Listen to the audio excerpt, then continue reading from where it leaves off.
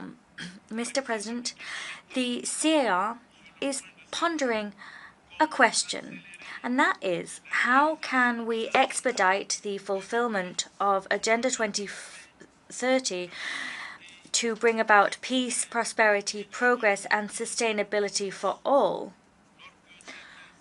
at a time when certain states, wielding all of their political, economic, and military might, continue and consistently avail themselves of coercive diplomacy or instrumentalize IFIs in order to impose economic, financial, and trade blockades against those countries that have been made poor by slavery, colonialism, and imperialism. Indeed, on the 29th of July 2023, the people of the CAR learned to their great distress of the renewal of the arms embargo. That was brought about by trumped-up reports and allegations, with spurious exemptions provided for the national security forces. The CAR criticizes here before the world this cynical decision which betrays the unspoken intention of the members of the Council that voted for it to instrumentalize sanction regimes for political purposes and to bring political pressure to bear under the aegis of the United Nations. Here, I remind you and I rue the fact that arms embargoes and diamond embargoes that have been renewed for the last 10 years happen in parallel with the suspension of budgetary and economic support, and both of these factors are real obstacle for my country's achievement of the realization of Agenda 2030. Here we repudiate this denial of our right to self-determination and permanent sovereignty over our wealth and natural resources, rights guaranteed by the relevant legal instruments of the United Nations. Please do away with these trumped-up mechanisms which thinly veil a desire to allow insecurity to reign and to continue a stranglehold over our natural resources for the benefit of foreign powers. These mechanisms ultimately legitimize armed groups and give them the status of being a subject of international law. Mr. President, our planet is burning, our planet is drowning, the world is collapsing, the world is crying. Yes, every day the media announce natural disasters linked to climate change, which look very much like harbingers of the apocalypse.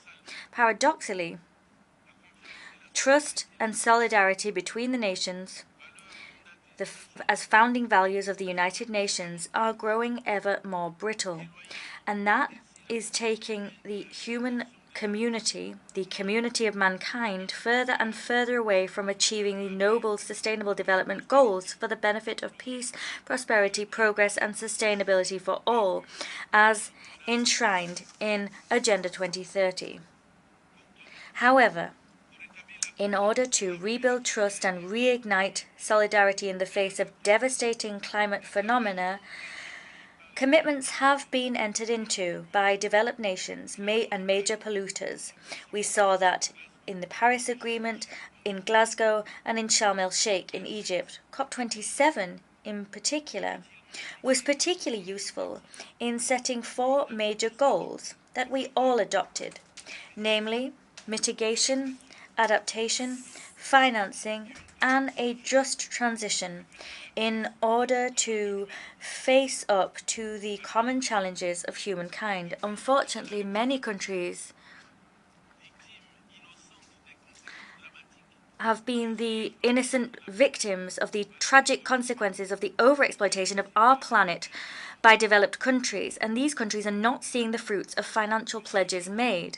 Mr. President, we are rightly aware of the value of the contributions made by bilateral and multilateral partners in their desire to show solidarity towards Africa, our continent, and we thank them for that support.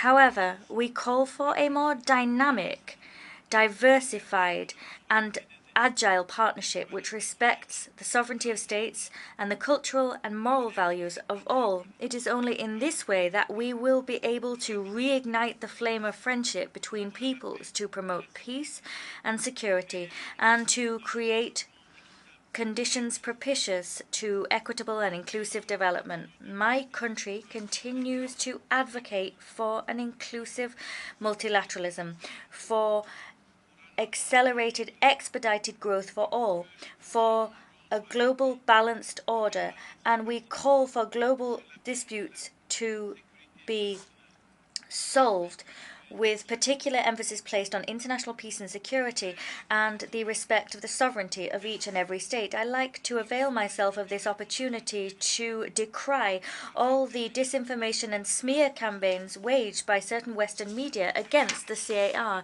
Here, I reaffirm my country's determination to diversify its international cooperation and extend it to all countries who wish to cooperate with us with the only desire of furthering the vital interests of our people and of avoiding competition between global powers. That's the cooperation I call for. Mr. President, on the 30th of July, we adopted the new constitution of the CAR. That was adopted by an overwhelming majority of 95.3% of the population. There was a turnout of over 57%.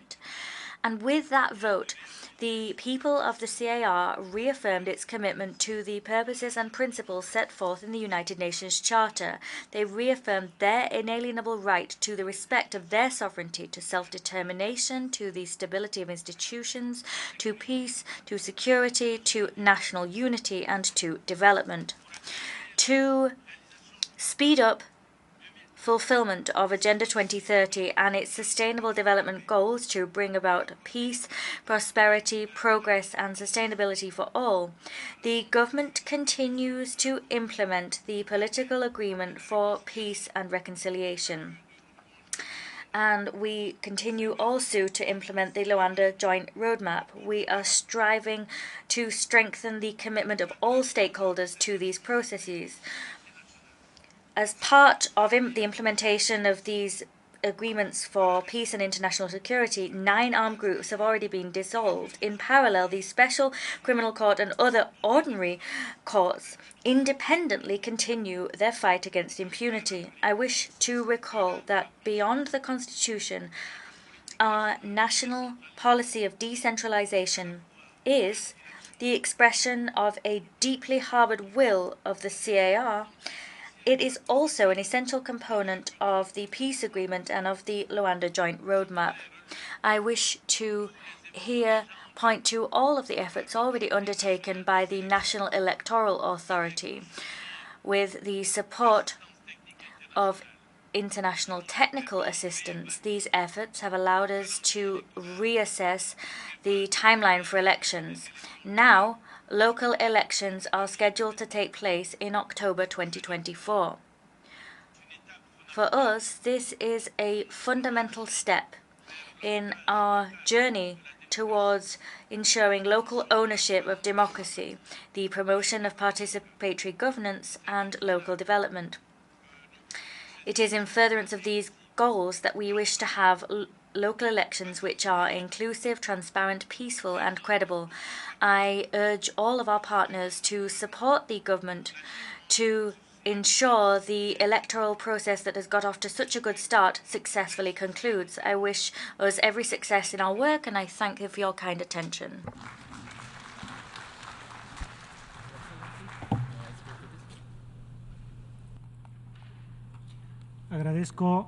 I thank, on behalf of the General Assembly, the Head of State of the Central African Republic for the statement just made, and I request protocol to escort His Excellency.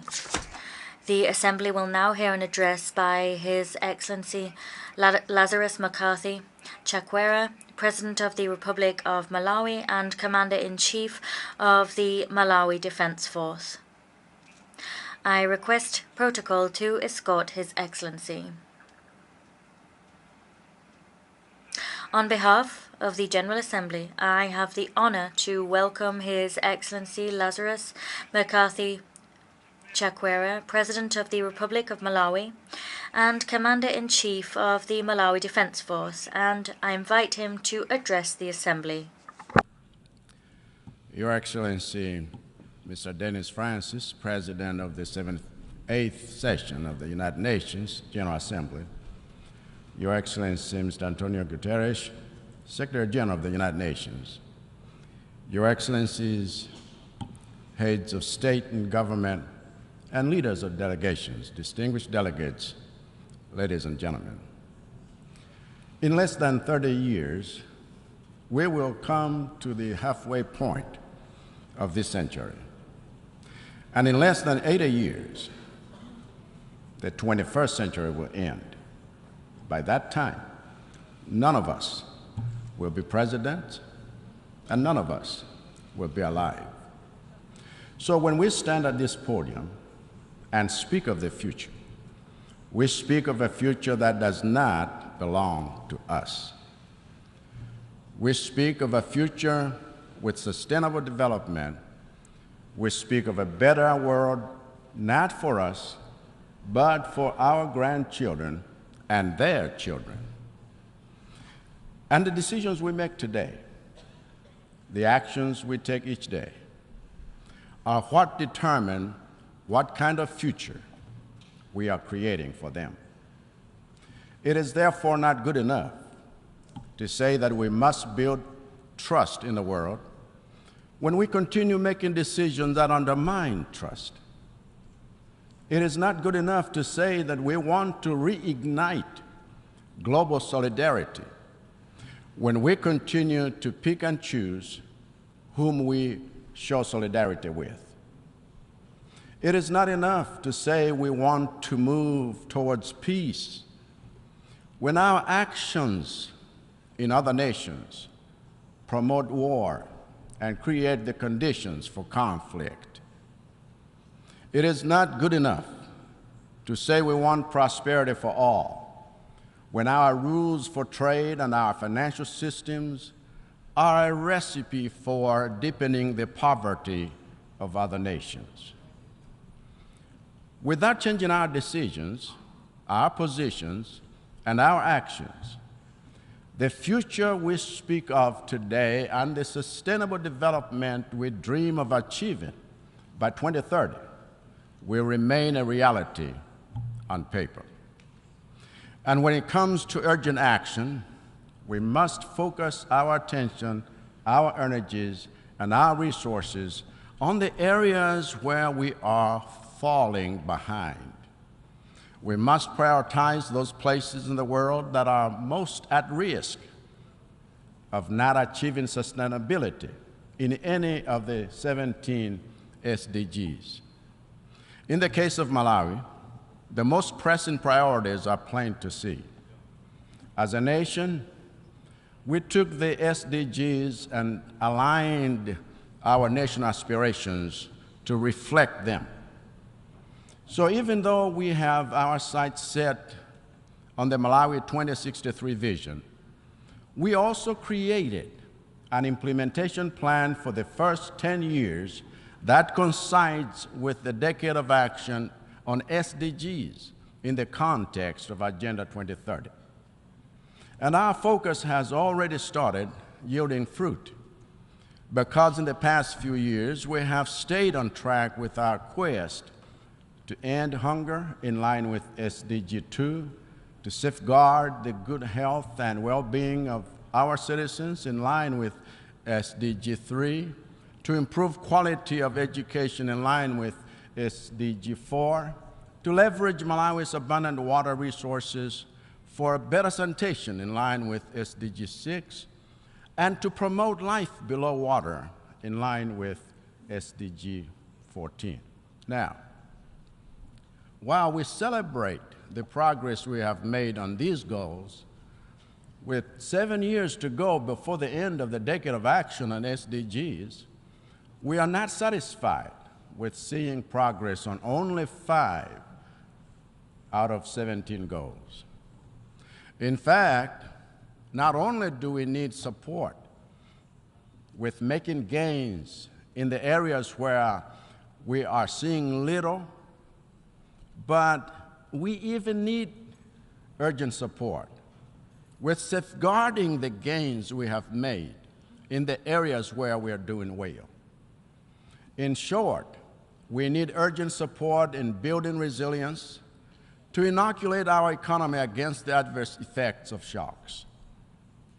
In 12 months since the last time I stood here, Malawi has had the worst cholera outbreak in its history, killing more people than COVID, a consequence of the contamination of water bodies and systems suffered when cyclones Ana and Gombe hit us 6 months before.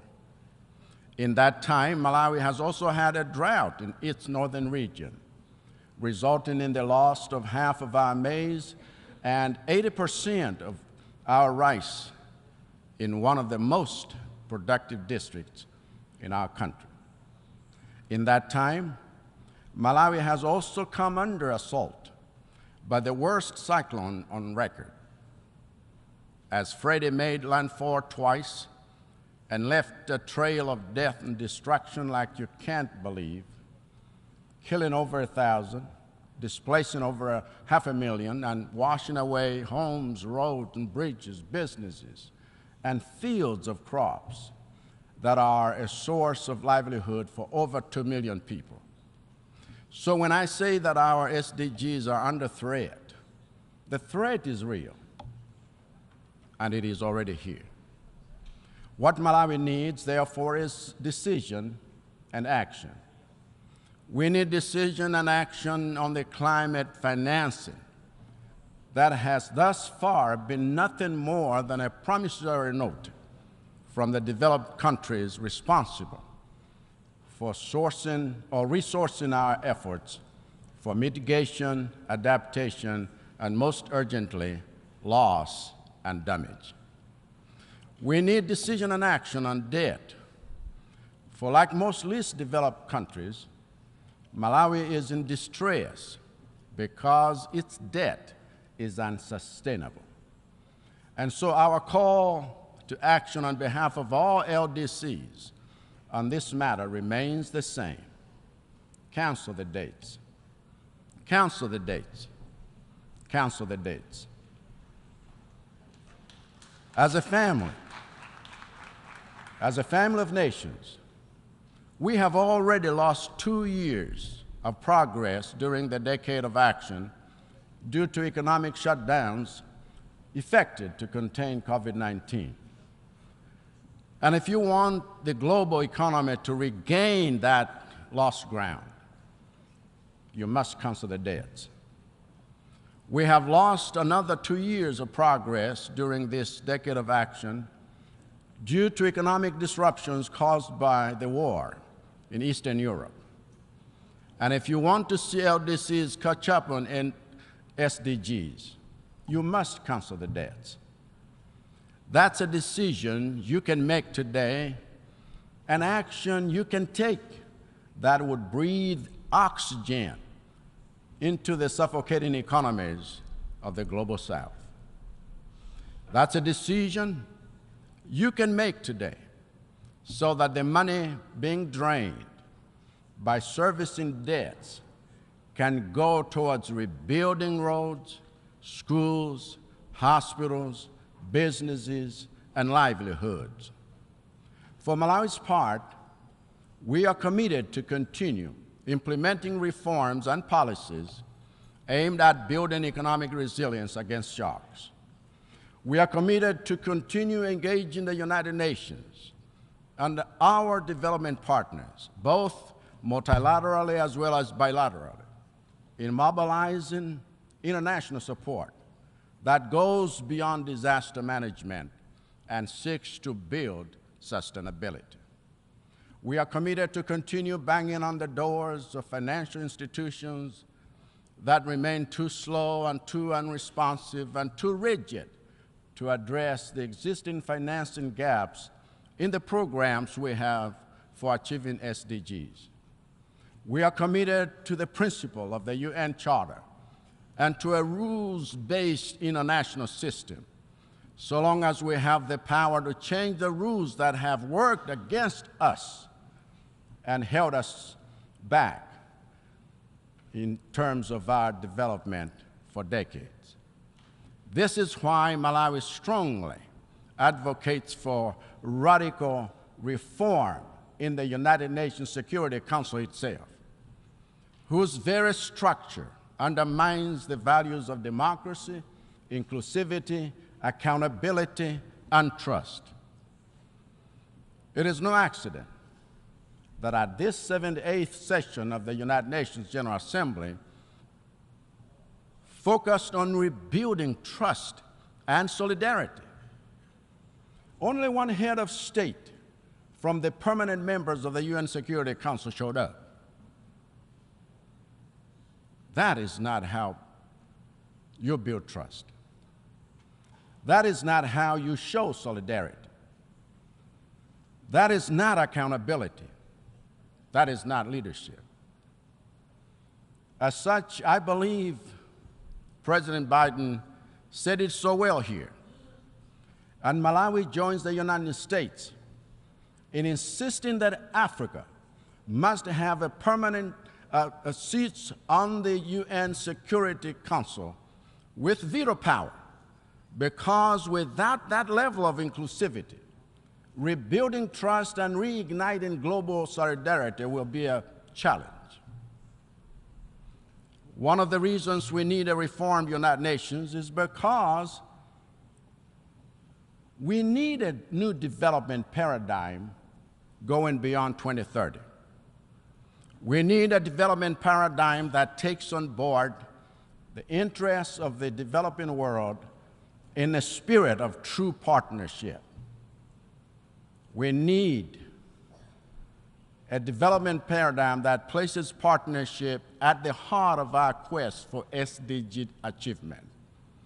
We need a development paradigm that promotes competition in matters of human ingenuity, science, technology, and innovation, and not in matters of militarization and economic exploitation, which are just new forms of colonization.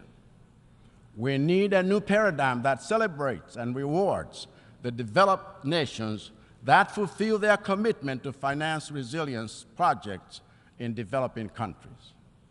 We need a new paradigm that establishes effective carbon markets to empower developing nations like Malawi with resources necessary for achieving sustainability and implementing their national adaptation plans.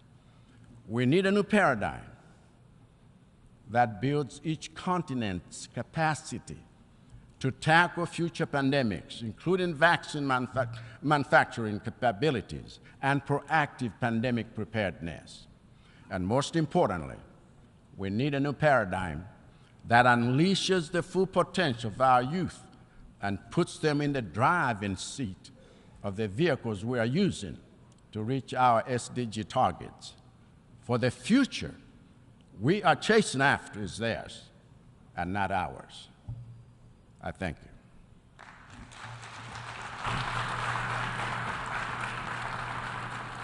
A nombre de la Asamblea. On behalf of the Assembly, I wish to thank the President of the Republic of Malawi and Commander-in-Chief of the Malawi Defense Force for the statement just made. And I request protocol to escort His Excellency. The Assembly will now hear an address by His Excellency Taneti Mau, President, Head of Government and Minister for Foreign Affairs and Immigration of the Republic of Kiribati. I request protocol to escort His Excellency. A nombre de la Asamblea. On behalf of the General Assembly, I have the honor to welcome His Excellency Taneti Mau, President, Head of Government and Minister for Foreign Affairs and Immigration of the Republic of Kiribati, and to invite him to address the Assembly. Mr. President, UN Secretary General, Excellencies, distinguished delegates, ladies and gentlemen, at the outset, allow me to share warm greetings from the government and the people of the Republic of Kiribati. In the name of the Almighty God, whom we place our trust in, and is our anchor of solidarity. Mr. President, I join previous speakers in congratulating you on your election, and I wish you every success as you guide these important deliberations.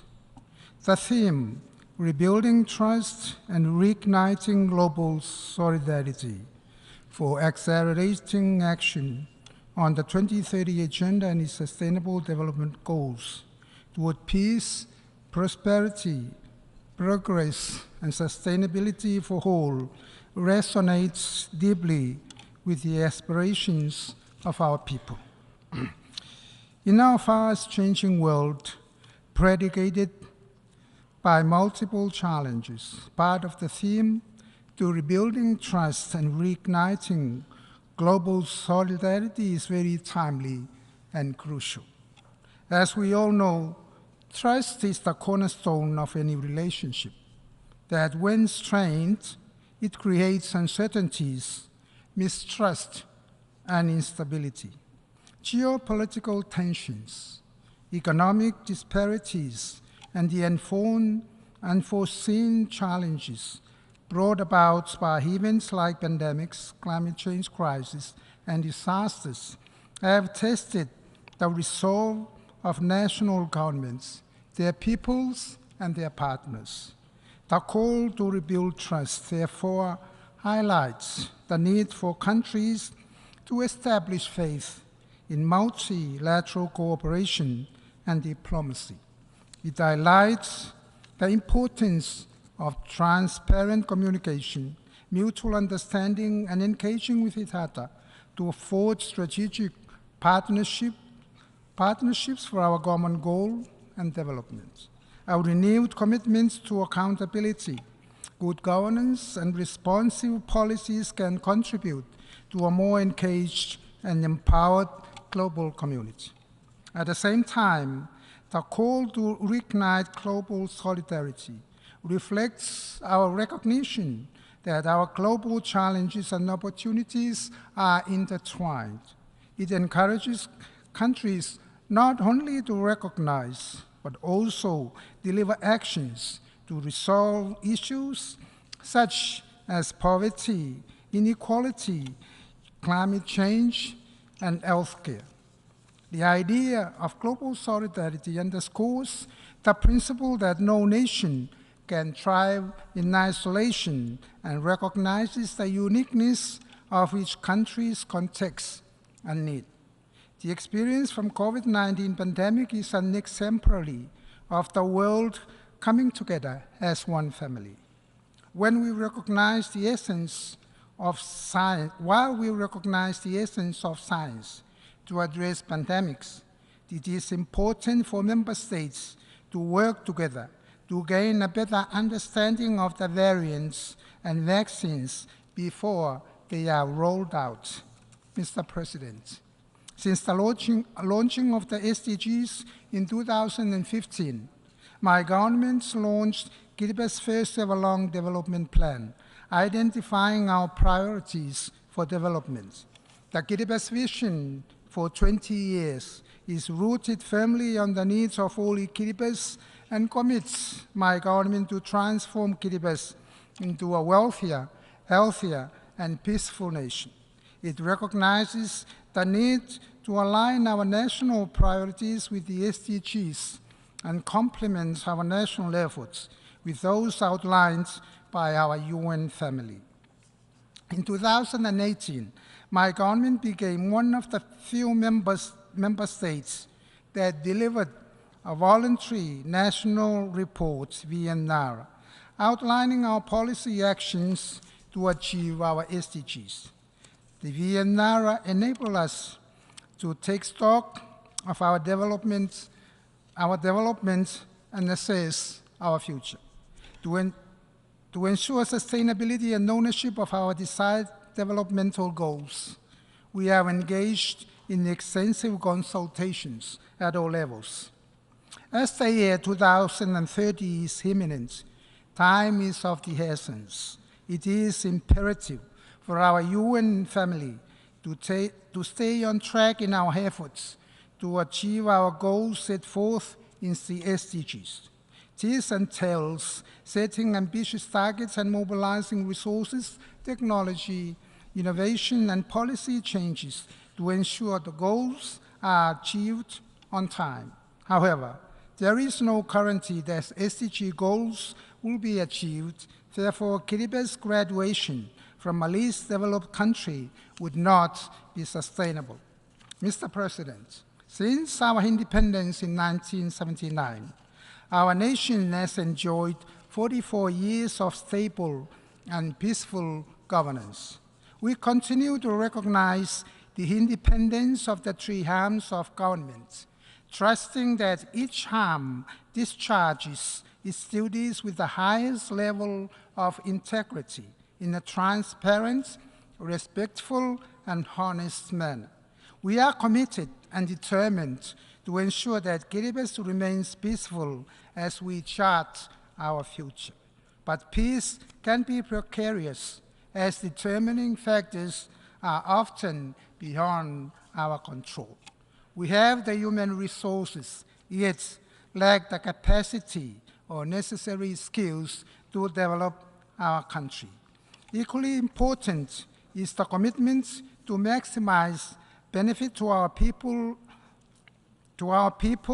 uplift our communities, and maintain our cultural values for peace. During this year's National Day celebrations, after so many years, Kiribati, for the first time in history, successfully united all faith-based organizations to gather again as one family under one roof to worship God. All Christian denominations, including the Baha'i faith and Islam followers in Kiribati, rejoiced in songs of praise and in richness of prayers. During this worship, it was heartening to be in the atmosphere where one can truly feel the grace, peace, and love of God. Also, recognizing the greater humility of being an Kiribati is far more effective in sustaining peace rather than the differences in faith. We invite the rest of the world to follow this example. As part of our commitment to global peace, my government is working closely with the UN to engage our police in the UN peacekeeping missions and with the support of various partners. We will commit to support gender balance in recognition of Kiribati's ongoing commitment to equal representation and opportunities. In addition, Kiribati has strengthened its policies and laws to support and empower women and girls, people with disabilities, elders, the unemployed, youth, and children. Mr. President, we must recall our commitments under our UN Charter to build a safe, peaceful, and secure home for our peoples, individually as sovereign nations and collectively as members of the United Nations. In Kiribati, we strongly believe that this is deeply threatened and undermined by the continued existence of nuclear weapons, the discharge of nuclear-treated water, and the leakage of radioactive materials into the blue Pacific Ocean. The existence of nuclear weapons also diminishes trust in our UN family members on their commitments to peace and stability if they continue to manufacture and possess nuclear weapons. Kiribati will continue promoting the non-proliferation and ultimately the total elimination of nuclear weapons to our United Nations, and in particular, our obligations in keeping our region, our land, our harbor, airspace, and our ocean free of environmental destruction and pollution with radioactive waste and other materials, including plastics.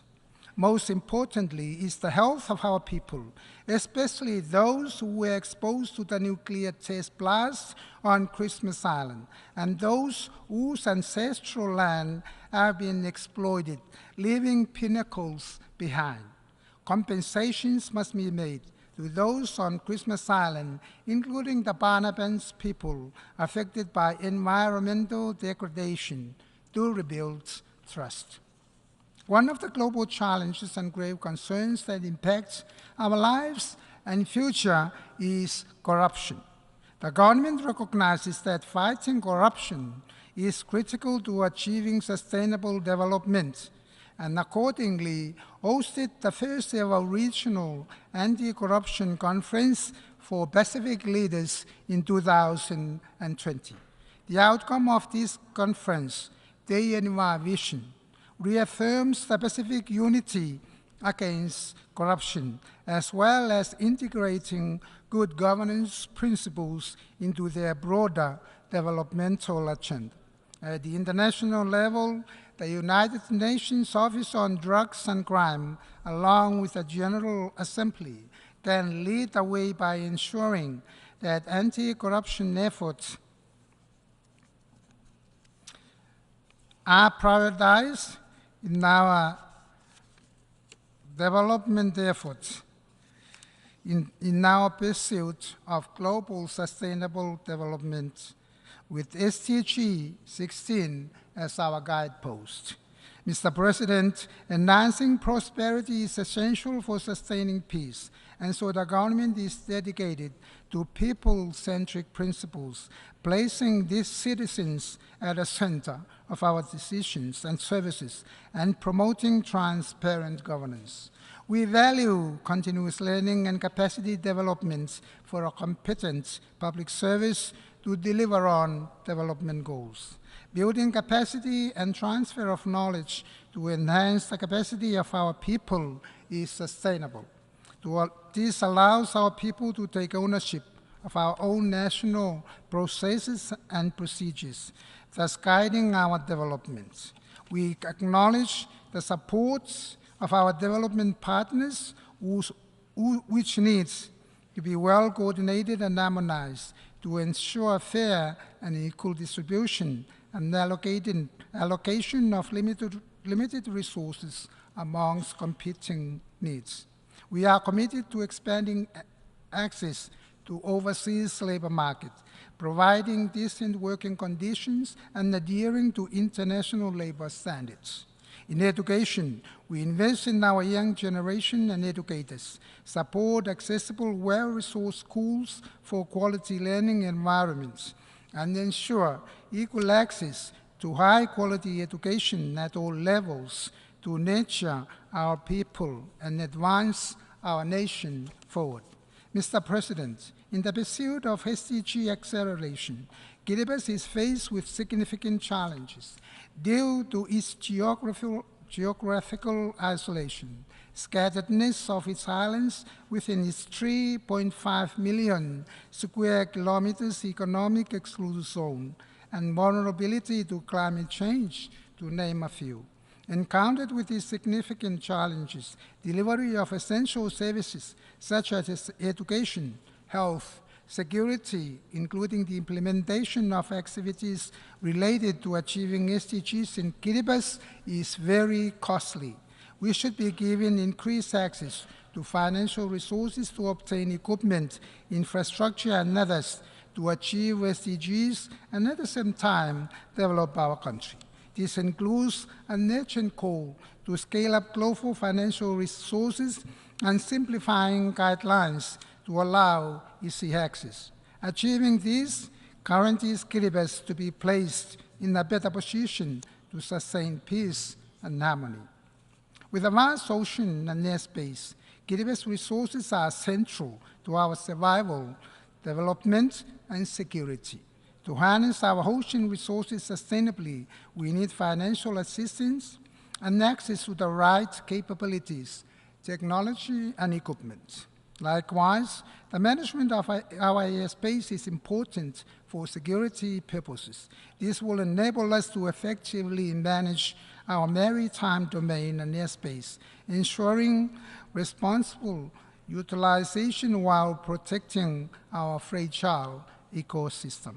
At the front of climate change, Kiribati is experiencing intensifying severe drought, with coastal inundation affecting homes, public infrastructure, food, and water security.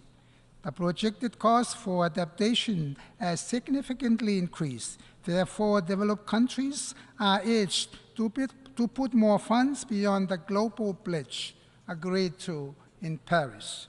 This would also finance the loss and damage and facilitate investment in early warning systems and forecast. With that said, this would help our people adapt to the changing environmental conditions and to build resilience in our communities. Mr. President, sustainability has become the new governance imperative, which needs to be clearly understood. As leaders of today, it is vital to know exactly what we want to sustain, at what scale, and be wary of its implications. This will require us to be more diligent, patient, and not working with sheer determination, so sustainability of resources, efforts, and time is optimally maximized for the betterment of all. Before I conclude, Mr. President, I would like, on behalf of my countrymen and the people of Kiribati, join previous speakers and excellencies in offering our condolences to the government and the people of Morocco and Libya for such a tragedy that they have faced. May God bless them. In conclusion, let's embrace our traditional blessings of the Maori, the Roi, or the Tabemoa, which literally means health, peace, and prosperity upon us all. Thank you. En nombre de la Asamblea. On behalf of the Assembly, I wish to thank the President, Head of Government and Minister for Foreign Affairs and Immigration of the Republic of Kiribati for the statement just made. I request protocol to escort His Excellency. The Assembly, the General Assembly, will now hear an address by His Excellency Emerson Dambudzo Mnangagwa, President of the Republic of Zimbabwe. I request protocol to escort His Excellency. A nombre de la Asamblea. On behalf of the General Assembly, I have the honor to welcome His Excellency Emerson Dambudzo Mnangagwa, President of the Republic of Zimbabwe, and to invite him to address the Assembly.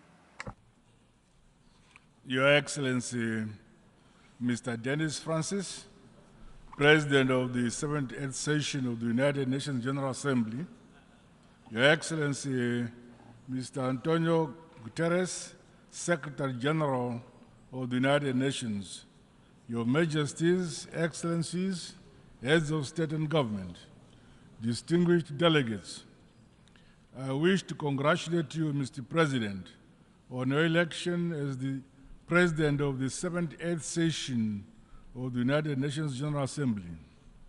We are confident that under your stewardship, we will make progress on the important global agenda before us.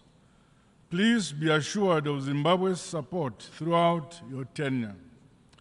I also pay special tribute to your predecessor, Mr. Korosi, for leading the 77th session of the General Assembly. We value the role he played to promote science in our overarching goal to improve the lives and livelihoods of all. Mr. President, it is imperative that we recommit to the Charter of the United Nations multilateralism, solidarity, justice, and the peaceful settlement of disputes for sustainable development and a shared future. This calls on us all to respect the sovereign equality of nations, big or small, poor or rich. By working together, we can harness our expertise and learn from one another to strengthen international institutions for the accelerated attainment of Agenda 2030. The impact of conflicts, terrorism, climate change-induced natural disasters, biodiversity loss, and the rising prevalence of disease and pandemics, especially in the developing world, deserve our urgent attention. Regrettably, progress towards the achievement of the Sustainable Development Goals has been uneven, while global solidarity has been tasted and a self-interest superseding cooperation.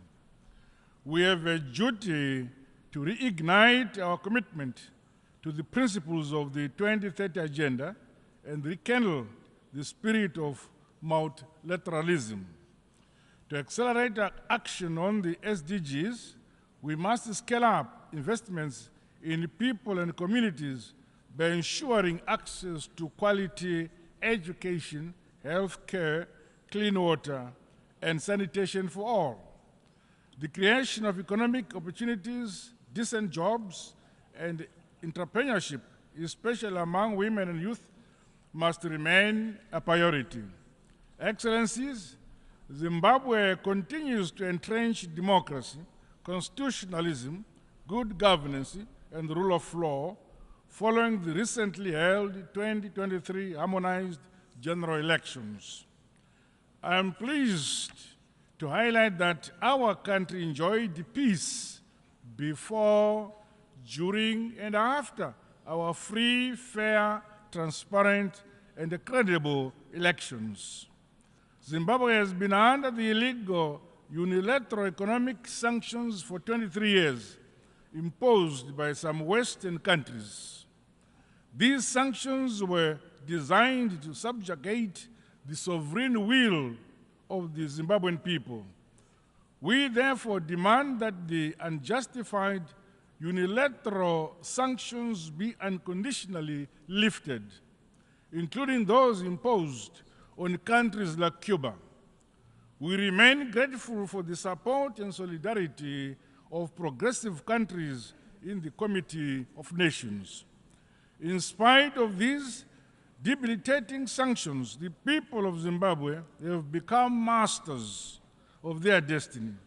This is anchored on a philosophy that, as a people, we have the duty and responsibility of developing our country using our own domestic resources.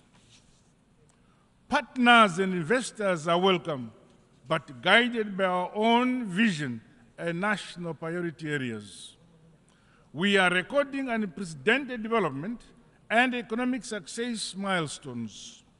For the last 3 years, our country has been the fastest growing economy in our Southern Africa region.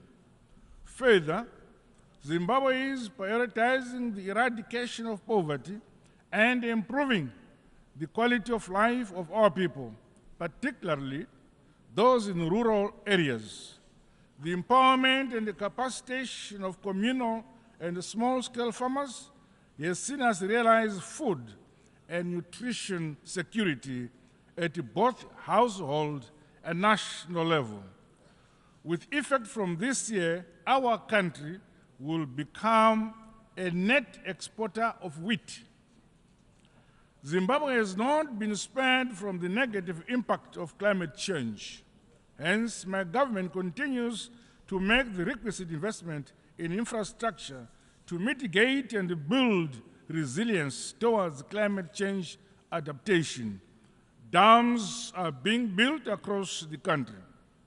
In addition, we have begun an ambitious and yet achievable program to sink solar-powered balls in each of our country's 35,000 rural villages and schools. Alongside each of these water points are commercial nutritional gardens for the empowerment of our women and youth. Through the use of our own resources, we have constructed an unprecedented number of schools, clinics, and provided other social amenities throughout our communities. Mr. President, today's realities across all regions bring to the fore the importance of global solidarity. No nation, no matter how powerful, can stand alone to realize sustainable and inclusive development. The high-level meetings on universal health coverage, tuberculosis and pandemic prevention, preparedness and response are welcome opportunities to reflect on the importance of maintaining essential services during pandemics and health emergencies. The realization of affordable and quality health delivery, as outlined under SDG 3, is a key deliverable for my administration. Science, technology, and innovation are essential ingredients to leapfrog the modernization and industrialization of developing countries. To this end, Zimbabwe continues to reap the benefits of a comprehensive and transformative heritage-based higher education curriculum. The innovation hubs and industrial parks established within institutions of higher education have refocused young people in our tertiary institutions towards developing and producing goods and services. Allow me to reaffirm that Zimbabwe is actually open for business. Mr. President, building resilience and tackling the adverse impact of climate change should be an urgent priority for us all. In the case of Zimbabwe and the Southern Africa region, floods and droughts have affected the livelihoods of many while hindering progress on national development. May I express my deepest condolences and sympathies to the government and peoples of the Kingdom of Morocco and the State of Libya on the recent loss of lives as a result of the devastating impact of climate change. There is need for concrete climate action as opposed to mere promises, so that we strengthen our adaptation, resilience, and mitigation mechanisms. We must transition to a low-carbon and resilient global economy by increasing investments in renewable energy, sustainable agriculture, and green infrastructure. Commitments made under the United Nations Framework Convention on Climate Change and the Paris Agreement must be honored to deliver climate justice. It is our hope that progress will be made to operationalize the loss and damage fund. Zimbabwe is implementing a climate change policy and response strategy, while disaster management and the early warning systems continue to be strengthened. Mr. President, the need to reform global financial institutions is of essence to unlock funding for developing countries. The current exclusionary architecture, dominated by a few states, is failing to deliver the requisite resources for countries to finance their developmental priorities and other pressing health and environmental challenges. The shortcomings in the last round of SDR allocations should be addressed. Zimbabwe supports the stimulus package proposed by the United Nations Secretary General. We further call for the long-term concessional loans, increased access to unused special drawing rights, as well as the use of modalities such as debt cancellation and restructuring as a stimulus for developing countries to grow their economies and build greater resilience. We strongly condemn tendencies by some powerful countries who preach peace, human rights, and democracy, and yet clandestinely fund conflicts and the unconstitutional change of governments for their own narrow interests. We further condemn the use of unilateral and illegal sanctions as a foreign policy tool at the disposal of some powerful nations, such as those sanctions imposed on Zimbabwe and the countries like Cuba. Such actions hamper the trust, global solidarity, and the multilateralism we desire. It is important that we channel our collective efforts towards building peace and driving forward our development agenda for shared prosperity. There is much more that unites us than that which divides us. Similarly, The establishment of a fair and inclusive global security architecture has become urgent.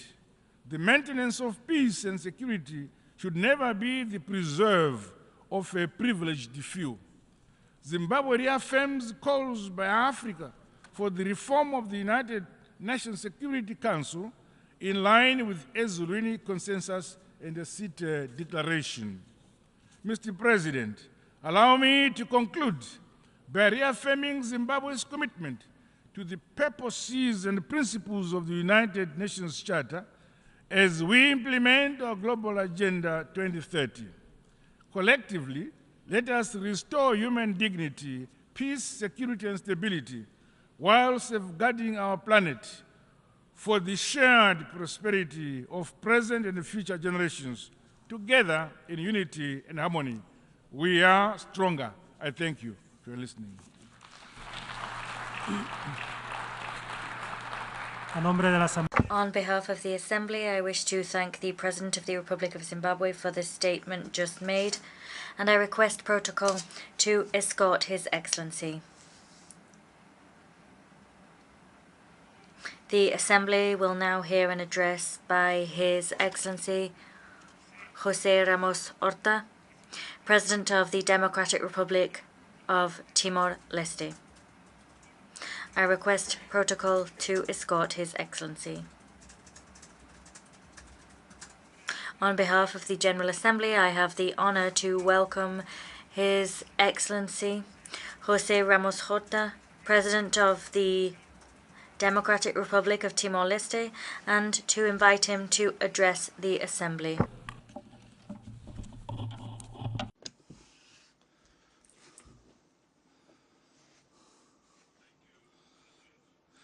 Thank you, Mr. President. In the Tetu language, the Dirk Manek, in Portuguese, Bon dia, in Bahasa Indonesia, Selamat pagi, in English, of course, good morning. I begin my speech in English. In Portuguese, Excelência, somos uma democracia. Excellencies, we are a young, imperfect, and vibrant democracy, an oasis of peace, tolerance, and freedom. Since our independence in 2002, our democracy has evolved. It is alive and dynamic. The Economist magazine's Democracy Index rates Timor-Leste as the most democratic country in Southeast Asia. The Reporters Without Borders organization, in their most recent World Press Freedom Index, places Timor-Leste in the 10th global position in freedom of the press. We are a multicultural, multi-religious, multilingual, and multi-ethnic society. With humility, we continue to build a country that is open to the world, tolerant, free of hate and violence. A 98% majority of practicing Catholics live in harmony with our Protestant and Muslim brothers and sisters. Timor-Leste has no political violence, nor tensions or crimes based on ethnicity or religion. We have no domestic organized crime, nor armed robberies.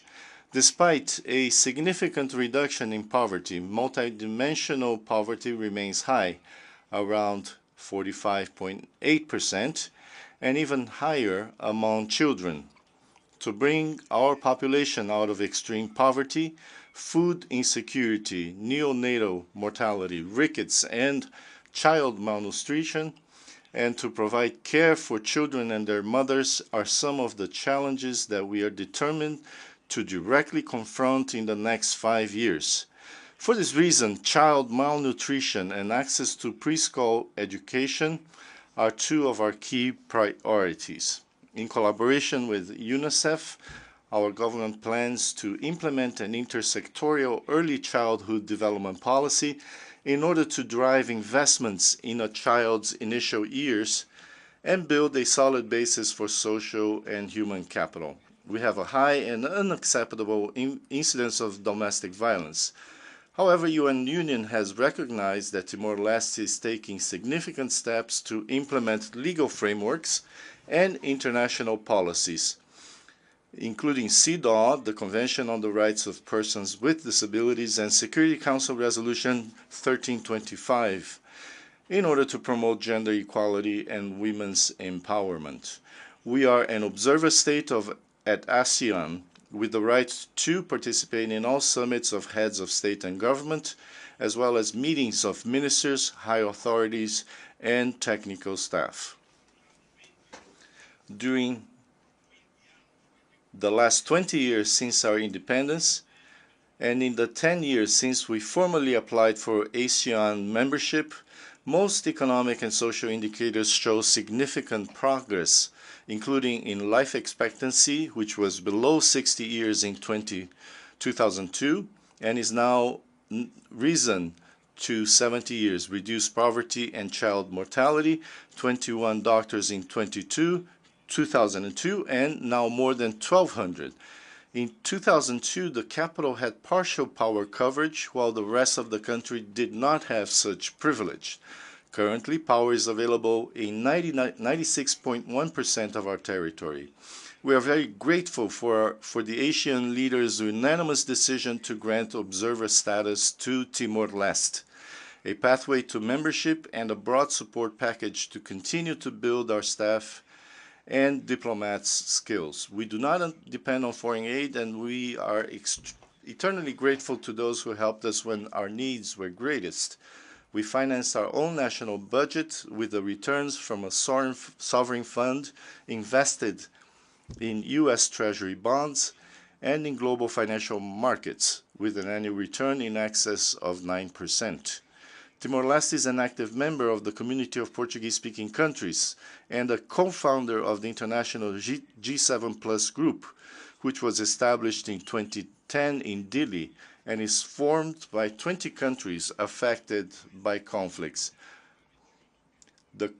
Ukraine and the resulting geopolitical fragmentation have disproportionately impacted the already fragile and conflict-affected countries. They have always felt the brunt of every global crisis. On the other hand, these countries are the least responsible for those crises.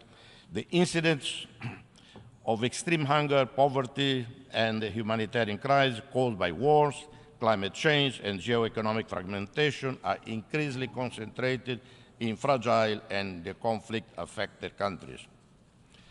Conflicts proliferate and economic and social conditions are worsening in countries around the world. But we seem to have forgotten the children of the tragedies of Myanmar, Afghanistan, Yemen, Syria, Palestine, the Democratic Republic of the Congo.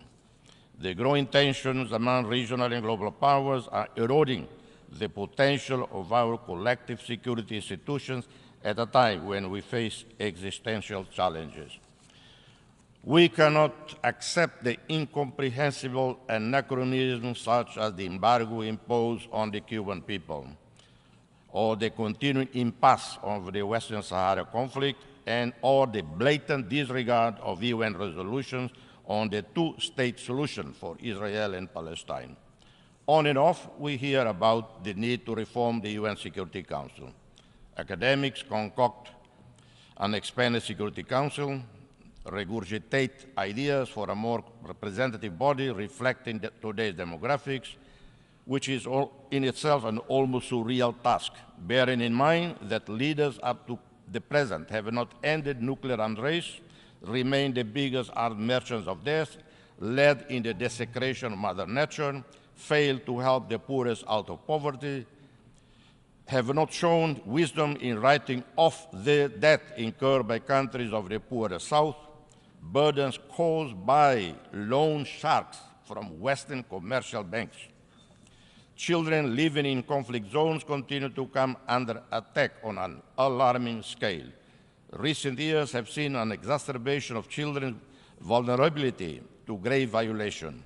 In Myanmar, unable to control the ground, the military pursue a scorched earth strategy with widespread use of aircraft, helicopter targeting civilians across the country. At least 3,000 civilians have been killed and 70,000 people arbitrarily imprisoned, including the legitimately elected leaders such as Nobel laureate Aung San Suu Kyi. Timor-Leste condemned the invasion, violation of sovereignty, territorial integrity of Ukraine, and the ongoing war with its catastrophic consequences for the Ukrainian people, but also for the Russians and for the rest of the world, with the disruption of global trade in grain and energy. We know from experience and history that very seldom wars are won on the battlefield. Miscalculation, false pride prevail, and the war goes on for years. Killings and utter destruction continue until exhaustion. Only then the sides involved decide to begin negotiations on a peace settlement. Why not talk now?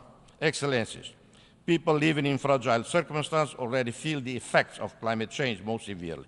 We need a new outlook on the climate and security nexus, which will address the impact of climate change and environmental degradation on peace, security, and ensure that the quest for energy transition does not worsen the security situation in vulnerable and fragile countries.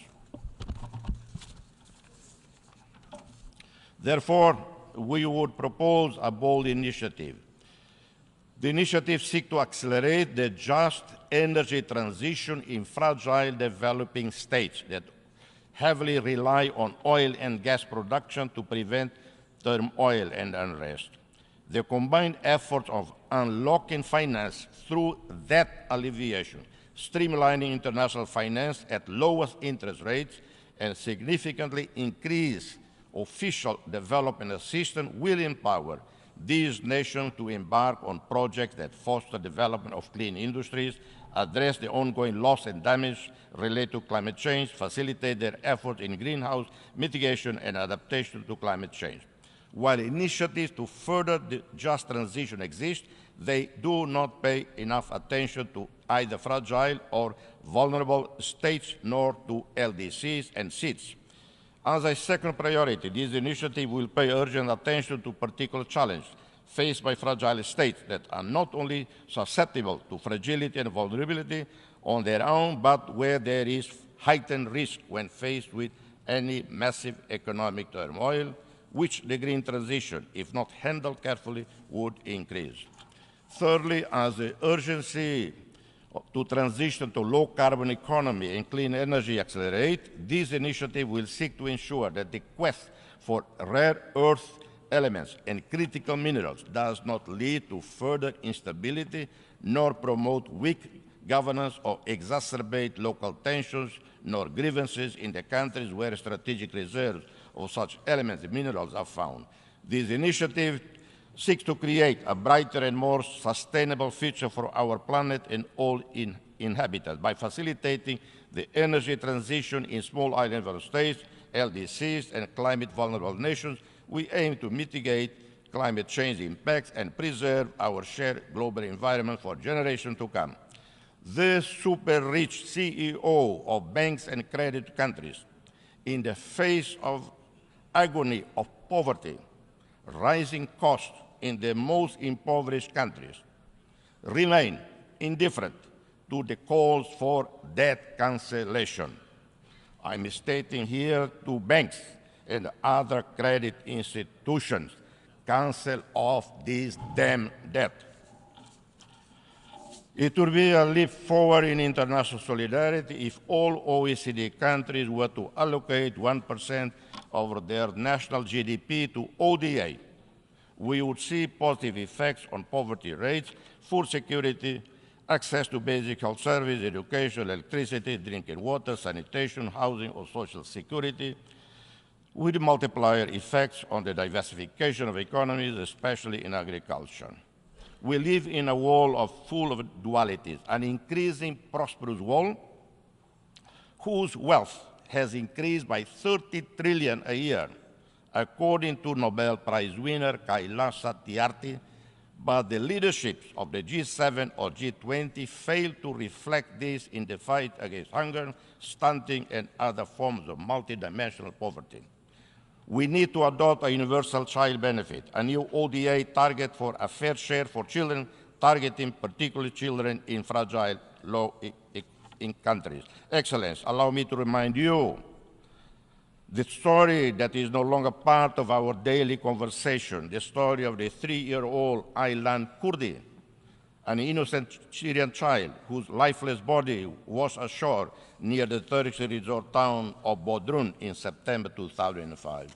And how many of us pain at the sight of children dying every day of hunger and in the other ongoing wars. In centuries past, the Atlantic Ocean was the graveyard of African slaves, and those who survived the voyage built new countries with their sweat and blood. In this 21st century, the Mediterranean Sea is the new graveyard of thousands of Africans fleeing drought, extreme poverty, and conflicts.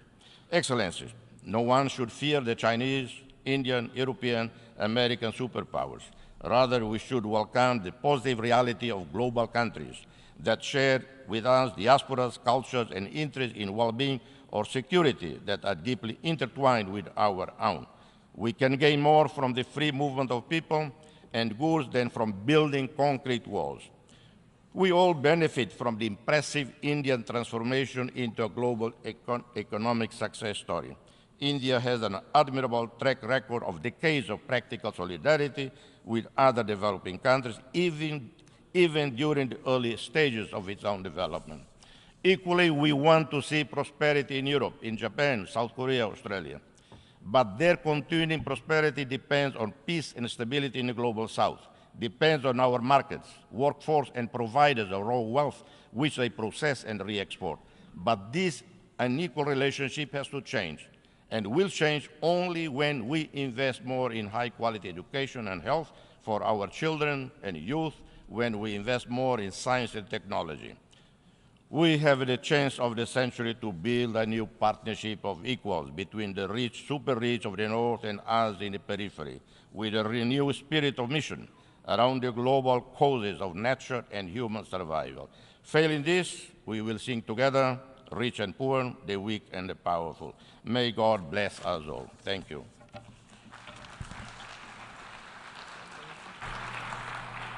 A nombre de la Asamblea, On behalf of the Assembly, I wish to thank the President of the Democratic Republic of Timor-Leste for the statement just made, and I request protocol to escort His Excellency.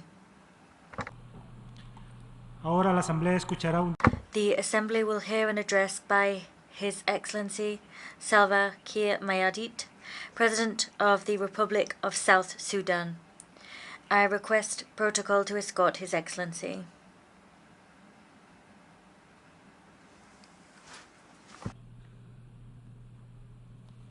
a nombre de la Asamblea. On behalf of the General Assembly, I have the honor to welcome His Excellency Salva Kiir Mayardit, President of the Republic of South Sudan, and to invite him to address the Assembly.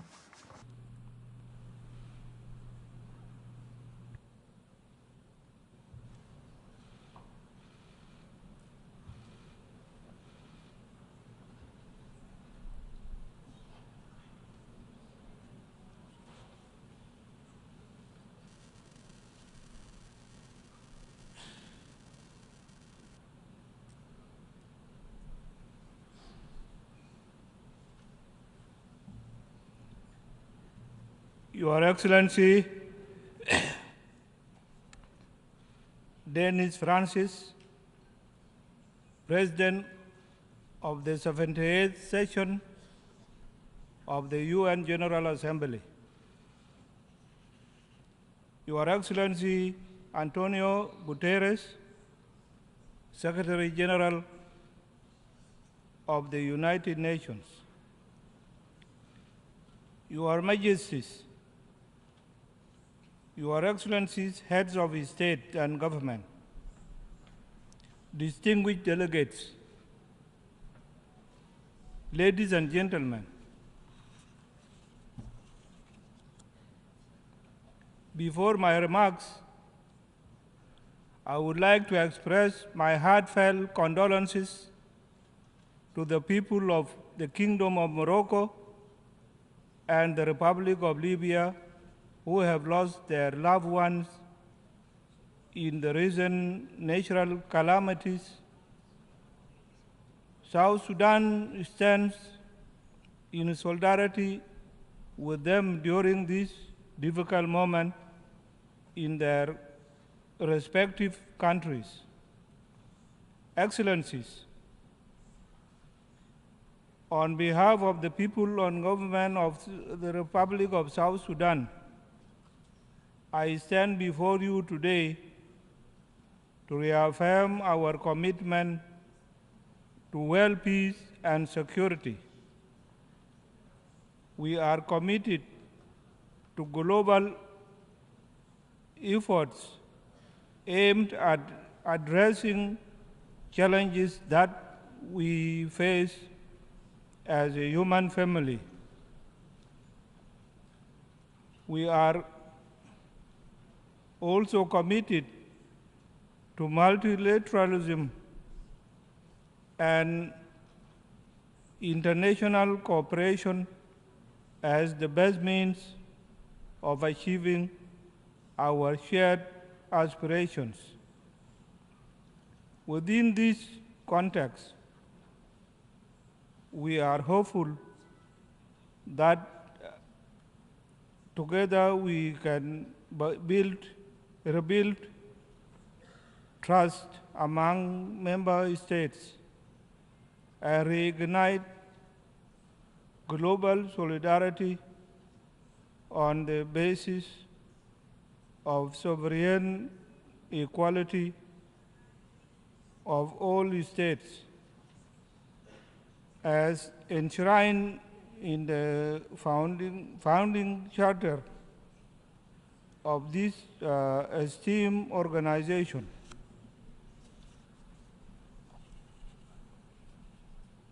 Excellencies, we recognize the urgency of challenges before us. We are also aware of concerted action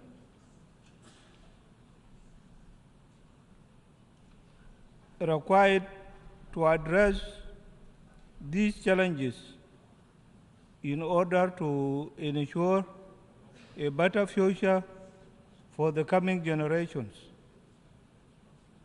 To this effect, South Sudan has developed sustainable development goals,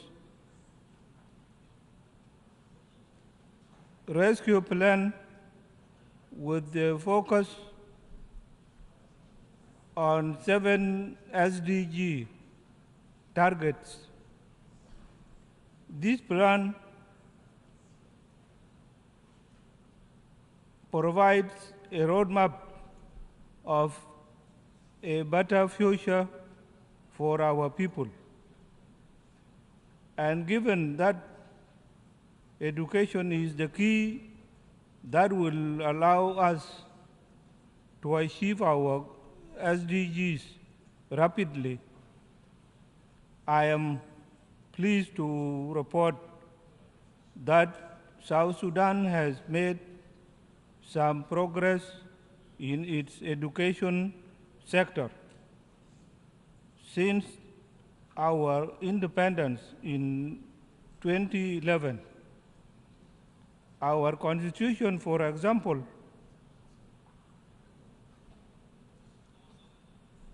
guarantees all children free access to education. We have also designated education as a human right of every child. In February this year, I directed the Ministry of Education to implement free primary and secondary education policy across the country. This policy has directly led to enrollment of 2.3 million children in our schools. To ensure that girls stay in schools. We have banned child marriages through an act of parliament. More importantly, we have increased education budget with the goal of paying teachers a living wage.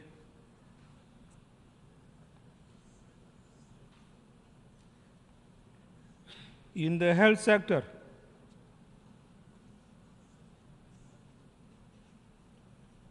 we plan to dedicate resources towards providing affordable and standard health care. And this will be done through primary health care approach that is inclusive and cost effective. Excellencies, on climate change, South Sudan is dedicated to addressing its adverse impact. We plan to prioritize sustainable sustainable land use, promote renewable energy, and collaborate with international partners to reduce carbon emissions and protect our environment for generations to come. While working on this, it is only fair for us to call upon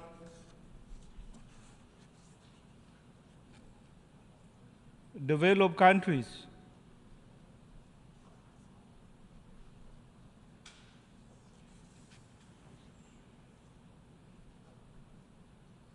to cut their emission by 45% and honor their pledges of availing funds for mitigation, adaptation, and loss and damage to the developing countries.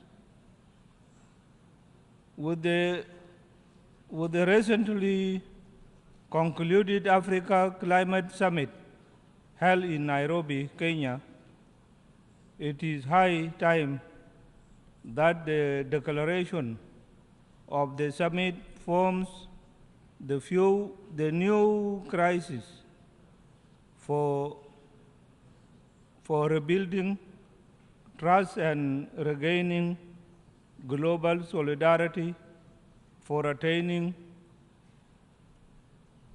the 2030 Agenda. Excellencies, we acknowledge the political, humanitarian, and security challenges we have faced as a country since 2013. However, we have turned the corner with the signing of the revitalized peace agreement in 2018. Now we are determined to build on the commitments of our revised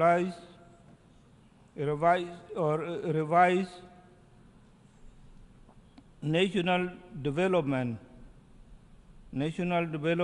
strategy 2021 to 2024 to consolidate peace and stabilize the economy. Ongoing public financial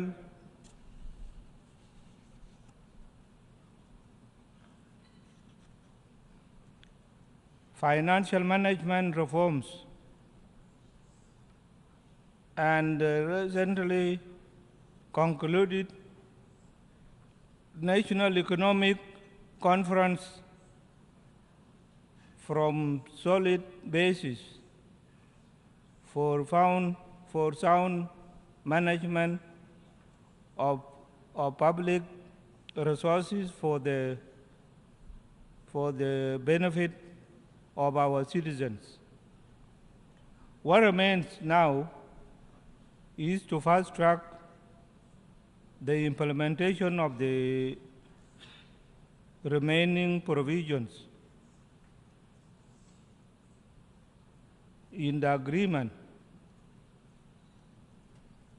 in order to conclude the transitional period peacefully through fair, transparent, and credible elections in 2024. We have also managed to engage in dialogue and consultation with the various stakeholders, including civil society, women, youth, traditional leaders, and opposition groups, to ensure that our peace process is owned and driven by our own people. As we move in this direction, we call upon the United Nations to lift the arms embargo imposed on us to aid peace implementation and to secure the elections. The arms embargo has impeded the implementation of security arrangements because effective deployment of the unified forces,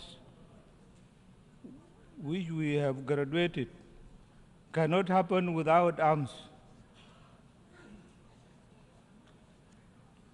Excellencies, as the country sharing the border with the Republic of Sudan,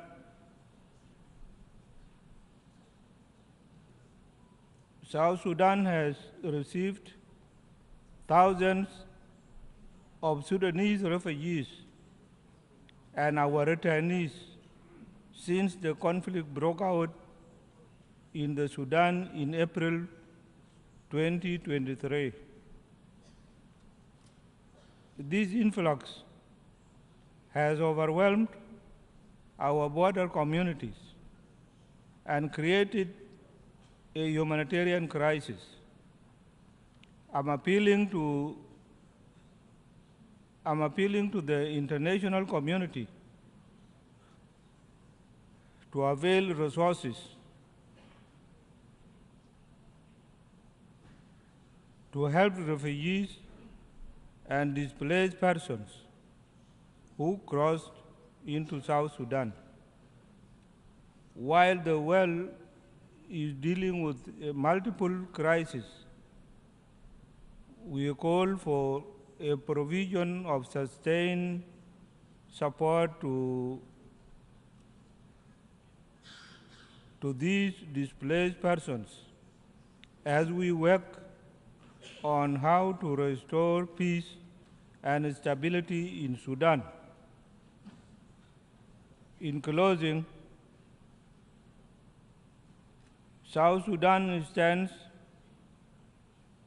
before this esteemed assembly as a resolute partner in the collective pursuits of a better future for all.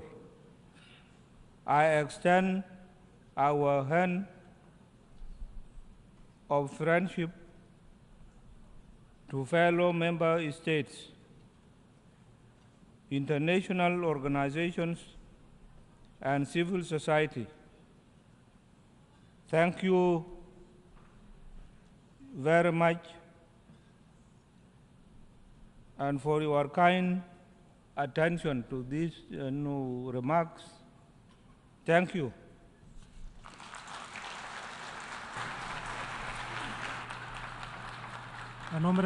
On behalf of the Assembly, I wish to thank the President of the Republic of South Sudan for the statement just made, and I request protocol to escort His Excellency. Ahora, The Assembly will now hear an address by His Excellency Mamadi Doumbouya, President of the National Committee for the Reconciliation and Development, President of the Republic of Guinea, Head of State. I request protocol to escort His Excellency. en nombre de la Asamblea General, On behalf of the General Assembly, I have the honor to welcome His Excellency Mamadi Doumbouya, President of the National Committee for Reconciliation and Development, President of the Republic of Guinea, Head of State, and I invite him to address the Assembly.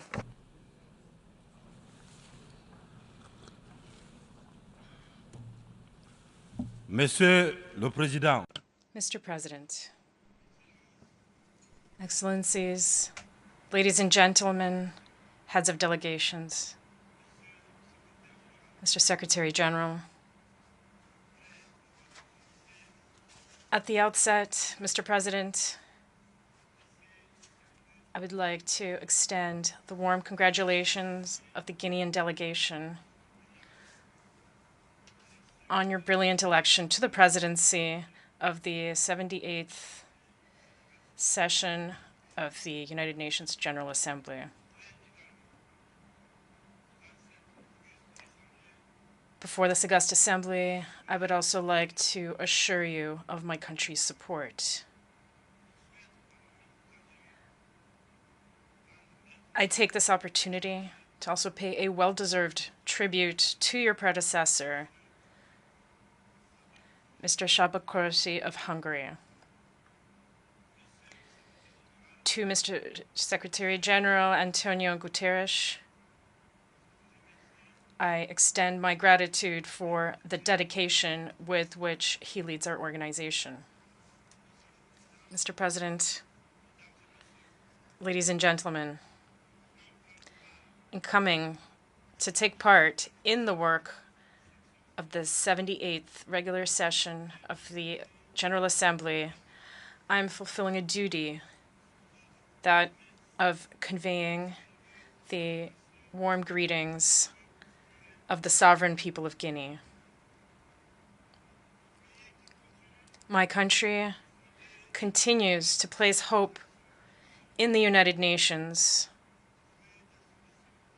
to find appropriate solutions to the issues our world continues to face. In this context, Mr. President, we believe that the fundamentals which underpinned the creation of our organization must adapt to the profound changes in our society. The theme of this session, peace, prosperity, progress, and sustainability, is topical, evocative, and deserves particular attention on our part. There is a coup epidemic in Africa. Following the COVID-19 pandemic, the continent has been hit by an epidemic of military putsches, particularly in the French-speaking countries south of the Sahara. Everyone condemns them, sanctions them, is disturbed by the sudden resurgence of this phenomenon that we had thought was a thing of the past, and rightly so. But what I wish to say is that the international community must have the honesty and the rectitude to not content itself simply with denouncing the consequences. Rather, it must look to and address the causes.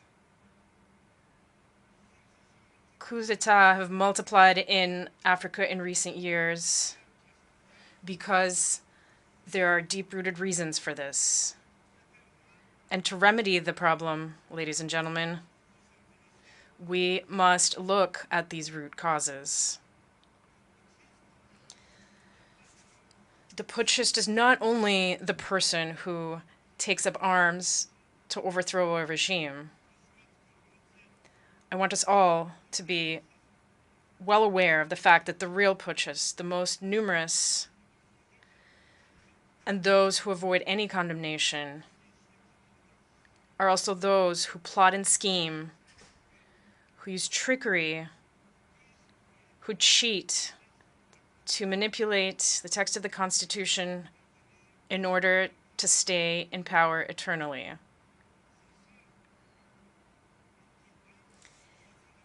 It is those in white-collar jobs who change the rules of the game as the game unfolds in order to keep the reins of power in their hands. These are the most numerous kinds of putschists. Mr. President, ladies and gentlemen, I am one of those who one day decided to shoulder our responsibility to prevent our country from slipping into complete chaos, into an insurrection. No political forces at the time had the courage nor the means to put an end to the duplicity that we were experiencing, as they were all completely neutralized back then. The institutional correction for which my brothers in arms and I took responsibility on September 5th, 2021, was only a consequence of that chaotic situation which had ended up tearing apart the social fabric of my country and undermining our coexistence. This is not an exhaustive list, but we believe that the transitions underway in Africa are due to several factors, including broken promises, the lethargy of the people, and leaders tampering with constitutions with the sole concern of remaining in power to the detriment of collective well-being. Today, the African people are more awake than ever and more than ever determined to take their destiny into their own hands. The unequal distribution of wealth creates endless inequalities, famine, and abject poverty, which make the daily lives of our populations increasingly difficult. These inequalities are part of the causes for the events that endanger our peaceful coexistence above all. When the wealth of a country is in the hands of an elite, while newborns die in hospitals due to a lack of incubators, it is not surprising that in such conditions we are seeing transitions in order to respond to the profound aspirations of the people. Africa, ladies and gentlemen, is suffering from a governance model that has been imposed on it. A model that is certainly good and effective for the West, which developed it over the course of its history, but which is difficult to incorporate and adapt to our realities, our customs, and our environment. Alas, I have to say that the graft did not take. I know that when I say this, many will immediately say to themselves, oh, another warmonger who wants to wring the neck of democracy, or another soldier who wants to impose his dictatorship. However, I want to say very clearly, without hypocrisy, without pretense, eye to eye, we're all aware that this democratic model that you have so insidiously, skillfully imposed on us after the La Baule summit in France, something you've been imposing almost religiously. This model does not work. Various economic and social indices demonstrate this plain and clear. This is not a value judgment on democracy itself. Believe me, this is just taking stock of the situation.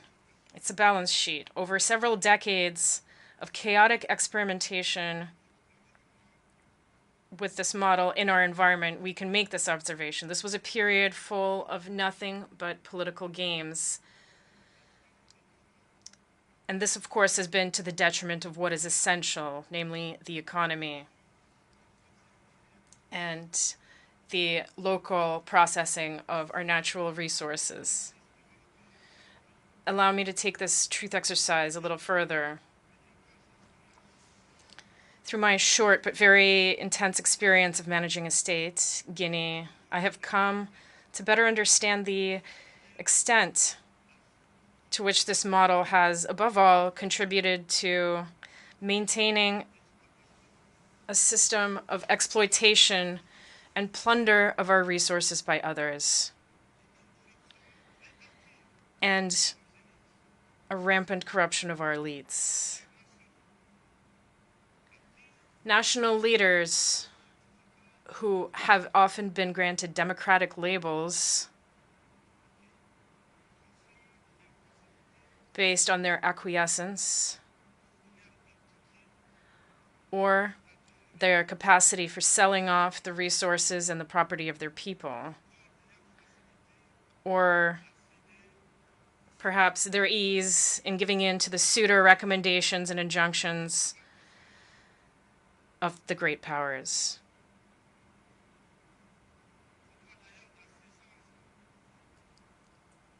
I must confess in this regard that everything that I am facing goes beyond all imagination. These are the same people who profess democracy, transparency, who denounce poor governance and corruption, who dictate the rules. It is they who, behind the scenes, very discreetly and underhandedly, are increasing pressure to make us cede our national wealth through unconscionable leonine contracts. I understand certain leaders and some of my predecessors who, because they possess certain weaknesses, because they were under pressure, or because they had skeletons in their closets, or particularly because they had a political agenda, gave in to what was being asked of them. I understand them, even if I do not approve. In some cases, I was even reminded that if I had a political agenda, I would be less comfortable carrying out the reforms that my government and I are tackling. One thing is certain. We have but one concern, and that is the well-being of the people and living together. This is our priority. This is why the transition I lead has chosen to focus methodically on clear objectives in a precise order: the social, the economic, and the political.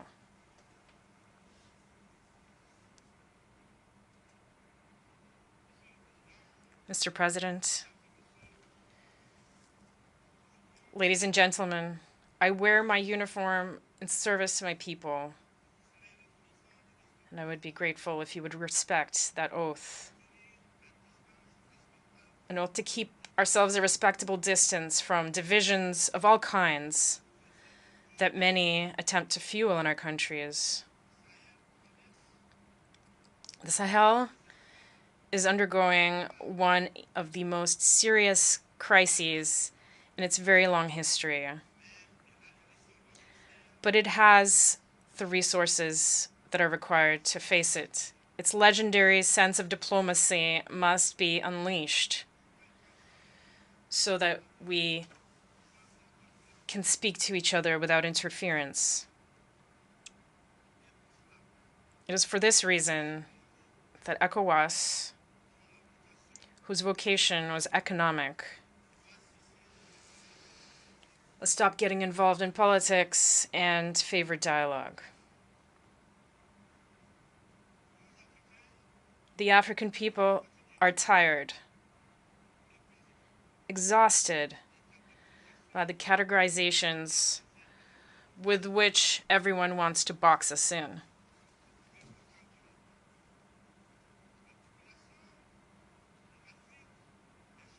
Africa's population is young. It did not experience the Cold War. It did not experience the ideological wars that have shaped the world over the last 70 years. That is why we, Africans, are insulted by the boxes, the categories, which sometimes place us under the influence of the Americans, sometimes under that of the British, sometimes the French, or the Chinese, or the Russians, and even the Turks. We are neither pro nor anti-American. We are neither pro nor anti-Chinese, nor pro or anti-French, nor pro or anti-Russian, nor pro or anti-Turkish. We are simply pro-African, that is all.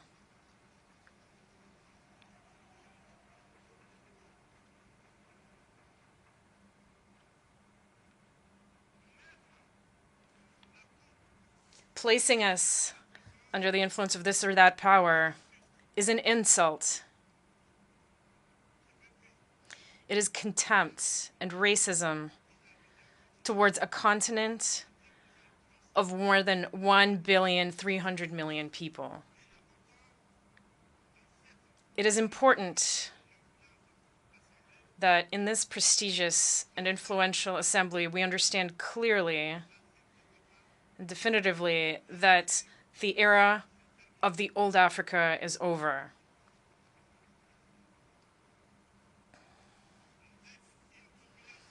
With a population of more than 1 billion Africans, around 70% of whom are young people who are completely free, open-minded, open to the world, and determined to take their destiny into their own hands.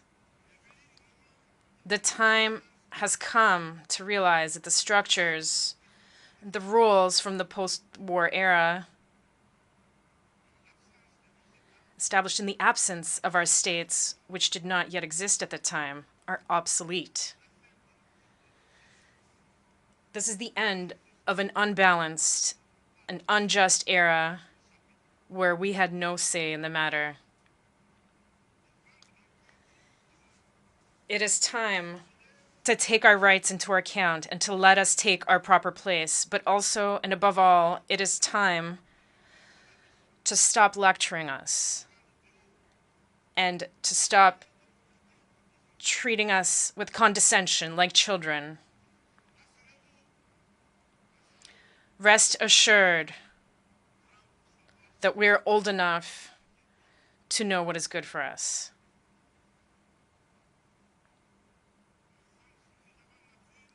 We are mature enough to define our priorities, to design our own models which are in line with our identity, the daily reality of our countries and our populations, in line with what we are, quite simply. We would be very grateful to you if you trust us and let us run our business as you have allowed in certain regions of the world, as you have allowed in Asia, in the Near and the Middle East, to cite only a few. This infantilization that we have experienced has had the worst effects on African youth who are now emancipated. In this context, we are all challenged and called upon to carry out a better analysis of the situation with a view to initiating and pursuing new policies for the benefit of all. The international community must look to Africa with new eyes. It must now engage in genuine cooperation with Africa in a spirit of win-win partnership. I thank you for your attention. Thank you.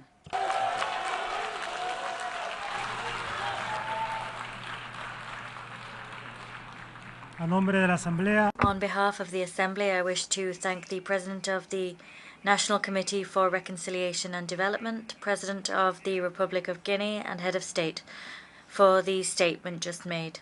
I request protocol to escort His Excellency.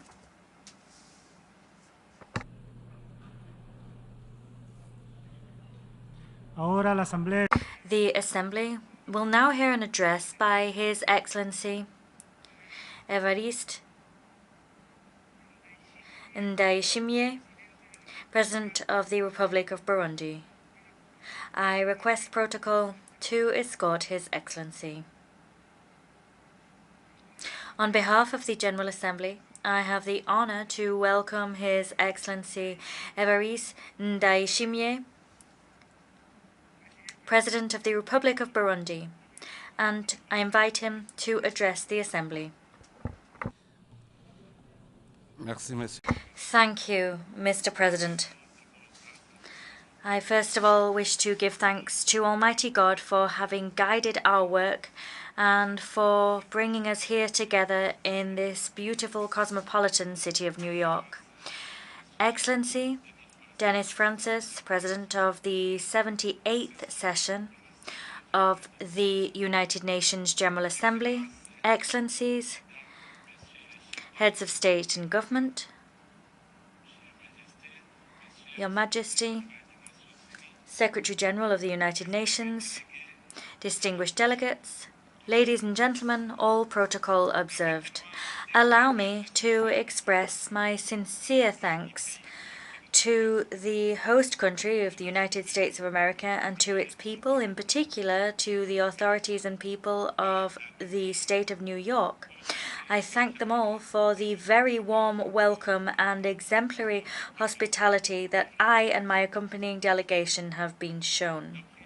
At the outset, I wish to reiterate my most heartfelt condolences to the people of Morocco and Libya. Today, they are in mourning following natural disasters, the human and material damage of which is incalculable. May God bring comfort to those the families at this time of great suffering. Allow me to convey my hearty congratulations to His Excellency Mr. Dennis Francis, following his successful election to the presidency of the 78th session of the United Nations General Assembly. Mr. President, Burundi assures you of its full cooperation and extends to you every wish for success as you discharge your mandate. I'm also delighted to pay a well-deserved tribute to Mr. Shaba Koroshi, your predecessor, for his sterling work during his term.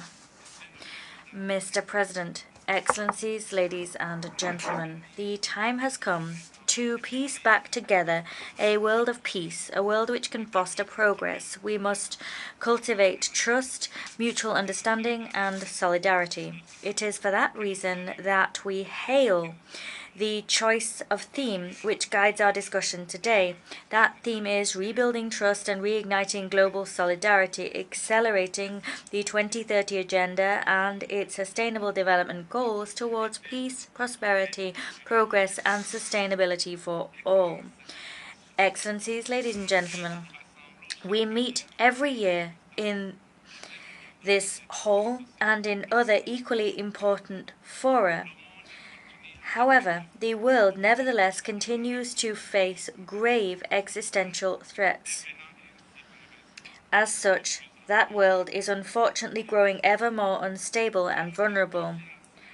Trust and solidarity are values which should characterize relations between our states. However, these values are rendered fragile because we have, so to speak, domesticated them and recreated them in our image to further our own interests. We must liberate these values so that they can be shared values. These values must recover their original meaning which was buried following colonialization and the expansion of other selfish ideologies, which sought to drag least developed countries ever deeper for the benefit of rich nations. In reality, colonization missed its chance because it could have created a solidarity by allowing the meeting of cultures and know-how, and by creating a mutually beneficial partnership instead of a partnership characterized by dependency. Trust and solidarity then lost every trace of their initial meaning, with the effects of neocolonialism. Neocolonialism marked by multifaceted forms of interference in the domestic affairs of developing states, through the unjust remuneration given for commodities and through the heavy demands imposed by the Bretton Woods institutions. There is what was called official development aid a few years ago. It's now come to be termed a partnership for development. That's the term in common parlance today. In any case, terms for this concept abound, but they're all tinged with bad faith. Indeed, terms abound to veil this hypocrisy. At the same time, resources dispersed with a view to generating economic returns that could foster economic recovery are themselves shrinking. Today, Mr. President, it is important to move beyond the needs and interests of states. These often vary greatly and are often difficult to reconcile. International solidarity must guarantee that all countries are able to interact on a level playing field. International solidarity that we wish to see does not seek to homogenize. Rather, it seeks to stand as a bridge between differences and even between radically opposing viewpoints. It seeks to allow respectful and mutually beneficial relations to flower. Mr. President, ladies and gentlemen, trust and solidarity should be the cornerstone on which thriving international relations can develop, international relations free of inequality and conflict. This is, incidentally, the goal that Burundi is striving to achieve, first and foremost at a national level. We're seeking to cultivate and strengthen this ideal within our people. As such, after years of instability, the process of truth and reconciliation launched in Burundi is today bearing a bounty of fruit because the people of Burundi are now energized in pursuit of a common ideal as they seek to achieve the Sustainable Development Goals. In this connection, we call upon friendly countries and partners to support the action of Burundi's government, and we heartily encourage foreign investment. However, the sad truth is that ODA which should support the efforts of the government as it seeks to guarantee the well-being of its citizens, has little by little faded away to instead be channeled towards non-state actors which serve the geopolitical and economic interests of certain so-called donor states. These interests are unspoken and clandestine. Evidently, international solidarity should encourage developed nations to make tangible contributions to the socio-economic development of LDCs. A Kirundi proverb, Nwetanguro Muburu, means prosperity can only last if it is shared. That proverb reminds us that investing in the prosperity of a neighbor is to indisputably guarantee and shore up one's own sustainability and progress. This, Mr. President, reminds us of the urgent need to rethink and strengthen our global partnership. That, in our view, involves ensuring debt relief, a substantial increase in resources devoted to the fight against poverty. It involves strengthening South-South cooperation, the sharing of technologies and innovation, and it involves broadening commercial agreements. Ladies and gentlemen, in spite of all of the challenges above, Burundi remains determined, and indeed we trust that this Assembly will work to rebuild trust in my country. We believe that it will champion a process by which international solidarity is revived. The government and people of Burundi have a genuine and staunch determination to maximize the dividends of peace and to protect our hard-won reconciliation. In view of that goal, our warhorse is the promotion of good governance and the fight against all forms of injustice. Indeed, we are engaged in a tireless struggle to ensure the proper management of public affairs, and thanks to this determined struggle, Burundi has made significant progress in terms of democracy, good governance, and improving its business climate. Consequently, we have become a safe place for investment and a range of economic activities. Moreover, significant efforts are being made in productive sectors which create mass employment and which drive growth. Against this backdrop, my government is striving to particularly stimulate the agricultural sector. That sector employs vast swathes of Burundi's population. Consequently, in light of that goal, we have taken the decision to finance our agricultural sector through our national program of agricultural subsidies. That program subsidizes fertilizers, selected seed species, and plant health products. We're also focusing on development of research in the agricultural sector, as well as the mechanization of it and the use of advanced technologies to ensure agro-food processing and to shore up rural infrastructure. To do all of the above, a national pact for agriculture has been established, and it has put in place 2 agricultural hubs built around 4 lucrative subsectors. That was done very quickly, and we now also have a special agricultural industrial zone. In all of the above endeavours, we wish to involve Burundian economic operators and foreign investors. To implement this plan, we have a new investment code and have made regulatory adjustments which make our environment a very attractive one. Given the fact that we have a climate which favours year-round agriculture, given the fact that we have a wealth of labour available, and given the exceptional fertility of our soil, Burundi is the best possible destination for anyone wishing to invest in the agricultural sector. Excellencies, ladies and gentlemen, in other sectors, elsewhere, my government has just updated its mining code to create an investment-friendly environment within this sector. The abundant mineral wealth of our country remains underexploited. My government's goal is to bring about economic recovery by exploiting our natural resources.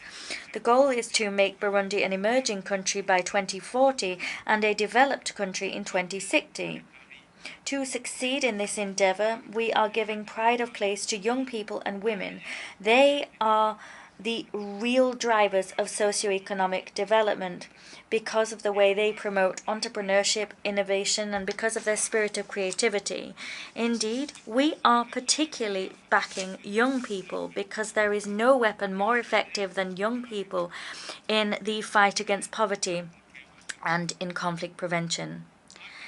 As an African Union champion for the Youth, Peace and Security agenda, I wish to take this opportunity to call for a better inclusion of and the more effective participation of young people in the development agendas of our respective states. In this regard, I welcome the General Assembly's decision to create a United Nations Youth Office.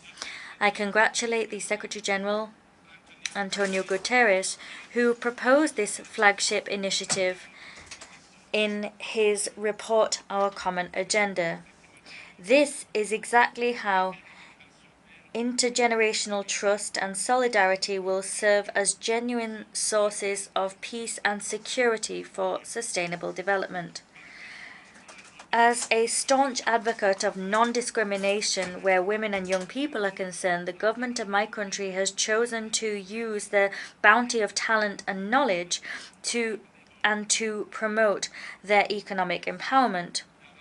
In order to expedite the implementation of Agenda 2030, education has been free in Burundi since 2005, and that has allowed Burundian girls to access quality education and, as such, to prepare for an active participation in national life. For 2 decades now, Burundi has improved the ratio of men to women in the political sphere.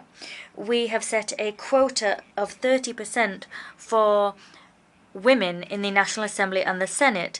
Today, women hold approximately 50% of seats in the parliament, in the government, and in the most senior positions.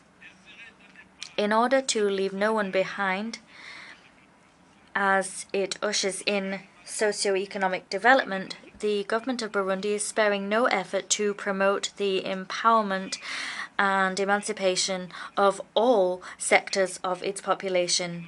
With this in mind, the Batwa community, who has long time fallen foul of discrimination, today benefits from an affirmative action policy, which is implemented in education, healthcare, and housing systems.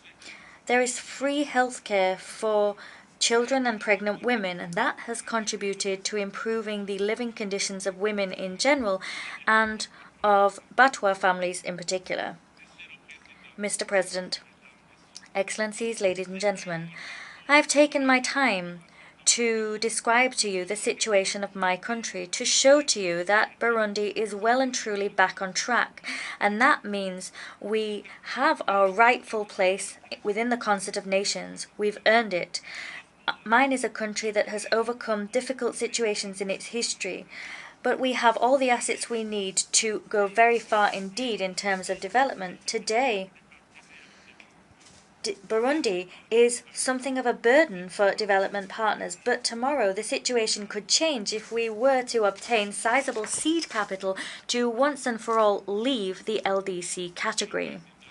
Mr. President, Excellencies, ladies and gentlemen, we want to see a better world, but that project is being hampered by a multitude of conflicts that we need to address in a united fashion and in a spirit of brotherhood.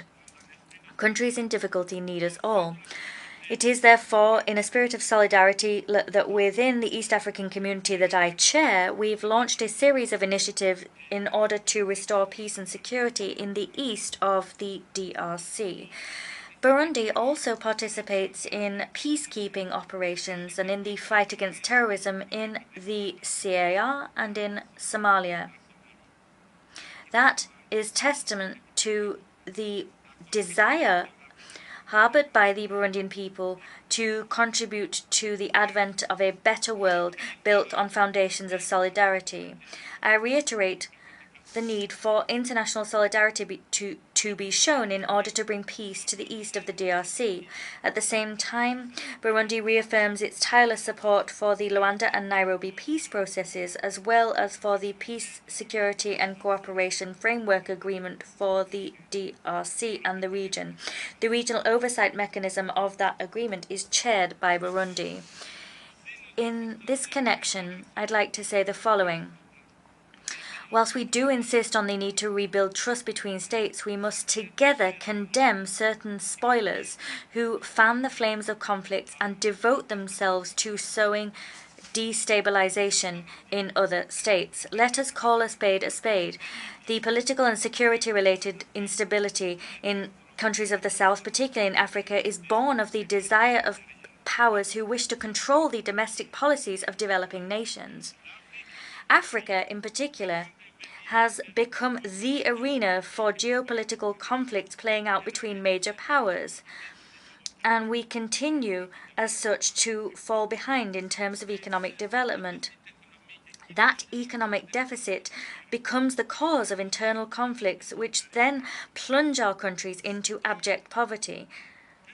We are battling against external interference in domestic affairs. At the same time, we also condemn the re-emergence of anti-constitutional changes to systems of government, which are a serious erosion of democratic gains seen over the last several years in Africa and throughout the world. Constitutional order and the rule of law must prevail above all. My country reiterates its staunch commitment to the peaceful resolution of conflicts through dialogue, cooperation, joint work and negotiation.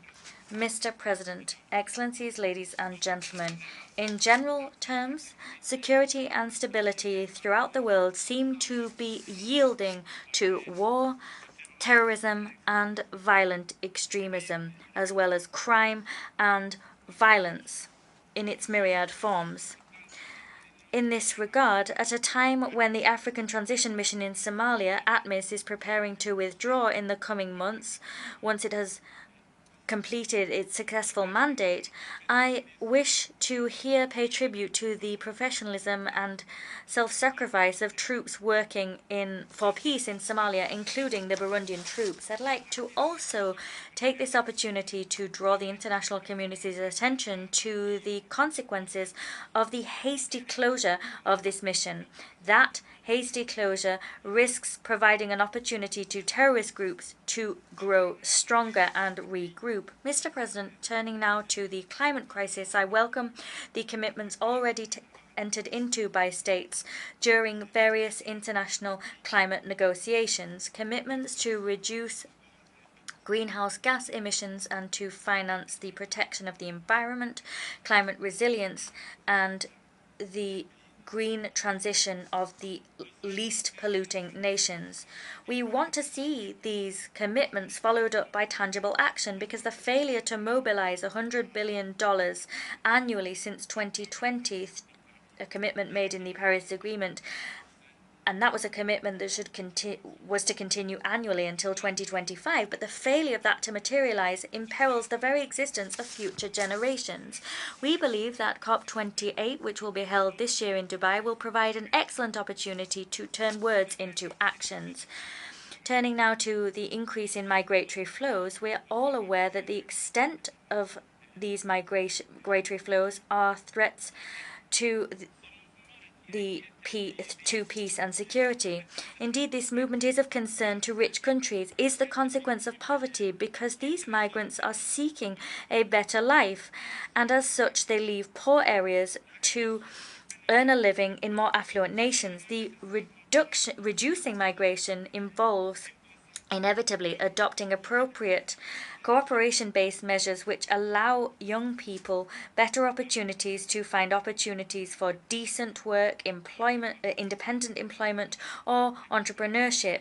This should be done namely through the implementation of programs which seek to achieve the SDGs and ensure they are achieved on a national level. We are now called upon to focus our efforts on establishing a global partnership which fights poverty in all its forms. However, As we await a lasting solution to poverty, countries of transit and destination must understand our situation and provide dignified and humane assistance to migrants and must guarantee them their fundamental rights. The respect of human rights is a matter on which we all agree. These rights must be universal and indivisible for all. My country is always against discrimination, as well as against the instrumentalization of human rights and the double standards used in their application. We condemn states who, under the pretext of protecting human rights, use human rights as fodder to interfere in the domestic affairs of states. Moreover, we stand against politically motivated resolutions which target specific states, and we are against the implementation of mechanisms which strangle the states targeted and stifle them without any constructive dialogue taking place. Excellencies, ladies and gentlemen, allow me, before I conclude, to reaffirm our commitment to the democratization of the multilateral system. This includes the reform of the United Nations Security Council as well as of the international financial system to make both more representative, just and inclusive, and able to more effectively address the challenges emerging in the world today. International law recognizes the principle of the sovereign equality of all states. Accordingly, these states must enjoy the same rights and the same international duties, including in the sensitive domains of the maintenance of international peace and security. I wish to thank the member states of the Security Council, some of which understand the desire long expressed by Africa. Mr. President, ladies and gentlemen, excellencies, as we mark this International Day of Peace, I wish to close my address by paying a fervent tribute to our brave peacekeepers, wherever they are in the world, because they defend a universal cause which transcends all of our differences. For peace, for the sake of peace, let us rebuild trust and reignite international solidarity. May God bless you. Thank you for your kind attention. En nombre de la Asamblea, On behalf of the Assembly, I thank the President of the Republic of Burundi for the statement just made, and I request protocol to escort His Excellency. The Assembly will now hear an address by His Excellency Alexander Vučić, President of the Republic of Serbia. I request protocol to escort His Excellency.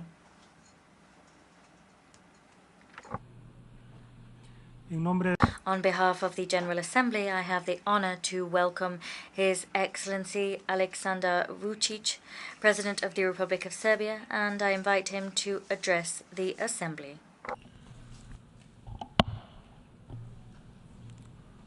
Mr. President of the General Assembly, Excellencies, ladies and gentlemen, I stand before you as the representative of a free and independent country, the Republic of Serbia, which is on its EU accession path, but which at the same time is not ready to turn its back on traditional friendships it had been building for centuries. I want to raise the voice on behalf of my country, but also on behalf of those who today, 78 years after the establishment of the United Nations, truly and equally believe that the principles of the UN Charter are the only substantial defense of the world peace, right to freedom and independence of nations and countries, but more than that, they are the pledge of the mere survival of the human civilization. New global wave of wars and violence that are impacting the foundations of the international security is a painful consequence whose cause lies in abandoning the principles envisaged in the UN Charter. All of us speaking in this renowned organization speak about our own problems, confronting often with a real and imaginary enemy, patronizing our own public, telling fairy tales of the future with insufficient realistic view on the issues. What does the future of the world look like? Even though all of us listened the words of the Secretary General, not many were actually heard. and almost not a single word's news conveyed his words of warning. Nevertheless, in the era of social networks dominance, when only important thing is to get one more like, in the era when each pet gets more attention than children, it is no wonder that we cannot recognize the dangers that are in front of us. As the president of one not so big country, I cannot and I have no right to speak about relations between great powers. It is neither my job nor I could do that. But I can and I will speak about how inobservance of the international public law can bring horrible consequences. The attempt of cutting my country into pieces that had formally started in 2008 by the unilateral declaration of independence of so-called Kosovo has not ended yet. Precisely the violation of the UN Charter in case of Serbia was one of the visible precursors of numerous problems we are all facing today, and that go far beyond the borders of my country and scopes of the region I come from. Broadly observed, since we last met in this hall, the world is neither a better nor a safer place. Quite the opposite. Global peace and stability remain under acute threat. We continue to face problems related to energy security, financial instability, as well as security and disruptions in food and medication supply chains. Not only have we not found solutions to many problems, but they have become more numerous, and some of them have even grown more complex. I also spoke about how nobody here listens to anyone and does not strive for real agreements, and in the meantime we started to talk even less and less. It is as if virtually all, guided solely by their own interests, entrenched in their positions, have given up on seeking compromise solutions. Ladies and gentlemen, while for 3 days in a row we pledge from this place to respect of principles and rules of the UN Charter, precisely violation of the respective is rooted in most of the problems. In international relations and implementation of dual standards is an open invitation for all those who strive to achieve their interests through war and violence by violating norms of international law, but also basic human moralities. All the speakers so far, and I believe all who will speak after me, spoke about the necessity of changes in the world, underlying their country as the example of morality and commitment to the law and world justice. Today, I will not speak a lot in superlative about my country, about the growth of salaries and pensions, hundreds of kilometers of constructed highways and railroads, newly built hospitals and schools, science technology parks, the Artificial Intelligence Institute, because it is a natural thing that I protect its interests and that I love it more than anything in the world. But I will speak about principles which had been violated and which brought us to the situation in which we are today, and not by the small ones, who are often the target of the attack, but by the most powerful countries in the world, especially those who gave themselves the right to lecture, each from its own angle on politics and moral to the whole world. Here, in this hall, only 2 days ago we could hear from the President of the United States the most important principle in relation between the countries, the respect for their territorial integrity and sovereignty. And only as the third most important factor he mentioned human rights. And it seemed to me that everybody in this hall could support it. I, as the President of Serbia, supported that with unhidden jubilance. The only problem in all that was the fact that few hours after his speech, I had to see in these premises the President of the so-called Kosovo, who is considered by the most powerful part of the West the President of an independent country. Originated, by the way, by the secession of the territory of the Republic of Serbia.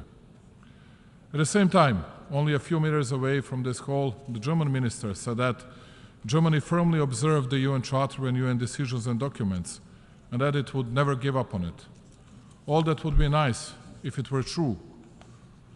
Namely, almost all Western powers brutally violated both the UN Charter and the UN Resolution 1244, which had been passed in this renowned organization, as they denied and violated precisely those principles they are defending today.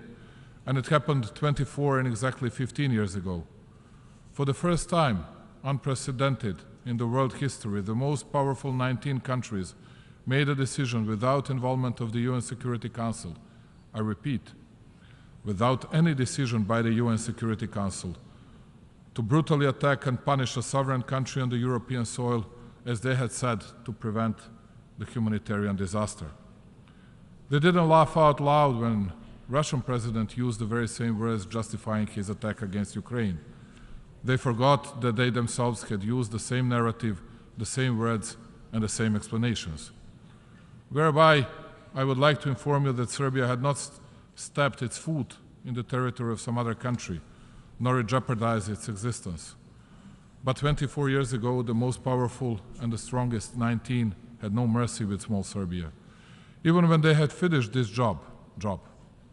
They said that the issue of Kosovo is a democratic issue and that it would be resolved in accordance with the UN Charter and other international law documents. And then, contrary to all, but absolutely all documents of the international public law, it occurred to them in 2008 to support the independence of the so-called Kosovo. The illegal decision on secession of the autonomous province of Kosovo and Metohija from Serbia was made a decade after the war conflict in our country had ended, without a referendum or any other democratic form for declaring their stances for the citizens of Serbia, or at least in Kosovo itself. This decision was made in a moment when Serbia had a government committed to European and Euro-Atlantic integration, and when including in its composition the province of Kosovo and Metohija, a full-fledged member of the UN, but also of Council of Europe, OSCE, and many other international organizations. Nevertheless, it did not prevent legal and political violence coming from those who are today at the forefront in lecturing from this place. Pointless and meaningless explanations like police terror that Serbian authorities had carried out in its southern province a decade earlier, humanitarian crisis, expelling of the local Albanian population, were only a drop that spilled over the glass of lies and nonsense in order to justify the violence against a sovereign country and in order to undermine its integrity. Namely, since the moment of the victory of those 19 against small Serbia, 70% of Serbs from Kosovo have left their thresholds, and there are by 300,000 Albanians more than have ever been in Kosovo. Well, that much about the law, that much about the justice. Nevertheless, worse than anything is that all those who committed aggression against the Republic of Serbia lectured today about territorial integrity of Ukraine, as if we did not support the integrity of Ukraine. And we do support it, and we will keep supporting it, because we do not change our politics, we do not change our principles, regardless of centuries-long traditional friendship with the Russian Federation. To us, every violence is the same. Every violation of the UN Charter is the same, regardless of the strength of the power that exerts it or inevitably similar excuses makes for its illegal and immoral behavior.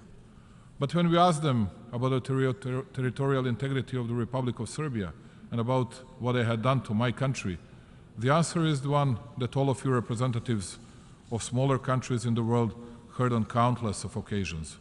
Do not go back in the past. Look towards the future, because it is the only way for your country to make progress. When it comes to the territorial integrity of Ukraine and Serbia and any other country, all of us are entitled to speak about from this podium at least a bit more than they are. I'm the president of Serbia in my second presidential term. On countless of occasions, I was under different political pressures, and I'm a political veteran. And what I will tell you today is the most important for me. Principles do not change from one circumstance to another. Principles do not apply only on the strong ones. They apply to all. If that's not the case, then there are no longer principles. And that is why I believe that in the modern world, there will either be principles and the same rules will apply to all, or as the world, we will end up in the deepest divisions in our history, in the most difficult conflicts and in problems we will not manage to cope with. Another important thing, peace has become a forbidden word, because all of them have their favorites and their culprits. And the only value that remained to great powers are precisely the principles, but the false ones. As long as they are fine with them, they will call upon them. First time, as it was in the case of Serbia, they disagreed with the principles. Law and rules, law, justice and principles suffered. Today in Kosovo, southern province of the Republic of Serbia, the blunt violence is taking place. exerted against the Serbs by the separatist authorities of Albin Kurti. Only last week, after who knows which failed round of the dialogue in Brussels, Pristina Prime Minister Albin Kurti, after rejecting the European proposal for de-escalation, addressed the public in front of one of the main buildings of the European Union and in front of the millions of viewers of the media that were present, conveyed to not so many reaming Serbs in Kosovo that Serbs will, I quote, suffer and pay for the mistake they made. Is there any possible worse mocking humanity, international order based on the rules and international community than these words? Unfortunately, it is possible. Only one day later, as we sit in this hall, a new contingency of Serbs is being taken to Kurti's prisons, apprehended according to fabricated accusations as a part of his terror campaign.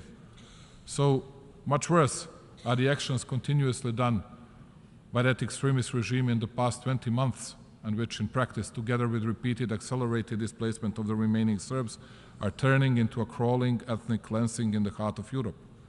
You can conclude by yourself how far that regime's cynicism goes from the following sentence.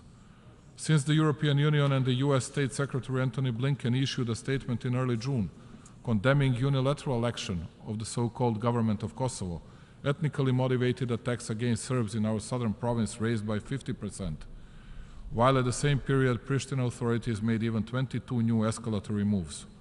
Serbian boys Stefan Stojanovic and Miloš Stojanovic, who are 11 and 21 years old, were wounded on the Christmas Eve by the members of the so-called Kosovo security forces, in whose equipping take part some of the attendees in this hall, knowing quite well that it is deeply illegal and that the mere existence of the KSF is contrary to the UN Security Council Resolution 1244.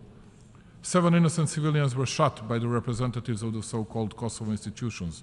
Disruption of supplying of hospitals, election voting bans only for Serbs, entire economic blockade for Serbian goods, attacks against churches, graveyards, schools are a part of the sad daily life of my people in this part of our territory, parted by the violent secession contrary to the UN Charter.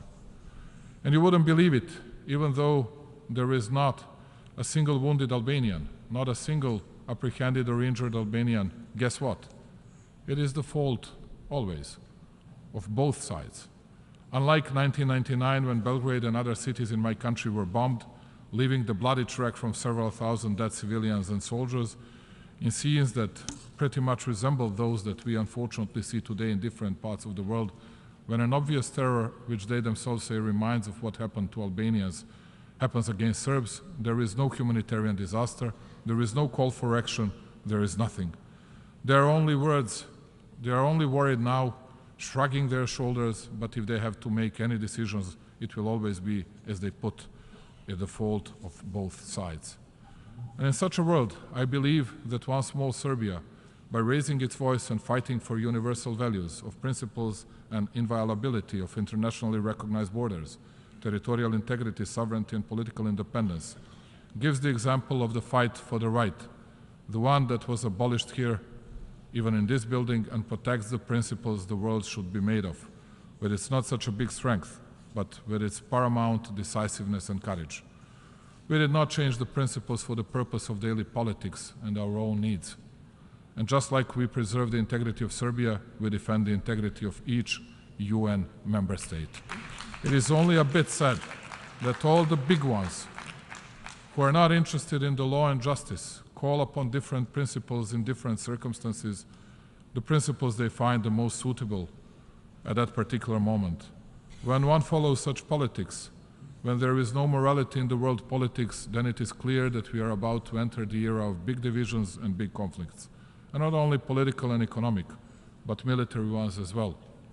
And precisely in this difficult situation, the UN is the last substantial platform that brings us all together, regardless of all our differences and divisions. I believe that the commitment to peace and development, the desire to resolve disputes through dialogue, to find common ways to end human suffering and to ensure a more prosperous and stable future are precisely what unites us. That is why we extend full support to all important reform processes of the UN organization itself, including the initiatives of the UN Secretary General. For preservation of global peace and so that we all do not disappear in a Darwinist conflict led by great powers, it is necessary to join our forces, just like 78 years ago in common fight for international order based on the UN Charter. Ladies and gentlemen, respecting the UN Charter is not a choice, it is an obligation. After all, like I have already said by mentioning some names, this is what we had the opportunity to hear during the previous presentations of most of my colleagues while talking, among other issues, about a topic that is still dominant in all forums, the conflict in Ukraine. I will agree with them when it comes to the necessity of respecting the territorial integrity and sovereignty of Ukraine, which the Republic of Serbia has been consistently showing from the beginning. We have been making such appeals continuously for decades, but with a significant difference. Serbia supports the territorial integrity and sovereignty of all United Nations member states. I repeat, all member states. Therefore, it is hard for me to understand how some are still not acting in a consistent manner when it comes to the need to respect the territorial integrity of Serbia, and how they fail to understand that the selective application of principles leads to pronounced divisions, a lack of solidarity, and mutual understanding. However, I want to thank wholeheartedly to the global majority, significantly more than one-half of the UN member states in our example supports the UN Charter, and they do not support a violent partition of my country. I'm glad that for the majority of UN member states, double standards are out of the question. We are deeply grateful to all of you who selflessly support our efforts to preserve territorial integrity, thus demonstrating your commitment to the UN Charter. By safekeeping your borders today, you safekeep your borders and you preserve peace. On your behalf, as well as on our behalf, we will continue year after year to underline that defending the principles is the same as defending the freedom, independence, and peace. It often seems to us that the discussion with Prishtina's government is more like a monologue than the dialogue, because it is hard to explain why after more than 10 years after the signing of the Brussels Agreement, a taken obligation, the community of Serb majority municipalities has not been formed. The Republic of Serbia, its government, and all the institutions are working in their full capacity on preservation of the dialogue with the Pristina under the EU auspices. It is our task. The dialogue is possible only in case that all of us, including also the European facilitators, adhere firmly to what had been agreed. Misbalance by which Serbia has to make concessions all the time is not leading towards the solution, quite the contrary. It often seems to us that the discussion with Prishtina's government is more like a monologue than the dialogue, because it is hard to explain why, after 10 years, after the signing of the Brussels Agreement and taken obligations, that community of Serb majority municipalities has not been formed. Like I have already said at the beginning of my speech, Serbia is on its European path, ready to change, reform itself, and to make progress. Today, Serbia has very good cooperation with the United States of America in almost all areas, and we believe that our relations will only be better in the future. At the same time, Serbia will cherish its big and traditional friendships in all continents, while being proud of its good relations with all the nations and countries in Africa, Asia, and Latin America. We do not divide people by the color of their skin or their religious affiliation. That is why our relations with the People's Republic of China, Republic of Korea, Japan, many Arab and other Muslim countries are at the highest historical level. We don't cut our important and historical ties with Russian Federation as well. Believing that the dialogue is the only way for finding the compromise solution, Serbia remains committed to this process in the aim of providing peaceful coexistence of Serbs and Albanians. Peace and stability of the region have no alternative. It is with that belief that we approach to all discussions facilitated by the EU. As many of you maybe know, different interpretations of history are the cause of many disagreements and open issues, not only in our region.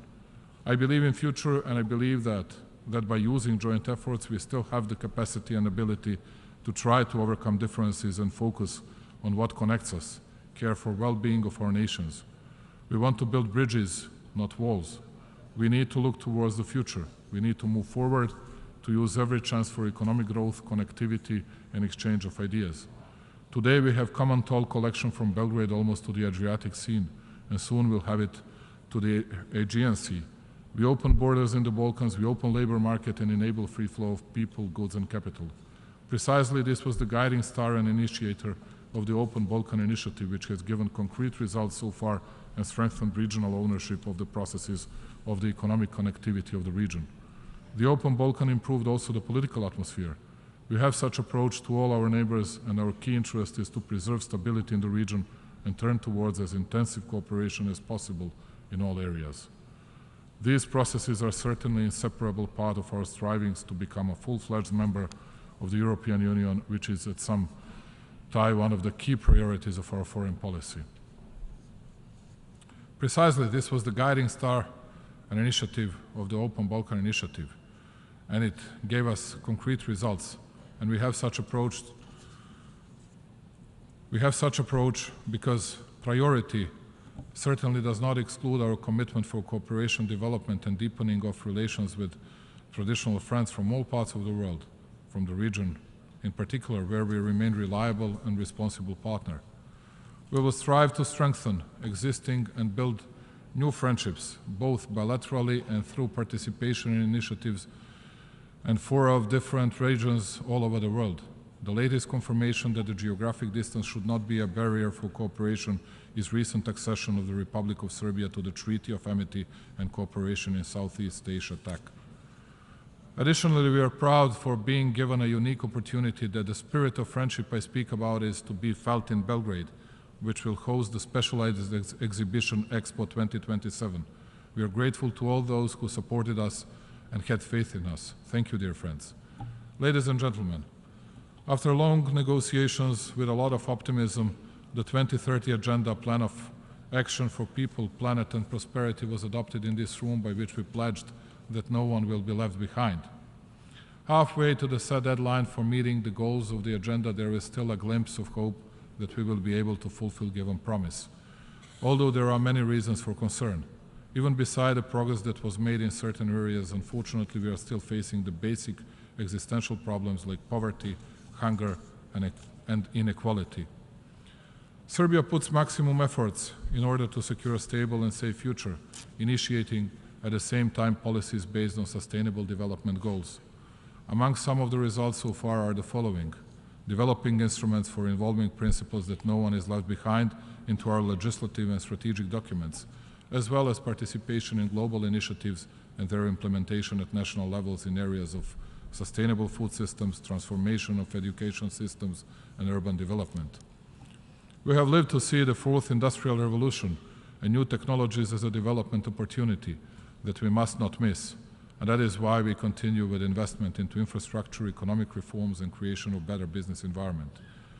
Digitalization and education are among our key priorities. The necessity of finding new sources of growth has also been recognized. That is why our future activities are focused on innovation, research and development, and creative industry. Serbia is the first country in the Southeast Europe region that joined the Global Partnership on Artificial Intelligence and adopted development strategy in this area back in 2019. Bio4 campus is being built. It is a unique multidisciplinary complex for research and development in natural science, which should become one of the key bioeconomic hubs in Europe. We firmly believe that knowledge and science play one of the key roles in accelerating activities towards implementation of the 2030 Agenda. Therefore, I am proud that at the proposal of the Republic of Serbia and like-minded countries, the ANGA adopted a resolution declaring the period from 2024 to 2033 the International Decade of Science for Sustainable Development. We do all this for future generations. I believe that involvement of the young ones into the implementation of the 2030 Agenda is an important prerequisite for its success, because beyond any doubt, the young ones are the most important development engine of every society. Excellencies, I believe that we are all aware that there is no development without peace. Just like Nelson Mandela said, peace is the greatest weapon for development that any person can have. We must believe in that and work together on it. Conditio sine qua non is first and foremost conversation, to listen and to try to hear and understand each other. There is no alternative to peace. Finally, I want to take this opportunity to invite the representatives of all UN member states to take part in World Exhibition Expo 2027. in Belgrade, Serbia's capital, a cosmopolitan metropolis with 2 million inhabitants, is your home, and we extend a welcoming hand for participation in the freest and most diverse international exhibition so far. Come to Belgrade to celebrate the humanity together. Now I know that I spoke much longer than I was asked to do, but have to say that I gave the same right to me as those big powers gave it to themselves. Thank you very much for listening to me.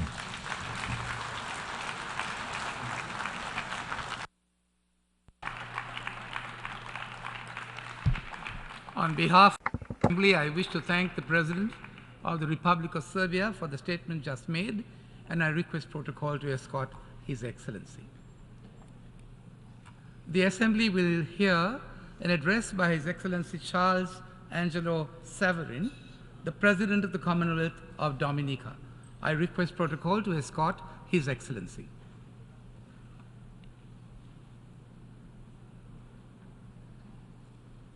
On behalf of the General Assembly, I have the honor to welcome His Excellency Charles Angelo Saverin, President of the Commonwealth of Dominica, and to invite him to address the Assembly.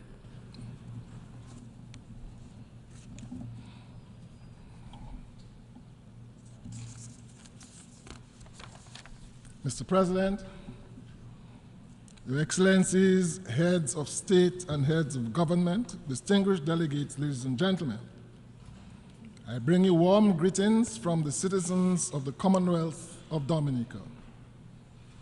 Mr. President, my delegation and by extension the government and people of the Commonwealth of Dominica wish to congratulate you on your elevation to the office of President of the 78th session of the United Nations General Assembly and wish you every success during your term. As Dominica currently holds the chairmanship of the Caribbean Community, CARICOM, I also extend to you the support of CARICOM during your tenure. Your appointment is testament to the fact that small island developing states' contribution to the multilateral system is of crucial importance, particularly with the innumerable challenges confronting such states globally. Having served as ambassador of the Republic of Trinidad and Tobago for several years, your experience and knowledge on many of the current issues impacting member states should serve you well in leading the Assembly over the next year. Mr. President, it is quite evident that the challenges being faced globally can be daunting. The climate crisis similarly will not go away, as evidenced, for example, by recent wildfires in Hawaii and Canada, thereby illuminating the discussion on the need to give even more urgent attention to mitigation and climate financing. Global inflation has impacted significantly on the livelihood of the most vulnerable, while there is justification for increasing concern over chronic, non-communicable diseases adversely impacting the health and wellness of our people. Mr. President, the conflict in Ukraine continues unabated amidst the global call for an end to this terrible war. Such a situation would normally be unthinkable in this 21st century. As the conflict escalates, the World Bank's most recent estimate for the reconstruction and recovery of Ukraine is placed at US $411 billion. This figure is expected to increase the longer the conflict persists. All conflicts, Mr. President, must eventually end at the negotiating table. Dominica therefore calls for an end to the fighting and for good faith negotiations to prevail. We join all those resolute in their international obligation to uphold peace as outlined in the United Nations Charter, and we support the call for a resolution to the issues giving rise to this conflict. To this end, Mr. President, Dominica endorses the joint declaration by the G20 on the Russia-Ukraine conflict and other global issues at the end of the 18th G20 summit held recently in New Delhi, India. Mr. President, while we in Dominica are opposed to coups and attempted coups, we are also aware that in 2010, there were a series of uprisings affecting Arab countries of the Middle East and North Africa, which was dubbed in the West as the Arab Spring. These uprisings, with at least the tacit support of the West, resulted in the removal of several governments. There was no talk of sanctions or military intervention to restore the ousted governments. Today, Mr. President, we are witnessing what I refer to as the African summer, and we are hearing the drumbeat of sanctions and military intervention. What is the difference between the Arab Spring and the African summer, I ask? The international community should pay heed to the wisdom of the leaders of the African Union who have opposed military intervention and urged diplomatic engagement. The question is, whose interest would military intervention serve? Certainly not the people of Africa. We in Dominica and the Caribbean urge that in all such situations, the interest of the population be foremost in any consideration of intervention by neighboring countries and indeed by the international community. Mr. President, this year's theme for the General Assembly is in keeping with the strides we should all be making at the international and multilateral levels to achieve an accelerated and progressive implementation of the 2030 Agenda. The challenges faced by small island developing states in achieving this objective are considerable. Typically, the narrow fiscal space and the increase in economic and environmental losses attributable to changes in weather patterns and other climate-related events have served to increase our vulnerabilities exponentially. The evidence suggests that we live in an imperfect world by virtue of our inherent geophysical and socioeconomic characteristics, and some countries, Dominica included, will always be disproportionately disadvantaged by the actions of others. In this regard, we welcome the high-level dialogue on financing for development and the call by the Secretary General for a Climate Ambition Summit. We are optimistic that this forum will be a practical demonstration of a commitment to securing the necessary funding to initiate transformative change. Mr. President, the key elements for accelerating realization of the 2030 Agenda include the harnessing of information communication technologies and the role which science will play in ensuring effective decision-making. ICTs can provide a platform to get more done within a shorter period of time and further create an impetus to bridge the generational gap, allowing for innovation and creativity to emerge to the fore. Our youth must be continually engaged, thereby engendering a sense of trust in their leaders and institutions.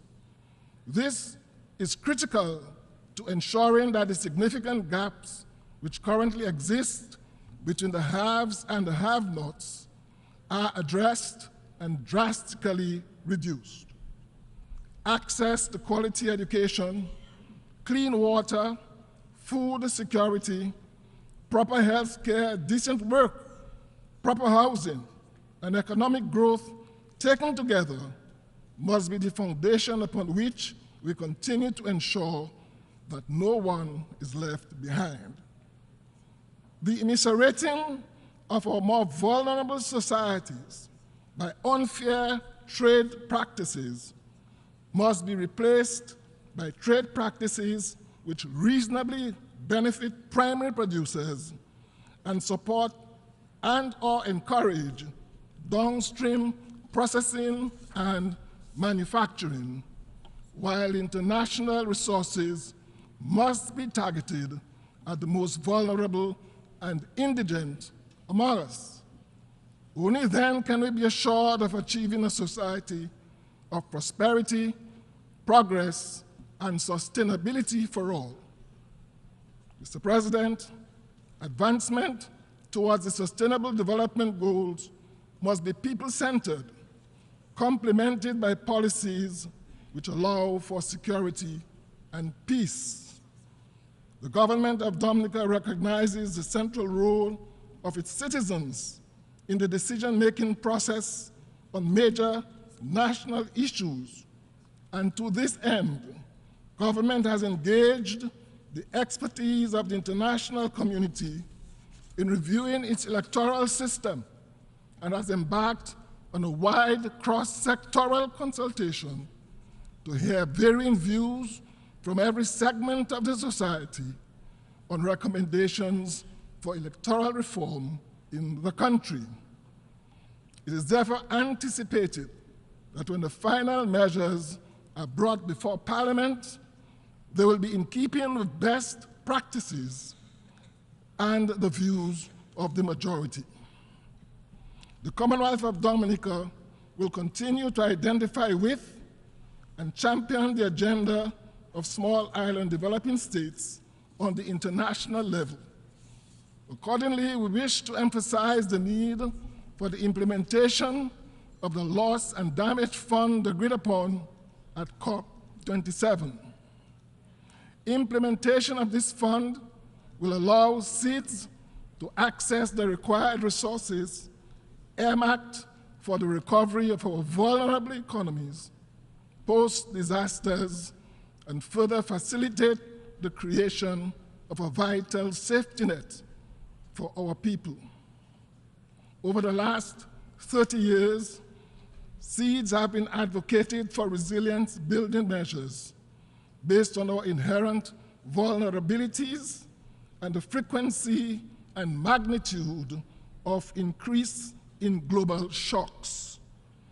The lack of adequate assistance from developmental partners and international financial institutions has forced governments to borrow at unfavorable terms, resulting in high repayment costs and unsustainable debt levels for our fragile economies. To this end, Mr. President, Dominica fully supports the work on the Multidimensional Vulnerability Index, which can contribute to unlocking the type of financing which is so urgently required. Additionally, Dominica pledges its full support and participation in the upcoming SEEDS conference to be held in Antigua and Barbuda in 2024. This conference should serve as a watershed moment for all SEEDS, such that action-oriented outcomes can be derived. Moreover, mindful of the confluence of challenges confronting SEEDS today, there should be no further delay in the much-needed reform of international financial institutions to address the contemporary realities of debt distress and debt solvency. Dominica therefore joins fellow member states of CARICOM in support of the Bridgetown Initiative as a core blueprint for restructuring the architecture of sovereign debt. Mr. President, my delegation unreservedly welcomes the adoption of the BBNJ agreement, building on the legacy of the United Nations Conference of the Law of the Sea. This achievement reaffirms the UN's role in facilitating the implementation of multilaterally agreed solutions to global challenges. Dominica supports the early entry into force of this agreement as well as its implementation. My delegation further welcomes the commitments shared by all to ensure capacity building and transfer of marine technology to support developing countries in their quest to implement and benefit from the said agreement. The prevailing situation in our fellow CARICOM member state of Haiti is a dire one which deserves urgent international intervention. Haiti faces deep-rooted crises on multiple fronts, much of it arising from its post-independence relations with the international community, poor governance over the years, and the lingering effects of the catastrophic devastation visited on that country by a 7.0 magnitude earthquake in January of 2010. To date, Mr. President, while there may have been preliminary figures, I am not aware that any comprehensive assessment detailing the extent of the destruction of the 2010 earthquake, nor a World Bank estimate of the cost of reconstruction, as has been done with the situation in Ukraine.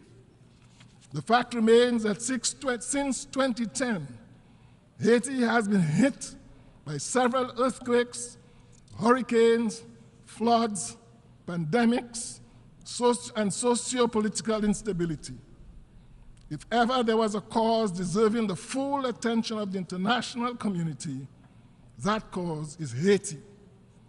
The Commonwealth of Dominica aligns itself with processes outlined by the Organization of American States to support the people of Haiti in August of 2022, as well as decisions taken by the CARICOM community at its 45th regular meeting of heads of government in July of this year to lend active support to the government and people of Haiti in the effort to arrive at a Haitian-led solution to the ongoing crisis.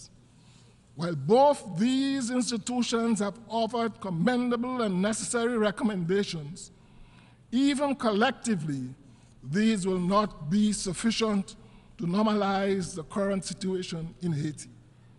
We have accepted that the crises in Haiti are not limited to food shortage and security.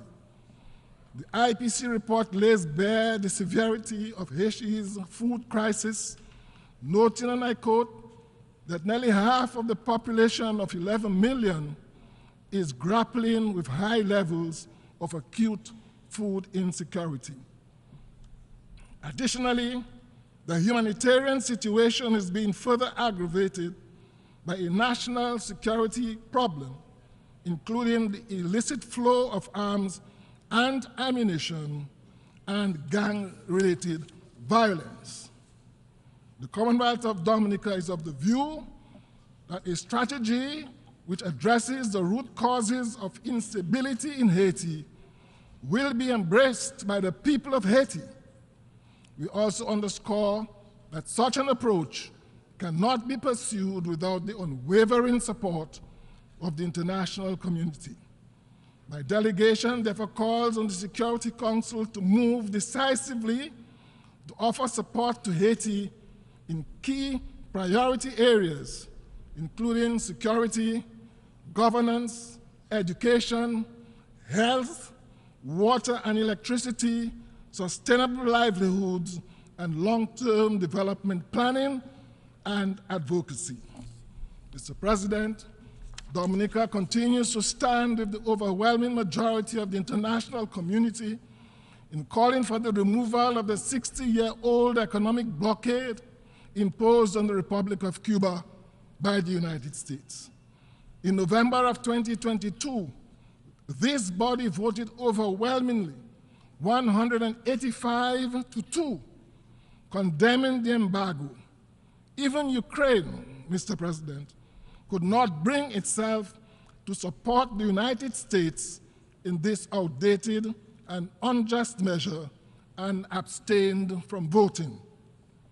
This body must continue to condemn this egregious violation until it is lifted, as it has severely impacted the lives and livelihoods of the ordinary Cuban citizens for the last 6 decades. Additionally, the inclusion of that country on the United States State Department unilateral list of state sponsors of terrorism are all unjustified measures. Further, Mr. President, my delegation supports the lifting of sanctions on the people of the Bolivarian Republic of Venezuela. This hegemonic situation constitutes a violation of the human rights of the Venezuelan people. We therefore stand in solidarity with the government and people of the Bolivarian Republic of Venezuela and look forward to a complete lifting of all such sanctions, thus allowing the realization of the great potential for the rapid socioeconomic development of this great nation. Finally, Mr. President, as one of the more vulnerable small island states, which was devastated in 2015 by Tropical Storm Erika, resulting in significant loss of life and loss of over 90% of our GDP, and being again struck by Hurricane Maria in 2017, resulting in the loss of 226% of our GDP, we empathize with the government and people of the Kingdom of Morocco, who was struck by a 6.8 magnitude earthquake on September the 8th, resulting in over 3,000 deaths and twice as many injuries and the complete devastation of several communities. Similarly, Mr. President, Dominica empathizes with the government and people of Libya, who experienced flooding of biblical proportions, resulting in the loss of more than 20,000 lives, with thousands of citizens still unaccounted for, according to UN reports, and incalculable devastation in terms of infrastructure and built heritage. We welcome the responses of neighboring countries and the international community to these catastrophes in both of these North African countries, and urge even greater response in line with the magnitude of these natural disasters. Mr. President, I end by calling all member states of this United Nations to recommit ourselves to this organization as an instrument of our joint obligation to the global community. And I wish you, Mr. President, and all delegates to this 78th session every success during these deliberations. I thank you. On behalf of the Assembly, I wish to thank the President of the Commonwealth of Dominica for the statement just made, and I request protocol to escort His Excellency. Distinguished delegates and excellencies, may I have the singular honor of presenting to you my President. The Assembly will hear an address by His Excellency Ranil Wickremesinghe, President of the Democratic Socialist Republic of Sri Lanka, as Head of State. I request protocol to escort His Excellency.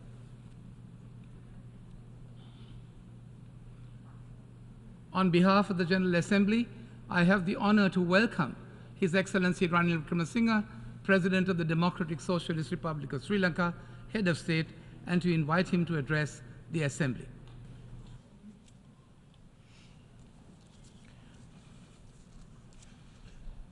The Chairman of the General Assembly, His Excellency Dennis Francis, President of the General Assembly, Excellencies, ladies and gentlemen.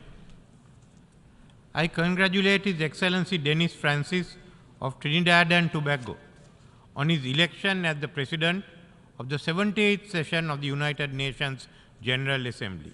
I extend my sincere condolences to the victims and families of the natural disasters that hit Morocco and Libya in recent days. We stand in solidarity with our Moroccan and Libyan friends during this difficult time. Mr. President, rebuilding trust and reigniting solidarity is an appropriate point of departure not only for reflecting on the challenges before the multilaterals today, but also for reviewing developments in my own country, Sri Lanka, over the past year. At this time last year, amidst multiple global crises, Sri Lanka was experiencing its most challenging period in recent times, socially, economically, and politically, which had a devastating impact on people's lives. Even our democratic traditions were threatened by attempts to occupy our parliament and bring it to a halt. Nevertheless, we succeeded in bringing about a democratic political transition due to our deeply entrenched and resilient democratic traditions. Restoring to the regraduation of Sri Lanka's economy, coupled with the gift of fertilizer from the United States government, which led to a bumper harvest, has assisted us in ensuring stability during that period. The reforms I have since initiated in the economic, financial, institutional, and reconciliation fronts have been directed on the one hand towards rebuilding trust and confidence between the people and the government, and on the other towards laying the foundation for economic stabilization and recovery. Sri Lankans are already witnessing the positive outcomes of these measures in their daily lives and the revival of confidence internally and externally in the progress of the country. It is my intention to lead the country towards sustainable and stable recovery and growth, which will benefit all segments of Sri Lankan society in all parts of the country, ensuring a future of peace, prosperity, and reconciliation for the present and future generations of women and men. In reaching this goal, we will be accompanied by the support, trust, and solidarity of our own people and of the international community. Mr. President, as we turn the corner towards the 80th anniversary of the UN and prepare for the Summit of the Future in 2024, we see the fragmented geopolitical landscape of a multipolar world where new centers of global power have emerged. Accompanying this systemic change are on one hand great expectations of development and human progress, with millions of people rising out of poverty to prosperity. On the other hand, we see a world where former big power rivalries and geopolitical tensions have reignited in open war, overlapping with new theaters of conflict and tension on land and in the oceans. Security alliances have expanded, and recent arrangements have been formed to deal with strategic threats, perceptions in old and new theaters of conflict. North-South divisions are widening with the digital divide, the financial and debt crisis, and the energy transition. Contrary to the promise of 2030, today we are seeing levels of poverty and hunger not witnessed in decades. Neutral, non-aligned countries of the global south, such as Sri Lanka, are once again constrained in between new global power configurations, facing those who do not respect the sovereignty of our nations. In numerous recent declarations in the UN and beyond, including at the G20 in Delhi, the BRICS in Pretoria, and G7 in Hiroshima, we have agreed that our challenges are interconnected across borders and all other divides. We must grasp the opportunity to unite in order to build an inclusive future. It is an appropriate reflection of this current global predicament that the theme for this year's general debate is rebuilding trust and reuniting global solidarity. Mr. President, this year In parallel with the UNGA, we have participated in 3 interrelated summits dealing with the accelerating the SDGs, financing for development, and climate ambition, where we agreed that international solidarity and collective action is needed to address these simultaneously.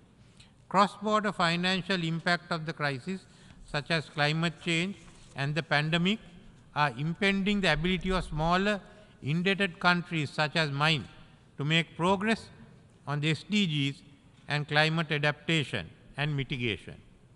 Conflicts and tensions among big powers are complicating the policy environment for the rest by adding uncertainty to economic and macro financial stability, disrupting supply chains, causing inflation, as well as food and energy security. Long before the SDGs, Sri Lanka has achieved high human and social development indicators, which ranked us in a category well above the other middle-income countries. Neither has Sri Lanka shirked its responsibility to the planet. Last year at COP27, we outlined our climate ambition plan. We said that by 2030, we will have 70% renewable energy in electricity generation, increase forest cover by 32%, and reduce greenhouse emissions by 14.5%. We will phase out coal by 2040 and reach net zero by 2050. Our low carbon development trajectory gave us one of the lowest per capita carbon emission rates for a lower MIC country. This year, as a result of exogenous shocks and debt, the incremental progress we were proud to have reached have been reversed. Food inflation putting significant pressure on food security amongst vulnerable communities. At the same time, children's education and nutrition have suffered due to the pandemic and economic crisis. In parallel, last month, Sri Lanka, we were grappling with the driest weather spell seen in recent years, followed by torrential rainfalls. Adverse climatic outcome in a spilling over onto our tight fiscal space just as we begin to stabilize from last year's economic crisis. As a climate vulnerable developing country in debt crisis, the urgency to mobilize climate finance is greater today than it was ever before. However, despite promises made to which we were all witnesses, the rich countries are not delivering to expectation. Developed countries must do their part and fulfill what they agreed, assume their share of the common but differentiated responsibility, provide assistance for mitigation and adaptation, and compensation for loss and damage. Mr. President, national efforts alone will not suffice to ensure the success of the SDGs and reverse climate change. The need for global solidarity to restructure international financial architecture is paramount. This is articulated loud and clear in multiple global fora, including in G20 and the BRICS. The Secretary General's SDG stimulus highlights the interconnections between the achievements of the SDGs, combating climate change, and the concrete interventions required by creditors, sovereign and private, as well as by IFS, including to mitigate the debt crisis. It is estimated that the 2008 financial crisis cost the US economy $4 trillion. Recent studies in US have stated that the impact of the pandemic on the US economy from 2020 to 2023 would reach $14 trillion. These numbers would more than double if the rest of the global economy is added. We have not faced an economic crisis of this magnitude any time before in our modern history. The cost of World War II in today's US dollars would amount only to $4 trillion, and the Marshall Plan would be $150 billion. This is the magnitude of the challenge before us. Therefore, if we are unable to restructure the global fiscal order, then certainly we will fail in the struggle to reverse climate change and achieve the SDG goals. There is still time for course correction as the crisis has not reached its peak. At the same time, Paris Summit for a new global financing pact will come up with the funding requirements.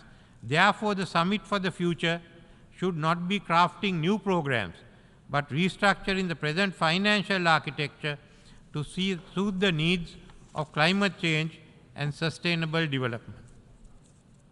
Mr. President, this must be the priority of the General Assembly. We cannot afford to allow divisions to drive focus away from this crisis. While key issues such as the Bridgetown Initiative and the necessity to address the debt of low-income countries are being discussed in this assembly, it's not commanding the attention it deserves. Unfortunately, the Security Council has failed to give priority to these connected issues of climate change, debt relief, and sustainable development. This impacts the future of the mankind. The survival of the planet must be our priority. We cannot afford to go into this war with a divided high command. The future of all species on the globe is dependent on our ability to put aside our rivalries until this crisis is solved. Multilateral machinery, which reflects the world of the past century, needs to be reformed to meet the challenges of the present and the future. A machinery which has failed to find a solution to the long-standing Palestine question. The composition of the Security Council must be expanded to be representative of current global diversity and decision-making. In parallel, the role of the UN General Assembly must be strengthened. We are asking that the permanent members engage in a credible dialogue which will lead to a unified approach to combat these threats ahead of the next sessions. I would like to repeat again, we are asking that the permanent members engage in a credible dialogue which will lead to a unified approach to combat these threats ahead of the next sessions. Mr. President, while we seek solidarity and financing to alleviate poverty and climate challenges, global military expenditure has risen today to a record level, reaching $2.24 trillion. This reflects the strategic trust deficit among the powerful key arms control framework which were instrumental in maintaining system stability in the past, which have collapsed. And nuclear conflict is once again under open discussion, potentially and apocalyptically triggered by autonomous controls. We urge restraint in the increase of military expenditure which leads to escalation of conflict. Developing countries have been the voice of sanity and reason in this regard for decades. In keeping with Sri Lanka's long-standing position, supportive of disarmament of the weapons of mass destruction and nuclear weapons, this year Sri Lanka ratified the Comprehensive Test Ban Treaty. Yesterday, we acceded to the Treaty on Prohibition of Nuclear Weapons. The war in Ukraine has far-reaching and severe financial and humanitarian repercussions on food, hunger and debt in all parts of the world, including Sri Lanka. It is recalled that the UN Charter vests on powerful states in the Security Council the responsibility to maintain international peace and security and to de-escalate rather than ignite conflict. We need to halt the momentum where this and other big power tensions are spilling over into established areas of international rules-based cooperation forged over decades of multilateral negotiation, ranging from international trade to ocean governance.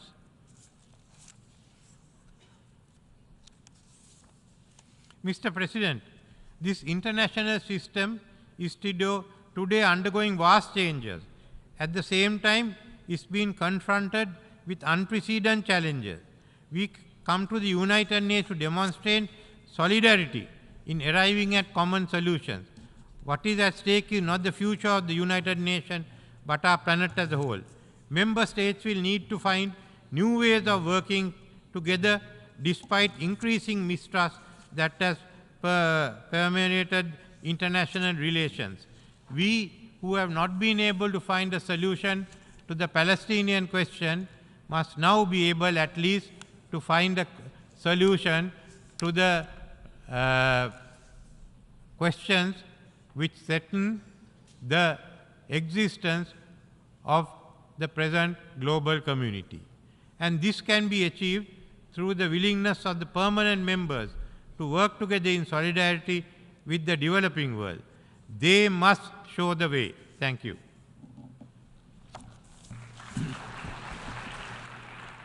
On behalf of the Assembly, I wish to thank the President of the Democratic Socialist Republic of Sri Lanka, Head of State, for the statement just made, and I request protocol to escort His Excellency.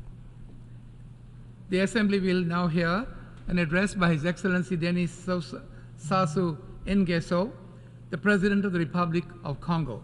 I request protocol to escort His Excellency.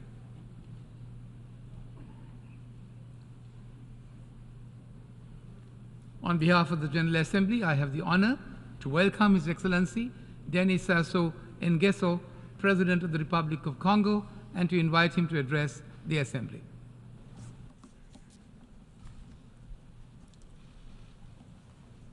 Monsieur le Président. Distinguished President of the General Assembly, distinguished heads of state and government, Secretary General of the United Nations, ladies and gentlemen. Like most preceding speakers, I would also like to express my fraternal compassion and solidarity with the peoples of Morocco and Libya, who have been so hard hit recently by natural disasters with unthinkable consequences. A few weeks ago, I received the report of a mission that I had sent to Libya as part of the African Union mission of peace and reconciliation, which I have headed for almost 6 years. The report from this mission is a testament to the courage and resilience of the Libyan people who are weary of living divided. A people that is fighting to banish the demons of the country's partition, to return to the path of truth, reconciliation, and peace. A people determined to walk the path of recovery and to regain prosperity. This is a people, a brave and courageous people that have given so much to Africa. It is to them that I express my sincere condolences. Mr. President, ladies and gentlemen,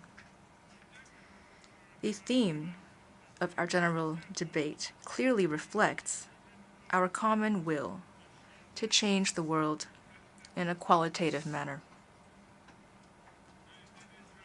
Thus was the noble philosophy and the aim of the 17 Sustainable Development Goals of the UN 2030 Agenda to ensure peace, security, and prosperity for all the peoples of the world. Whether we're striving to eliminate poverty and hunger in the world, thanks to a more just and equitable global economy, and thanks to a more efficient and sustainable agriculture, or whether we're working to guarantee health for as many as possible, and quality education for the most underprivileged. These are all absolute priorities, as are, inter alia, providing water and electricity to as many people as possible, building road, rail, port, airport, and energy infrastructure to link territories, countries, regions, and subregions. The conservation of biodiverse ecosystems, especially through responsible management of these tropical forests that are some of the most precious gifts that Providence has bestowed upon us. Fighting to change mindsets throughout the world while respecting the diversity of cultural expression and while promoting mutual tolerance. Inculcating our societies with the idea of gender equality and gender parity, and empowerment of women and girls. With regards to that last point, I'd like to underscore the weighty role played by women in my country over the last 15 years. Today, women contribute immensely to promoting their rights and freedoms, to eliminating poverty and expanding inclusive education through training and study of all kinds.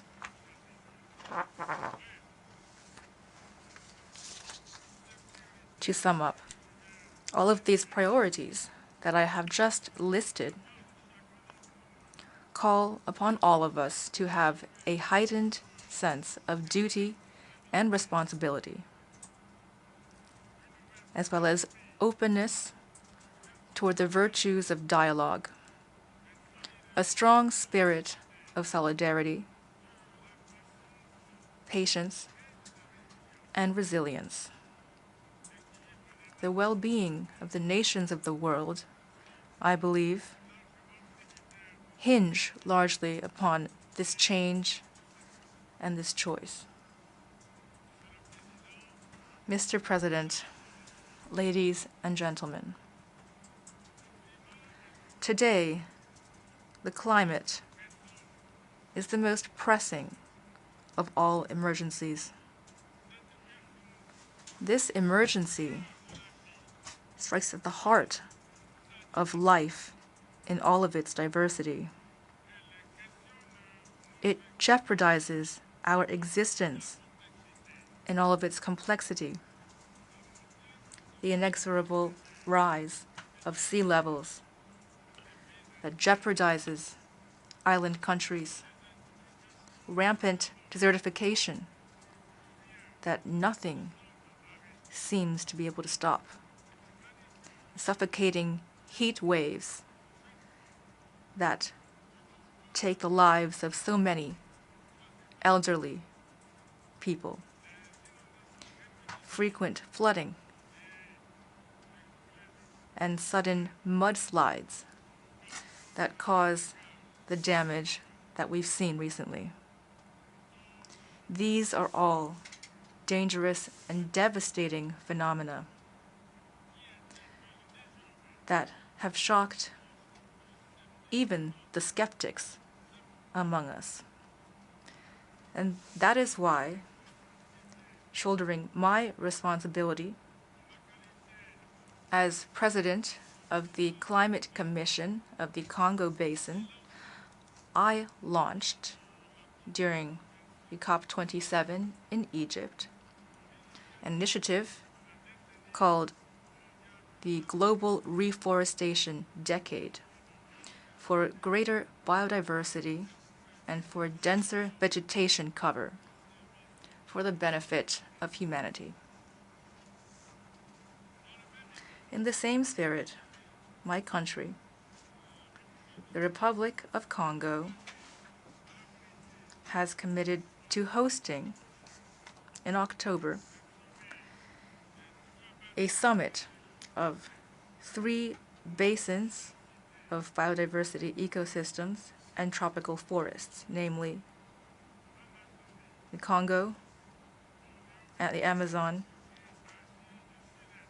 Borneo Mekong, as well as Southeast Asia, as a collective and concerted response of these 3 green lungs of our planet to climate insecurity, which threatens all of us.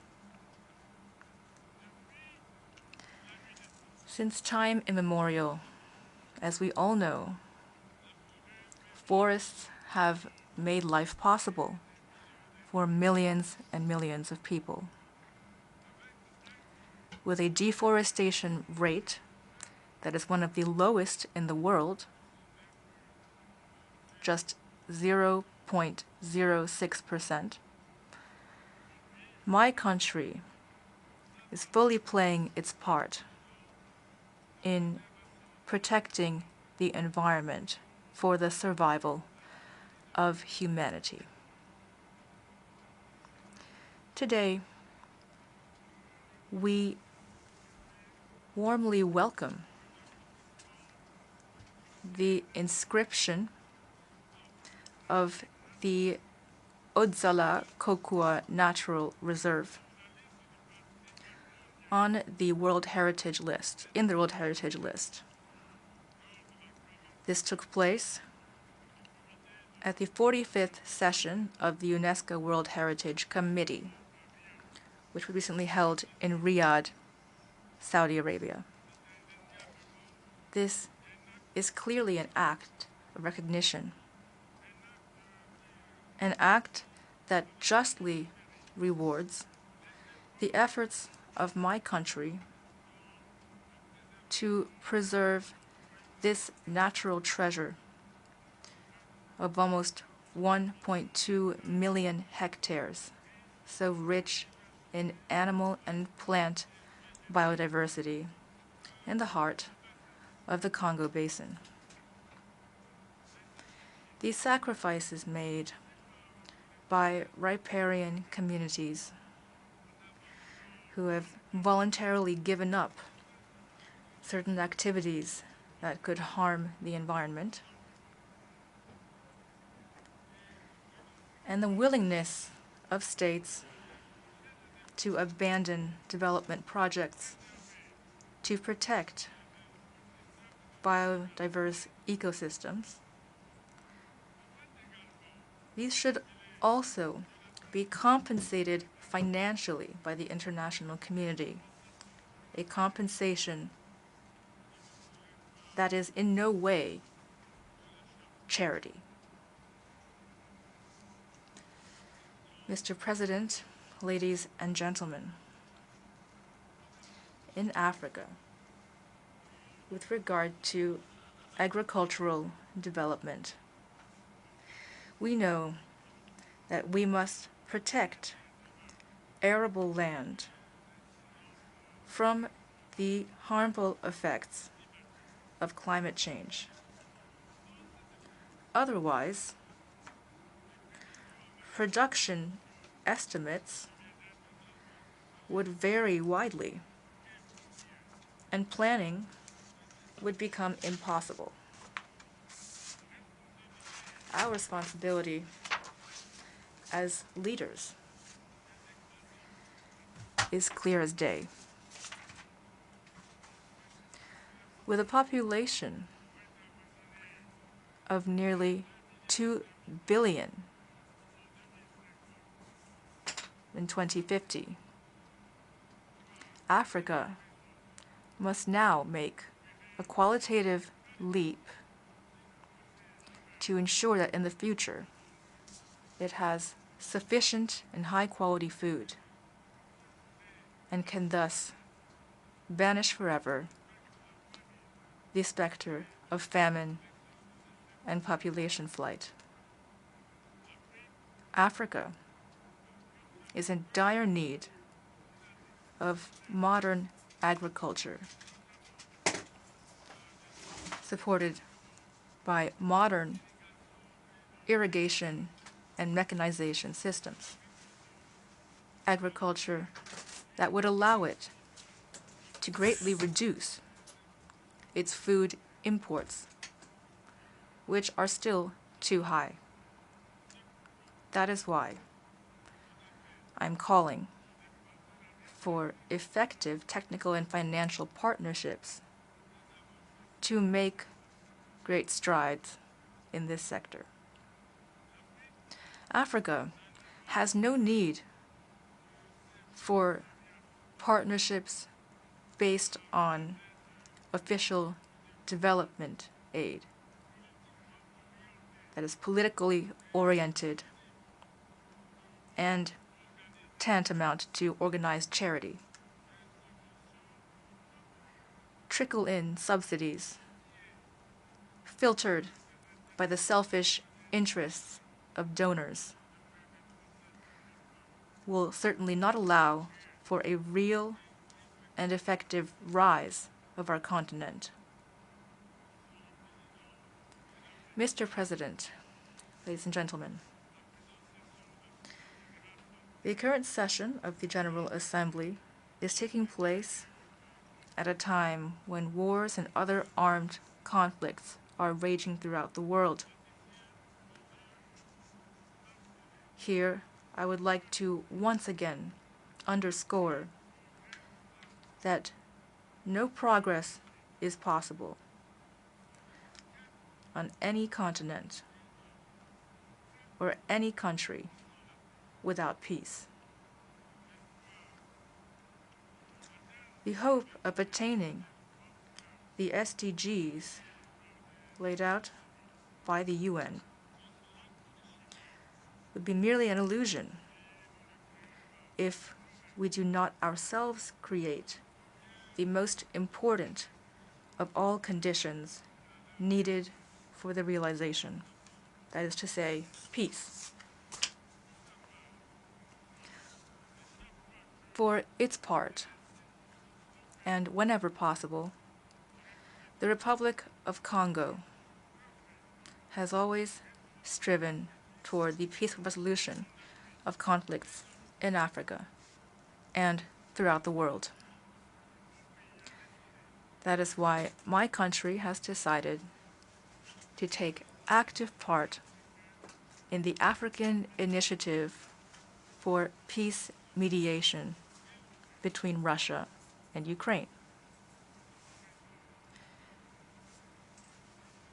Due to the risk of generalized war that these events are creating for the world, it is not only the two belligerents in this conflict, but also foreign powers that could nudge the course of events toward peace.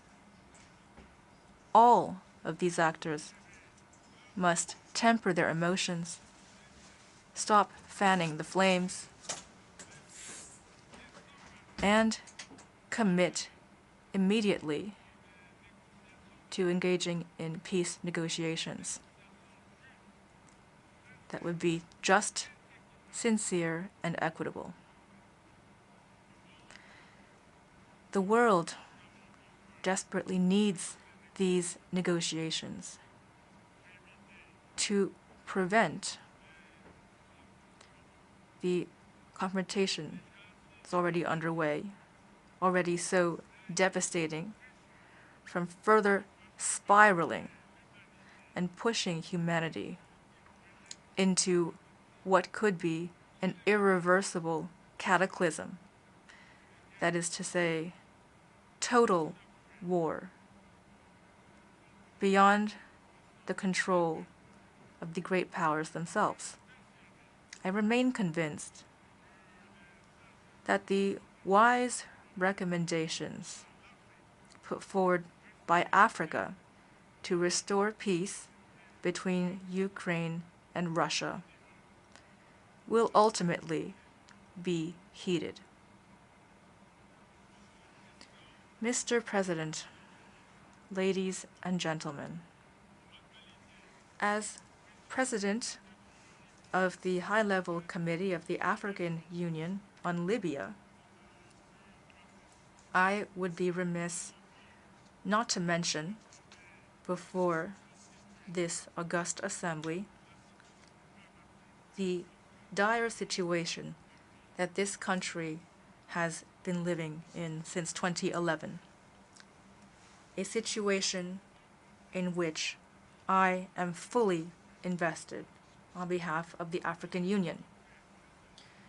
Efforts toward peace made in this difficult situation continued recently in July of this year as part of the reconciliation meeting that took place in Brazzaville, in my country. This meeting allowed various actors from the entire Libyan political and social spectrum to sit at the same table. We spared no effort to encourage the parties involved to overcome their differences and to reconcile their views of the challenges that a future Libya would face.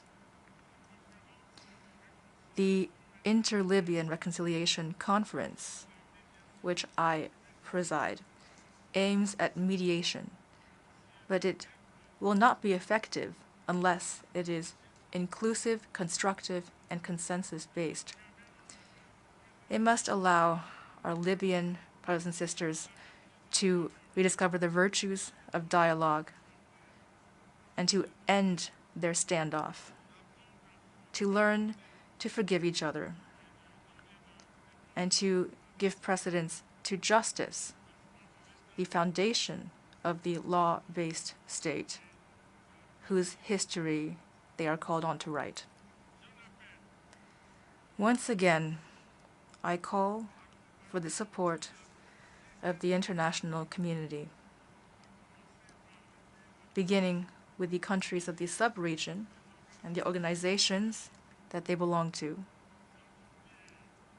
as well as, of course, the countries of the Quartet, to provide tangible support for our efforts to create a strong and credible prospect of resolving once and for all this crisis, which has gone on far too long. Mr. President, ladies and gentlemen,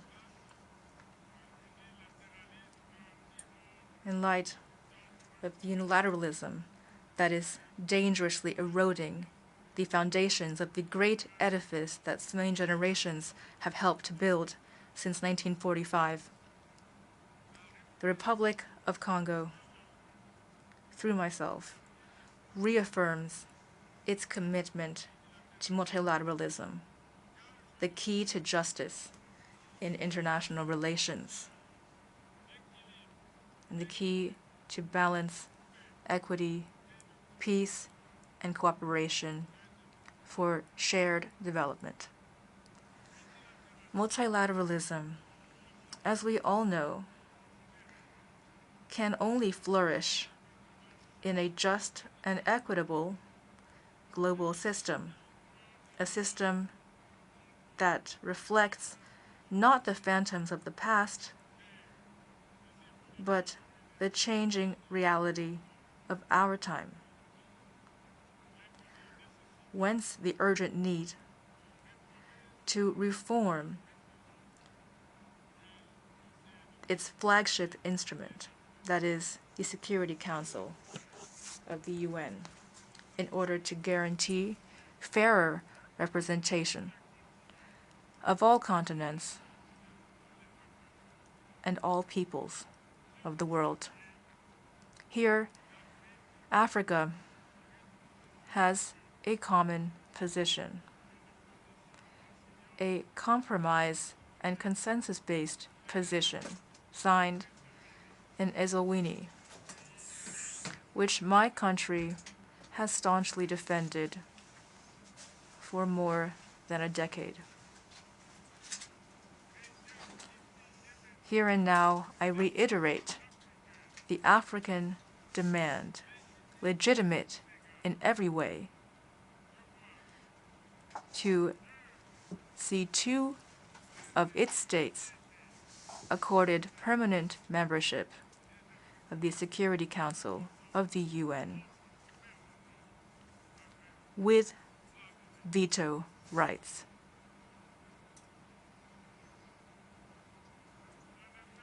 This would merely be justice in the face of history. Thank you.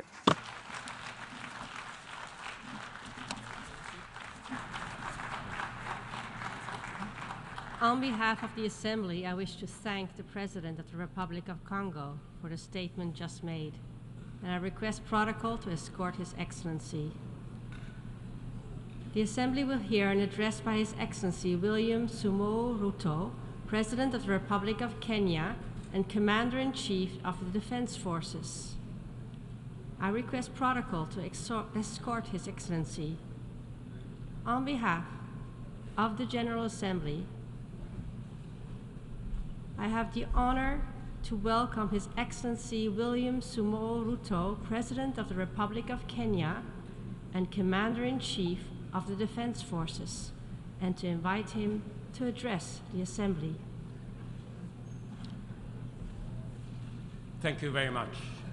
The world over today, hundreds of millions of people are besieged by anxiety about their present and future security, dignity, and prospects of well-being. Many are victims and witnesses of present assaults of many, and many more are afraid of future violations of their most fundamental expectations. In his opening address, our Secretary General provided a graphic snapshot of the condition of the world and humanity, a situation that calls into question the state of multilateralism in terms of its founding aspirations as well as its present agenda. The poverty, fear, suffering, and humanitarian distress haunting the victims of conflict, drought, famine, flooding, wildfires, cyclones, deadly disease outbreaks, and other disasters are the outcomes of sustained violation of the most essential principles and the systemic neglect of humanity's dearest values, which lie at the very foundation of the UN Charter. The failure of peace and security systems, inadequate development, and limited climate action amidst technological advancement and enormous wealth has left us in a state of paralysis, enduring one of the darkest periods of human existence. We may all agree, without any fear of contradiction, that the world is headed in a most undesirable direction. It is moments like this that the affirmative spirit of multilateralism, international collective action, and global solidarity is most needed and should be attained. This is not the occasion for any member of the United Nations to escape when they should be rising to the challenge of the moment. Resorting to pursuit of narrow, insular, antisocial agendas within exclusive clubs constituted to maintain the status quo that undermines and cannibalizes the United Nations systems at the expense of progress in humanity's collective journey to the future of our aspirations is totally unacceptable.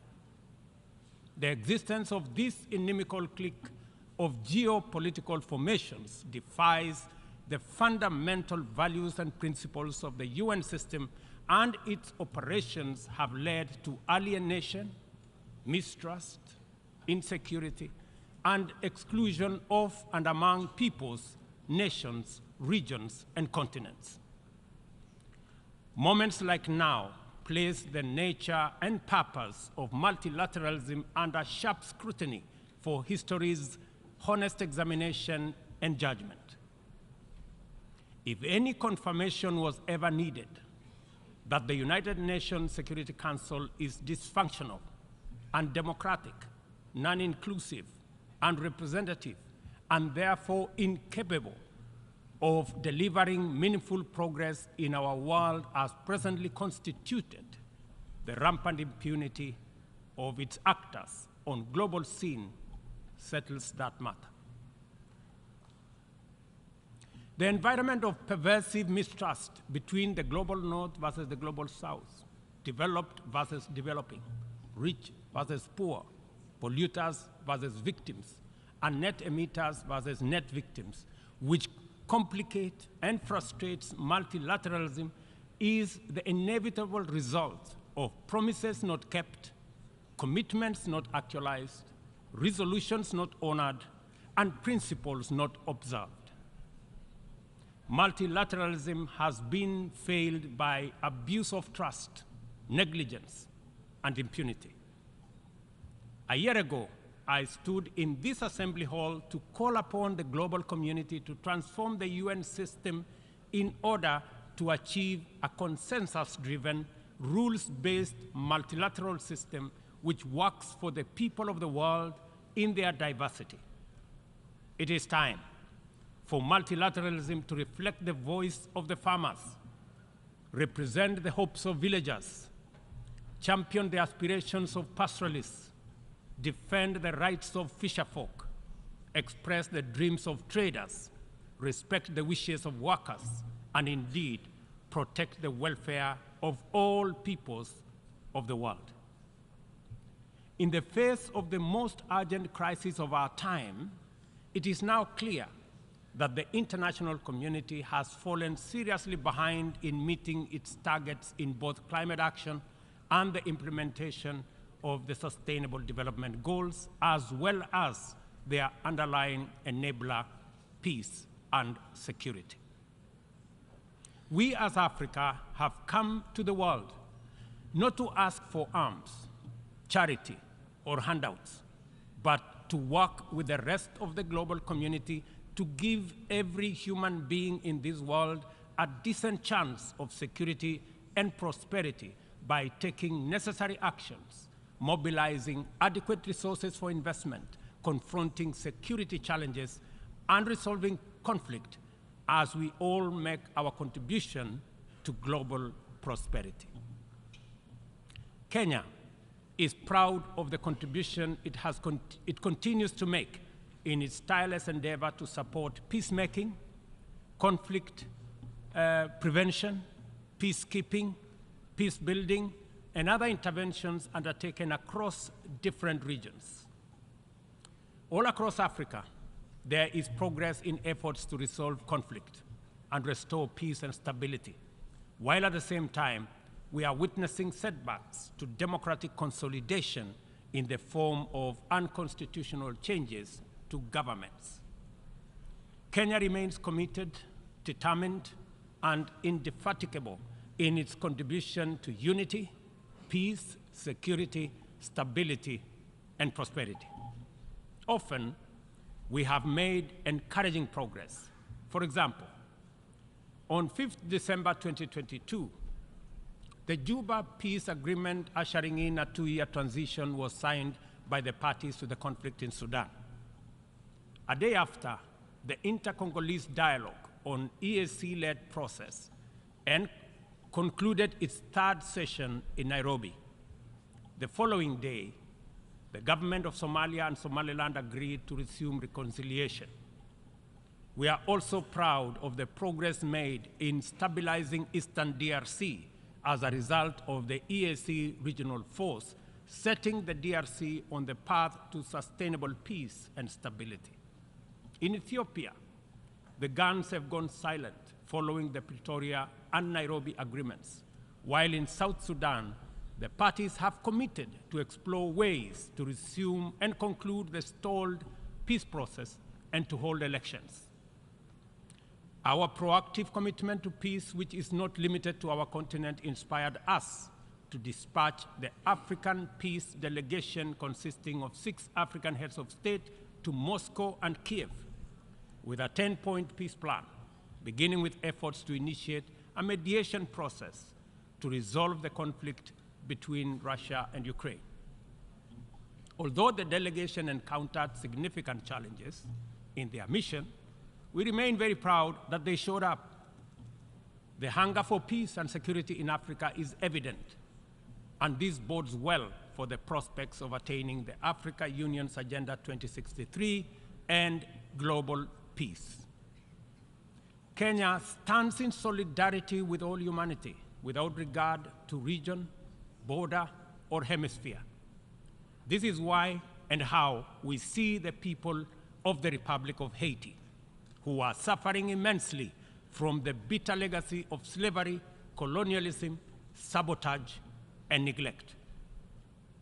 As a nation which was forced to wage a painful struggle for our own independence and sovereignty, Kenya empathizes very deeply with the humiliation of a proud people in Haiti and the price they have had to pay for their hunger for liberty and the sorrow they have endured for their thirst for freedom. Haiti is the ultimate test of international solidarity and collective action. The international community has failed this test so far and thus let down a people very, very badly. Haiti deserves better from the world. The cry of our brothers and sisters who were the first people to win their struggle for freedom from colonial tyranny has reached our ears and touched our hearts. Doing nothing in the face of the historic isolation, neglect, and betrayal of the people of Haiti is out of question. Inaction is no longer an option.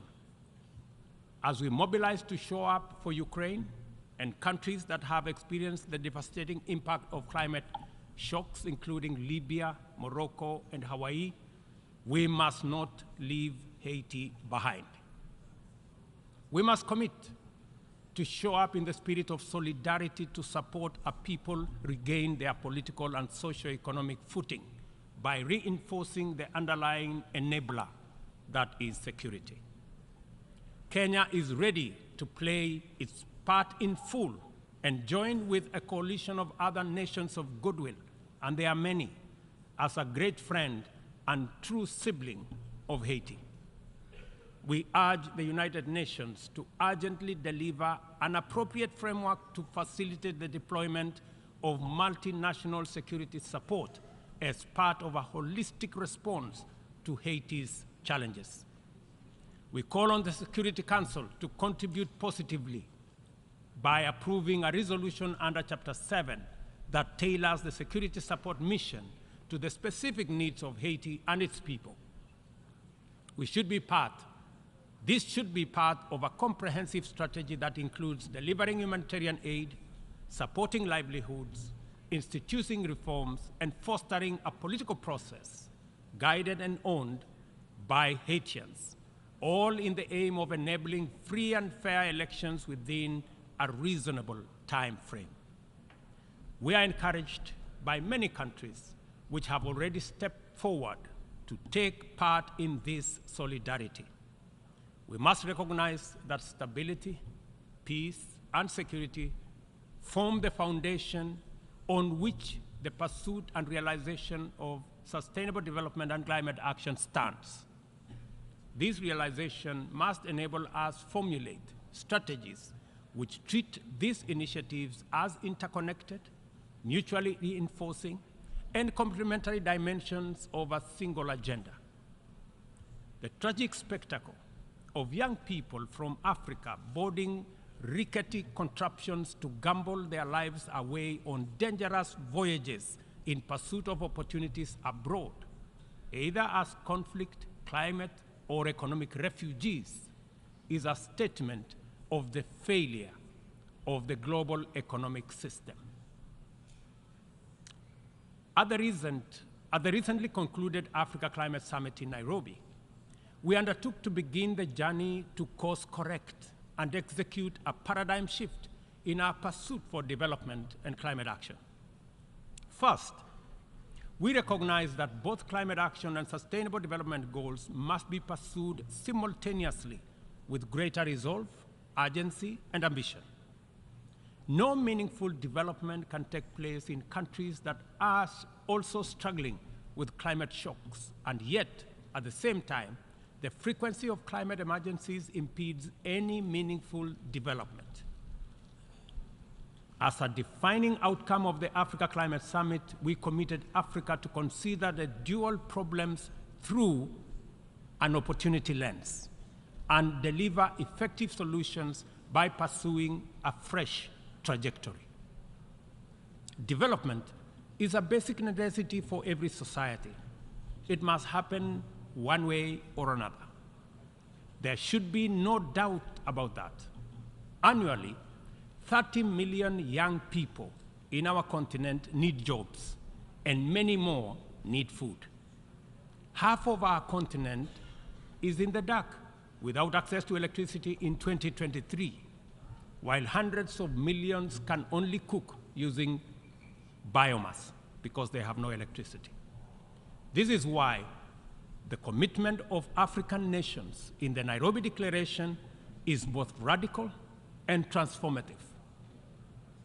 Development, in our opinion, is a fundamental imperative, and green growth is the only sustainable way to achieve it. From our standpoint, there is no need to be trapped in a false choice. Sustainable development is robust climate action, and climate action is development. Africa's potential is defined by abundant and diverse resources, ranging from a youthful, highly skilled, and motivated young population, immense renewable energy potential, and mineral resources, including critical minerals, and extensive natural capital endowment, including 60% of the world's unutilized arable land. Capital and technology can find no better returns anywhere than the tremendous investment opportunity in Africa's potential. Such investment would drive green growth, creating jobs and wealth, while decarbonizing global production and consumption. Further, the investments would also connect over 600 people to clean electricity, provide clean cooking to about 1 billion people, finance green manufacturing, including e-mobility, transform African agriculture and food systems, including the manufacture of green fertilizer, process vast tonnage of steel, aluminum, and lithium required by new green industries, and enable our young people find the livelihoods they desire at home and reverse the tide of migration in the opposite direction. To unlock financing at scale and create incentives for investment at scale in green opportunities, the Nairobi Declaration makes the reform of the international financial system a priority. No meaningful climate action or development can take place in conditions of financial distress. According to IMF data, as of last month, 10 low-income countries were already in debt distress, and 52 are at high or moderate risk of falling into debt distress. The 3.3 billion people in these countries are trapped in a vicious circle of emergency responses, reconstruction, and recovery from more frequent climate shocks, which diverts resources away from both development and climate action, and sucking vulnerable countries into a downward spiral of debt and environmental stress. The global community must therefore develop a debt restructuring initiative that does not wait for nations to plunge over the cliff into debt distress before providing relief. Rather, the new sovereign debt architecture should extend the tenure of sovereign debt and provide a 10-year grace period for countries that are in debt distress. The second financing intervention relates to concessional financing. It is time to work with the international financial institutions to provide more concessional loans, approximately to the tune, in our estimation, of about $500 billion, and to provide increased liquidity support through special drawing rights with a minimum target of what was obtained during the COVID pandemic of $650 billion. Access should be based on specific needs, not entitlement, and this necessitates changes to the allocation mechanism different from what we saw during SDRs for COVID. The third critical reform is that of the financial market reorganization. The entire system of risk assessment and the opaque methodologies employed by credit rating agencies and risk analysis needs to be overhauled at the minimum. We must all recall the miscalculation of subprime mortgage risks by these agencies 2 decades ago, which precipitated a financial crisis whose effects reverberate to date, and ask the following question: on what basis should we believe that their methodologies are better at assessing risk in faraway frontier markets like ours that are far much more complicated to measure objectively than in assessing the value of financial assets in the markets where they actually operate, and which they got so disastrously wrong? If they got it wrong then, I bet you they have it wrong now. In any case, any objective rating must also take into account principles of responsible sovereign lending and accounting, specifically emphasizing the need for international accounting systems that supports the proper valuation of mineral wealth, natural capital, and ecosystem services in the computation of national GDPs. Until that is done, very wealthy countries will be categorized as poor.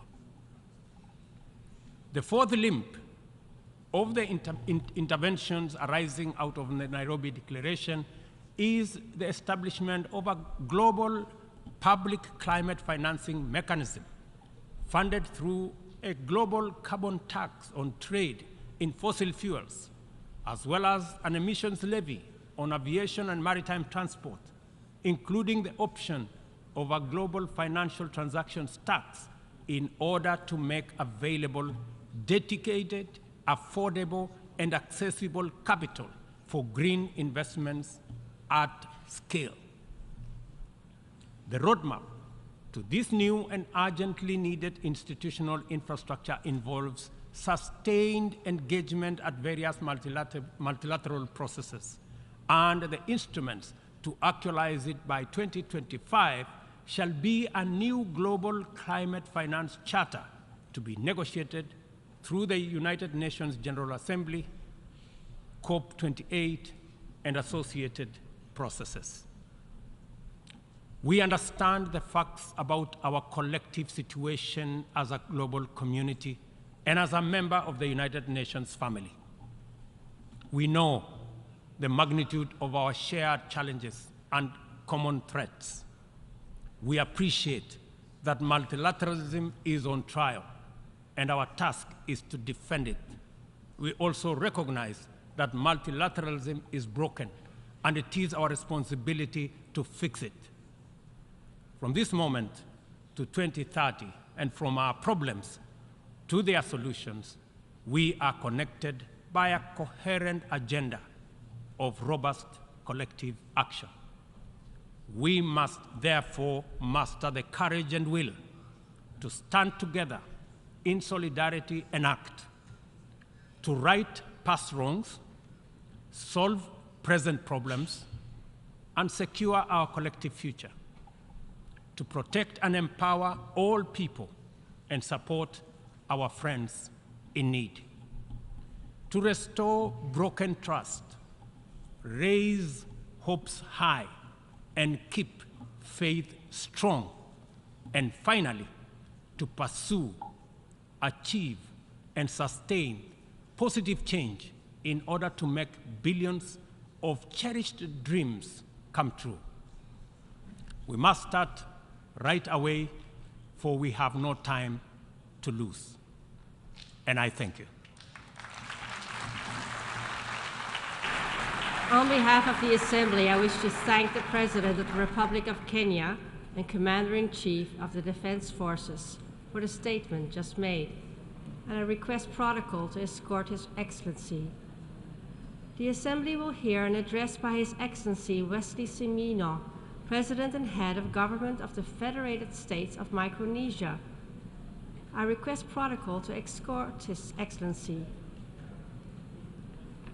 On behalf of the General Assembly, I have the honor to welcome His Excellency Wesley Semina, President and Head of Government of the Federated States of Micronesia, and to invite him to address the Assembly.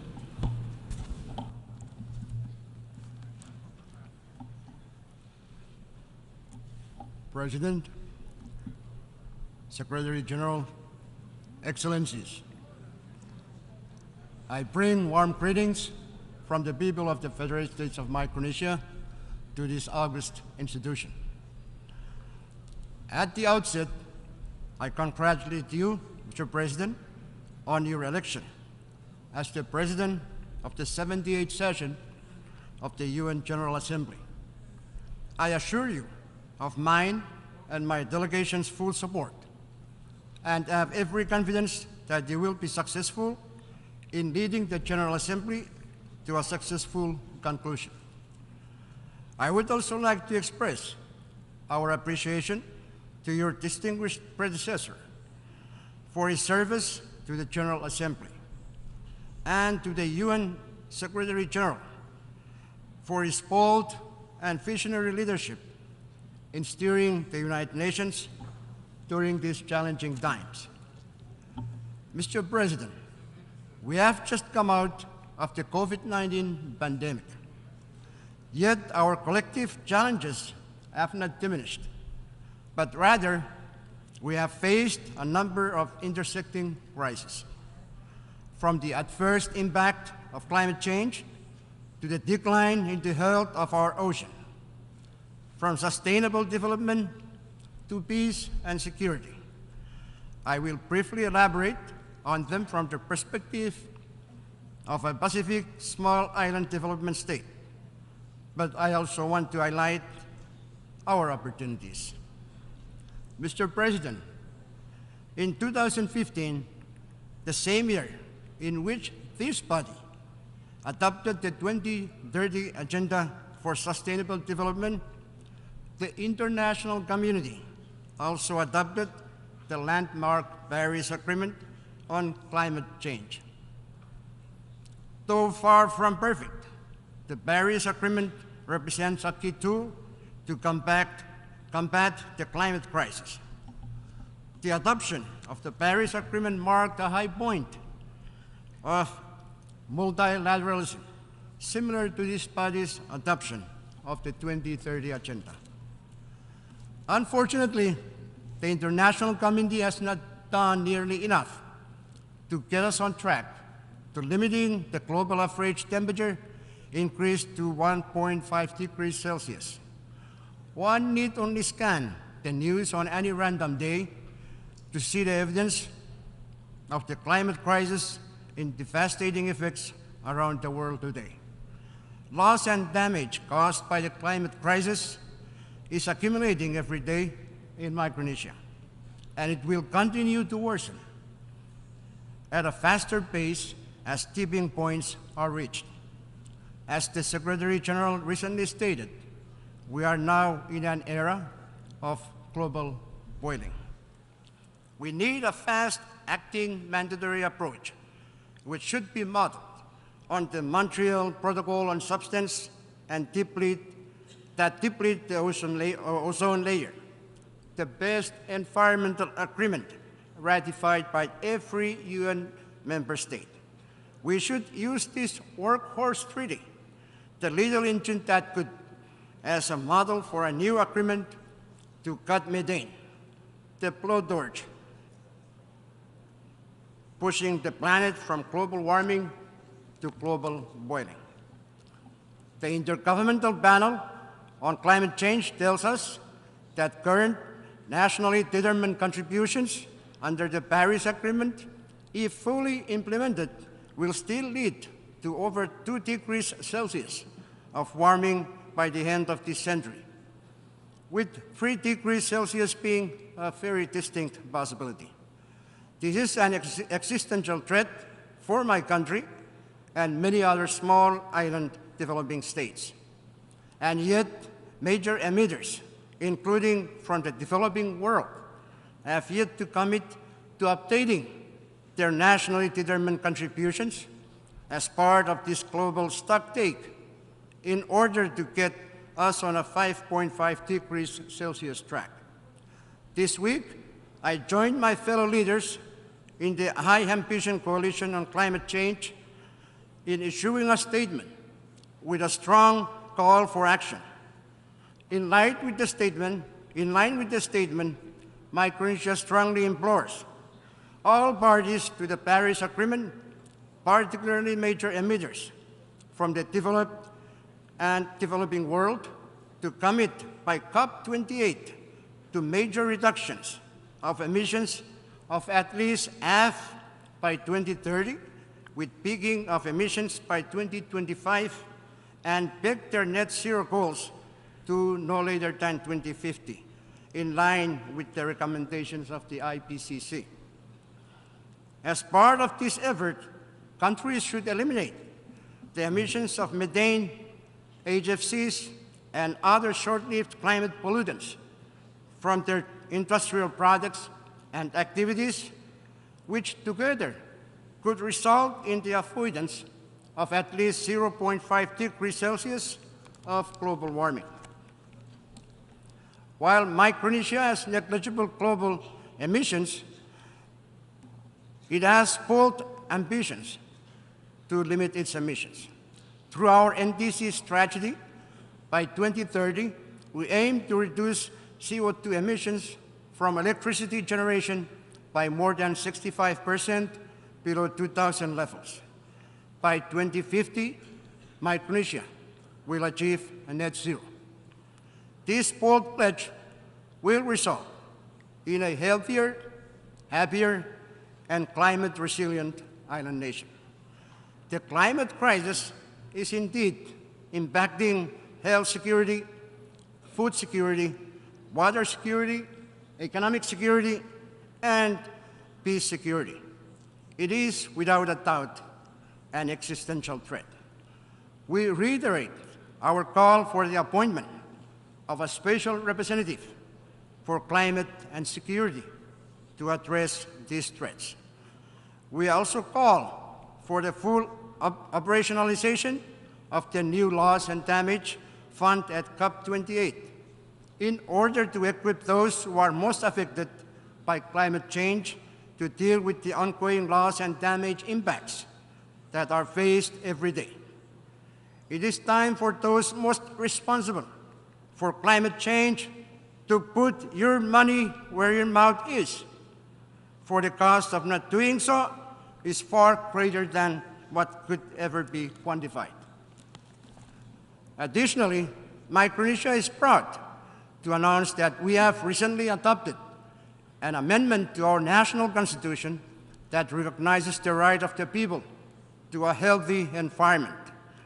As custodians of our natural heritage, we adopted the amendment in part to underscore the right that this right is a general principle of international law, applicable to all states, including major contributors to the climate crisis.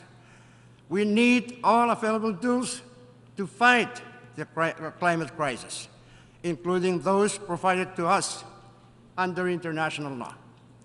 For this reason, Micronesia is proud to have been a member of the core group of countries that advocated for the adoption by this body of a resolution requesting an advisory opinion from the International Court of Justice on obligations of states and consequences under international law in relation to climate change. Countries like mine and people like mine are the front lines of climate change. But we don't need more promises. What we need now is action, for promises to turn into policy and for policy to turn into proactive steps toward real solutions. As islanders, resilience is in our DNA. But let me remind you that our resilience should not be a placeholder for continued inaction. Mr. President, as a big ocean state, we recognize one clear truth. The ocean is suffering from multiple stressors. It is the duty of the international community to address the sources of those stressors for the sake of present and future generation of mankind, as well as for the sake of the ocean itself. SDG 14 would not have been included in the 2030 agenda if not for the sustained advocacy of Micronesia and other small island developing states, particularly from the Pacific. By the same token, the recent adoption of the PB&J agreement would not have been possible without the key contribution of Pacific small island developing states like Micronesia. As Micronesia had actively engaged in the negotiations of the PB&J agreement, it is also committed to implementing it. This is why I am honored to have been the first head of state to sign the PB&J agreement, which I did yesterday on behalf of Micronesia. I urge members of the UN and other world leaders to sign and ratify the agreement, and also urge for the full implementation of SDG 14 as soon as possible. We also commit to doing our part in implementing the Kunming-Montreal Global Biodiversity Framework, including with respect to the establishment of marine protected areas and similar measures for at least 30% of the global ocean by 2030. Our work on the Micronesia Challenge, Blue Prosperity Micronesia, and similar initiatives in our part of the world already contribute to that effort. Mr. President, the 2030 Agenda is at its halfway point. We are not on track on a number of issues. I have already pronounced myself in more detail at the SDG Summit. But we also have opportunities. We have just completed preparatory meetings for the 4th International Conference on Seeds.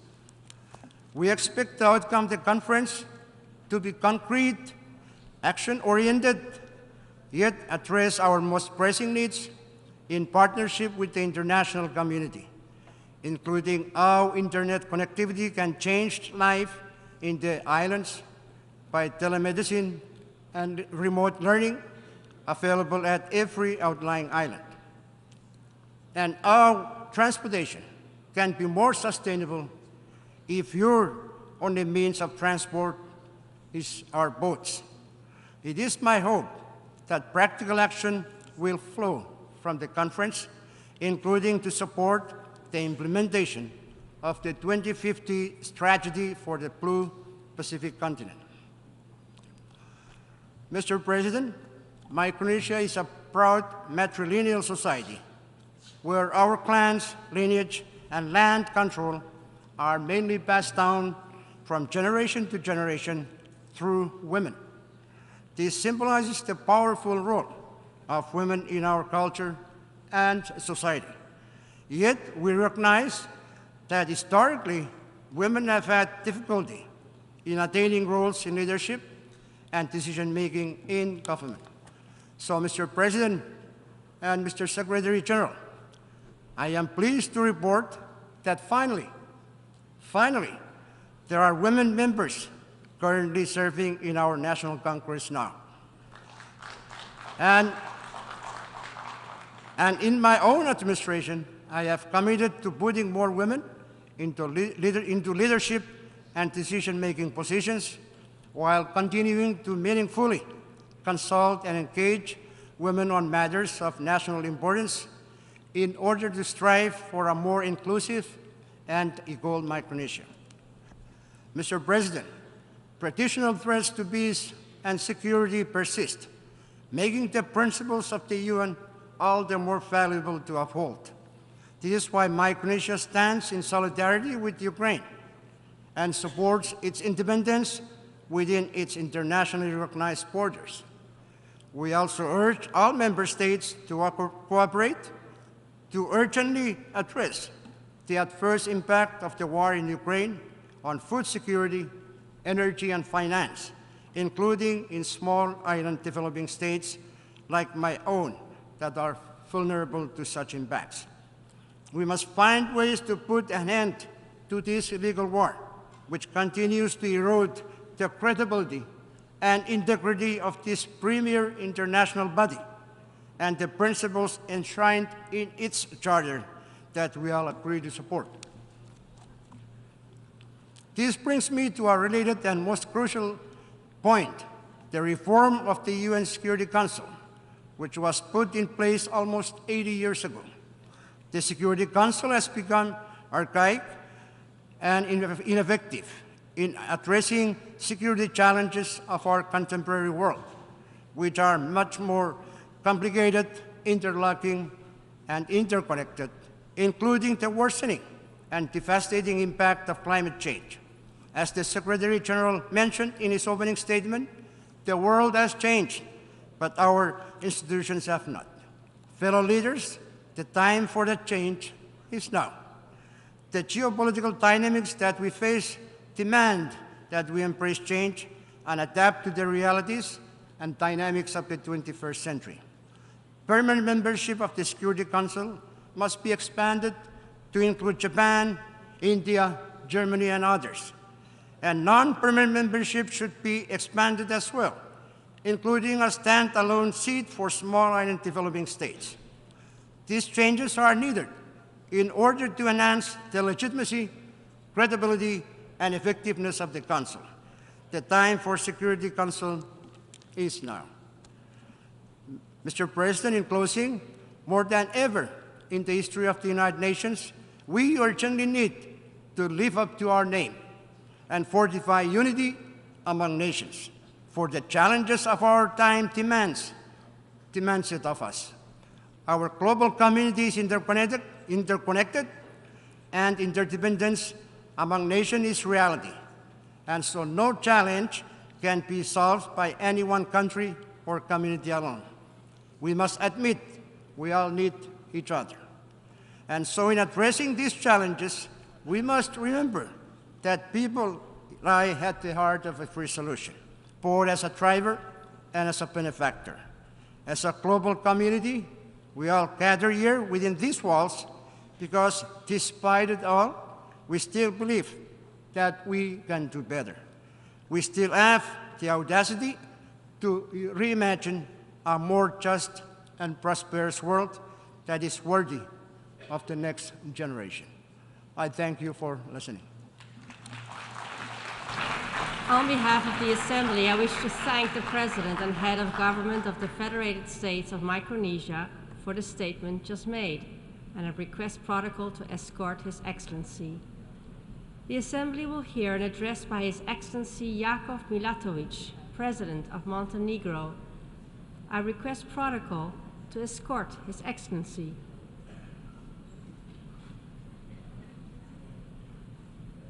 On behalf of the General Assembly, I have the honor to welcome His Excellency Jakov Milatovic, President of Montenegro, and to invite him to address the Assembly. Mrs. Chairman, fellow delegates, it is my true honor to be in this great hall today and address you on behalf of Montenegro. This year's general debate topic depicts the key challenges lying before the United Nations as the rebuilding of trust and global solidarity. It also accelerates action on the 2030 Sustainable Development Agenda. And indeed, achieving a sustainable and peaceful future requires our full attention and demonstrates our true commitment to a better world. I reaffirm and reiterate Montenegro's strong support and commitment to the goals and principles of the United Nations, particularly in times like these, when global unity and solidarity are greatly needed. Ladies and gentlemen, to efficiently address global problems, we need wise leadership. Rather than uniting in joint efforts, most often we share only our joint concerns. Yet, the only way of tackling widespread crisis is to be united in action. And I believe we can all agree that the ongoing geopolitical crisis represents a grave challenge to the international peace and security, and an alarming indicator of the need to fully return to the provisions of the UN Charter, respect its binding character and the universality of its goals and principles, civilizational values on which the rule-based world order rests. Excellencies, ladies and gentlemen, I have assumed the position of the President of Montenegro just 4 months ago, after our citizens made a resounding choice for change in the recent election. This marks an unprecedented level of support for a new era of our country's democratic development.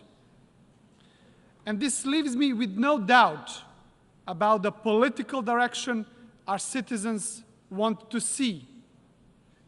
Strengthening the rule of law, developing prosperity, ensuring social cohesion and equal opportunities. And I'm highly aware of how vital these objectives are in safeguarding our young democracy and our freedom, especially at a time when de-democratization processes are becoming increasingly apparent worldwide. Let me particularly emphasize the importance of the rule of law as the key to unlock the economic potential and improve the living standards.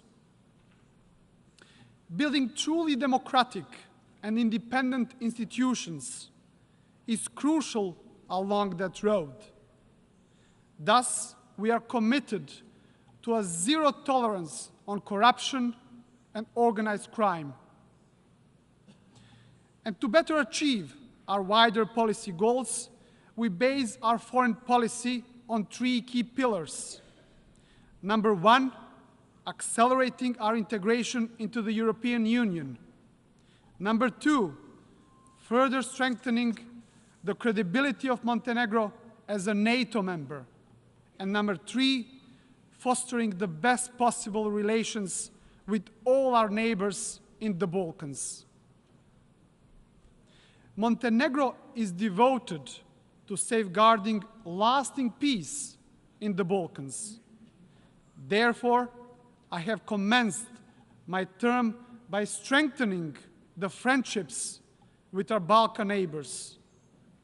And we have also intensified the discussion with the European Union, thus extensively elaborating on the need of Montenegro's speedy accession into the EU as the best possible signal for all other aspiring states that the EU perspective is still alive.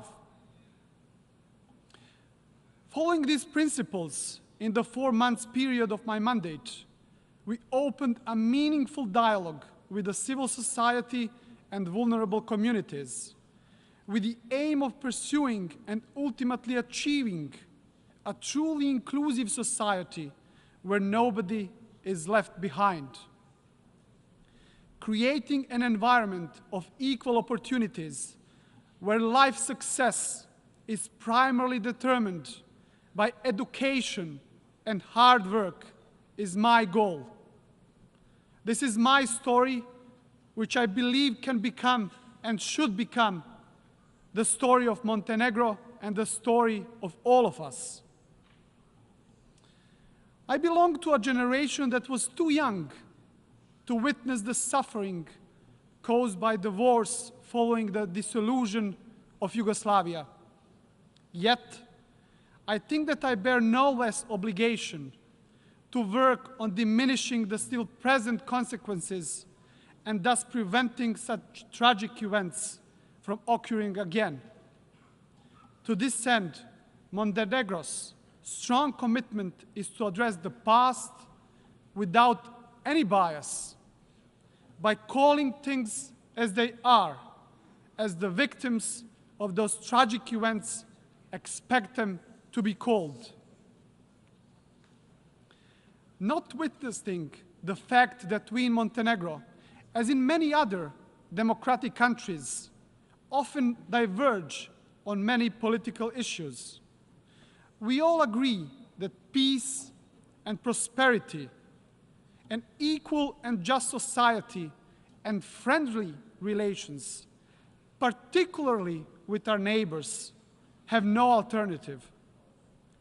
We are proud of our democracy, but also grateful to our ancestors for having a state to protect and promote our interests abroad. We truly cherish freedom, and we stay united in this. And the same is what we hope from the world, to ought to be united as ever before in defending democracy, human rights, freedom of choice, the rule of law, and ensuring peace and prosperity, but above all, preserving human lives. In this context, I would like to reaffirm once again Montenegro's clear-cut position in condemning unprovoked and unjustified Russia's aggression and our firm support to Ukraine. Besides devastating Ukraine, this war caused an energy, food, and financial crisis that especially harmed the least developed in the world. To that extent, and in accordance with the UN Charter and the adopted General Assembly resolutions, we share the desire for comprehensive, just, and lasting peace in Ukraine. Dear colleagues, there are still far too many places in our world where peace, stability, human rights, and even basic necessities are not granted. And we cannot be proud of this. The international community often emphasizes reactionary humanitarian responses rather than the preventive ones. Think just of the heartbreaking migratory crisis in the Mediterranean region. The confluence of challenges we all face today serves as a formidable obstacle to the realization of the Sustainable Development Goals. Despite these obstacles, there are constructive ways to move forward. To speed up progress towards achieving the SDGs, it is necessary to mobilize strong political commitment, improve financial resources, and achieve closer cooperation. I believe we should be honest and admit that the Sustainable Development Goals have proven to be a greater challenge than initially expected, requesting from all our countries additional and greater engagement and commitment. And the international community must increase its efforts to combat climate change with concrete actions. This includes full implementation of the Paris Agreement and addressing the interconnected crisis of climate change, biodiversity loss, and pollution. Dear delegates, by adopting the declaration in 1991, Montenegro became the world's first ecological state. The declaration defined Montenegrin strategic commitment to adopting and implementing the highest standards and norms in the field of environment protection, nature conservation, and sustainable development. And we are proud of the fact that we were among the first countries to bring the SDGs commitment into the national framework through the Strategy for Sustainable Development. Another major step towards speeding up the implementation of the 2030 UN Development Agenda has been the establishment of the country's SDG Acceleration Fund. One particularly important fiscal and labor market reform resulted in the rise of the minimum wage and minimum pensions, and this was followed by other social security reforms, including the provision of the free books to primary school students, as well as child allowance to all under 18. All those measures supported an environment of equal opportunities, thus tackling one problem that was present in our country for a long time: inequality.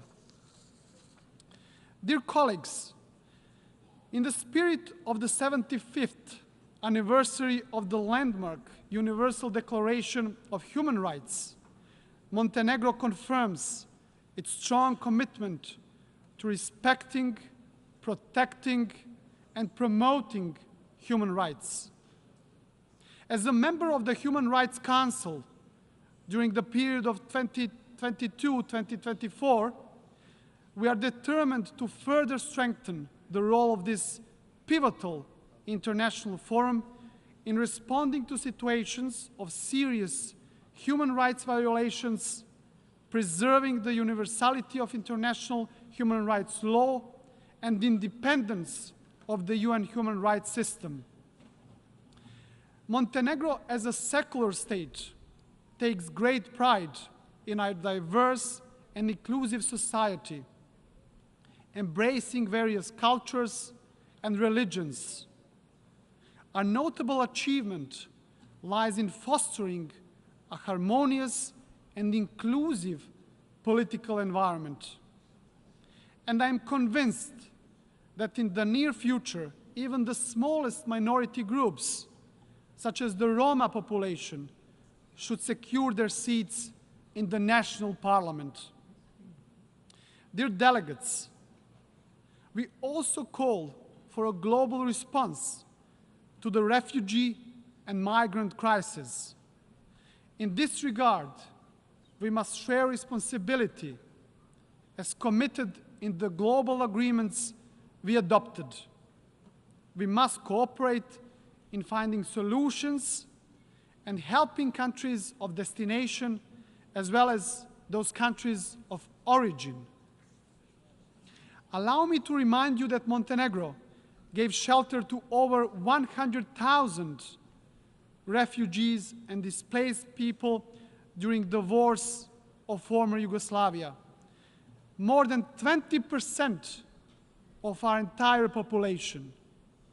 Also today, we have opened our doors for the biggest number of Ukrainian refugees per capita in Europe.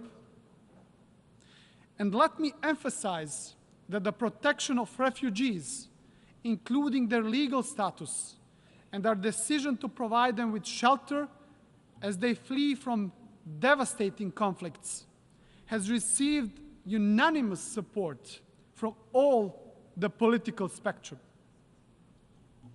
Moreover, Montenegrin society stands united in its commitment to uphold international law in this regard, even in the face of significant social pressure on our healthcare system and education infrastructure. Ladies and gentlemen, Montenegro is firmly committed and determined to actively and constructively contribute and support collective efforts to preserve world peace and security. We strongly advocate for the role and work of the UN peacekeeping missions. To this end, we will continue to strongly support a higher presence of Montenegrin military forces in peace missions under the auspices of the United Nations. We very much welcome the new agenda for peace, where the Secretary General outlined the very founding stones on which we should rebuild the new international system based on trust and solidarity. Montenegro remains determined on the course of a Euro-Atlantic future, good neighborly relations, and multilateralism. And having this in mind, we have launched our candidacy for the non-permanent seat of the United Nations Security Council for the period 2026-2027, and we do ask for your support. To conclude, dear friends, as a European country, not only geographically, but more importantly, in terms of values and principles, we are convinced that the EU accession of Montenegro, as well as the entire Western Balkan region, will further strengthen our international position and ensure the lasting peace and prosperity.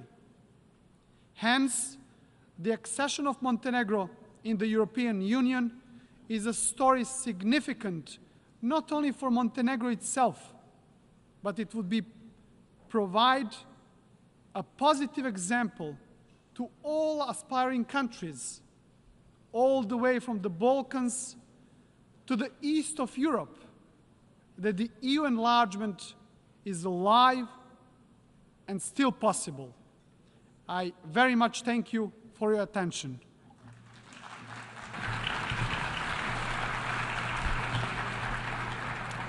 On behalf of the Assembly, I wish to thank the President of Montenegro for the statement just made, and I request protocol to escort His Excellency. The Assembly will hear an address by His Excellency Mahmoud Abbas, President of the State of Palestine. I request protocol to escort His Excellency.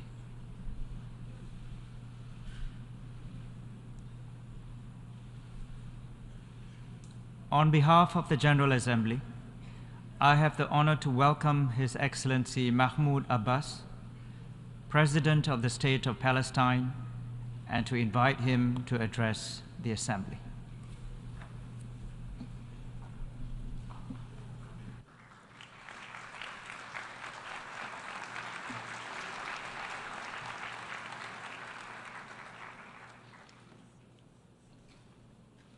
In the name of God, the most gracious, the most merciful, His Excellency, Mr. Dennis Francis, President of the United Nations General Assembly, His Excellency, Mr. Antonio Guterres, Secretary General of the United Nations, ladies and gentlemen, heads and members of delegations, may peace blessings and the mercy of God be upon you. Those who think that peace can prevail in the Middle East without the Palestinian people enjoying their full, legitimate, and national rights would be mistaken.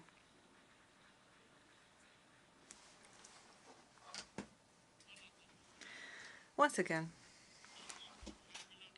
I come to you carrying the cause of my people who are struggling for freedom and independence to remind you of the tragedy caused by the Nakba 75 years ago. The effects of this Nakba continue and are exacerbated by the Israeli occupation of our land. This occupation challenges your resolutions, over 1,000 resolutions, in fact. This occupation violates the principles of international law and international legitimacy, while it races against time to change the historical, geographical, and demographic reality on the ground aimed at perpetuating the occupation and entrenching apartheid.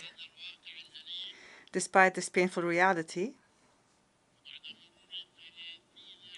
and 30 years after the Oslo Accords, which Israel has totally discarded, we still maintain hope that your esteemed organization will be able to implement its resolutions demanding an end to the Israeli occupation of our territory and realizing the independence of the fully sovereign state of Palestine with East Jerusalem as its capital on the borders of the 4 June 1967, as well as resolving the issue of Palestinian refugees in accordance with the resolutions of international legitimacy, especially General Assembly Resolution number 194 and the relevant General Assembly and Security Council resolutions, all of which affirm the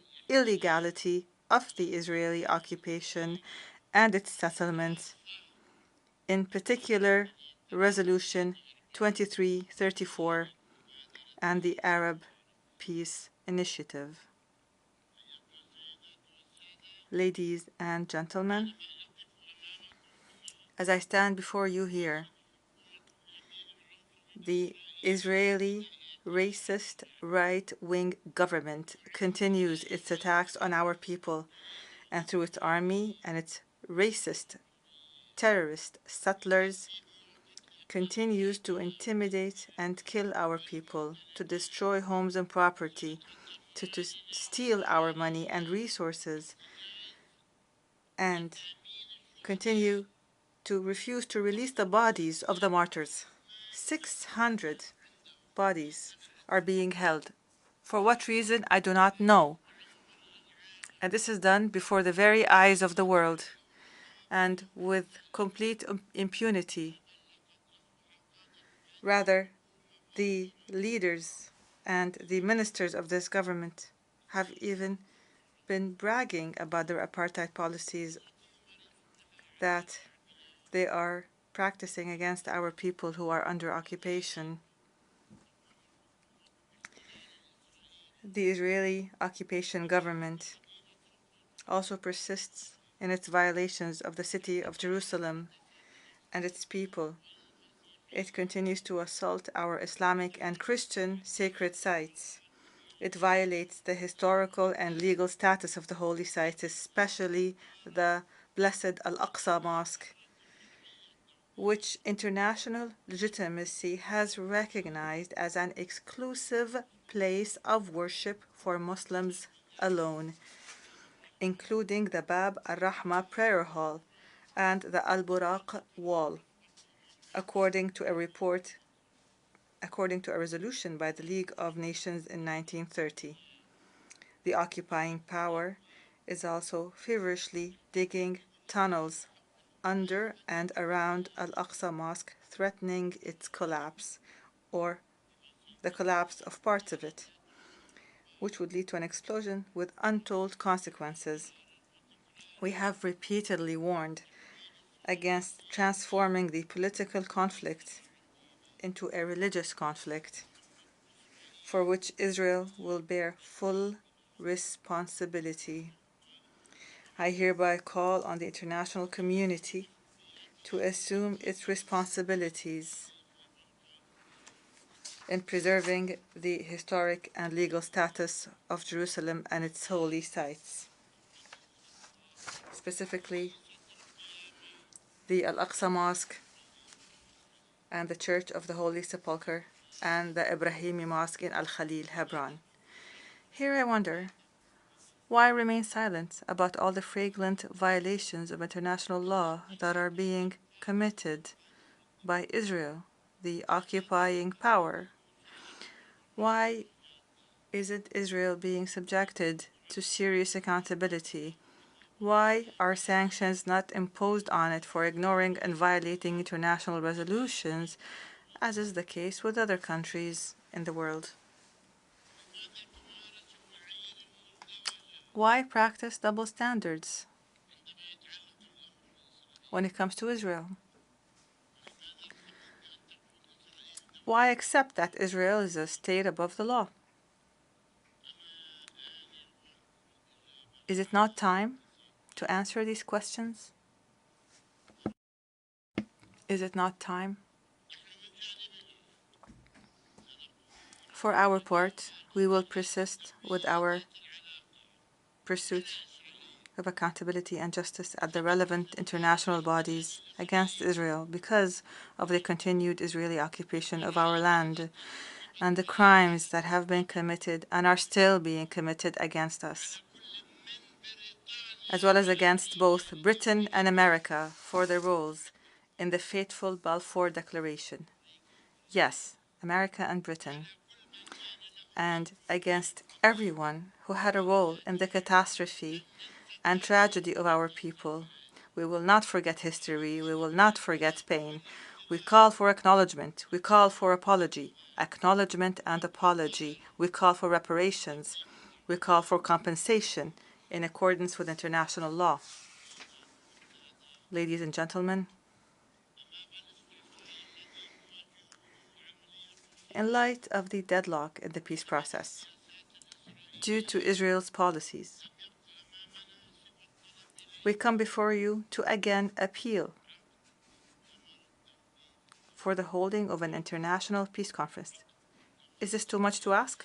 Hold an international peace conference in which all countries concerned with achieving peace in the Middle East will participate.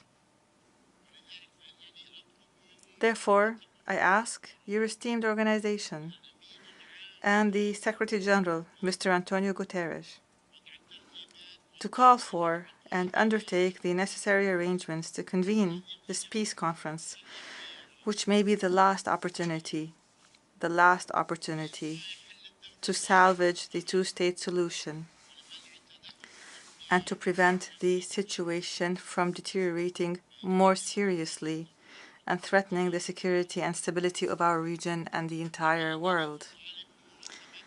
I also call on your organization and the Secretary General to act to implement the resolutions to provide protection for the Palestinian people. We demand protection. We want to be protected from occupation, from the constant aggressions of the occupation army and the terrorist Israeli settlers. We call for support when we approach international courts and bodies with jurisdiction because the current situation is intolerable. Ladies and gentlemen, in the face of all that Israel is doing, systematically destroying the two-state solution, it's become necessary, and in order to save the solution, to call on member states of your esteemed organization, each state in its national capacity, to take practical steps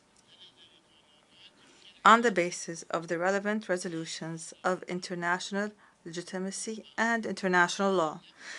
I also call on the states that have not yet recognized the State of Palestine to declare their recognition. I call for the State of Palestine to be admitted to full membership in the United Nations. There are two states that the entire world are talking about, Israel and Palestine, but only Israel is recognized. Why not Palestine? I can neither understand nor accept that some states, including America and European states, are reluctant to recognize the State of Palestine, which the United Nations has accepted as an observer state. These same states confirm every day that they support the two-state solution, but they recognize only one of these states, namely Israel. Why? What is the danger posed by the State of Palestine obtaining full membership in the United Nations? What is the danger? Israel enjoys this international recognition, though it has not adhered to the conditions for its accession to the United Nations. It did not adhere. These conditions, namely, are the implementation of Resolutions 181 and 194. We therefore call on your esteemed organization to take deterrent measures against Israel until it fulfills its obligations, at least, that were presented in a written declaration by its Minister of Foreign Affairs at the time, Moshe Sharett. He sent a written commitment to implement these resolutions in 1949, but nothing has happened since. This request of ours is for the sake of peace and justice, and out of respect for international law, international legitimacy, and this esteemed organization. Ladies and gentlemen, our people are defending their homeland and their legitimate rights through peaceful popular resistance. This is our policy. It is a strategic option for self-defense and to liberate the land from a colonial occupation that does not believe in peace and has no regard for the principles of truth, justice, and human values. We will continue our resistance, our peaceful, popular resistance of this brutal occupation until it is defeated from our land. We are managing our affairs under extremely difficult and complex circumstances as a result of the restrictions imposed on us by the occupying power. These restrictions prevent us from accessing our natural resources. The occupying power unlawfully withholds our money with no just cause. It continues to besiege our people in the Gaza Strip, only deepening the suffering of our people. Moreover, Israel bears full responsibility through its control over all crossing points and dividing lines between the occupied West Bank and its surroundings. It is fully responsible for these points and lines and for the deliberate spread of weapons, drugs, and criminal killings taking place in the Arab cities inside Israel these days. Every day there is a case of murder that Israel is responsible for, part of which is spilling over into our areas, thus creating a great threat to the social security of Palestinians everywhere in our territory. Allow me here to tell you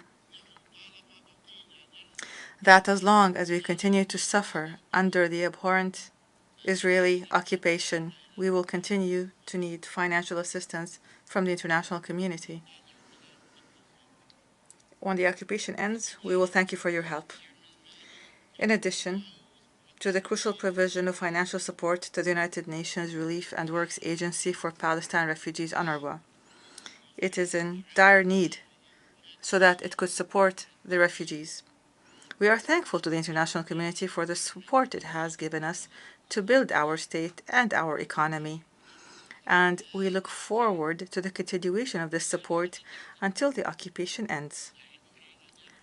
Help us get rid of the occupation, and we would be able to rely on ourselves. Ladies and gentlemen,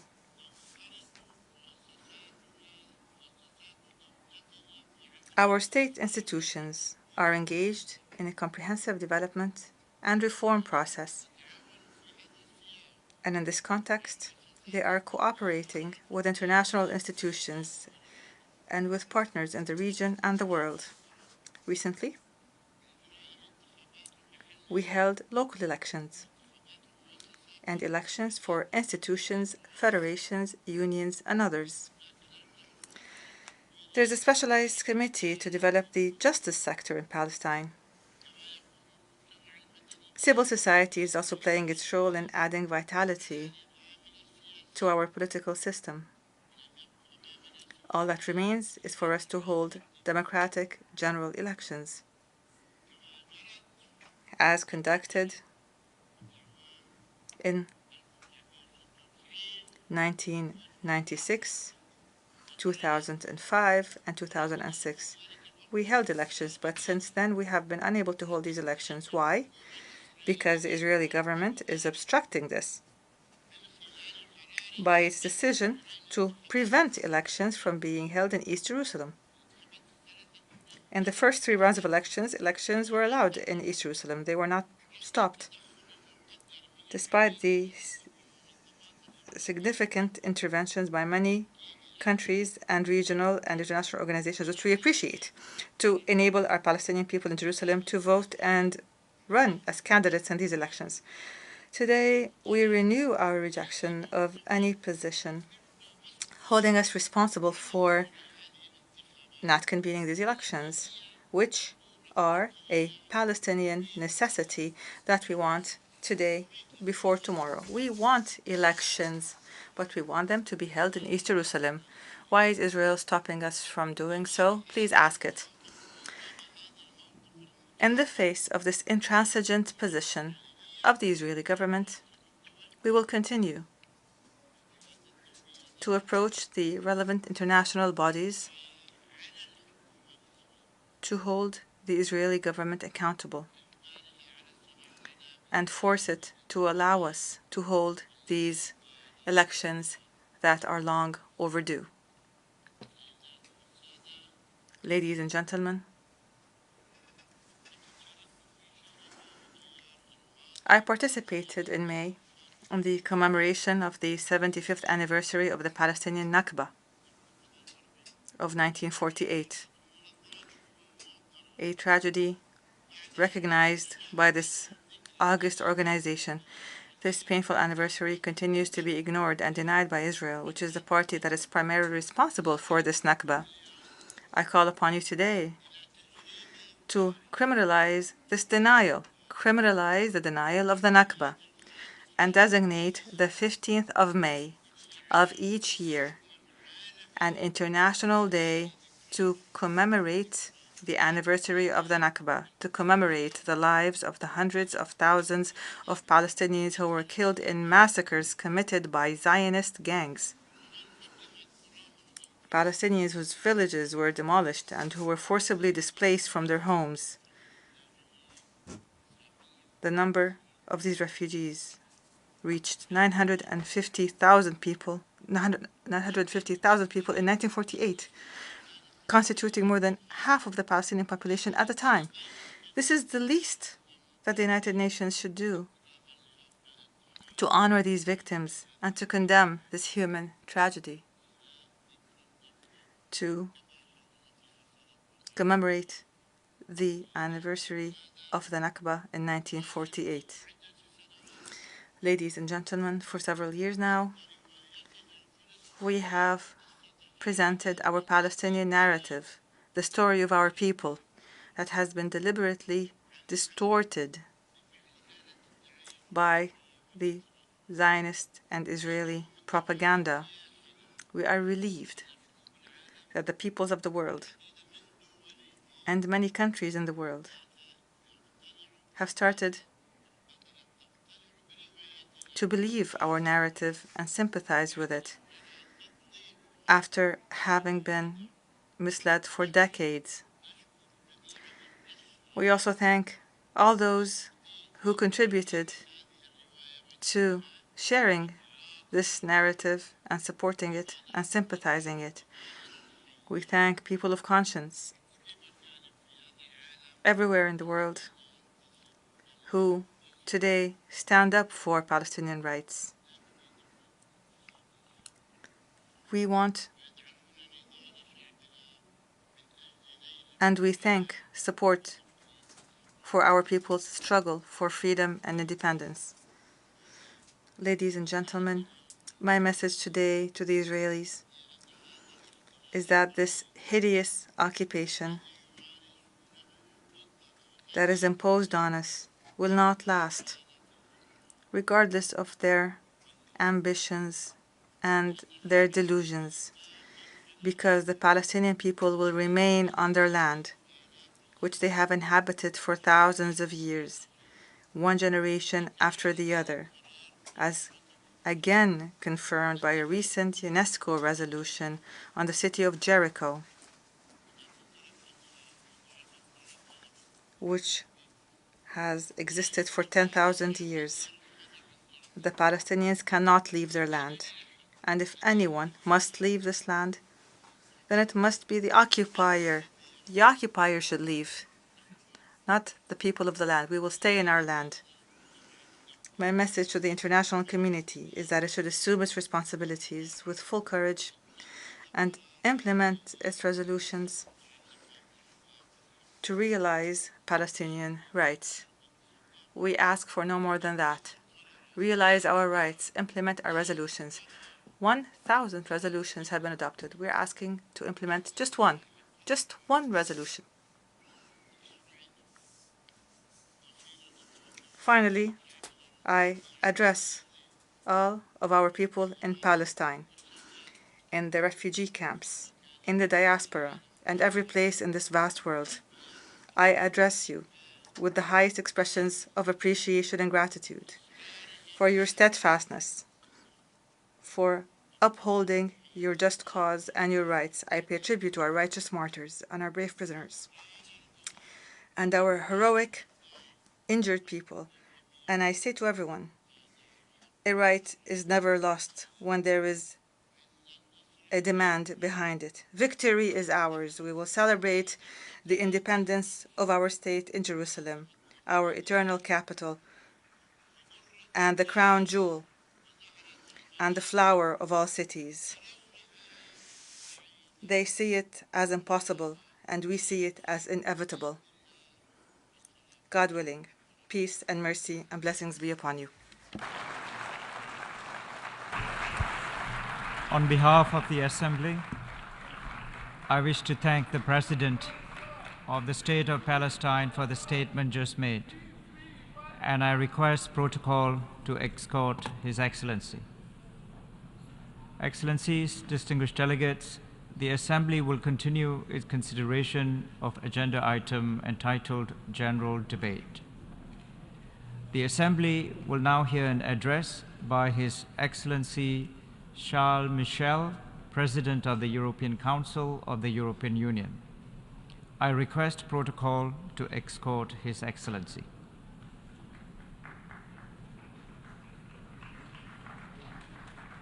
I have great pleasure in welcoming His Excellency Charles Michel, President of the European Council of the European Union, and I invite him to address the Assembly. Monsieur le Président, Mr. President, Excellencies, ladies and gentlemen, a mural adorns the wall of the Security Council chamber. The Norwegian painter Per Trog painted a phoenix there.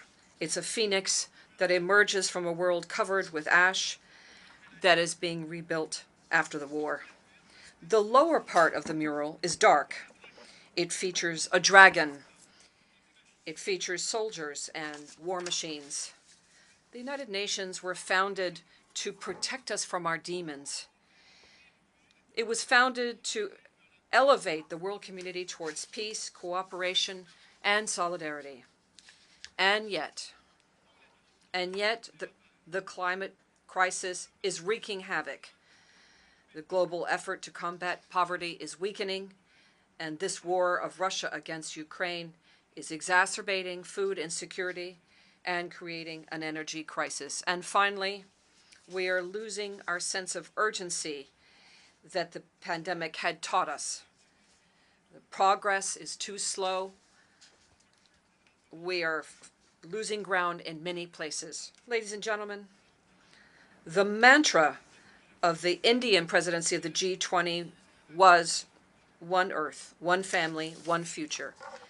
And indeed, we are a universal family, and the United Nations should be the backbone. And as Secretary General said, this family is, however, dysfunctional. The European Union wants a world that is multipolar, that is cooperating and progressing towards more democracy, towards more respect of human rights. And yet, confidence is eroding, tension is increasing, and a dangerous bipolar confrontation is threatening us. It's as if we had to choose one side against the other. It's a little bit like the frenetic race to arm ourselves with nuclear weapons in the last century. Artificial intelligence now, especially in the military arena, has become that of geopolitical competition. And yet, it was said by our very much missed Secretary General Dag Hammarskjöld, wisely put it, the United Nations were not created in order to bring us to paradise, but rather to save us from hell. Ladies and gentlemen, lucidity imposes this. The United Nations system is today sclerotic and hobbled by hostile forces. We must assume our responsibility, and that means being engaged in order to put multilateral cooperation back on solid ground. And to that end, what we need is to first restore trust, solve the most urgent problems, and repair the United Nations system. First, restoring confidence. Trust and confidence, as we know, are based on respecting the sacred principles etched in the United Nations Charter, respecting sovereignty, territorial integrity, and human rights. And yet, for the last 19 months, a permanent member of the Security Council, Russia, without any shame, has been undertaking a war to conquer its neighboring country, which never threatened it in the past, and is therefore sweeping away without shame the fundamental principle. And this brings with it its share of horror and disdain for human life. The General Assembly has on a number of occasions condemned the resumption of the war of Russia against Ukraine, which is, of course, a violation of territorial integrity and sovereignty to which we are so attached. And this means we need to stop the Kremlin in its deadly adventure. But it has not been even slowed in its feeling of impunity. Impunity, as we know, cannot be eternal, and the time for justice will come. The European Union will unwaveringly support Ukraine in its right to legitimate defense. Ladies and gentlemen, colleagues, we know so well that the European Union also knows that this war against Ukraine will not make the other many and major challenges that the world must confront, will not make them disappear. The planet is boiling. The world is torn asunder by poverty and injustice. And we know there will be no miracle if we do not decide to mobilize the massive financing that's necessary now. For example, we have undertaken a collective commitment to limit heating of the planet to 1.5 degrees. And yet we know that we are far from reaching that goal, and heating of our planet will achieve 2.5 degrees between now and the end of the century. We must get back on track. The European Union has raised its goals for energy usage, which is renewable, and energy effectiveness. We have seen this with the G20, and we hope that more members of the international community will commit to this end. It is also in the interest of all countries to build the capacity of developing nations to be able to commit towards carbon neutrality between now and 2050. We see that only a fourth of world private investment is taking place in developing countries, and yet it is the G20 countries that are responsible for 80% of global emissions. And it's only this year only, that the international community will be reaching that promise of some years ago, the bar of $100 billion to finance action for climate. The European Union has been a driving force behind this, with $26 billion in 21 already invested, which is more than our share. We must do more. The International Energy Agency believes that world investments for energy transitions need to reach $5 trillion by 2030. That's 4% of GDP worldwide. And it needs to be maintained at that level to achieve zero carbon for 2050. And that's why in Dubai, we must put in place the financing for funds for loss and damage decided last year in Shanghai. We must do so at COP28. And finally, the natural disasters are coming one after another at a heady speed. It's all continents and all of our countries, and we saw this most recently in Libya. And that's why putting in place an international disaster fund is more necessary than ever in order to ensure swift and equitable response and to build our collective resilience. Prevention is also key. Hence, the efforts that we support in the United Nations in the context of the Sendai Path and Framework to manage disasters. And likewise, ladies and gentlemen, trade is powerful. It's a powerful tool to bring together climate challenges and prosperity. And that's why we call for urgent solutions to the mechanism for settlement of disputes in the World Trade Organization. Ladies and gentlemen, the economic and financial situation of vulnerable economies has been gravely affected. They were seriously affected by the COVID-19 crisis and the war between Russia and Ukraine. More than 50 low-income countries have defaulted on their debt, and another dozen might follow suit soon. And this is especially due to servicing the debt that replaces expenditures for social protection, education, healthcare. Due to that, 165 million people around the world have been swept into poverty. No one should have to choose between poverty reduction and greening the economy. Excellencies, ladies and gentlemen, we cannot allow ourselves the luxury of one more debate about the increase here. It's not about begging, it's about justice. What we're talking about here is a global financial system that's more robust and more fair and better prepared for the 21st century. Earmarking $100 million for special drawing rights is an important stage in this development, and we must do more. Of course, we support the stimulus of sustainable development goals presented by the Secretary General, and the European Union is fully committed to implement the common framework of the G20 for debt action. Excellencies, ladies and gentlemen, we have to go beyond, go even further. The Bretton Woods system needs to be reformed, and it must be done so deeply. It needs to be more equitable.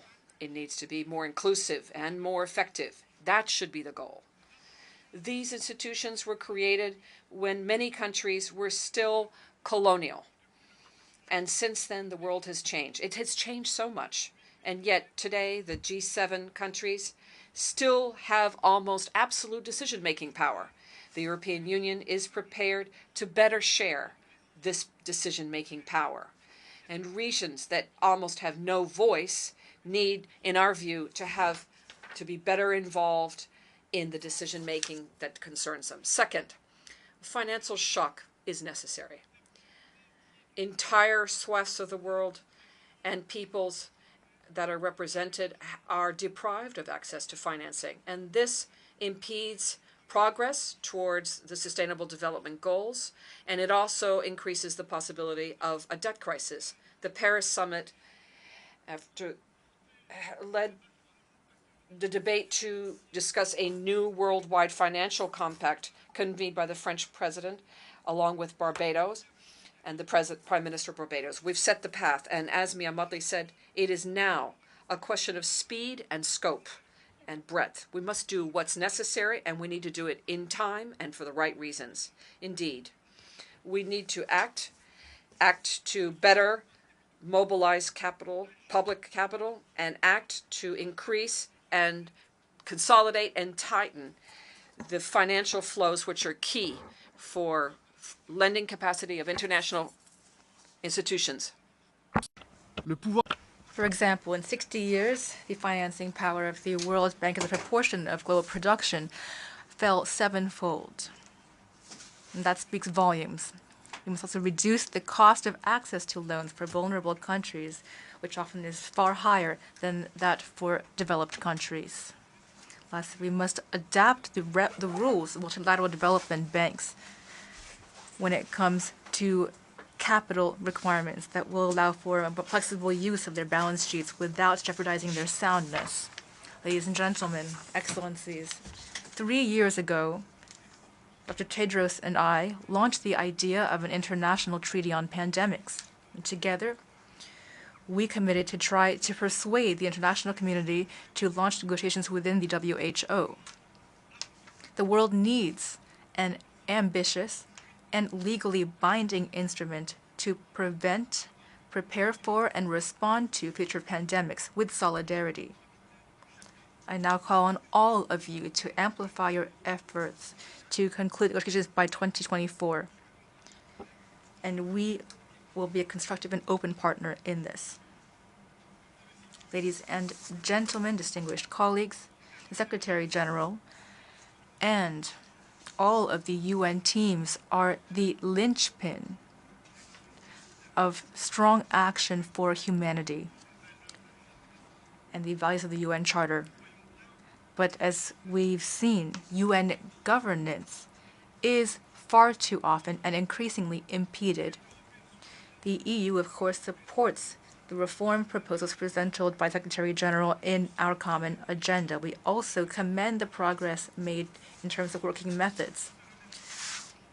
Today, we would like to go even further and to present a new perspective to the necessary and urgent debate on UN reform, as well as 3 proposals on voting rights, on representation, and on the role it should be played by multilateral organizations. On these 3 topics, I call for amending the UN Charter.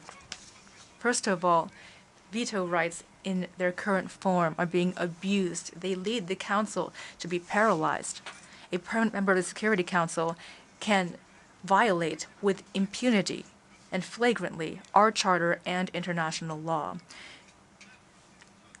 It can even abuse its veto right to prevent sanctions against itself. It can even exploit the Security Council to disseminate propaganda and disinformation, as well as lies, let's be honest.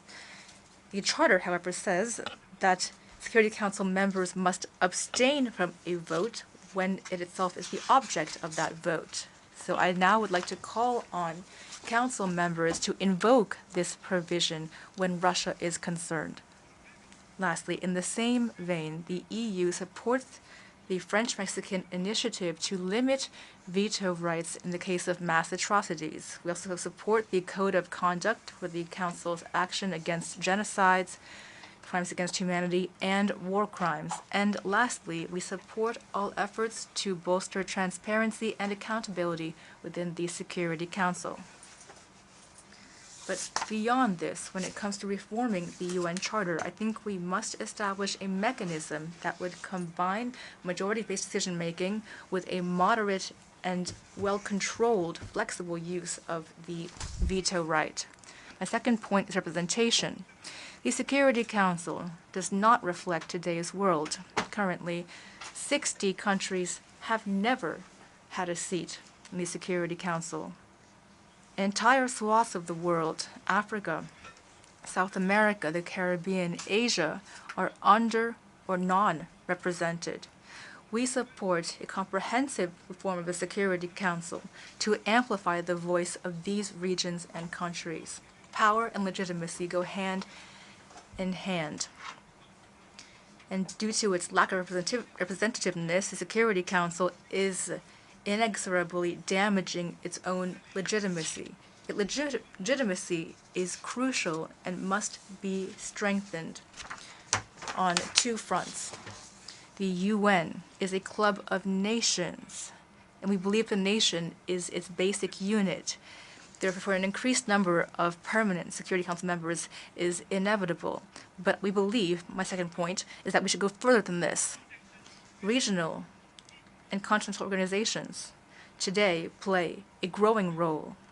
That is a fact. The EU, of course, as well as the African Union, the community, Latin American community, ASEAN, these all reflect a new level of legitimacy in international and multilateral fora. These organizations play an effective role in political and economic coordination, and they create spaces for cooperation, closer cooperation, as well as collective action. They also play an increasing role in security. And even more than before, they are also regulatory spaces. That is true of European integration. This example we see has inspired many others, such as the African Union, which is striving to establish a large free trade zone on the continent, or ASEAN as well, which works for coordination between its member states. These organizations have a growing influence in the multilateral arena, and they are crucial contributors toward stability. I believe that their role must increase in the multilateral system because they are helping to build the multipolar world that we all wish to see.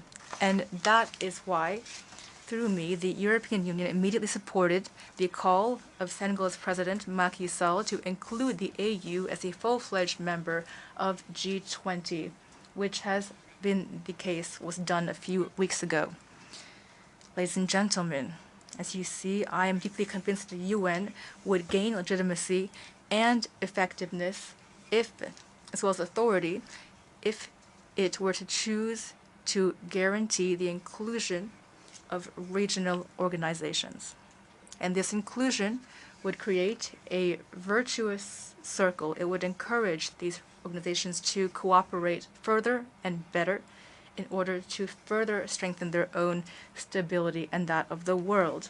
And in this context, I plan to initiate or to propose an institutional summit between the EU, the AU, CELAC, ASEAN, and of course the UNSG, who will be invited. The goal, as you can see, would be to reflect on how these organizations can act together to strengthen the multilateral system in the case of the UN as well as other international entities. Ladies and gentlemen, I'd like to conclude the EU through our history and our DNA would like to be a comprehensive, loyal, faithful partner.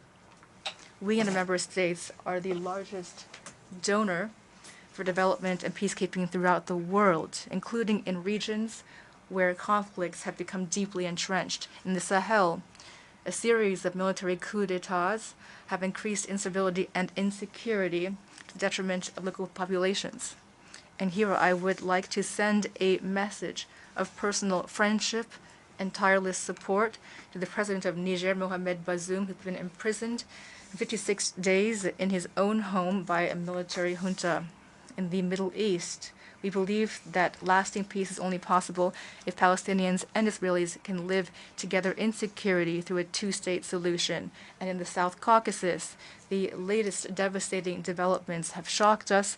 Military force is never a long-term solution if we want to win over hearts and minds.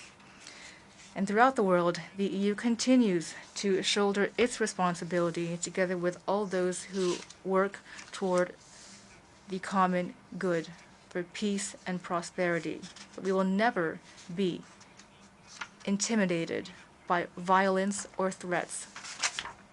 Distinguished colleagues, Per Krog's mural is an act of imagination. It also is a reminder for our consciences. A crucial reminder today because today more than ever, We are in a world confronted by many dangers. Philosopher Friedrich Hölderlin said, and rightly so, where there is danger, there also is the power to save. In the face of these dangers, we have a vision of a better world, a brighter world. And we have powerful tools. I believe deeply in the power of collective intelligence. It's our turn to act now. We must act now for a more just, free, and prosperous world. Thank you.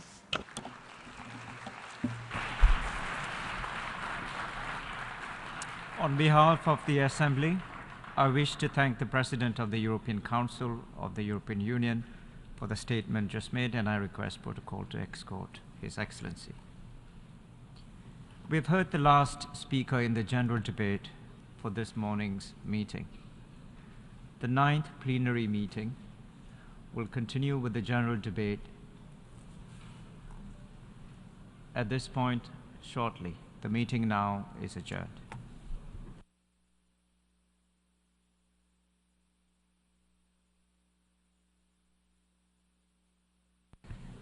The 9th plenary meeting of the General Assembly is now called to order. The Assembly will hear an address by His Excellency Ras Khan, President and Head of State of the Republic of Nauru.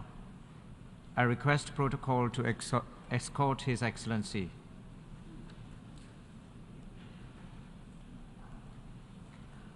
On behalf of the General Assembly, I have the honor to welcome His Excellency Ras Khan, President and Head of State of the Republic of Nauru, and I invite him to address the Assembly.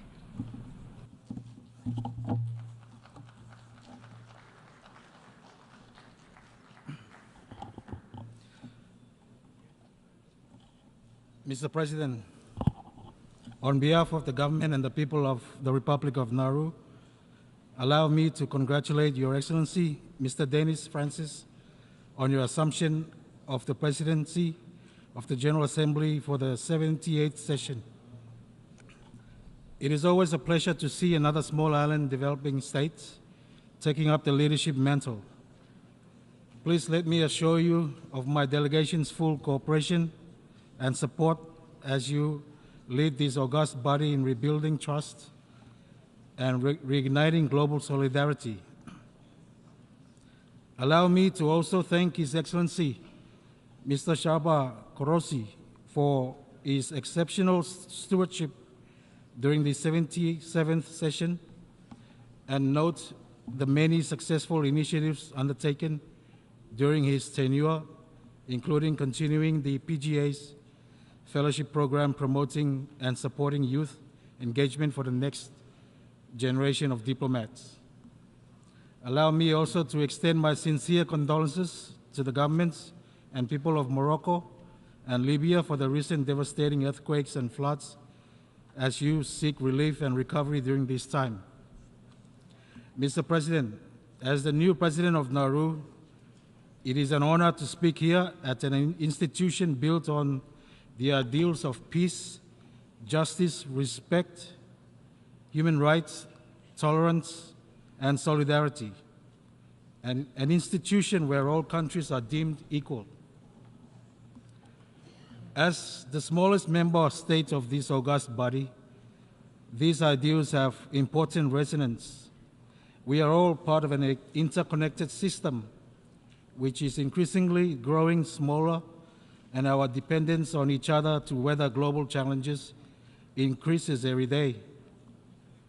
Will only the strong survive, or will we work to ensure that no one is left behind?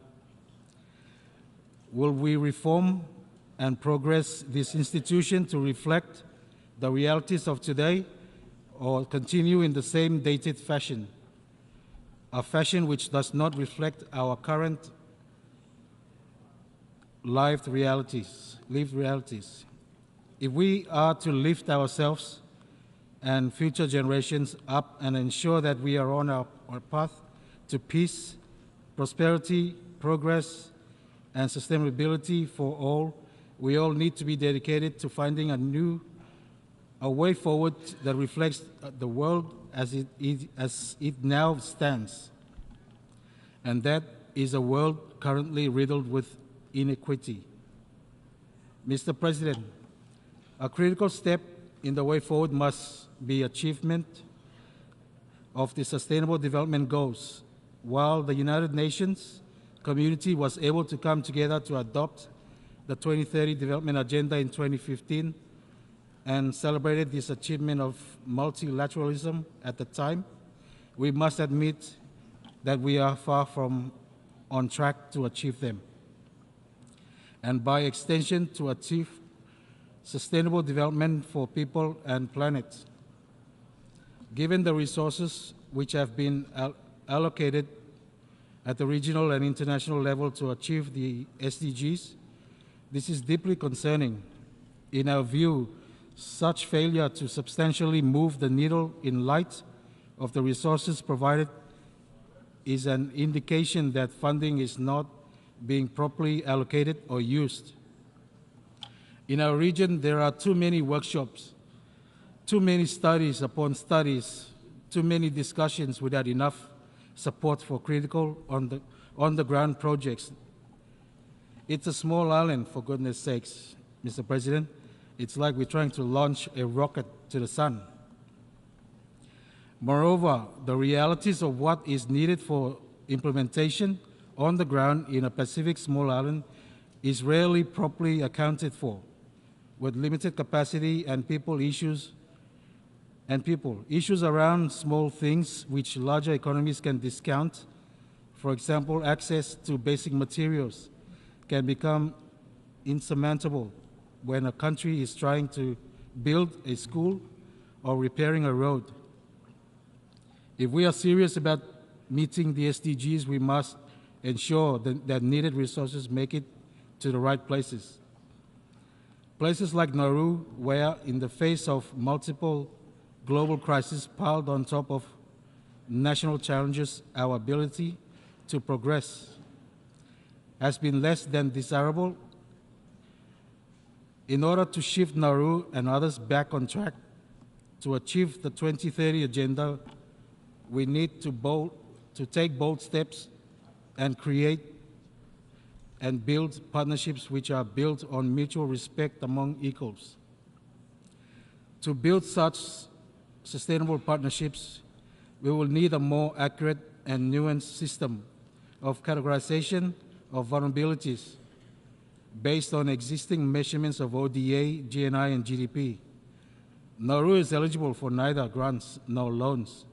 However, GNI and GDP alone did not sufficiently capture Nauru's vulnerabilities, and so we are unable to access much needed financing to enable the implementation of national development strategies and activities. The Multidimensional Vulnerability Index provides a practical solution to this issue and will ensure that Nauru is measured as it truly is, a struggling small island developing state in great need of significant financial aid. Nauru calls for the adoption of the MVI by member states, including the establishment of an interim secretariat that would support its operationalization and implementation by all stakeholders, including as a criterion for access to low-cost and long-term financing based on this index. Creating this more accurate picture of our national circumstances will be an important foundation upon which real and durable partnerships can be built. And it goes without saying that any categorization for access to aid should be applied in an even-handed and non-politicized way.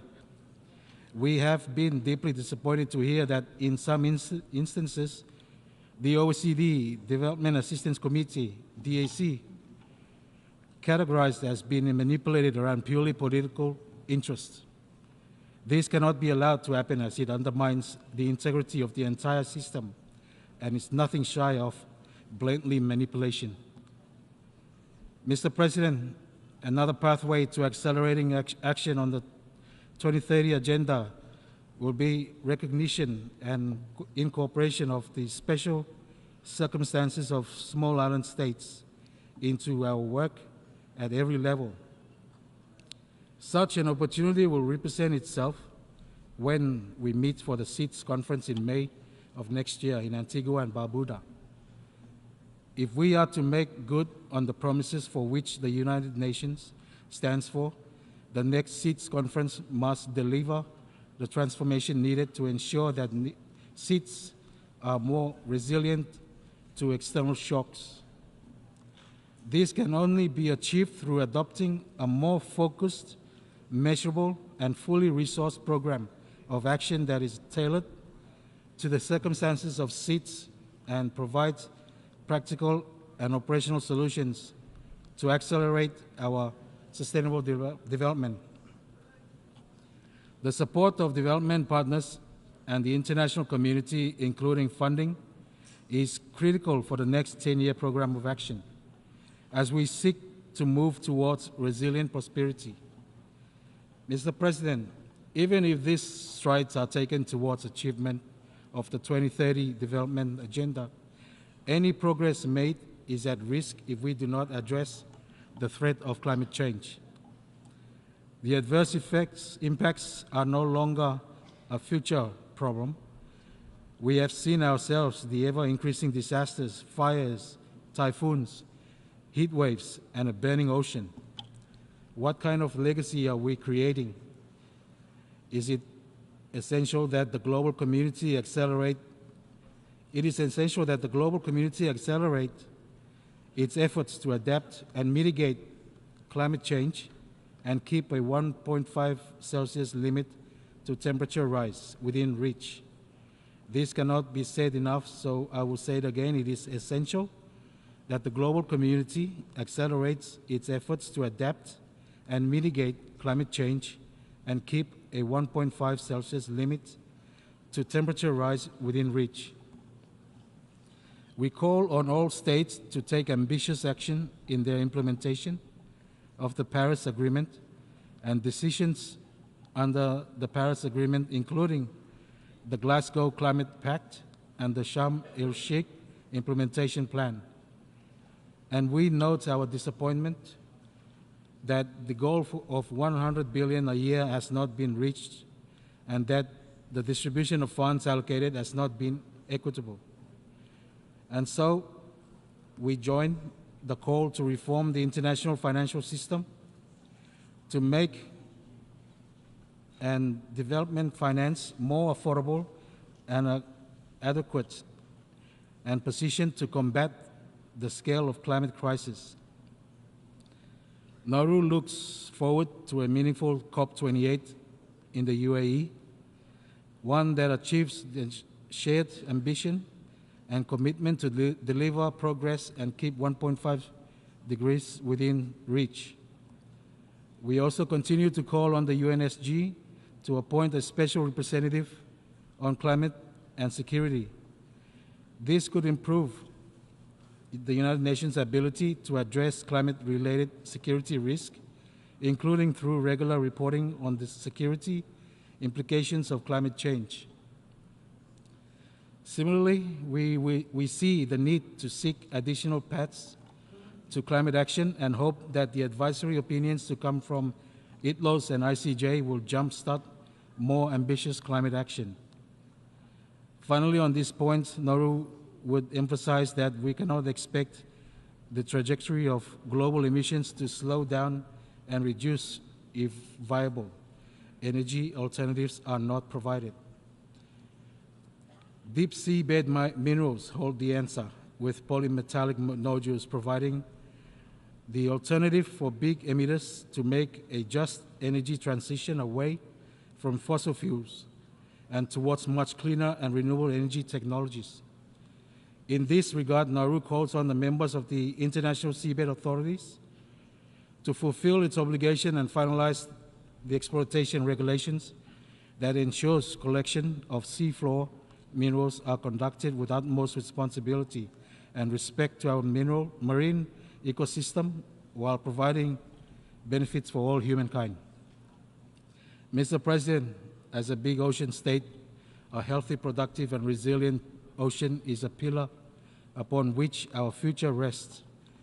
We are proud to have been actively engaged in the negotiations and successful conclusion of the Treaty of the Biodiversity Beyond National Jurisdiction, BBNJ.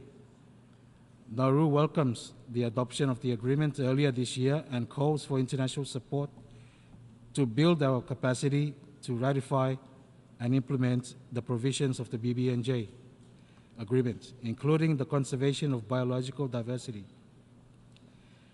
the sustainable use of its components, and the fair and equitable sharing of the benefits arising out of the utilization of genetic resource. Finally, we raise, as we have before, the critical importance of ensuring sustainable fisheries. This includes ensuring that overfishing is not taking place, that fair prices are paid to small islands for fish taken from our water, and that we eliminate illegal, unreported, and unregulated fishing. Mr. President, Nauru's long-term national vision, as articulated in its National Sustainable Development Strategy, outlines a future in which individual, community, business, and government partnerships contribute to a sustainable quality of life for all Nauruans. The central message of this strategy is partnership for quality of life. A key pillar will be ensuring the health of our people. To achieve this, Nauru remains committed to a health strategy centered on prevention.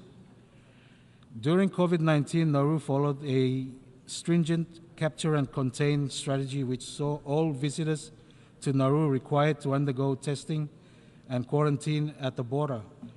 This strategy protected Nauru during most of the pandemic, giving the health system valuable time to establish an acute care ward to treat and isolate potential COVID-19 patients, streamline testing regimes and treatment protocols, and vaccinate vulnerable members of the community.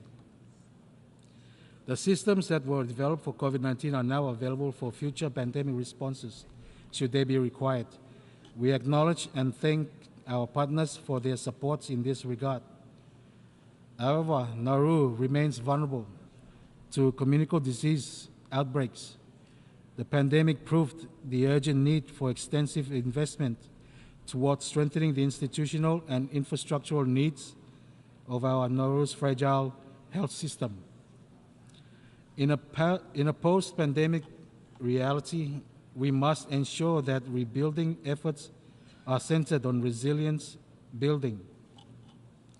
We must remain vigilant in ensuring that our vaccination rates remain high and are not undermined by the spread of misinformation and fear-mongering through mainstream and social media. Nauru needs support and technical expertise to develop innovative solutions to address viral risk, for example, e-medicine and development and use of digital technologies for outpatient referrals and patient records. In this regard, we'd like to thank our friends from Cuba. There is still much to be learned from their innovation in the field of health. Cuba developed their own COVID vaccines. Moreover, they deploy their medical brigade worldwide, helping others.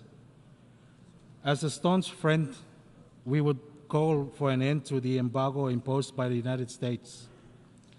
We must also recognize and thank the Republic of China, Taiwan, for their help and support to our health system. They were and continue to be a leading exemplar in good practice to responding and containing disease. We call for their recognition, their right to participate and engage with us all in this global forum on this issue and in the implementation of 2030 Agenda and its Sustainable Development Goals, leaving no one behind. Mr. President, another crucial element of accelerating action on the 2030 Agenda and its Sustainable Development Goals towards peace, prosperity, progress, and sustainability for all is education. Nauru continues to place great emphasis and investment in the strengthening and development of its education sector, given its pivotal role as a key driver of sustainable development. On a national scale, Nauru aims to improve the quality and broaden the scope and reach of education. In a post-pandemic reality, the immediate concern globally and domestically is to address the education gap. Innovation and increased and improved investments are needed urgently to improve access to an quality of education. We also are prioritizing quality infrastructure tailored to the unique needs of Nauru. This will need to be matched with relevant curricula and effective monitoring and evaluation frameworks, such as benchmarking. That said, none of this can happen without our teachers. Teacher attraction and retention continue to be an issue not just in Nauru but worldwide. The demands and lack of support towards the teaching profession is manifesting in a lack of qualified teachers on our island. We need to do more and better on this front. This could include reviewing education delivery models, including increased involvement of homes and development of inexpensive alternative models of delivery through the communication technologies and improved ICT infrastructure in schools to better aid program delivery. Mr. President, we must uphold the purposes and principles of the UN Charter, and we must work together to uphold the rules based on multilateral system to secure international peace, security, and prosperity for a safe and just world for all, leaving no country behind. For that to happen, the United Nations must be fit for purpose, nimble on the ground, and meets the global challenges we face today. I would like to share what time has taught me. Our community, Nauru, the Pacific, the small islands, the international community is more robust when we united. This becomes even more imperative for matters of common interest that have the perspective to profit our peoples in future generations. But we must stand united for the right things, the important things, and the hard things. Mr. President, in a nutshell, I echo the Secretary General Guterres' opening remarks. We need to renew the UN multilateral system, reform the Security Council, and redesign the international financial architecture because it is just not working anymore. And it is an outdated system that has been in place for too long. In Nauru's case, like other small island developing states, we become victims within the global architecture and compromise our freedom and voice as a sovereign state. May God bless the Republic of Nauru, and may God bless the United Nations. Thank you.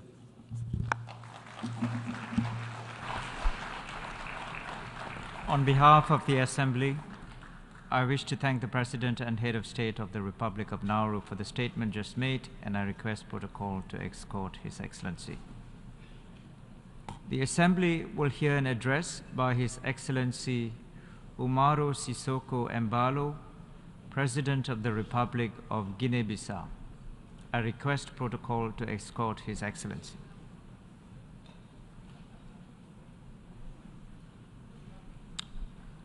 On behalf of the General Assembly, I have the honor to welcome His Excellency Umaro Sissoco Embalo, President of the Republic of Guinea-Bissau, and to invite him to address the Assembly.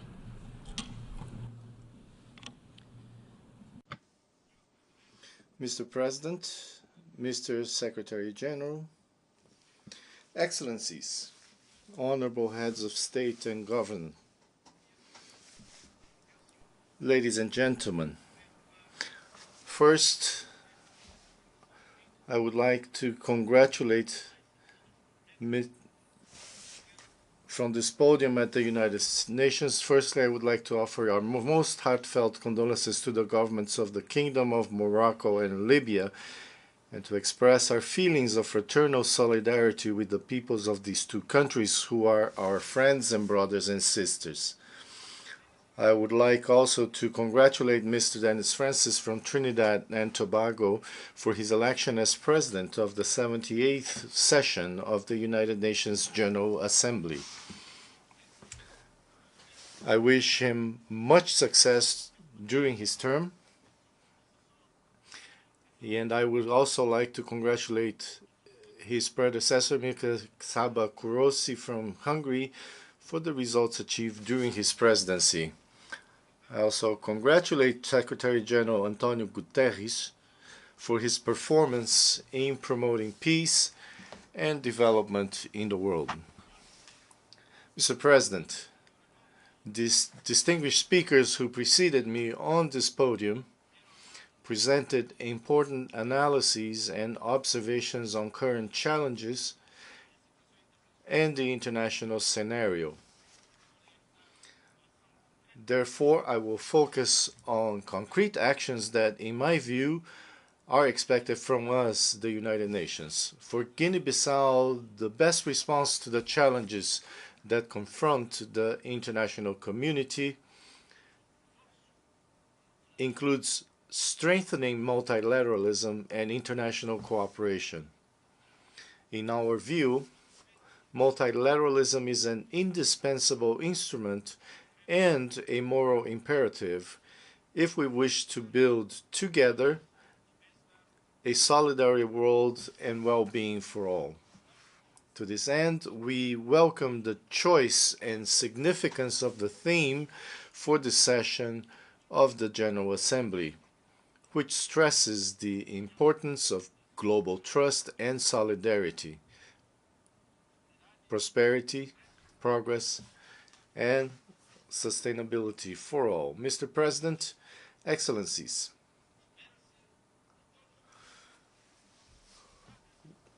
we are expected to take coordinated actions to implement our decisions,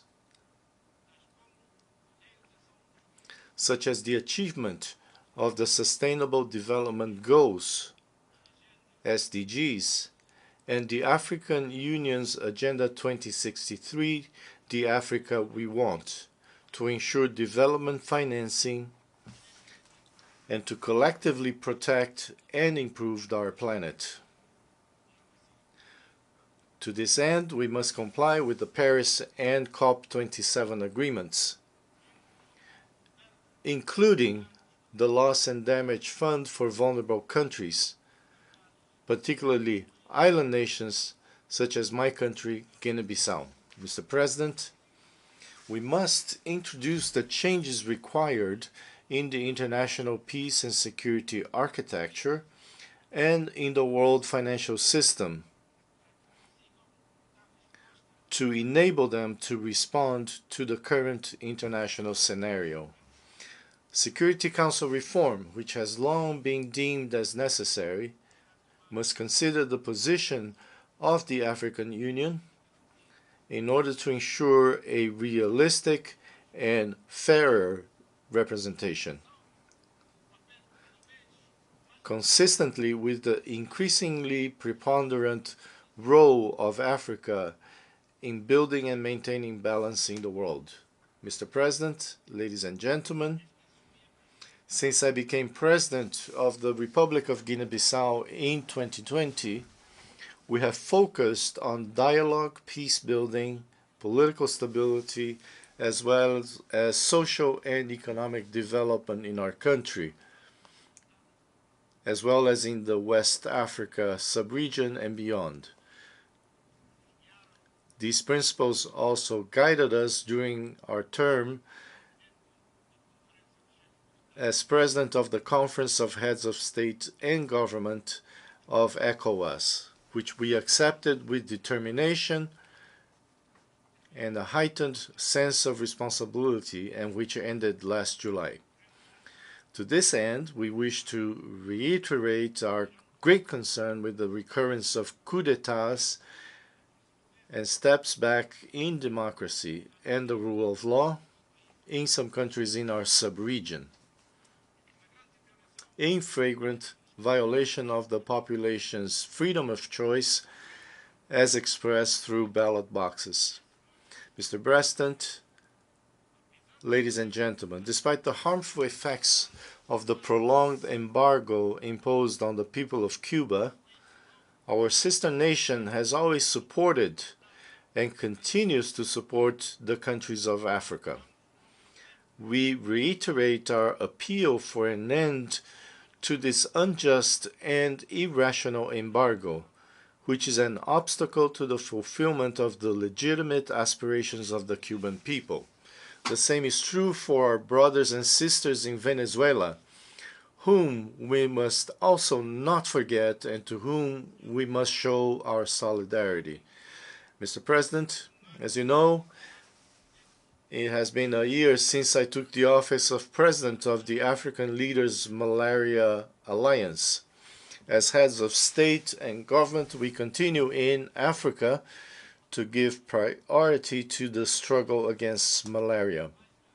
As a result of this effort, more than 1.5 billion cases of malaria were avoided and 10.5 million lives were saved in Africa since 2000.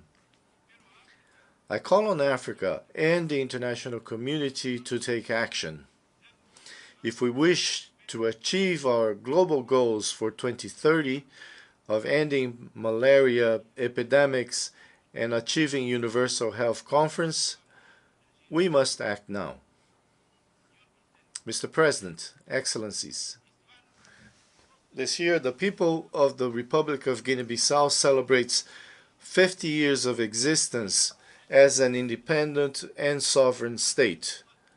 Thus, as an emissary of the Bissau-Guinean nation, I am thankful for the extraordinary aid provided by the former Soviet Union, the Republic of Guinea, Conakry, Cuba, Algeria, and Morocco, and other countries to our struggle for liberation, as well as the United Nations in its historic visit to our liberated regions, confirming the existence of effective political, administrative, and military control.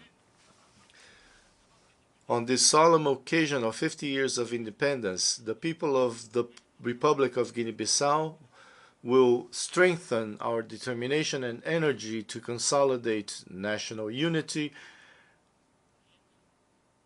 and mobilize even more, as enshrined in the national anthem of Guinea-Bissau, to build peace and progress in our everlasting homeland.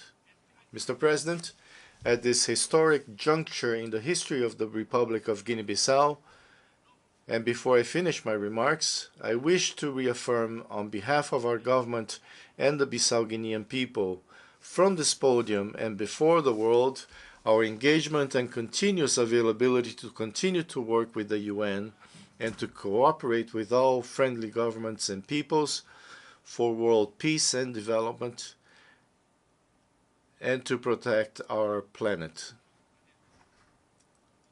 Thank you very much.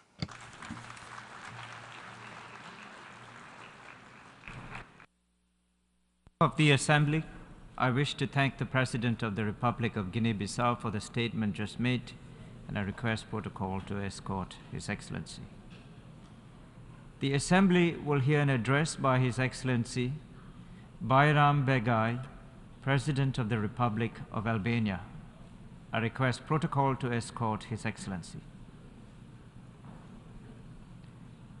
On behalf of the General Assembly, I have the honor to welcome His Excellency Bayram Begay, President of the Republic of Albania, and to invite him to address the Assembly. Dear Mr. President, Your Excellencies, I'm honored to speak in front of you today and express my deep appreciation for the United Nations General Assembly. This assembly serves as a unique platform for global cooperation and offers hope for a better world. I want to express my sincere gratitude to President Francis for his election and convey my best wishes for his continued success in leading this Assembly. I would also like to extend my warmest regard to Secretary General Guterres for his continuous efforts for peace in the world and for his standing firm in defense of the UN Charter, international law, and human rights in face of so much adversity of our times. His leadership fosters trust in the United Nations.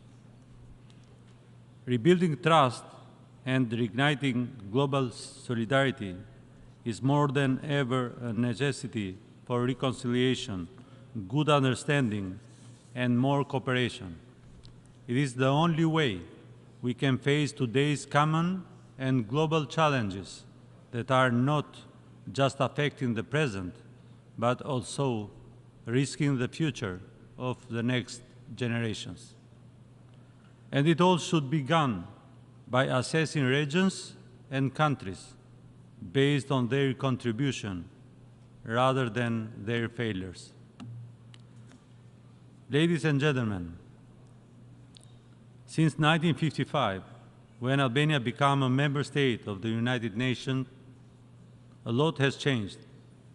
From a self-isolated country, Albania now proudly stands as a NATO member and has initiated accession negotiations with the European Union.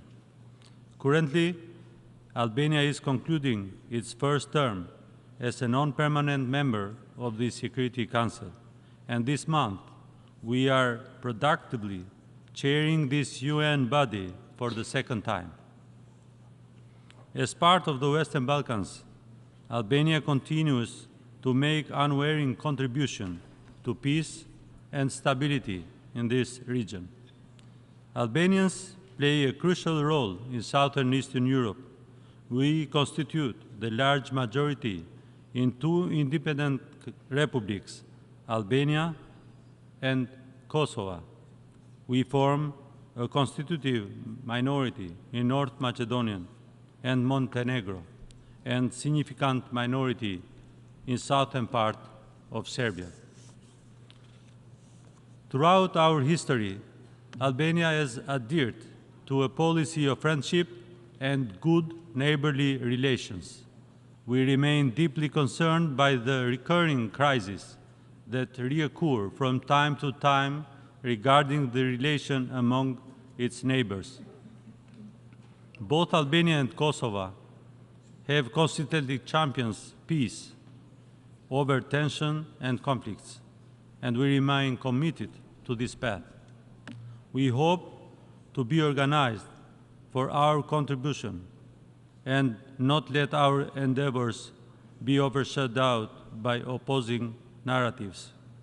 In this context, Albania supports the difficult yet not ongoing dialogue between Kosovo and Serbia, facilitated through a careful mediation by the European Union and strongly supported by the United States.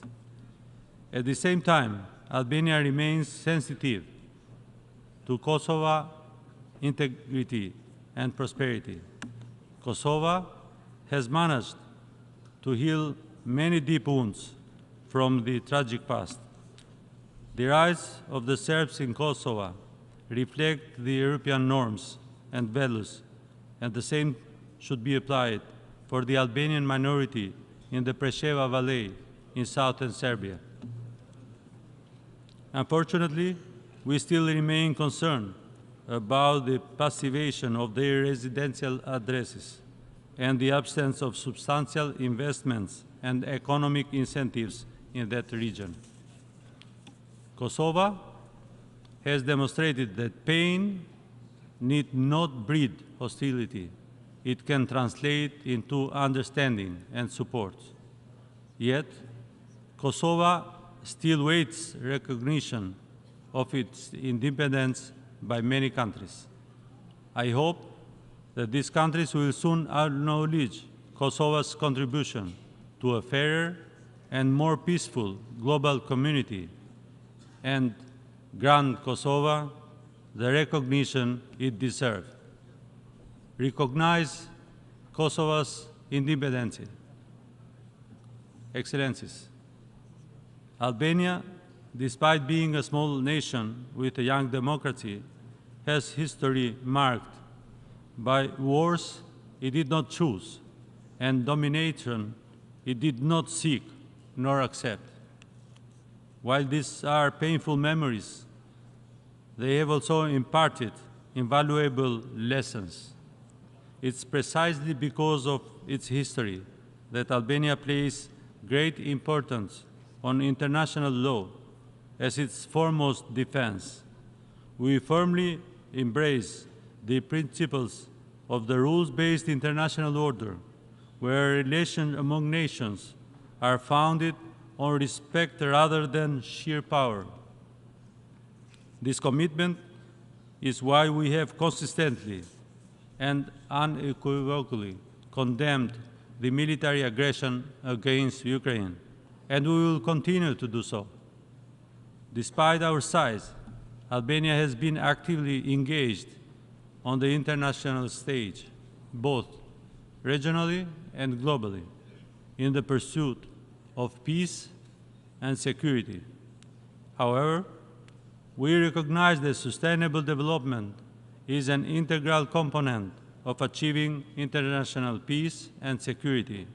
On the other hand, meaningful sustainable development is unattainable without a foundation of genuine peace and security.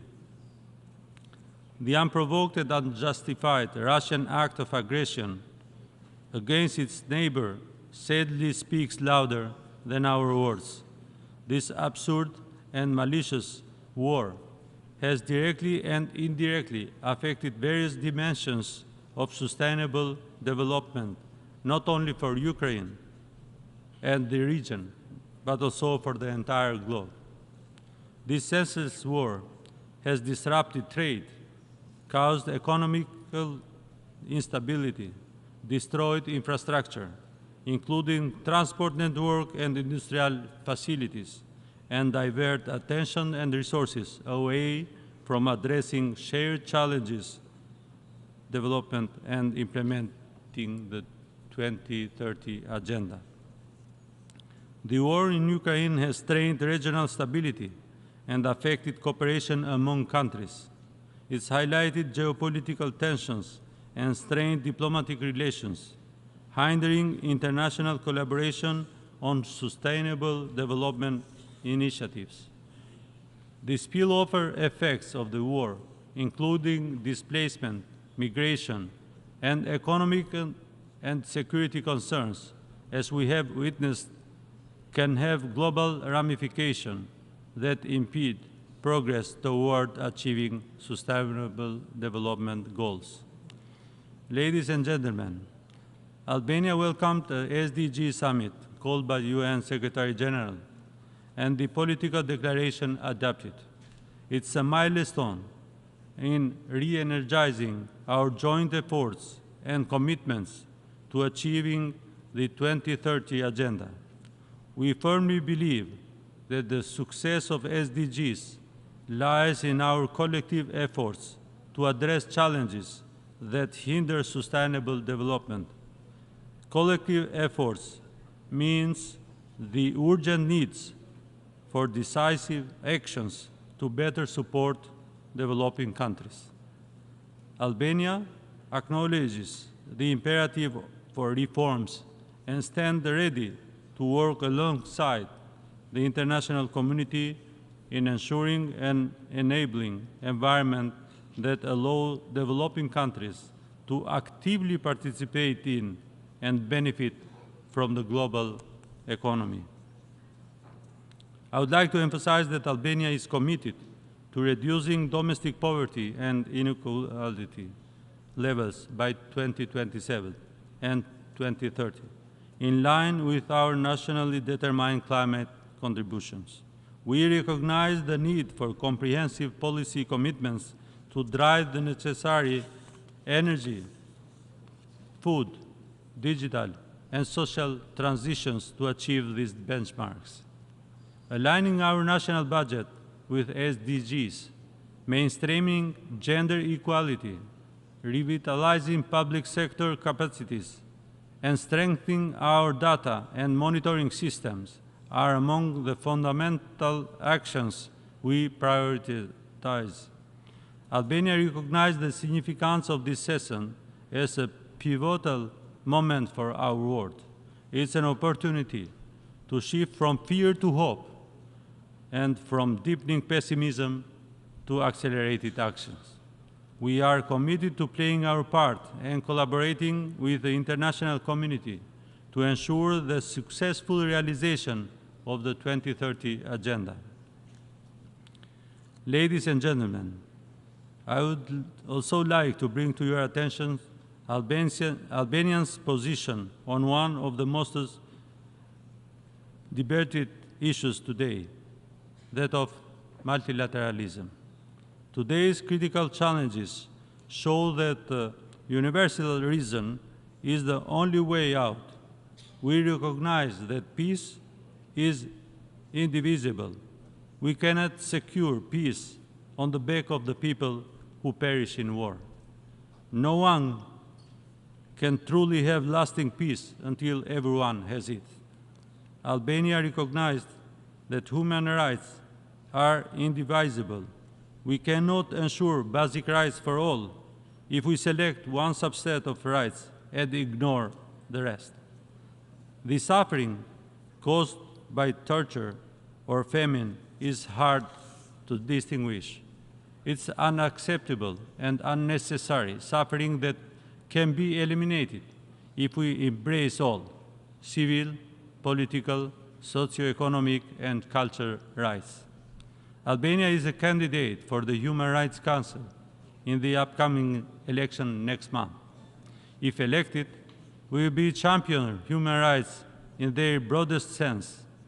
This includes human rights, women's rights, children's rights, minority rights, and the fundamental rights to equal opportunities. We will work with other countries to protect, promote, and defend human rights and freedoms as a vital condition for individual and collective development and prosperity. On the region front, we eagerly anticipate the upcoming EU Western Balkan Summit in Tirana this October. We are committed to transforming our region into an example of trust and partnership that transcend borders and communities. Multilateralism is central to our collective endeavors. It is, above all, a vision of how states should cooperate to achieve better results for everyone. Fundamentally, it is about expectation of acceptable behavior in the future. Multilateralism is a normative key, requires us to consider not only whether existing arrangements are effective or efficient, but also whether existing multilateral practices and processes are fair and just. It's high time that we engage unconditionally, fully, and in good faith to achieve meaningful reforms of this House with the Security Council at its core. No state, government, or individual can be above the law. Albania supports the reform of the United Nations and its main bodies with the aim of strengthening the organization's ability to address the current emerging challenges and threats to international peace, security, and development. The power of the Security Council rests on its capacity to intervene decisively in the service of the peace and security. The question nowadays should no longer be whether the Council can interfere in the domestic realms of states or not. Rather, the question should be how the Council can intervene in an intelligent, reflective, and timely manner in the service of the values and mandate for which it was created. Dear Excellencies, since gaining independence in 1912, my country has undergone significant territorial transformation. Presently, Albania boasts captivating urban and rural landscapes that I wholeheartedly encourage you to explore. I mention this not merely to extend an invitation to Albania, but also to underscore the importance of territorial transformation that lies before us. In the face of climate change, this challenge runs as a red thread through the 17 Sustainable Development Goals. I hope that my country and our nations can effectively address this challenge by safeguarding our natural resources and cultural heritage. Our approach should involve respecting the diversity of these resources and collaborating with communities engaged in both environmental causes and culture preservation efforts. I firmly believe that this approach reinforces democracy, a political system uniquely capable of ensuring sustainable and fair development. It's in such a world that our younger generation can find joy and prosperity. Our collective efforts can pave the way for them to tell the story of successful collaboration, one that centers around us and this esteemed organization. Thank you so much for your attention.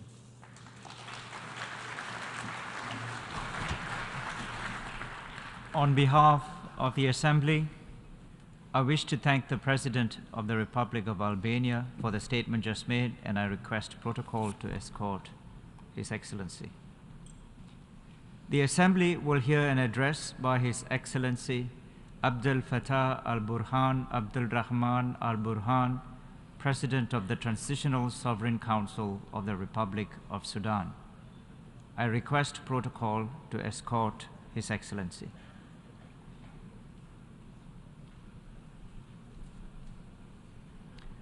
On behalf of the General Assembly, I have the honor to welcome His Excellency Abdel Fattah al-Burhan Abdul Rahman al-Burhan, President of the Transitional Sovereign Council of the Republic of the Sudan, and to invite him to address the Assembly. In the name of God, the compassionate, the merciful, Mr. President, honorable heads of state and governments, ladies and gentlemen, peace and blessings of God be upon you. In the name of the government and people of Sudan, I would like to congratulate you, Mr. President, on assuming the presidency of this session. I would also like to thank your predecessor and His Excellency, the Secretary General, for their efforts to counter the challenges that faced our world over the past year. Mr. President, since the 15th of April, the Sudanese people have been facing a destructive war launched by the rebel Rapid Support Forces. They established alliances with tribal militias and other regional and international ones. They brought mercenaries from different corners of the globe, committing some of the most horrendous crimes against the Sudanese people. These groups have killed, looted, stealed, raped, and seized citizens' homes and properties. They have destroyed civil objects, be it public facilities, hospitals, state buildings, or government buildings. They attempted to obliterate the history of the Sudanese people by attacking museums, antiquities, by destroying land records, civil registries, and court registries. They've also looted banks, private and public corporations, and released prisoners and detainees, including those who have been wanted by international justice, including terrorists. These rebel groups have committed crimes against humanity and war crimes In many corners of Sudan, they have carried out ethnic cleansing and forced displacement, as well as sexual violence and killing based on ethnicity. They are guilty of torture and many acts that amount to war crimes in Darfur, Khartoum, and other places. What was witnessed in West Darfur, in Al Junaina, was a shock to international conscience. So was what happened in Tawila, Morni, Menweshe, and even in Khartoum. It was a testimony of the acts of these rebel groups and their allies. We call upon you, Mr. President, and we call upon the international community to designate these groups and their allies as terrorist groups that must be countered by all. They must be fought to protect the Sudanese people, the region, and the entire world. They are responsible for the killing of thousands and the displacement of millions. Mr. President, Excellencies, despite what has been committed by these groups, and since their attack against the state, we've knocked all doors to stop this war.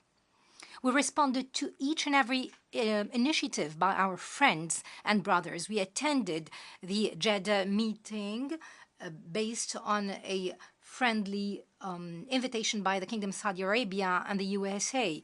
We made good progress if it was not for the intransigence of the rebels who have refused to exit inhabited neighborhoods. We've also accepted the IGAD initiative and the initiative of the neighboring countries held in Egypt. Till this very day, we're extending a hand of peace to put an end to this war and to alleviate the suffering of our people. We have also accepted the initiative of our brothers in Turkey and South Sudan, as well as Uganda, to find solutions. However, they were all faced with the rebels' refusal to find a peaceful solution and their insistence to destroy the state, to commit genocide, and forced displacement.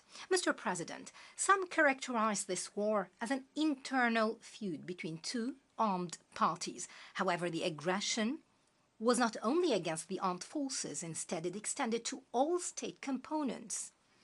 The innocent citizens are not part of the armed forces. The people in West Darfur are not part of the armed forces. The homes of our citizens are not part of the armed forces. Therefore, this war cannot be characterized as a war between the armed forces and the rapid support forces. It actually extends to all state components. However, I would like to assure you that the danger of this war is now a threat to regional and international peace and security. For those rebels have sought the support of outlaws and terrorist groups from different countries in the region and the world. This is like the spark of war, a war that will spill over to other countries in the region. Regional and international interference to support these groups is crystal clear by now. This means that this is the first sparkle that will burn the region and will have a direct impact on regional and international peace and security.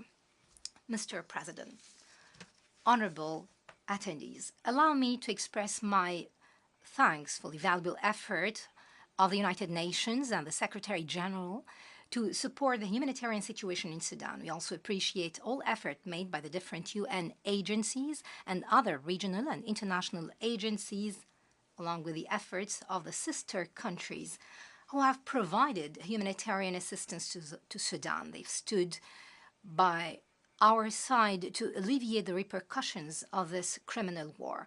On its part, the government of Sudan has opened ports and airports and facilitated the movement and transit of convoys It attempted to alleviate and remove all obstacles facing humanitarian action.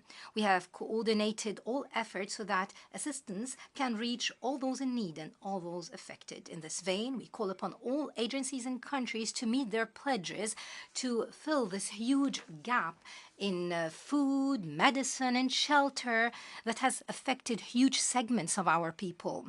Those who have been affected by this war launched by the rebels of the RSF under the command of Dagalo.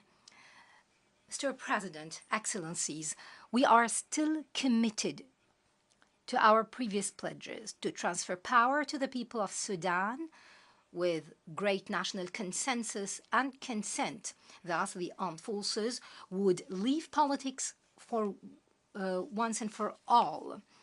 Transfer of power would then be the result of a peaceful and legitimate process of elections.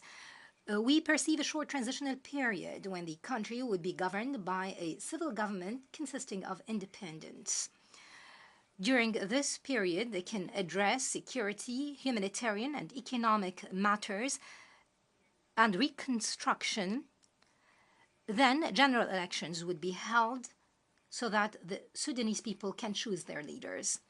We stress that the state is committed to continue dialogue with all those who have abstained, our brothers Abdelaziz El-Helou and Abdelaziz Mohamed Noor, so that they can join the march towards national statehood.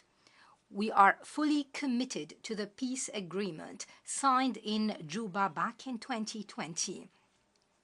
We have made great strides to bring about peace and address so many obstacles facing Sudanese statehood. Excellencies, I would like to reiterate Sudan's commitment to support women and children and the vulnerable segments of our society so that they can enjoy all their rights and protect them in light of the ongoing disputes. We renew our commitment to achieve the SDGs. In this vein, halting or freezing international assistance and humanitarian assistance over the past period had its repercussions on implementing such goals. It had its direct impact on expanding the gap in social protection and countering climate change, as well as the food crisis. It has exacerbated the situation of the refugees and displaced. Thus, we appeal to the donors and relief agencies to continue supporting and addressing humanitarian situation in Sudan by providing assistance to those in need, especially the refugees and the displaced. Before concluding, I would like to reiterate our demand to designate the Rapid Support Forces and their allied militias as terrorist groups, for they have committed all sorts of crimes that give grounds for such designation. There is a need to firmly address their sponsors, those who have supported the killing, burning, raping, the forced displacement, the looting, stealing, torture, transfer of arms and drugs, bringing mercenaries or recruiting children, all such crimes that necessitate accountability and punishment. I would also like to reiterate that the legitimate state institutions, be it government or armed forces and other bodies, will never allow any violation of our state sovereignty or humiliating our people at any cost. It would be a remiss not to recall and address our regional organizations of the need to free themselves from guardianship and seek the interests of the African people so that they can regain the trust of the Africans.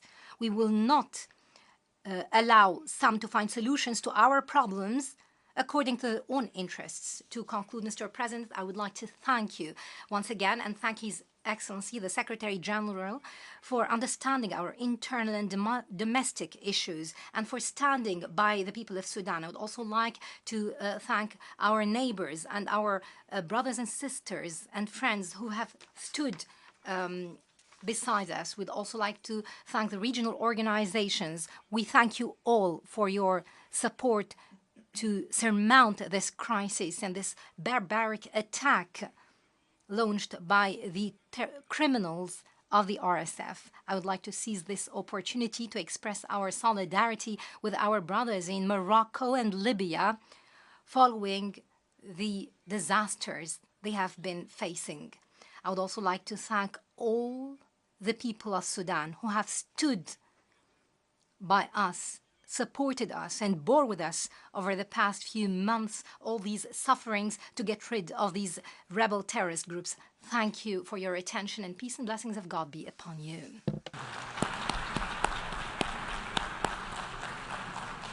On behalf of the Assembly, I wish to thank the President of the Transitional Sovereign Council of the Republic of Sudan for the statement just made, and I request protocol to escort His Excellency.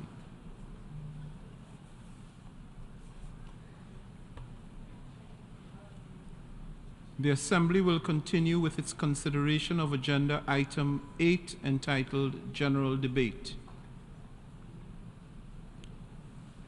The Assembly will hear an address from His Excellency Han Zheng, Vice President of the People's Republic of China. I request protocol to escort His Excellency.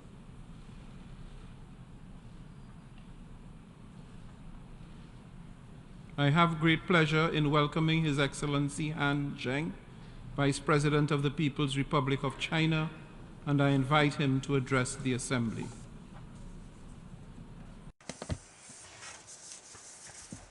Mr. President, colleagues, at present, the international security situation is grim. Economic recovery lacks momentum, and the gap in development is widening. Natural disasters and extreme weather patterns are increasing. The global order faces multiple challenges.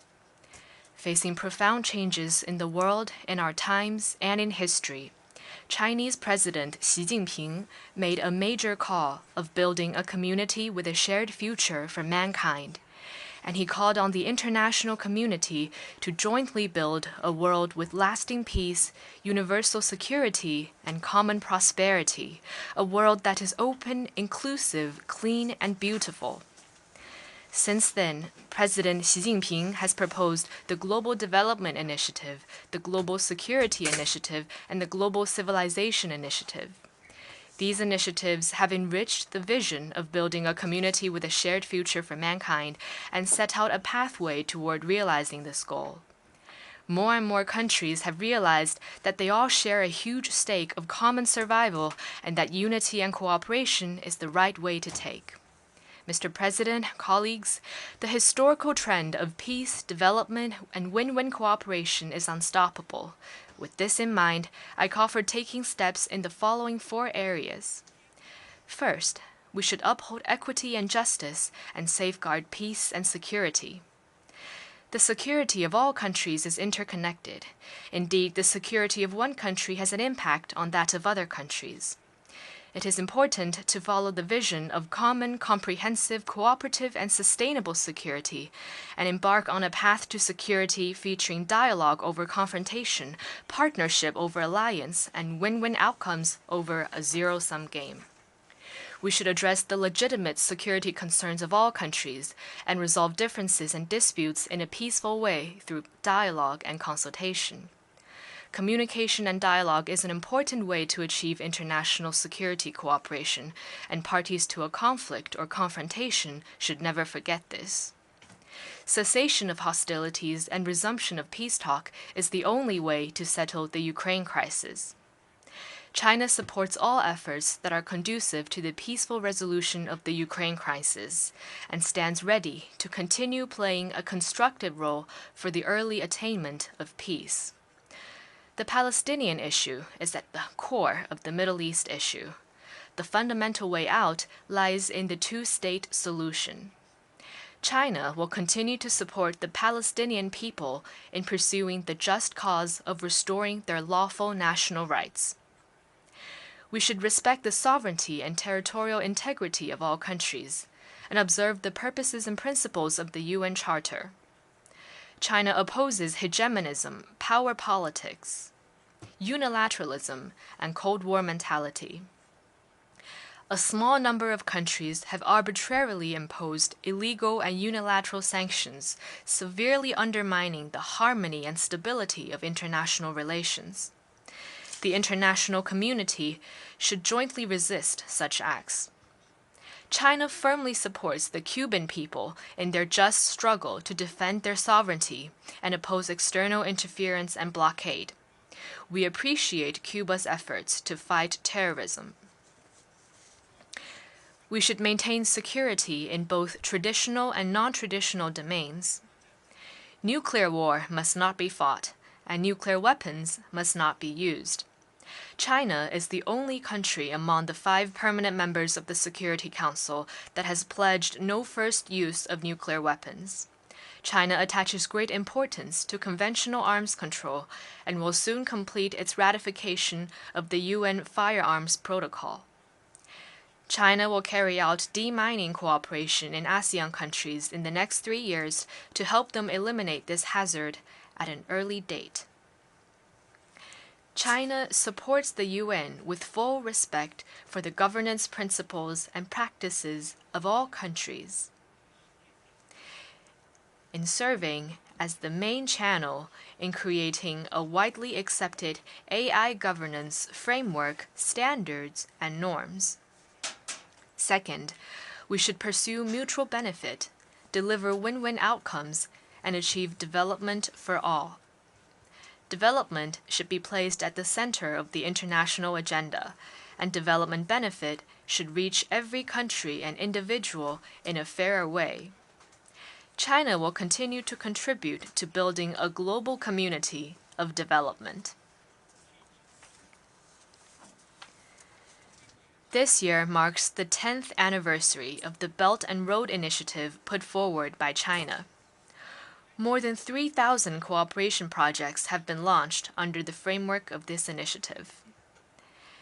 The China-Europe Railway Express had 16,000 freight services in 2022, which fully demonstrates the vitality of the Belt and Road Initiative. Next month, China will host the 3rd Belt and Road Forum for International Cooperation. We will further advance both Belt and Road cooperation and the 2030 Agenda for Sustainable Development. We should fully and effectively implement the Paris Agreement. Developed countries should do more to reduce emissions and provide developing countries with financing, technology, and capacity building support. China will continue to pursue ecological conservation on a priority basis, advance green and low-carbon development, stop building any new coal-fired power projects abroad, vigorously support other developing countries in developing green and low-carbon energy, and help them build more green energy projects. China will continue to actively respond to climate change. Third, we should stay open and inclusive and advance human civilization. Diversity of civilizations is an invaluable asset for human development. Indeed, diversity is a defining feature of human civilization. Different countries and civilizations should prosper together by respecting each other, advance together by drawing on each other's strength, and seek win-win outcomes by pursuing common ground while setting aside differences. Promoting and protecting human rights is a cause pursued by all countries, and ensuring a good life for people is the biggest human right. As countries have different histories, traditions, and conditions, we must and can only explore a path of human rights development suited to our national conditions in response to the needs of our people. We should advance the international human rights cause through dialogue and cooperation, and oppose politicization and double standard, in particular, the use of human rights and democracy as a political tool to interfere in the affairs of other countries. Fourth, we should stay true to multilateralism and improve global governance. China is firm in supporting the international system with the UN at its core. The UN should make advances in all the three-pillar areas of security, development, and human rights in a balanced manner, and see that all countries jointly safeguard universal security, share development achievements, and chart the course for the future of the world. Major countries should lead by example and deliver on their commitment to multilateralism. Next year, the UN will hold the Summit of the Future. The international community should follow the direction of a multipolar world and democracy in international relations. Use this occasion to promote reform in such areas as peace and security, economy, finance, and trade in a coordinated manner, increase the representation and say of developing countries, and make global governance more just and equitable.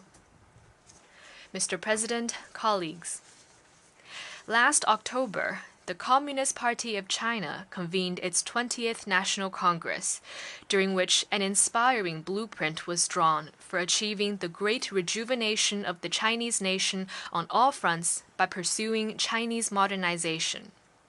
Chinese modernization involves a huge population. It aims to deliver prosperity for all Chinese people, promote material and cultural ethical advancement, and achieve harmony between humanity and nature and peaceful development. By pursuing Chinese modernization, we will boost world peace and development and make new and greater contributions to the advancement of human civilization. China stays committed to opening itself wider to the world. Today, the Chinese economy is already an integral part of the global economy. We will continue to expand opening up in a systemic way, promote trade and investment liberalization and facilitation, open the market further to foreign investment, and protect the lawful rights and interests of foreign investors. We will continue to add new momentum to global economic development, and we welcome all countries to share in the opportunities and benefits created by China's development. China stays committed to an independent foreign policy.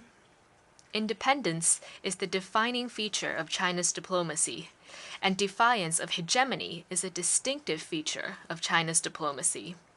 No matter what stage of development it reaches, China will never practice hegemony and expansion. China will uphold the common values of humanity, that is, peace, development, equity, justice, democracy, and freedom, and continue to advance peaceful, open, cooperative, and common development. China stays committed to safeguarding its sovereignty and territorial integrity. There is but one China in the world. The government of the People's Republic of China is the sole legal government representing the whole of China. And Taiwan has been an inalienable part of China's territory since ancient times. No one, no force should ever underestimate the firm resolve, strong will, and the power of the Chinese people to safeguard their sovereignty and territorial integrity.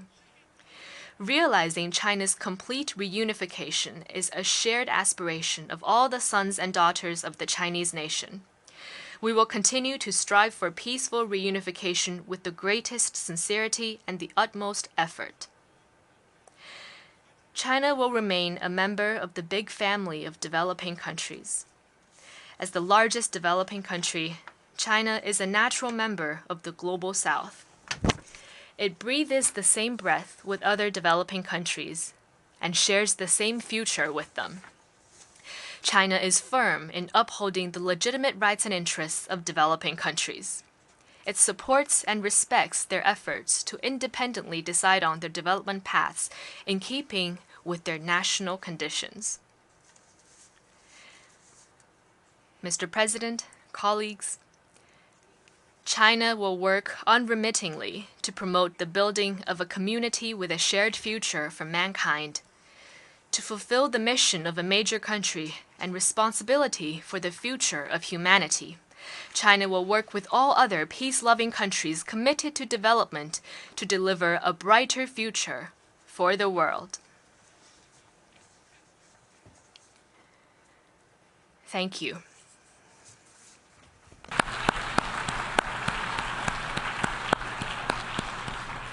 On behalf of the Assembly, I wish to thank the Vice President of the People's Republic of China for the statement just made, and I request protocol to escort His Excellency.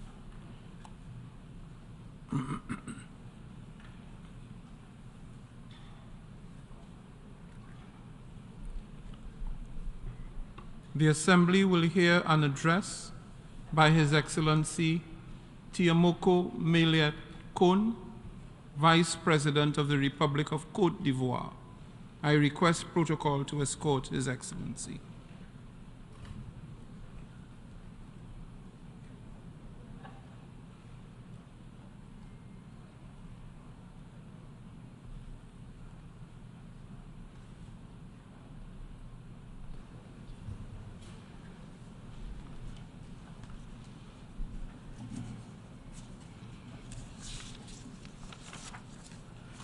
I have great pleasure in welcoming His Excellency Timoko Mele Kone, Vice President of the Republic of Côte d'Ivoire, and I invite him to address the Assembly. Excellency, Mr. President of the 78th session of the United Nations General Assembly, Excellencies, ladies and gentlemen, heads of state and government, Excellency, Mr. Antonio Guterres, Secretary General of the United Nations, Excellencies, ladies and gentlemen, honorable delegates. Mr. President, it is an honor to represent at this tribune the President of the Republic of Côte d'Ivoire, His Excellency Alassane Ouattara. I wish to convey to you President Ouattara's warm congratulations and words of welcome which I associate myself with. I wish also on behalf of the President, Mr. Ouattara, to convey our warm congratulations to you, Mr. President of the 78th session of the General Assembly of the United Nations. Congratulations not just on your election, but also I wish to commend you for the effective stewardship of our work. I wish to thank the Secretary General once again and wish to assure him of our full support for his various initiatives which are geared towards making the United Nations more than ever before a center for the harmonization of the efforts of nations. Mr. President, Excellencies, ladies and gentlemen, this session is being held in a context of tremendous uncertainty for our planet and for our states, which have been encountering large-scale crises. This situation has been significantly impeding the implementation of Agenda 2030 for sustainable development and has also constrained our ability to collectively surmount these challenges. As we take stock of the situation, it is our duty to be clear-eyed, to recognize the fact that the anticipated resources for the financing of this important agenda are lacking. They are lacking specifically for developing countries. Given this observation, there's a need for us to move quickly, to stand in solidarity. We must ensure that the financing for the Sustainable Development Goals is both lasting and predictable. The noble ambition of Agenda 2030 cannot continue to hinge on security expenditures, which continue to increase with each passing year throughout the world. For this reason, my delegation applauds the very relevant theme of this 78th session, a theme which invites us to engage further, to step up our efforts to achieve the SDGs. To that end, we must promptly reduce the cost of conflicts which thwart our country's development. To do so, we must embrace conflict prevention and peaceful resolution mechanisms. At the same time, our governments must step up and enhance the resilience of our economies to ensure that the economies can contribute to the financing of the SDGs. To that end, Côte d'Ivoire welcomes with particular interest the Secretary General's proposal of a new agenda for peace, the purpose of which is to rethink our priorities for the preservation and enhancement of our collective security.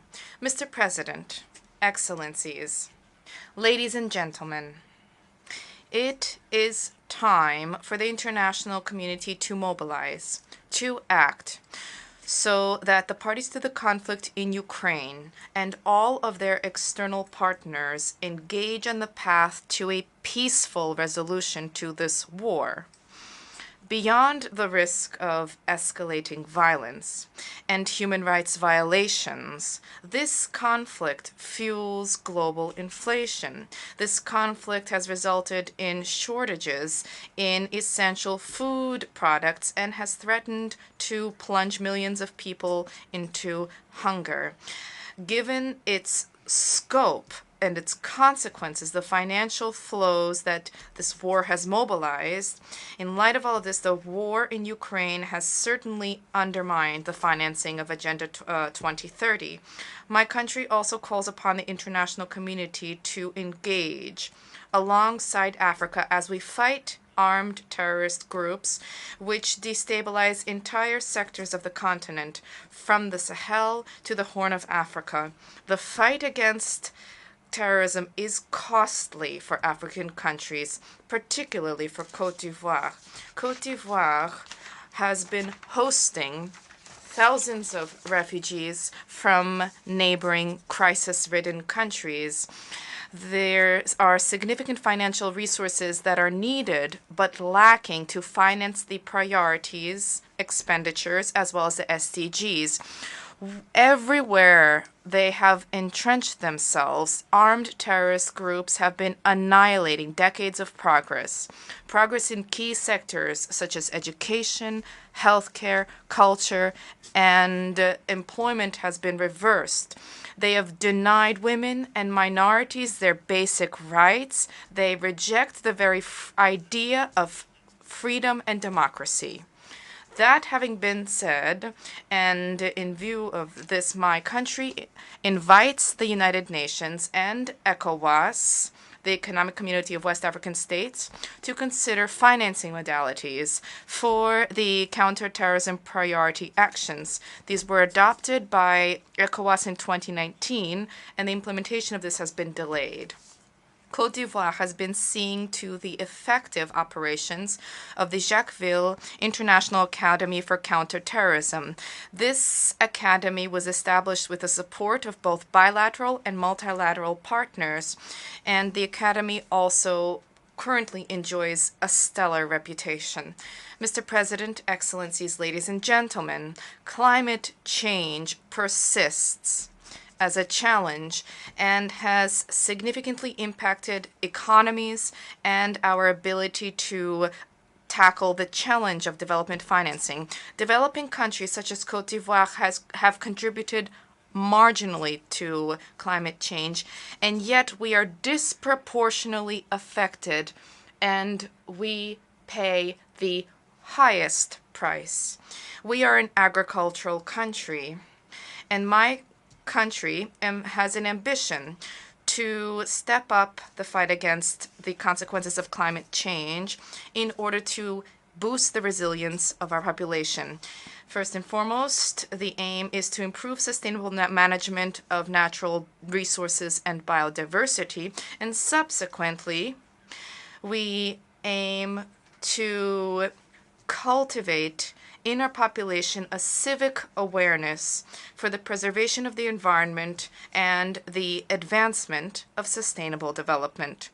To that end, we urge partners who have adopted a commitment alongside us during COP15, organized in Abidjan in May 2023, to pursue their support for the implementation of the Abidjan Initiative, which is also called the Abidjan Legacy Program. This hallmark initiative for land restoration, for the preservation of the biodiversity, and for the development of responsible agriculture is an opportunity for both current and future generations. In light of current challenges, bilateral and multilateral partners need to meet their financial commitments under the Paris Climate Agreement. They should thereby facilitate the entry into force of the Loss and Damage Fund, which was established during COP27 in Egypt. Côte d'Ivoire welcomes the success of the African Summit on Climate, held in Nairobi on the 5th to the 6th of September 2023. And we applaud the exceptional mobilization of Africa to have our voice heard during the forthcoming COP28 in Dubai. I wish to take this opportunity to invite the international community to support the Nairobi climate recommendations, specifically with respect to enhancement production capacity for renewable energies in Africa.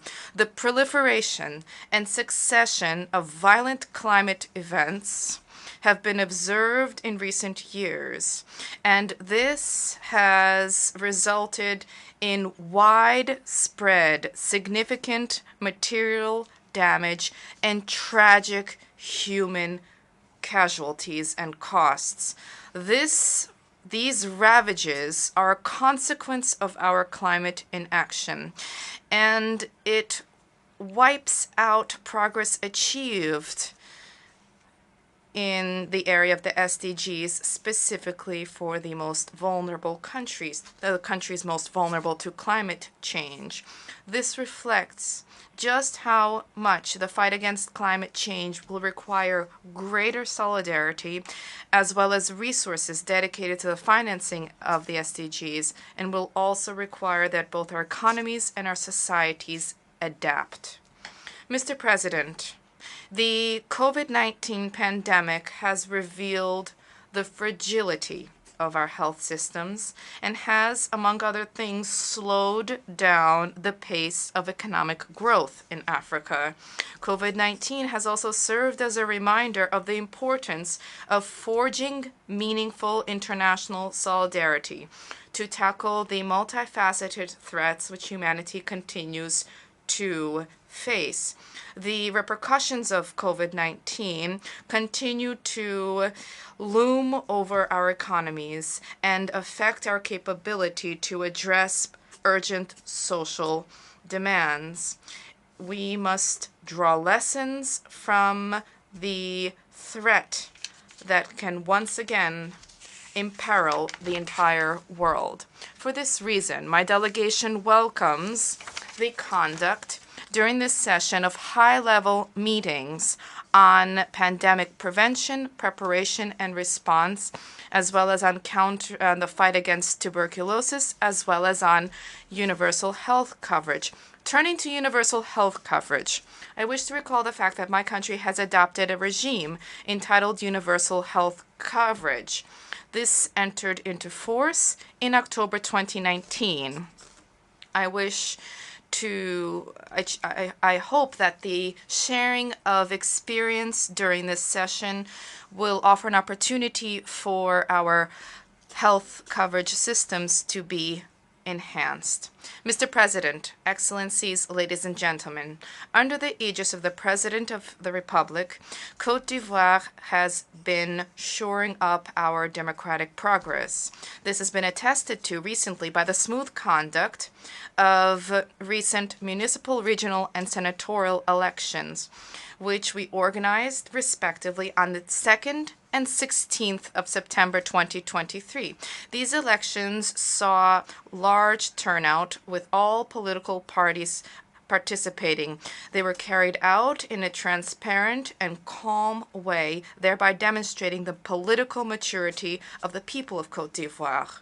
Stability, peace, and democracy which reign in Côte d'Ivoire have allowed the President of Côte d'Ivoire, His Excellency Mr. Ouattara, to pursue his efforts towards the transformation and modernization of his country.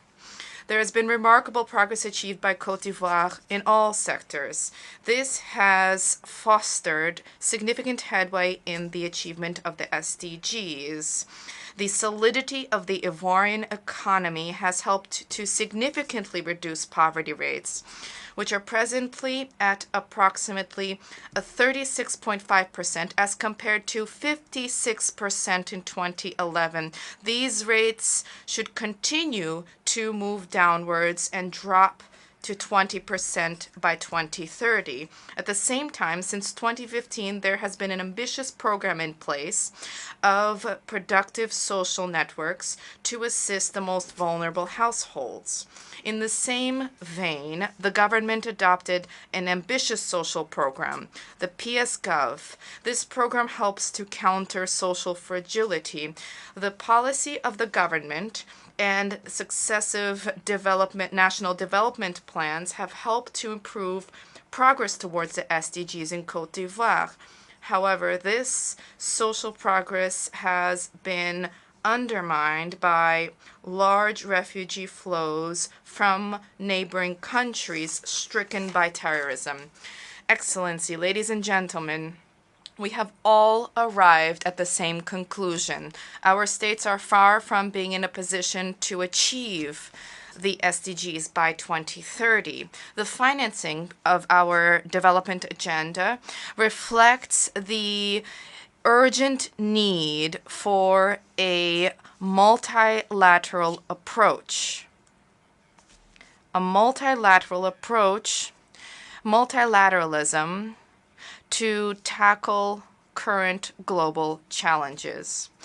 And there is also a need for us to consider the need to reform global governance at all levels and to restore the meaning of solidarity among nations, a principle dear to His Excellency President Ouattara, which we were also invited to embrace by the Secretary General, Mr. Antonio Guterres, in his opening statement for this session. Thank you. On behalf of the Assembly, I wish to thank the Vice President of the Republic of Ivory Coast for the statement just made, and I request protocol to escort His Excellency.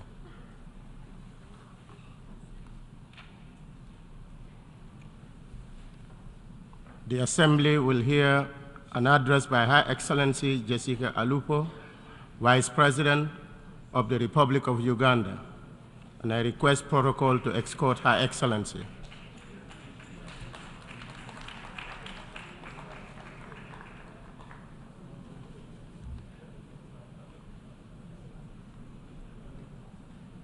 And I invite Her Excellency to address the Assembly.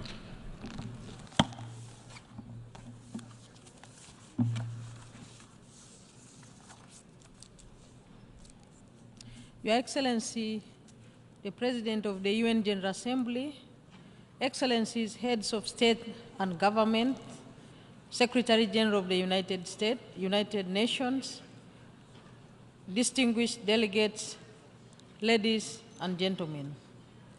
Mr. President, I congratulate you on your election as President of the 78th session of the UN General Assembly and assure you of Uganda's full support. I would like to thank His Excellency, Mr. Saba Kososi, for his stewardship of the 77th session, and I pay tribute to the Secretary General, His Excellency Antonio Guterres, for his leadership and commitment to the work of the United Nations. Mr. President, as we mark 78 years of existence of the United Nations, we yearn for a revitalized organization capable of addressing current emerging global challenges. We believe that multilateralism remains a fundamental and crucial mechanism for addressing our common challenges together as nations in solidarity.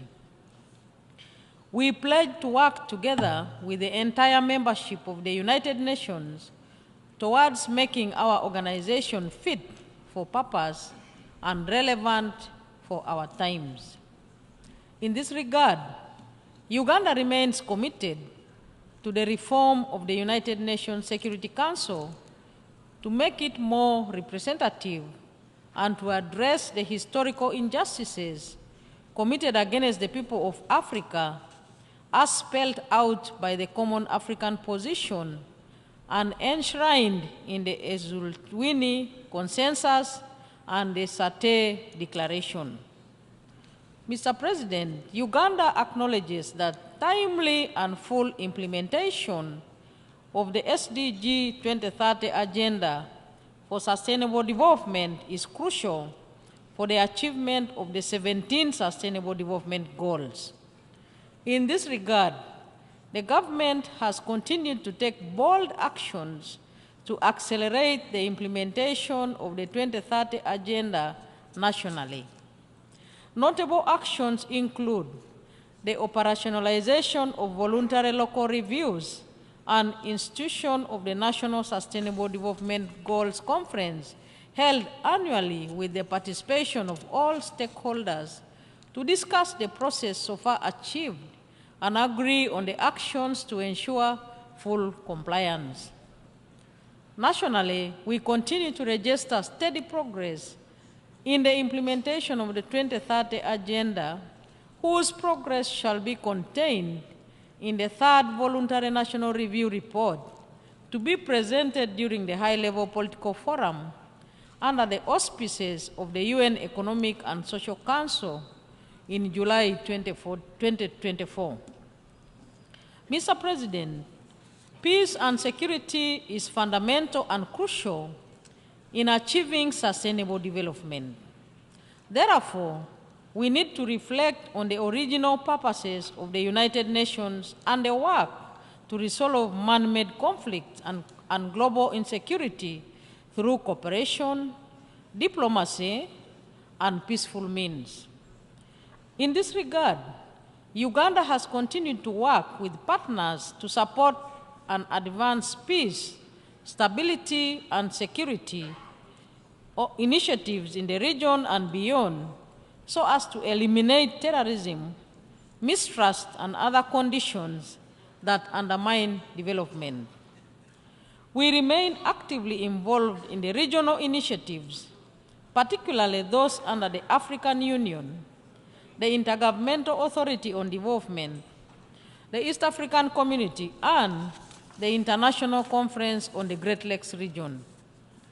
Our involvement is based on the fundamental values of multilateralism. As the international community, we must be steadfast in our resolve to support dialogue and the peaceful resolution of conflicts whenever they occur around us and anywhere else in the world. Mr. President, Uganda has been at the forefront of receiving large numbers of refugees from within the region and ranks as one of the top refugee hosting countries. Uganda extends her gratitude to the UN member states and other development partners for the support and assistance rendered to the country and refugees, respectively.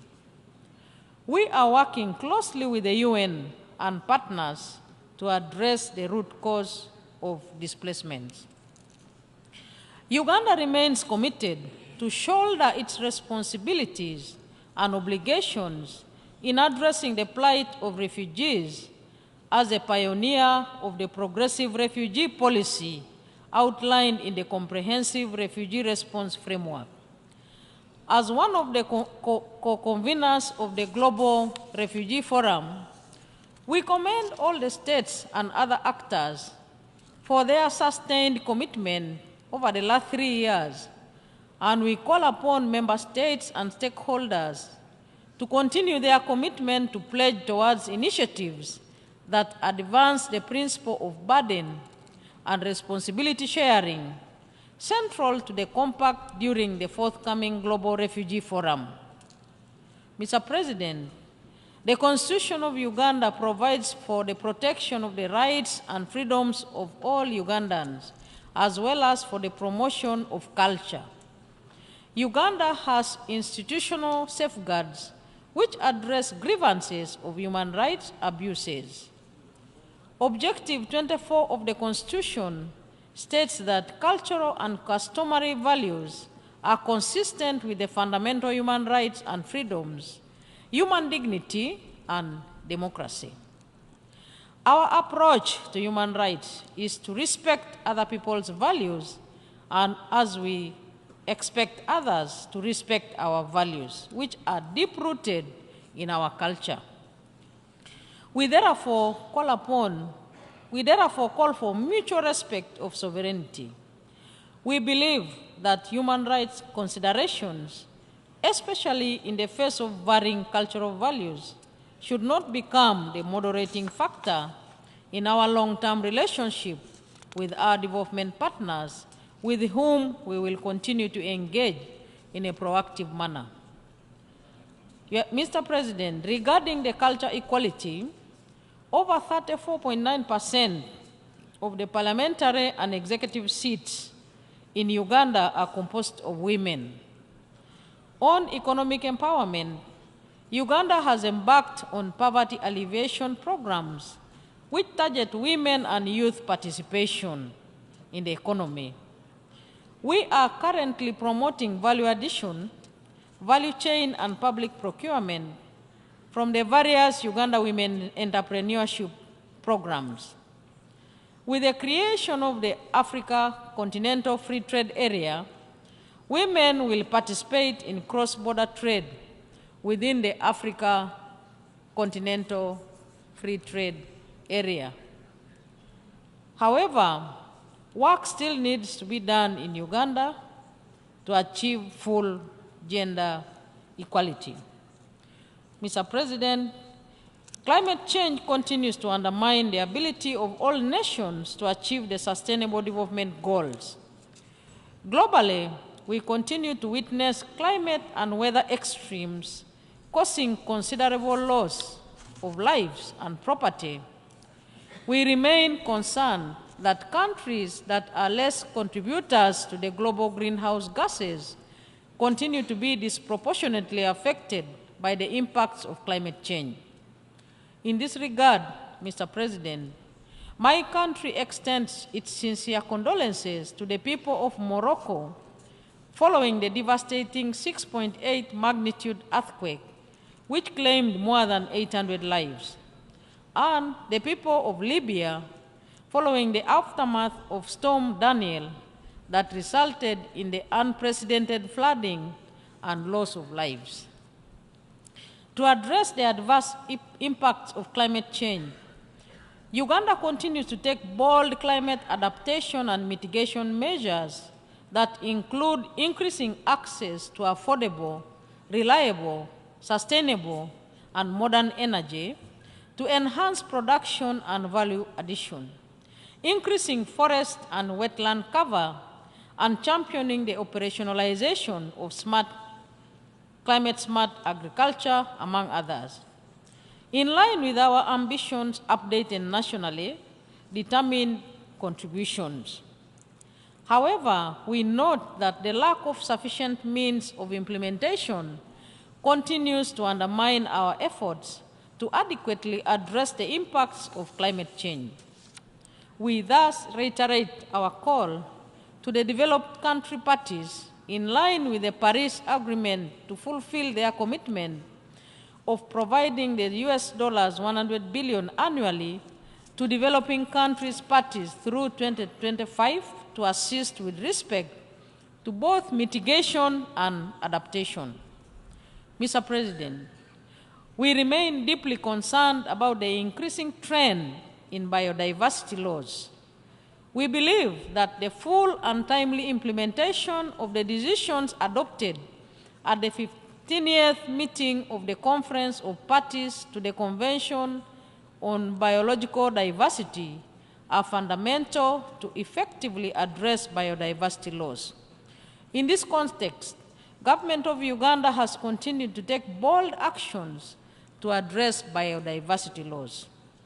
These actions include, among others, complete restoration of all degraded wetlands, reforestation, as well as prosecution of all those involved in illegal activities that undermine the preservation of flora and fauna. Our view, Mr. President, is that conservation and sustainable use of biodiversity remains a commitment for all nations and humankind.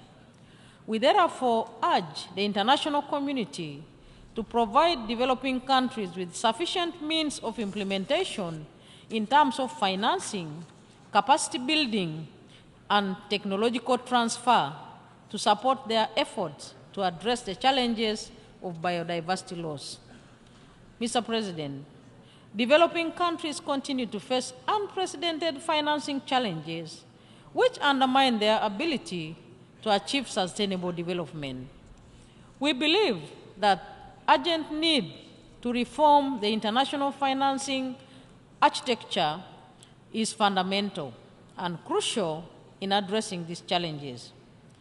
These reforms must be substantial to ensure that developing countries are well represented to effectively and efficiently participate in the decision-making of these international financial institutions.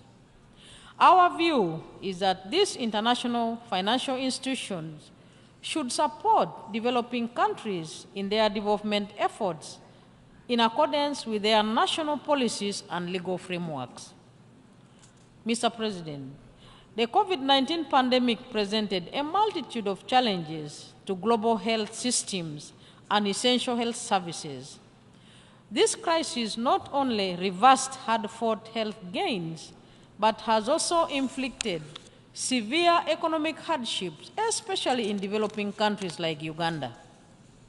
We have witnessed widespread job losses, disruptions in supply chains, decreased foreign investments, and increased poverty rates.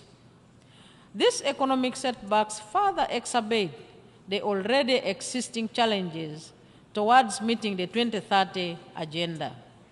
In Uganda, for instance, despite earlier progress, access to universal health care today stands at 65%, which is well short of the SDG target of 100%. The crisis, while daunting, also presents opportunities for us to rethink and reinforce our commitment to health care and the Sustainable Development Goals.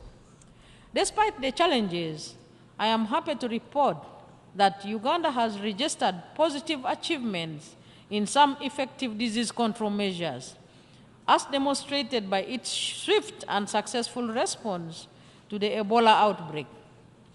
Through diligent efforts and the collaboration of healthcare professionals and the government, Uganda declared the end of the Ebola outbreak caused by Sudan Ebola virus on 11th January 2023, just 4 months after the first case was confirmed in September 2022. This accomplishment underscores the importance of surveillance, contact tracing, and infection prevention and control in swiftly mitigating public health crises. By working together and capitalizing on expertise and infrastructure development in these areas, we can collectively contribute to a healthier, more resilient world. Mr. President, the non-aligned movement remains a key player in handling current and emerging global challenges within the United Nations. The movement remains relevant in serving the interests of its member states in line with its founding principles and purposes. In this regard, Uganda, as the incoming chair of NAM, will closely work with other NAM countries to further strengthen the tenets and values of the organization and the important role that the movement plays within the United Nations and other international fora.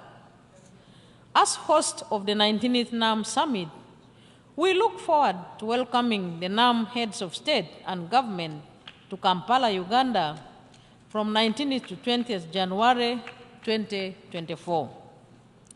Finally, Mr. President, the South-South cooperation remains a strong element of international cooperation within the countries of the Global South, which must be enhanced.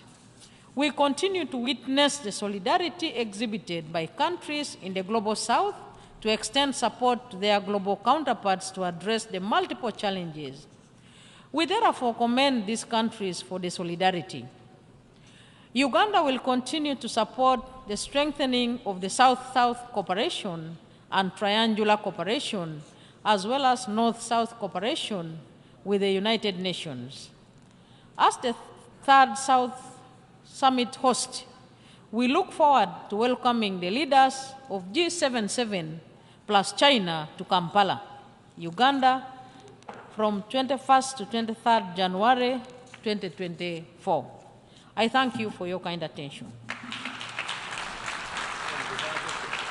On behalf of the Assembly, I wish to thank the Vice President of the Republic of Uganda for the statement just made, and I request the protocol to escort His Excellency.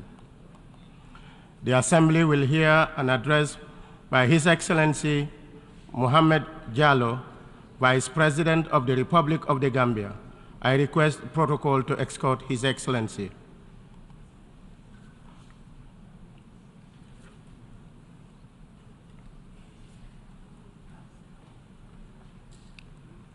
I have great pleasure in welcoming His Excellency Mohamed Jallow, Vice President of the Republic of the Gambia, and I invite him to address the Assembly.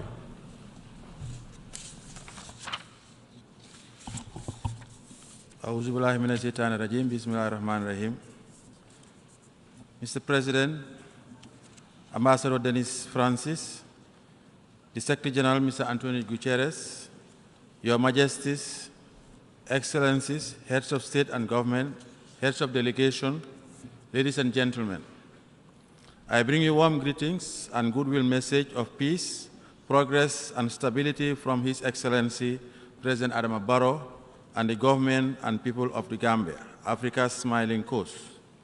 Mr. President, we congratulate you on your election as President of the 78th session of the General Assembly and thank your predecessor, His Excellency Mr. Zaba Korosi, for his sterling leadership during the 77th session. We also express our gratitude to Excellency Mr. Antonio Guterres, Secretary General of our organization, for his hands-on leadership during these heady and turbulent times the world over. Mr. President, the world is facing numerous crises and a multiplicity of daunting challenges that raise serious questions about the readiness and viability of our multilateral institutions and arrangements in the event of another crisis or pandemic. The priorities of our times urgently warrant our collective attention and action. We must therefore undertake major reforms and organize our institutions better to make them fit for purpose. Achieving this has to begin with renewing our faith in both the Charter of the United Nations and inclusive multilateralism. For these reasons, we believe that the theme for this session, Rebuilding Trust and Igniting Global Solidarity, Accelerating Action on the 2030 Agenda and its Sustainable Development Goals towards peace, prosperity, progress, and sustainability for all, mirrors the Gambia's national ethos of peace, progress, and prosperity. Our world is in dire need of rebuilding that lost trust, and our multilateral institutions must assist in regaining it by first reforming and retooling ourselves.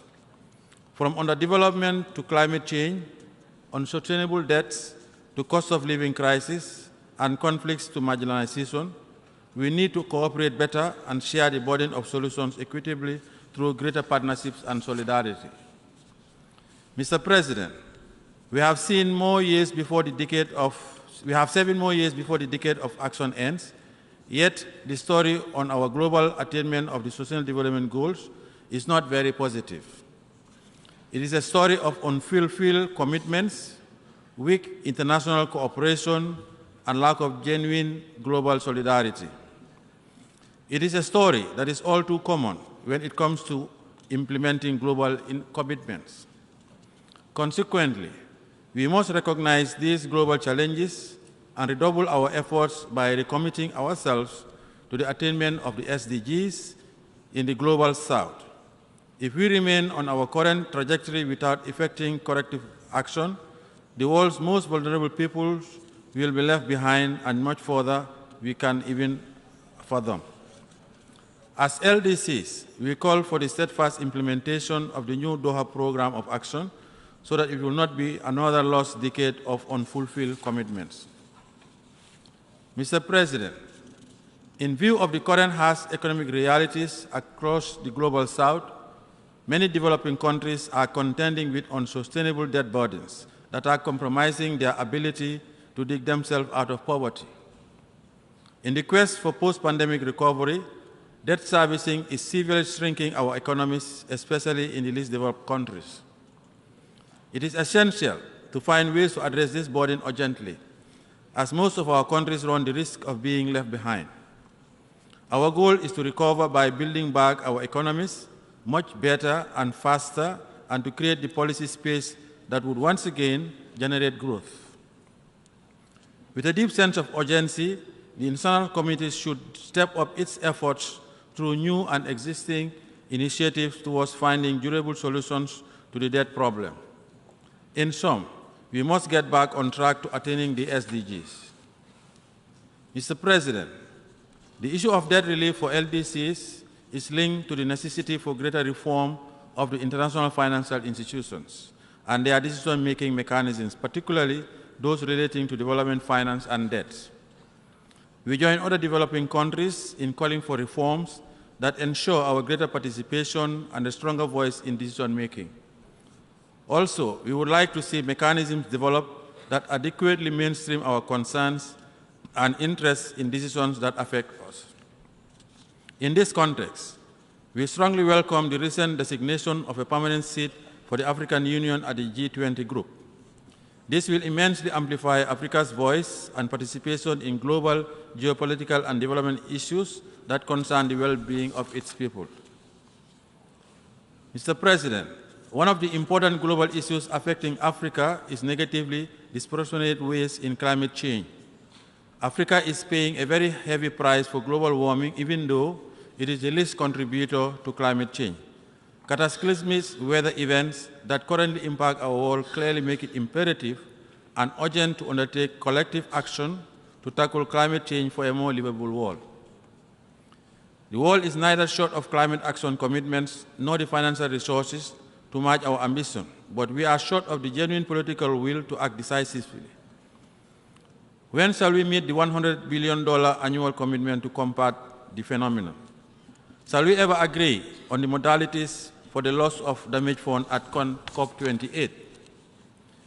These are important questions to ask, considering the prevailing mistrust that continues to characterize the global dialogue on climate change and climate action.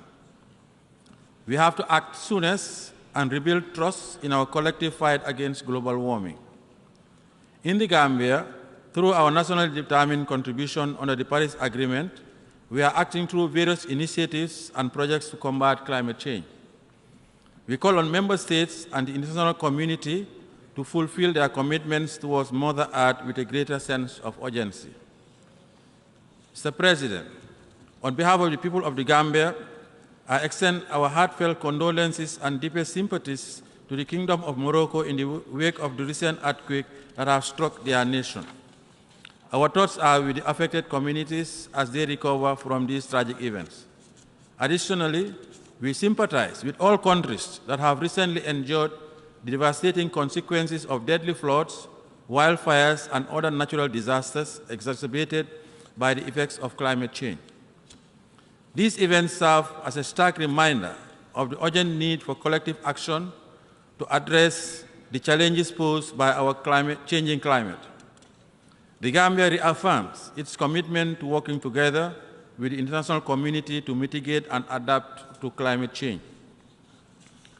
Mr. President, our world is also facing a lot of challenges relating to maintenance of international peace and security. In Africa, we continue to face the threat of terrorism, piracy, the emergence of unconstitutional change of governments, civil strife, and armed conflicts across the Sahel and the Horn of Africa. The scenario is similar across parts of the Middle East. The ongoing Russia-Ukraine conflict is another matter of serious geopolitical concern in view of its wider global impact. The institutional failures, human suffering, and huge number of lives lost should serve as a wake-up call for all member states.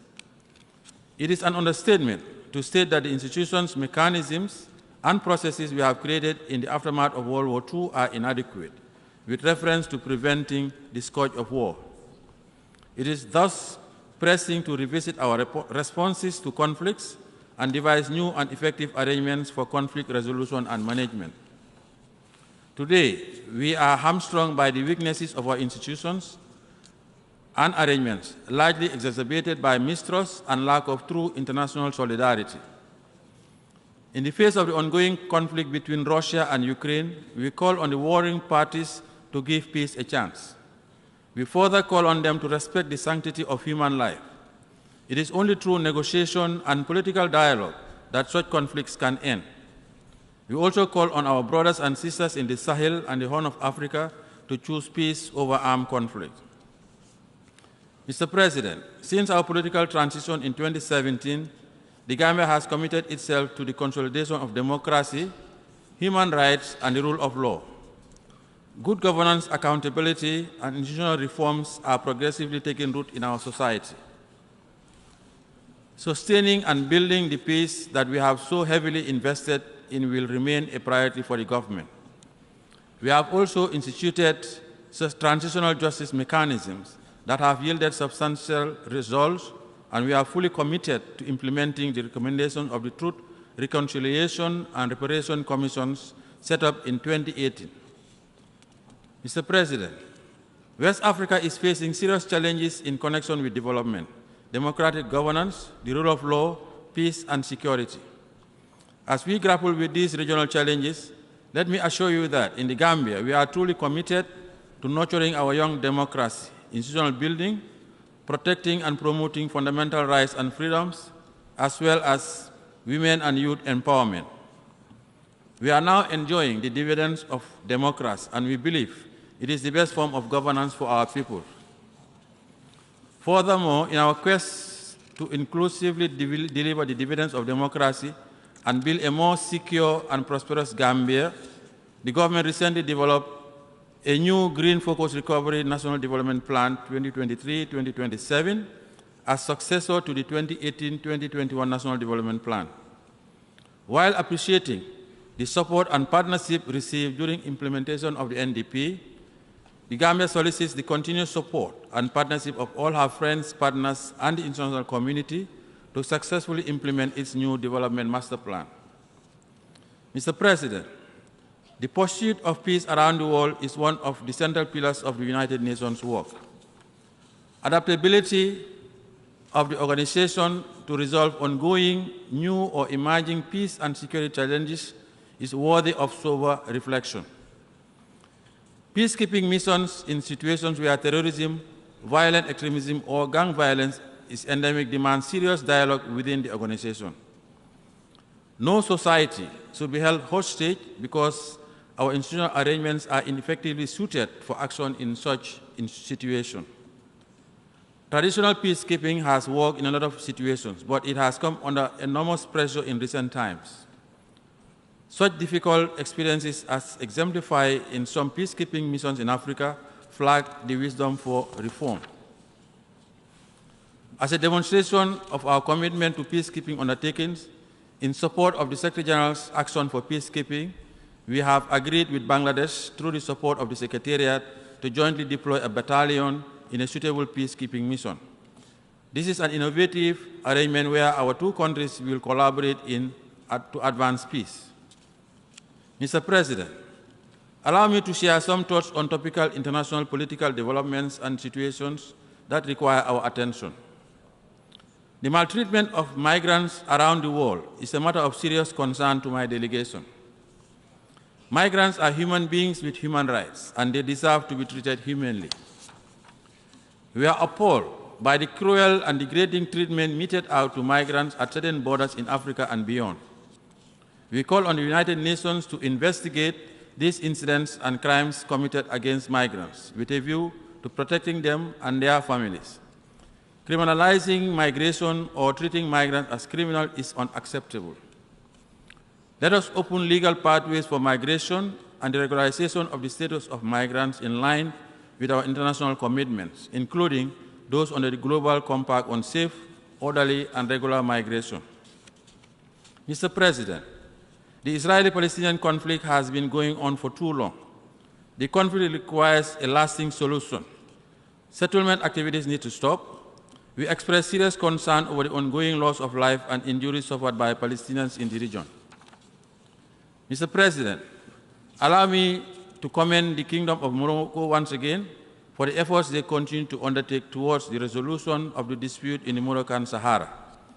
The Gambia reaffirms its strong support for the Moroccan Autonomy Initiative, which we believe serves as a serious, credible, realistic compromise solution that could resolve the dispute as affirmed in relevant UN resolutions.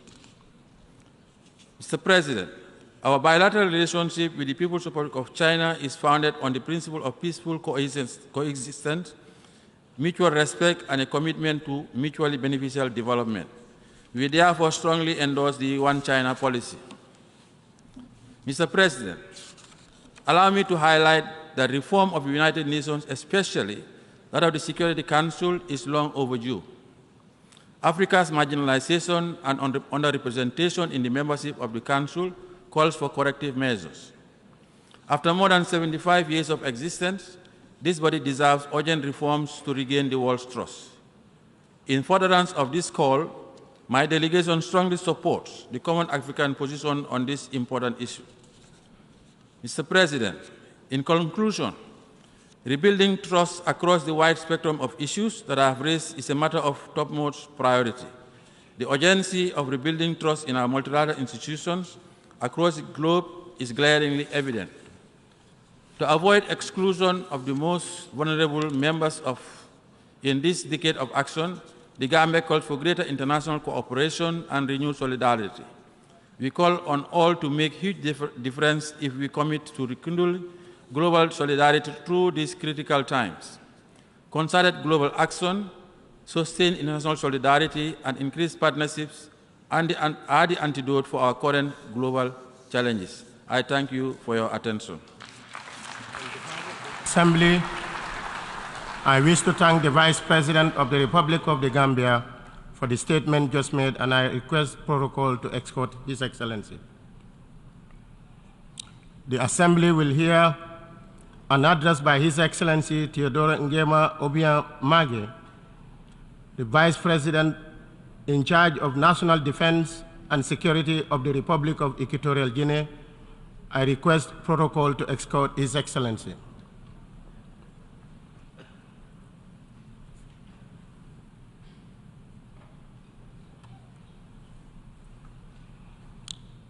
I have great honor in welcoming His Excellency Theodore Ngema Obiang, Vice President in charge of National Defense and Security of the Republic of Equatorial Guinea, and I invite him to address the Assembly. Excellency. Your Excellency, President of the 78th United Nations General Assembly session, Excellencies, heads of state and government and heads of delegations, Your Excellency, distinguished Secretary General, distinguished delegates, ladies and gentlemen. On behalf of His Excellency Obiang Ngema Basogwa, President of the Republic of Equatorial Guinea, I should like to begin by congratulating His Excellency Dennis Francis on his unanimous election as President of this 78th session of the General Assembly, and I extend those congratulations to the other members of the Bureau. Rest assured that you can count on the support and cooperation of the Republic of Equatorial Guinea during your presidency.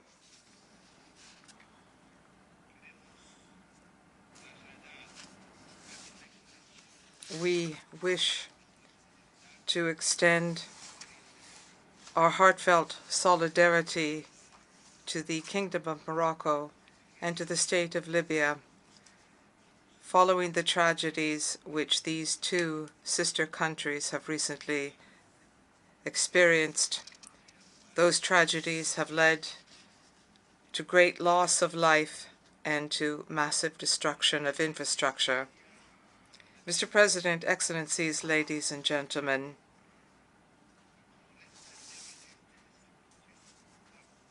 the theme of this 78th session of the General Assembly is quite rightly rebuilding trust and reigniting global solidarity, accelerating action on the 2030 Agenda and its Sustainable Development Goals towards peace, prosperity, progress, and sustainability for all.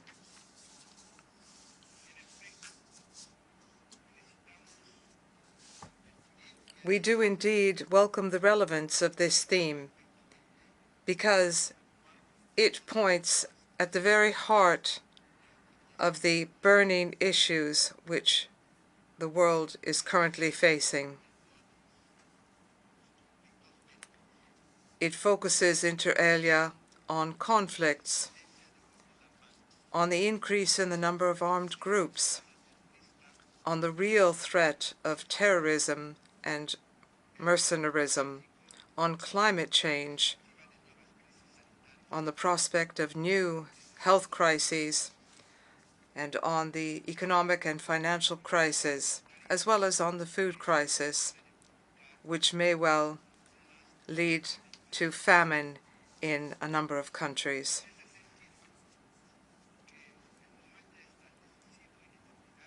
This is a decisive and crucial crossroads, and leaders of the world must find lasting, consensual, transformative, and sustainable solutions in order to tackle the multifaceted challenges which are impacting all of the continents of our planet.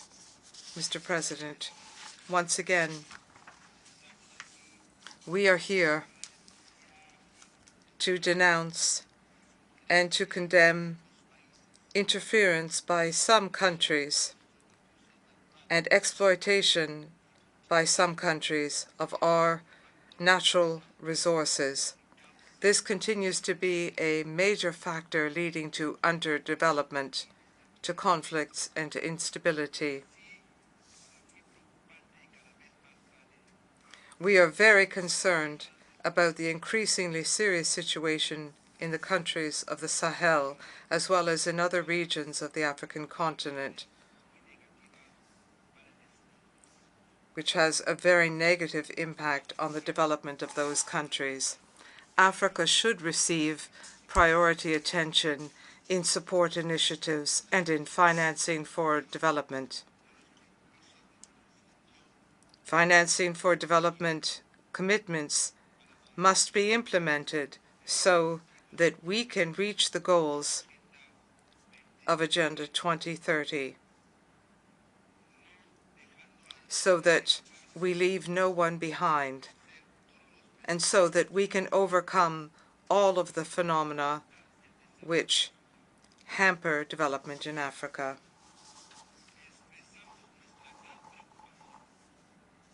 We are quite concerned at the chronic crises in Haiti, that country is currently besieged by gangs of criminals, inflicting enormous damage on the population. Equatorial Guinea is therefore proposing the holding of a UN conference for Haiti in order to analyze this situation in depth and in order to find a sustainable and lasting solution. Equatorial Guinea will insist on the need to reform the UN system, including the Security Council, which today is involved in one of the greatest injustices, namely the failure to implement international law. The African continent continues to be a victim of the historic injustice of being the only continent without permanent representation in the Security Council, despite the fact that the vast majority of issues on the agenda of this decision-making body are issues of concern to Africa.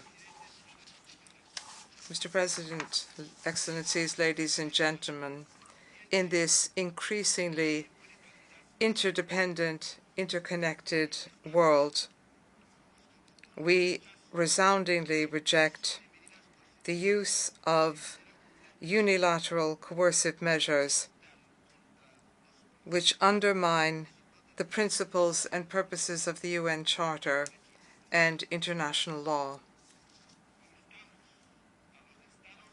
We urge states to abstain from promoting these measures because they represent a serious obstacle to the development of states, particularly countries in development,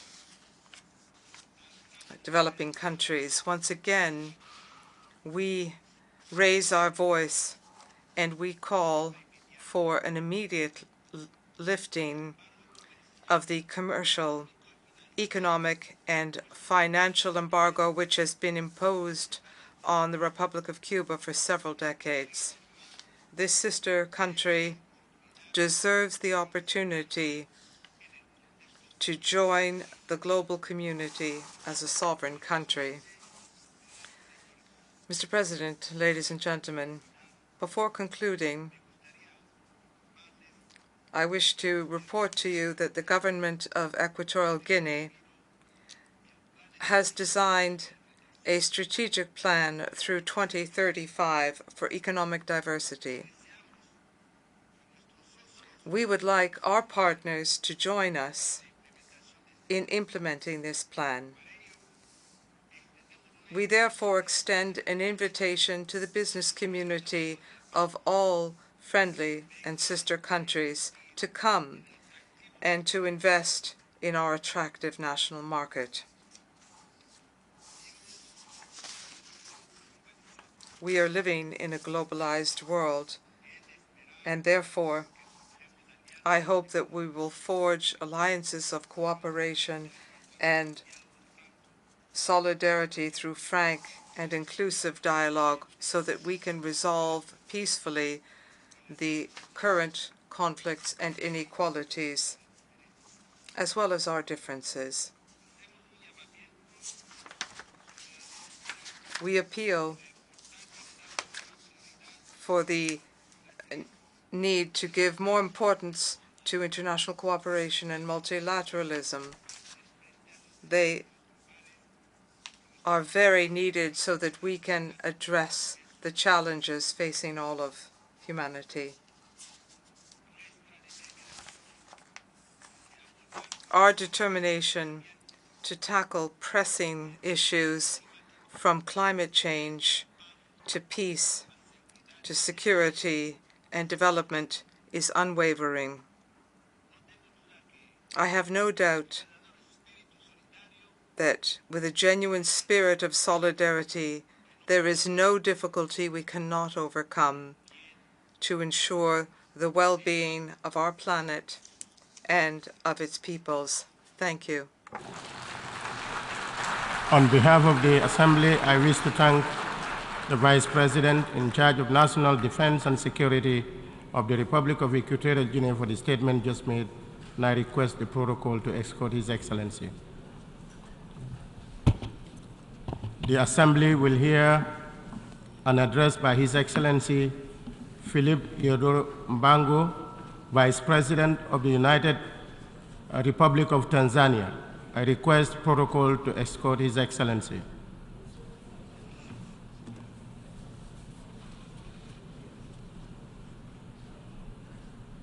I have great pleasure in welcoming His Excellency Philip Izodo Mbango, Vice President of the United Republic of Tanzania. I invite him to address the Assembly.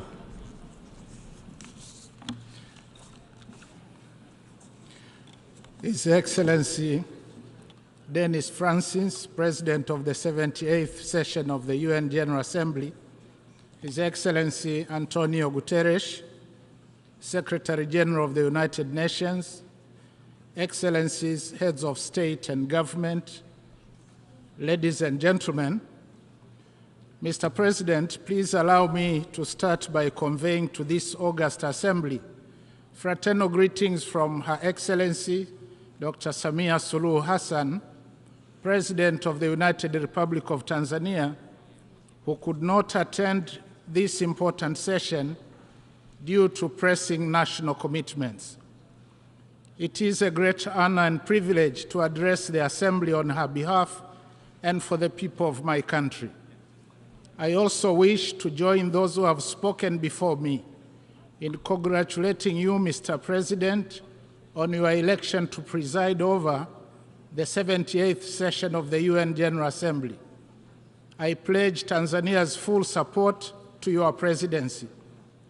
Similarly, I wish to pay tribute to your predecessor, His Excellency Kaba Korosis, who successfully steered the 77th session of the United Nations General Assembly.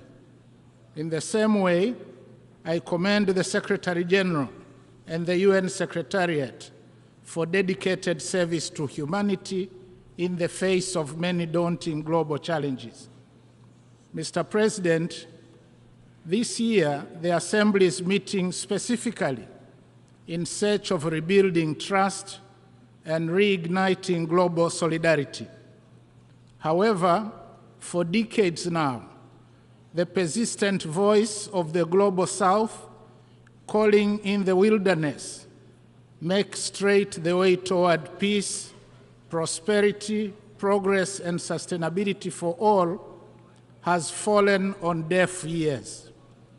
The hitherto strong historical solidarity, fraternity, and commitment to the principles of non-interference, equality between nations, and mutual benefit bequeathed to us by the UN founding fathers is withering away.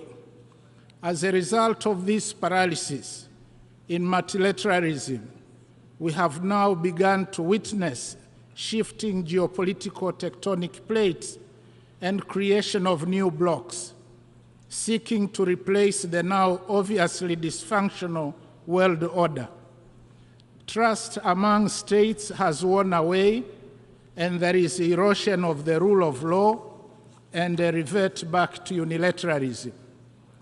The effectiveness of the UN system and multilateral financial institutions is now being questioned more than ever before, calling for their immediate reform. All this is happening at a time when the world is reeling from the aftershocks of the COVID-19 pandemic, relentless wrath of climate change, horrendous armed conflicts, global food insecurity, looming energy and debt crisis, as well as stubborn poverty and growing inequality. Furthermore, implementation of the SDGs 2030 has been disappointing, mainly as a result of unfulfilled promises of finance and technology by the global north and limited fiscal space in most African countries. In order to rebuild trust, it is imperative that the global North walks the talk on its promises and listens to the voices of the global South. Analogously, the global South must re-engineer its domestic revenue mobilization effort, including putting an end to hemorrhage of its natural resource wealth and illicit capital outflows. Mr. President, peace is undeniably a prerequisite for achieving the 2030 Agenda for Sustainable Development. Ironically, even in this 21st century, some nations are still firing guns and missiles at each other. However, the fact is that massive production of weapons and skyrocketing military spending on armed conflicts is compromising the promises we all made to the most vulnerable among us, that is, children, youth, women, and the poor, to build a better, prosperous world and create opportunities for all, leaving no one behind. In this regard, Tanzania highly commends the United Nations for its tireless efforts in maintaining international peace and security. We applaud the Secretary General's new Agenda for Peace, unveiled on 20th July 2023, which provides a greater vision for multilateral efforts towards peace and security on the basis of international law. I therefore implore each one of us in this assembly to give due consideration to the priorities stipulated therein, for they resonate very well with the spirit and essence of the theme of this assembly. Mr. President, Tanzania remains fully committed and ready to work with the UN family in maintaining global peace and security to make the world a safer place to live in, not only for us, but more importantly, to the generations to come. Tanzania firmly believes that the world needs to invest more in dialogue and diplomacy to prevent and resolve armed conflicts. Wars and confrontations must be avoided at all costs, because in war everyone loses, including the non-warring parties. In this regard, Tanzania has and will continue to contribute to peacemaking and peacekeeping efforts in Africa and elsewhere in the world. As of March 2023, Tanzania stood as the 12th largest contributor among 125 countries in UN peacekeeping missions. Tanzania urges the international community to increase support to regional initiatives to bring peace to war-torn parts of the African continent. Those who participate in fueling conflicts in Africa, either for the purpose of profiting from arms trade or access to blood mineral wealth, should be tracked and condemned openly by the United Nations. With regard to combating terrorism, Tanzania has strengthened capacity to deal with cross-border terrorism, working with our neighbors and international partners, especially through sharing of information and strategies. Mr. President, 3 days ago, we gathered in this hall for a second review of the 2030 Agenda for Sustainable Development and implementation of the 17 SDGs. It is discouraging to note that at halftime, we are off track to meet most of the goals. The UN Secretary General's Progress Report reveals that a mere 15% of the 140 targets are on track, while a staggering 37% have either stagnated or even regressed from the 2015 baseline. This underperformance calls for supercharged implementation and partnership especially prioritizing to scale up investment in people. Mr. President, Tanzania is fully committed to implement the SDGs as envisaged. In July this year, Tanzania presented its second voluntary national report, which shows that overall there has been significant progress with respect to SDG 2 to 7, as indicated by an increase in food sufficiency ratio, availability of essential medicines, decline in under 5 mortality, increase in pre and primary gross enrollment rates, significant milestones in pioneering gender equality, improved water supply coverage in urban and rural areas, as well as population connected to electricity. However, only moderate performance has been recorded for SDG 1, 8, and SDG 10. To ensure successful implementation of SDGs, Tanzania is determined to take actions to improve further the domestic revenue effort while capitalizing on PPPs. We are also prioritizing investments in the social service sectors, agriculture and agribusiness, value addition and infrastructure, as well as uplifting of skills for the youth. In addition, harnessing science, technology, and innovation is also key to hastening implementation of the SDGs. Mr. President, climate change has now become the world's greatest threat. Recent natural calamities, which have devastated parts of some countries around the world, amplify the horrible effects of climate change.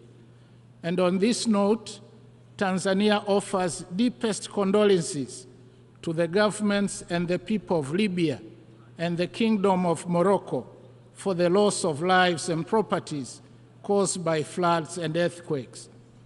Furthermore, the latest assessment report of the Intergovernmental Panel on Climate Change sounded an alarming reality that the world is off track, the 1.5 degrees Celsius limit agreed in Paris. Disturbingly, the report indicates that Africa is warming at an accelerated pace, outstripping the global rate. As such, climate change has and will continue to adversely impact Africa and hamper its progress. Tanzania, therefore, reiterates its call for urgent and concerted actions by all nations to cut down greenhouse gas emissions and strengthen mitigation and adaptation measures.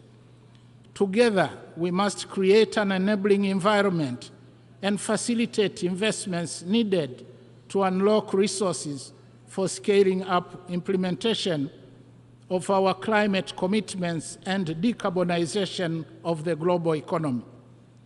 We, the global community, must act with urgency. Tanzania also reiterates its call for a fair and just clean energy transition for Africa. Mr. President, unilateral coercive measures have serious adverse effects on the targeted economies and innocent lives, especially of women and children, the very people we have committed not to leave behind. Tanzania remains steadfast in its opposition to injustice, wherever it is committed and by whoever. We stand against the imposition of unjust economic sanctions and other unilateral coercive measures that undermine sovereignty and prosperity for all.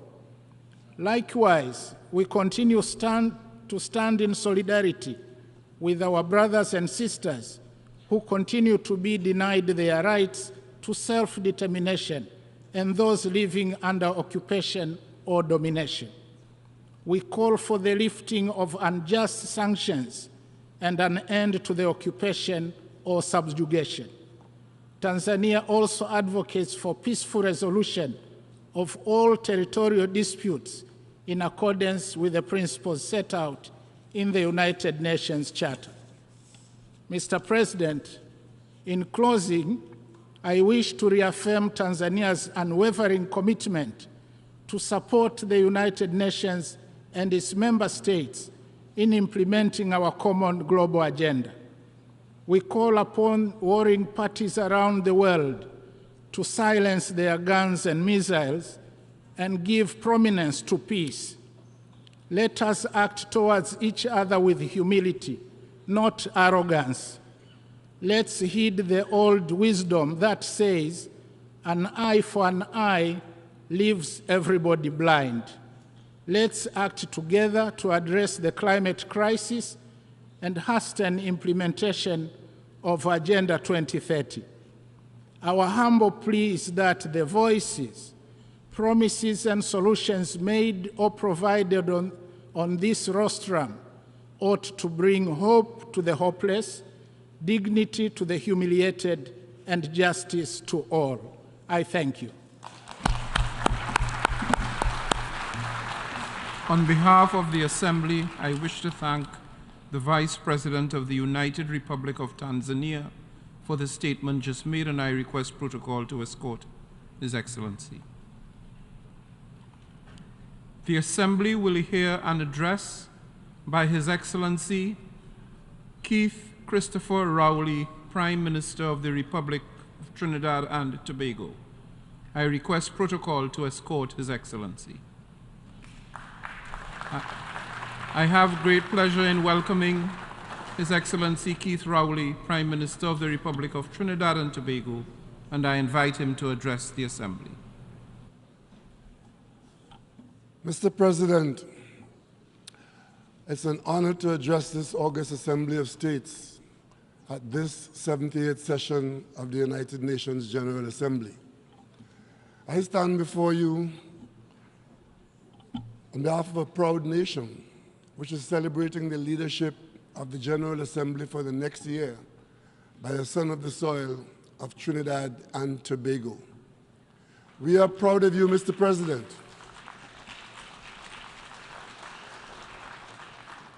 I again extend warmest congratulations to you on behalf of the government and people of the Republic of Trinidad and Tobago, and you are assured of our full support. I also wish to express our deepest gratitude to your predecessor, His Excellency Saba Kurusi, for ably guiding our work during the 77th session. Permit me, Mr. President, to express our deepest condolences to and solidarity with the government and people of Morocco, as well as the government and people of Libya, on the recent tragedies which have resulted in the significant loss of lives, livelihoods, and destruction of property. Mr. President, at the midpoint of the journey for the implementation of the Sustainable Development Goals and the 2030 Agenda, a sober reflection would leave many observers with a pessimistic feeling that the world is in peril and that we are at risk of significantly falling short of ensuring that no one is left behind. We have seen an array of cascading crises in many parts of the world. Recently, the Secretary General sounded the alarm that the period of global warming had ended and that the era of global boiling has arrived. Investments in instruments of war have far surpassed investments in instruments of peace and peace building. Some protracted conflicts are continuing with little signs of ceasefire, and others continue to erupt and escalate with disturbing consequences. All of these contribute to the waning spirit of multilateralism in our United Nations, the very purpose for which this organization was built. We have seen glimmers of hope extinguished by the darkness of despair, where the most vulnerable of the global population are made to pay the highest price. The cards of the international financial system remain heavily stacked against Global South, thereby inhibiting the prospect of these countries to achieve economic growth and sustainable development. Against this backdrop, Mr. President, I ask, is this the legacy that we would leave for future generations? Mr. President, Trinidad and Tobago, as a responsible member of this organization, is committed to doing its part to achieve sustainable development and international peace and security for all. However, our ability to safely navigate our destiny to the harbor of sustainable development by 2030 is stymied by challenges and threats, some of which are existential. One such threat is the proliferation and use of illegal firearms in our society, which, just like in other jurisdictions, bring untold suffering to many families and communities and the nation as a whole.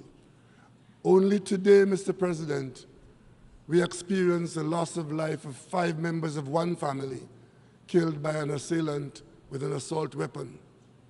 Mr. President, this situation has worsened largely because of the accelerated commercial availability, coupled with illegal trafficking from countries of manufacture into the almost defenseless territories of the Caribbean. In a population of 1.4 million people in Trinidad and Tobago, we experienced over 600 murders last year, 90% of which involved handguns and increasingly assault weapons. Within our best efforts and a huge consumption of our already scarce resources, we have seen over 400 violent firearms-driven killings already this year. Mr. President, this is a crisis shared by almost all the Caribbean territories and is to be added to the challenges that stand in the way of any successful tackling of the development goals already identified. Mr. President, Trinidad and Tobago, both individually and as part of the Caribbean Community CARICOM, has attempted to devise solutions and interventions to address these challenges meaningfully and holistically. For this reason, earlier this year, Trinidad and Tobago hosted the CARICOM Regional Symposium to address crime and violence as a public health issue, as we felt that it was incumbent to promote and encourage dialogue aimed at reducing violence and preventing crime in our society. In this context, we are cognizant of the need for cooperation at all levels. Accordingly, Trinidad and Tobago remains fully committed to the Arms Trade Treaty and its stated objectives. We also look forward to continue to work collaboratively with our regional and international partners, especially the United States, to urgently stem the illicit trade of illegal firearms, most of which are produced by gun manufacturers and promoters based in this country. We acknowledge and appreciate the recent and ongoing support of the United States in linking arms with Trinidad and Tobago and the wider CARICOM in confronting this metastasizing scourge, which not only disturbs our safety, but threatens our sense of security and even the very democratic states themselves. Mr. President, we acknowledge that the proliferation of violent crime, concomitant with other escalating crises, provides fertile conditions to destabilize any country. It is in this context that Trinidad and Tobago supports CARICOM's position that all nations respect the Caribbean Sea as a zone of peace. Consequently, Trinidad and Tobago, as it fights its own battles in this area, remains deeply concerned over the developments in our fellow CARICOM country, Haiti, that are causing unimaginable humanitarian, socioeconomic, and security consequences. We applaud the decision of the government of Kenya to offer to help lead a multinational unit in Haiti and welcome the decision of the governments of the Bahamas and Jamaica to contribute personnel to it. Rwanda's offer to help is also very significant and commendable. We also urge the international community to collaborate with Haiti towards the achievement of a credible solution to its current crisis that would guarantee that the country and its people are not left behind. I recall the exhortation by Trinidad and Tobago's iconic calypsonian David Rudder in his timeless classic, and I quote, Mr. President, when David Rudder says, "Haiti, I'm sorry," where he intoned, and I could continue to quote, "I refuse to believe that we, good people, would forever turn our hearts and eyes away. Haiti, I'm sorry. We misunderstood you. One day we'll turn our heads and look inside you," unquote. Mr. President, that day has come. That day is now. We, the United Nations gathered here, must prioritize authorization for the external help that Haiti desperately needs. Mr. President, just like anywhere else in the world, Haiti deserves peace. Haiti deserves prosperity. Haiti deserves progress, and Haiti deserves sustainability. Haiti requires the intervention of the United Nations now. I wish to assure you that Trinidad and Tobago, as an honest broker, remains fully committed to working with the government of Haiti and all other stakeholders to arrive at an indigenous solution to comprehensively address the crisis in that country. Mr. President, Trinidad and Tobago is of the view that in order to rebuild trust and reignite global solidarity, there must be universal adherence to the Charter of the United Nations and international law. Respect for the sovereignty and territorial integrity of all states must be paramount and permanent. It is in this connection that we continue to register our dismay and disappointment in the ongoing hostilities following the military action against Ukraine. Mr. President, though we are geographically far removed from the threat of the conflict, we are not unaffected. It is indeed disappointing that the Black Sea Grain Initiative, which assisted in stabilizing global food prices and potentially protecting millions from the threat of famine, starvation, that has been terminated. We noted with great anxiety that global food prices during the month of July rose for the first time in months. This situation is of priority concern for the CARICOM community, as we acknowledge that food security remains a crucial issue for our region and is a vital component in our quest to achieve the 2030 agenda. Mr. President, it is also regrettable that after all this time, a credible solution to the Israeli-Palestinian conflict remains elusive. In this regard, Trinidad and Tobago reiterates its strong support for a two-state solution based on mutual understanding, tolerance, and respect, which would serve as a foundation for Israel and Palestine to live as peaceful, responsible neighbors.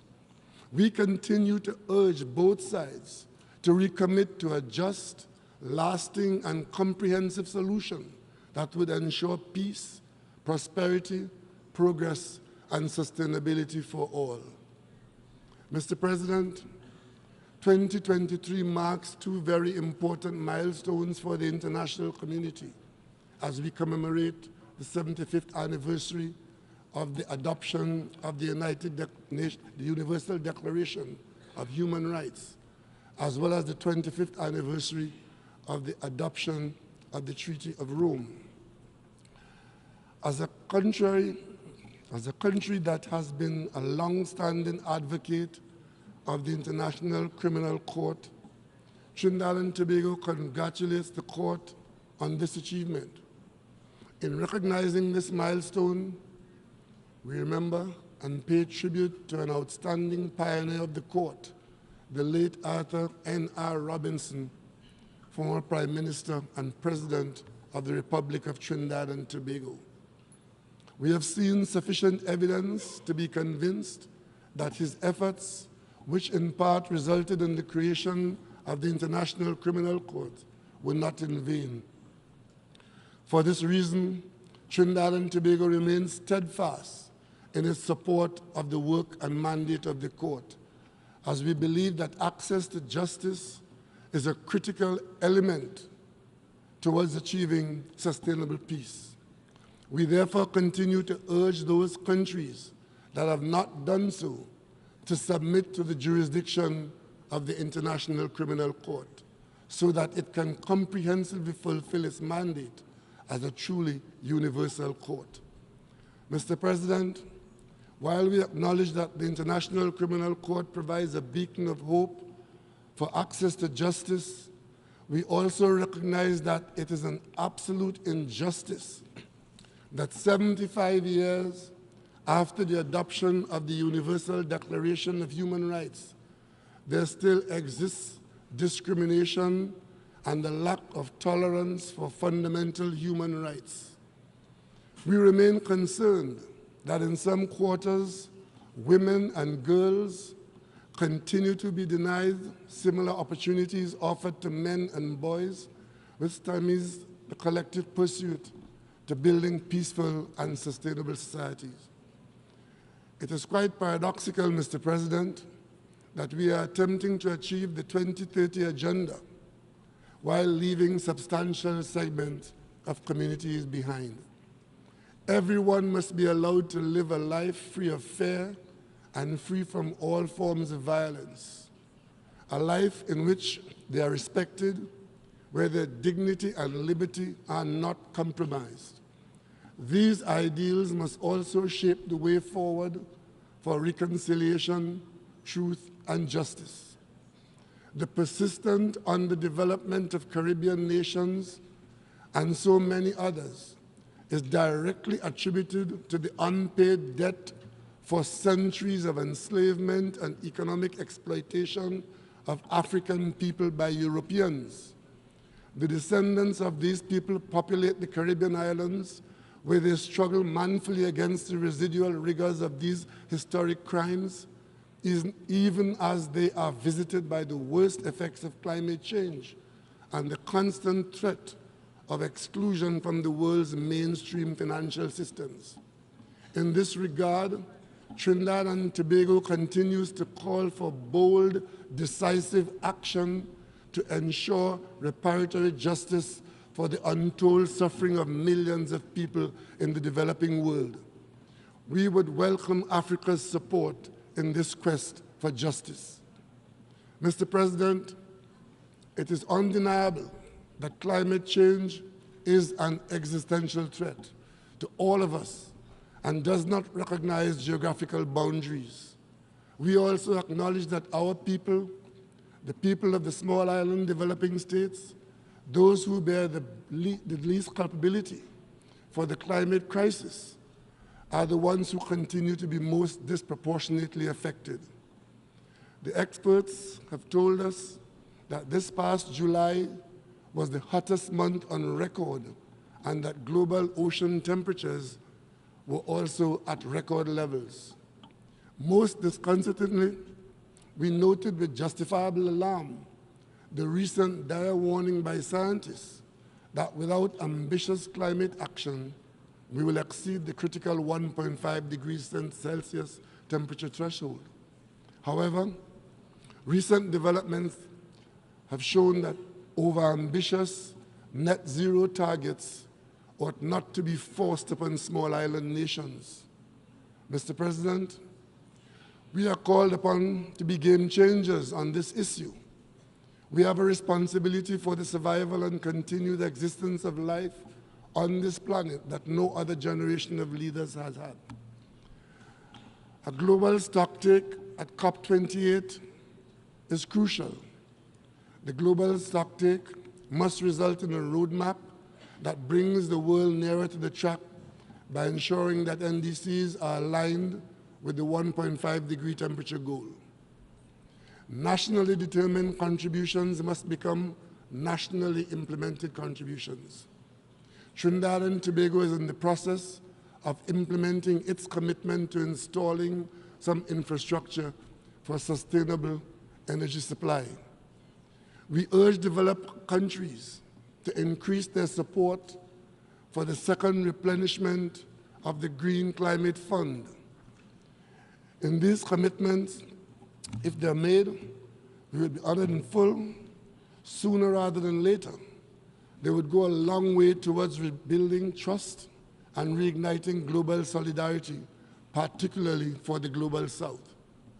Mr. President, the global economic crisis has landed heavily on the developing world, with small island developing states such as Trinidad and Tobago and our Caribbean neighbors facing the harshest impacts of the socio-economic fallout. For this reason, the next 10-year program of action will be crucial to ensuring that no one is left behind. We call on the international community to lend its support for the 4th International Conference on Small Island Developing States and to reach an ambitious and transformative global blueprint that will drive the sustainable development ambitions of small island developing nations towards long-term resilient prosperity. We will also continue to advocate that international financial institutions should be sensitive to the specific circumstances of developing countries and the challenges that they face. Trinidad and Tobago therefore reiterates its support for the development of a multidimensional vulnerability index, the Bridgetown Initiative, and any other effort that addresses the most pressing needs of developing countries, including those encountering liquidity challenges and debt distress. Mr. President, earlier this year, Trinidad and Tobago welcomed the landmark adoption of the agreement under the United Nations Convention on the Law of the Sea, on the conservation and sustainable use of marine biological diversity of areas beyond national jurisdiction. Trinidad and Tobago actively participated in the negotiations along with its CARICOM partners. We are fully confident that when this treaty enters into force, the benefits would redound to all of humankind. Mr. President, the 2030 Agenda envisions a revitalized global partnership for sustainable development based on a spirit of strengthened global solidarity. It would, however, be impossible, Mr. President, for our sisters and brothers in Cuba to achieve these goals if the anachronistic economic, commercial, and financial embargo imposed against that country remains in place. For over 6 decades, the people of Cuba have been grappling with significantly diminished prospects for charting a course towards prosperity, meaningful progress, and sustainable development.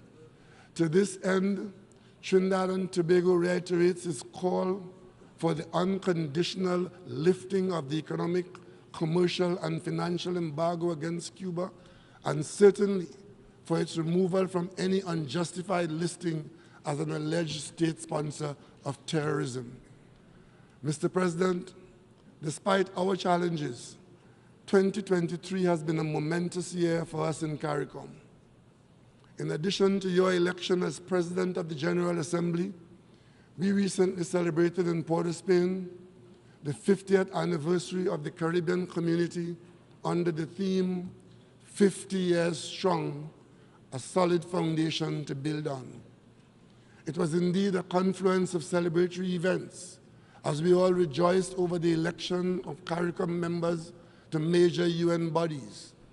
In this regard, we congratulate Guyana on its election as a non-permanent member of the United Nations Security Council, as well as Haiti and Suriname on their election to the Economic and Social Council. Mr. President, guided by our Charter and the spirit of multilateralism, we can use the popular aphorism as inspiration, and I quote, "Coming together is the beginning. Keeping together is progress. Working together is success," unquote. If we were to apply that maxim, I have no doubt that we can achieve peace, prosperity, progress, and sustainability for all. Mr. President, Trinidad and Tobago will be doing its part. We continue to stand on our principles, to deploy our diplomacy and leadership in the service of the common good, to uphold international law, and to work with member states in our commitment to leave this world safer, healthier, and better. Mr. President, I thank you for your attention, and I thank my colleagues.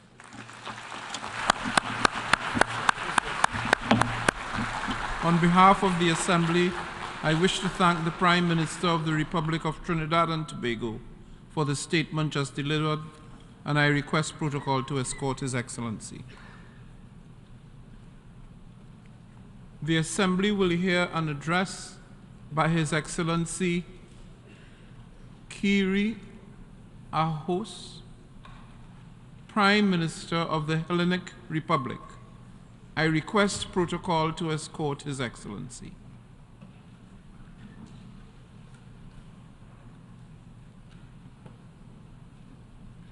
I have great pleasure in welcoming His Excellency Kyriakos Mitsotakis, Prime Minister of the Hellenic Republic, and I invite him to address the Assembly. Mr. President, Monsieur le Président, heads of government and state, ladies and gentlemen, the theme of this year's General Assembly asks us to accelerate action towards peace, prosperity, progress, and sustainability for all. It is a laudable goal, and one I would argue matters more now than ever before. But I must also ask if it is anywhere near enough. And I pose this question not because I wish to test the patience of this Assembly, but rather because even though collective multilateral solutions can and often do make a difference, it seems to me that still too many solutions fall short of our ambitions. Our words are never quite matched by our actions, and our achievements are never quite meet our expectations. It is as if in this United Nations, nations are not quite united enough. And nowhere is that clearer to me than in two core areas, tackling climate change and managing migration, both of which will be at the heart of Greece's Security Council candidacy for 2025-2026. If successful, Greece will make climate and migration central tenets of our time on the Security Council, together with respect for international law and maritime security. We will do this because, in part at least, the global community's current collective approach to both issues speaks to a failure to match rhetoric with policy delivery. When we have lived through a summer like the one in 2023, the hottest on record, and when we talk rather than act on tackling the main drivers of irregular migration or even the implementation of existing transnational agreements, we are in fact failing. And ladies and gentlemen, we must work harder collectively to change that. 12 months ago, at this very podium, I warned how without multilateral cooperation, the devastating effects of climate change would soon be the norm rather than the exception. 12 months later, and that new norm has unfortunately arrived. This summer, floods, fires, heat waves, and landslides have gripped the European South, North Africa, and the Mediterranean. bringing unprecedented destruction to the region from Slovenia to Libya, from Italy to Greece. For Greeks, nowhere was this more apparent than across Evros, in the northeast of my country. Here, the largest blaze ever recorded in the European Union burned continuously for almost 2 weeks. In all, 20 people were killed. Hundreds lost homes and livelihoods, and an area greater in size than this city, New York, was razed to ashes. 700 firefighters from across Europe fought valiantly to contain this devastating megafire, but they couldn't tame it. And as if that was not enough, 10 days later, Greece was struck by Storm Daniel. The Thessaly region, in the center of the country, saw twice as much rainfall in one day than falls in London in an entire year. It was the worst storm to hit Greece in over a century.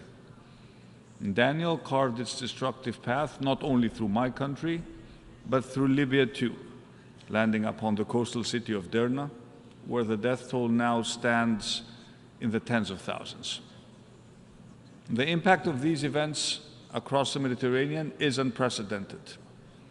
Lives lost, businesses destroyed, communities upended, social cohesion undermined, the fragile ecology of our most precious natural habitats severely compromised. I accept, of course, that the climate crisis is not an alibi for everything, but the science is clear. Unprecedented temperatures, fueled by global warming, are creating the conditions that drive these catastrophic events. And this is no longer a crisis of the poorest or the global south. Our own very unequal battle with nature is now being fought out across the European south and the Mediterranean in particular. And this, ladies and gentlemen, is the new reality of climate change. Greece and our many friends and neighbors who ring the Mediterranean now face similar challenges to those countries which have been at the sharp end of the climate crisis. And like those countries, we need a much more coordinated response. In Greece, we have pumped hundreds of millions into mitigation. We have introduced our first ever climate law. We're driving ambitious proposals around decarbonizing our islands. We partner with multinationals in the pursuit of green technology. We invest heavily in renewables, where given our natural assets of wind, sun, and sea, the potential is huge. And yet, while we act decisively on long-term mitigation, we are collectively guilty of not placing enough emphasis on short-term adaptation, even though the need to become more resilient is about change today, not tomorrow. After all, this crisis is already here. It is affecting our lives today, and it is already having a significant impact on our economies. For the European Union, this represents a failure, not just of policy, but also of financial resourcing.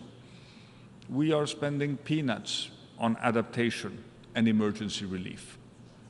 We have two funds which are completely depleted, and this must change, which is why earlier this week I wrote to the leaders of Croatia, Cyprus, France, Italy, Malta, Portugal, Slovenia, and Spain, who, along with Greece, make up the EU Med-9 group of countries. In my letter, I suggested two solutions to the short-term adaptation issue. First, that we recognize that the circumstances now demand that we act outside the EU's long-term budget framework and state subsidy rules. And second, that we lead the EU-wide efforts to define and implement a comprehensive, properly resourced strategic plan that addresses the new challenges we are now facing. But this isn't just about Europe. The problems faced by the European South and North Africa are, after all, no different to the issues faced by Canada this summer, or indeed the likes of Pakistan last summer, when that country also suffered from catastrophic floods. That is why I'm calling for the creation of a global adaptation alliance, a forum from where we can deliver new collective thinking, renewed cooperation, access to new finance to drive short-term adaptation before it is too late. Investing more, for example, in sharing new technology, in advanced forecasting and modeling, so that we can predict with greater clarity, with greater accuracy, how these phenomena are going to behave, where the floods are coming from and where the fires are going. We will therefore push for the inclusion of an adaptation alliance at the upcoming COP28 meeting in the United Arab Emirates, because only by working together can we make a real difference. Learning lessons from one another, but sharing best practices and solutions too. Take Greece's early warning emergency number, the 112 number. During devastating wildfires 5 years ago, it didn't exist. A whole seaside town was razed to the ground. More than 100 people perished. We learned from that mistake. We put it right. And this summer, the 112 number played a huge part in minimizing loss of life. What difference, I wonder, would such a number, an emergency number, have made in Maui during the devastating Hawaiian fires, or in Libya, for example? And it is exactly this sort of relatively cost-effective solutions that represent the type of technological adaptation we need globally going forward. A simple yet life-saving idea. And all of this is critical because at the end of the day, our number one obligation is the protection of human life. Monsieur le Président, ladies and gentlemen, let me turn to the second great challenge of our time, migration. My country is at the forefront of the global migration crisis. Greece has, over the last decade, provided shelter and protection to hundreds of thousands of refugees and asylum seekers. Our Coast Guard has gone above and beyond to save tens of thousands of lives at sea. And let me be clear, Greece will always be an open and welcoming country for those fleeing persecution and violence, as well as those economic migrants who, however, seek a new future by accessing legal pathways. After all, our economy is growing again. We're attracting significant foreign investment, and there are many job opportunities in my country. But we also need to fill these vacancies on our own terms, not those set by the criminal gangs. And that is why it is critical that the international community works together to establish a far more comprehensive and coordinated approach, one that addresses the root causes of migration, one that more effectively counters human trafficking and migrant smuggling, and fosters legal pathways to mobility. Take managing the root causes of migration. We must challenge the negative political, socioeconomic, and climate trends at source in the countries of origin, but also the countries of transit. And that means more tailor-made, innovative, multi-stakeholder partnerships to drive forward sustainable development and strengthen resilience, creating jobs and opportunities in the places of origin. No one wants to leave their homes and risk their lives finding work thousands of miles away. In real terms, that's about investing in infrastructure, in education, in healthcare, in the green and digital transition, all of which can reduce poverty, unemployment, and inequality. And it's about creating incentives for private sector development.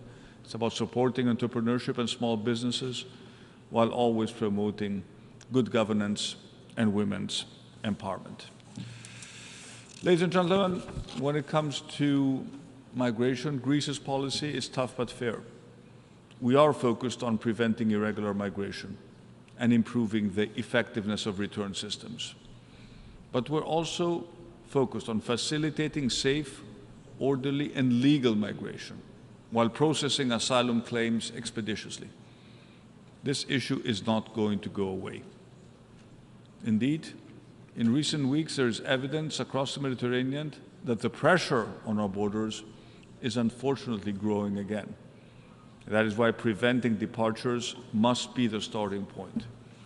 We must break the business model of the traffickers and the networks if we are to stop people from embarking on such dangerous journeys. And working together bilaterally and multilaterally, we must strengthen border controls and surveillance, mechanisms to detect and intercept strugglers and their activities. And we can do that through the use of advanced technology, intelligence sharing and cooperation among border control agencies. And we must enhance the capacity of law enforcement to investigate and prosecute those responsible for profiting from human despair, as well as disrupting the money networks through the strengthening of tools to identify and freeze traffickers' assets. And we need a whole-of-route approach, raising public awareness of the dangers posed by smuggling routes.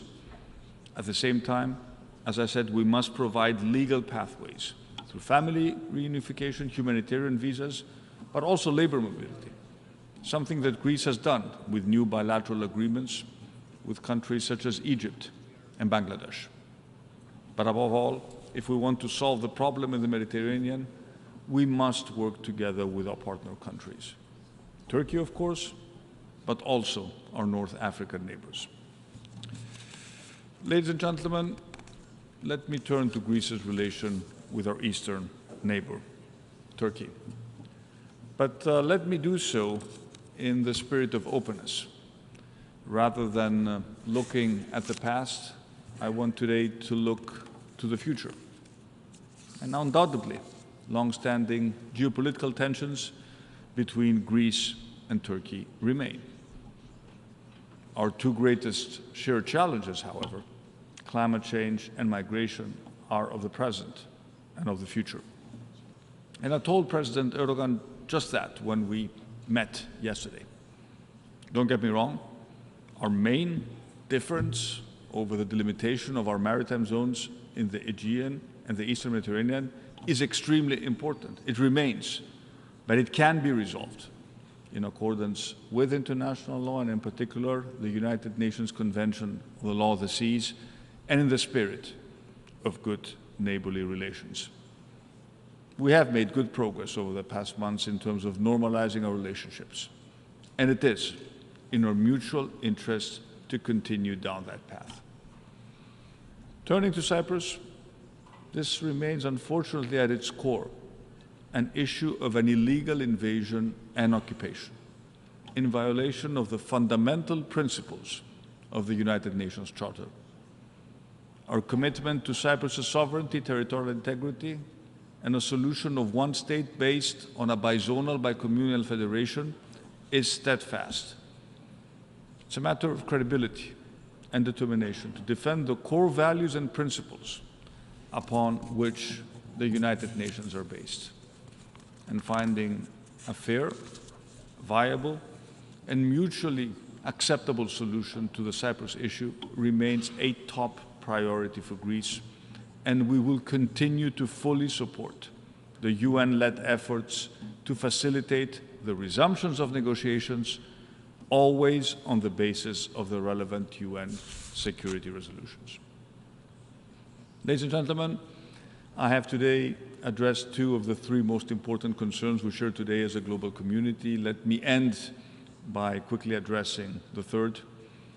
Last year, in this very spot, most of us condemned Russia's illegal invasion of Ukraine, an act of blatant aggression that has shattered the inviolability of a sovereign border and has cost so many innocent lives. Overall, the international community has stood firm against Putin's provocation and disastrous attempt to rewrite history. Today, however, the assertion on Russia's part is that NATO, the EU, the other partners that support Ukraine will eventually lose the stomach to continue that fight. Now let me be clear. This should not happen, and this will not happen. We will never walk away from Ukraine, because to do so would be to abandon the very principles of peace, democracy, and adherence to international law that so many in this room hold dear. This message was sent out loud and clear by the leaders of the whole Balkans region on the 21st of August in Athens, in the regional summit we hosted together with President Zelensky. Dear friends, to conclude, whether the issue is addressing climate change, managing migration, or fighting the threat to our democratic way of life, all the challenges we face are daunting. We've said many times failure is not an option. True leadership will be required by all of us. We cannot just sit idle and hope for a miracle. I have the privilege of leading a mid-sized country that is trying to do its best to address issues of massive complexity. But it is time for the really big players to step up to the plate and deliver. Thank you very much for your attention. Au nom de l'Assemblée générale, je tiens à remercier le Premier. I'd like to thank the Speaker for that statement, and I ask protocol to please accompany His Excellency.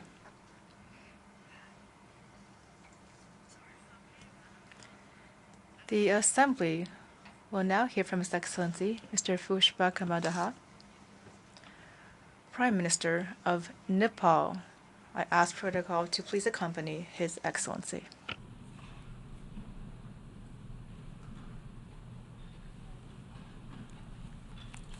J'ai le plaisir de souhaiter la bienvenue à son Excellence.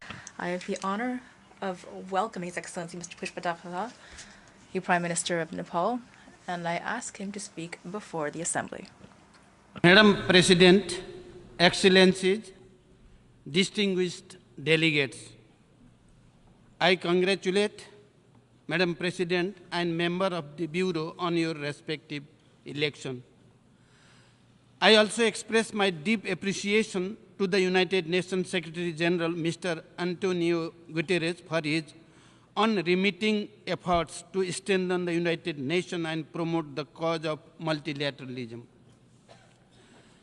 There could be no better time to deliberate on the theme rebuilding trust and reigniting global solidarity, particularly when trust and cooperation are in short supply and crises of confidence reign the world. Today, due to the resurgence of geopolitical competition, power polarization and economic nationalism, maintenance of world peace and security, the foremost goal of the UN Charter, have come under serious strain. Spending on arms is on the rise, but resources for the realization of the 2030 agenda have become scarce. We must correct this course and focus on our common goal of peace, prosperity, and progress. It is time to build trust, promote partnership and collaboration, and work in solidarity when the world is facing the challenges of unprecedented scale and nature. Madam President, I have fond memories of addressing this August Assembly back in 2008 as the Prime Minister of a country that had just made a transformation of historic proportion, a transformation from armed conflict to an inclusive and nationally owned peace process, a transformation from centuries-old feudal monarchical rule to a democratic republican order, and a transformation to a multi-party democratic polity where participation of all sections of our society is ensured. 15 years on, we have come a long way. We successfully transitioned through a nationally led peace process.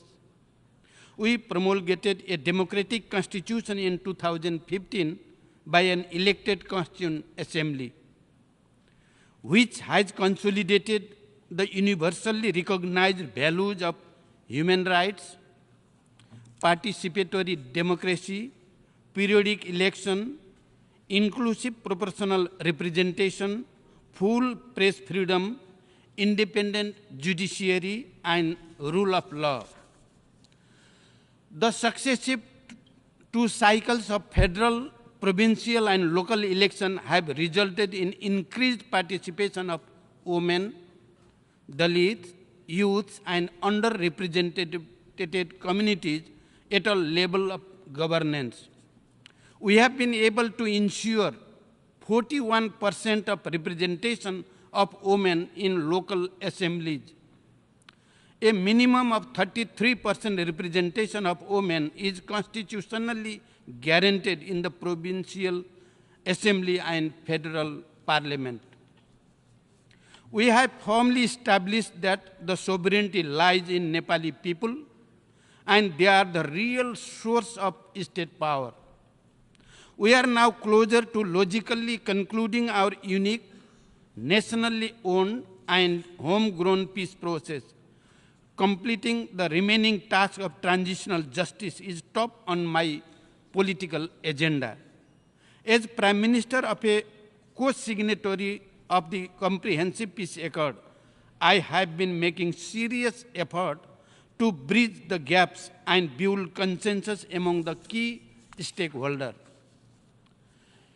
An amendment bill related to the transitional justice has been tabled at the federal parliament to address the concern of the victims, strike a right balance between peace, justice, and reparation, and to make the transitional justice process broadly owned by our society.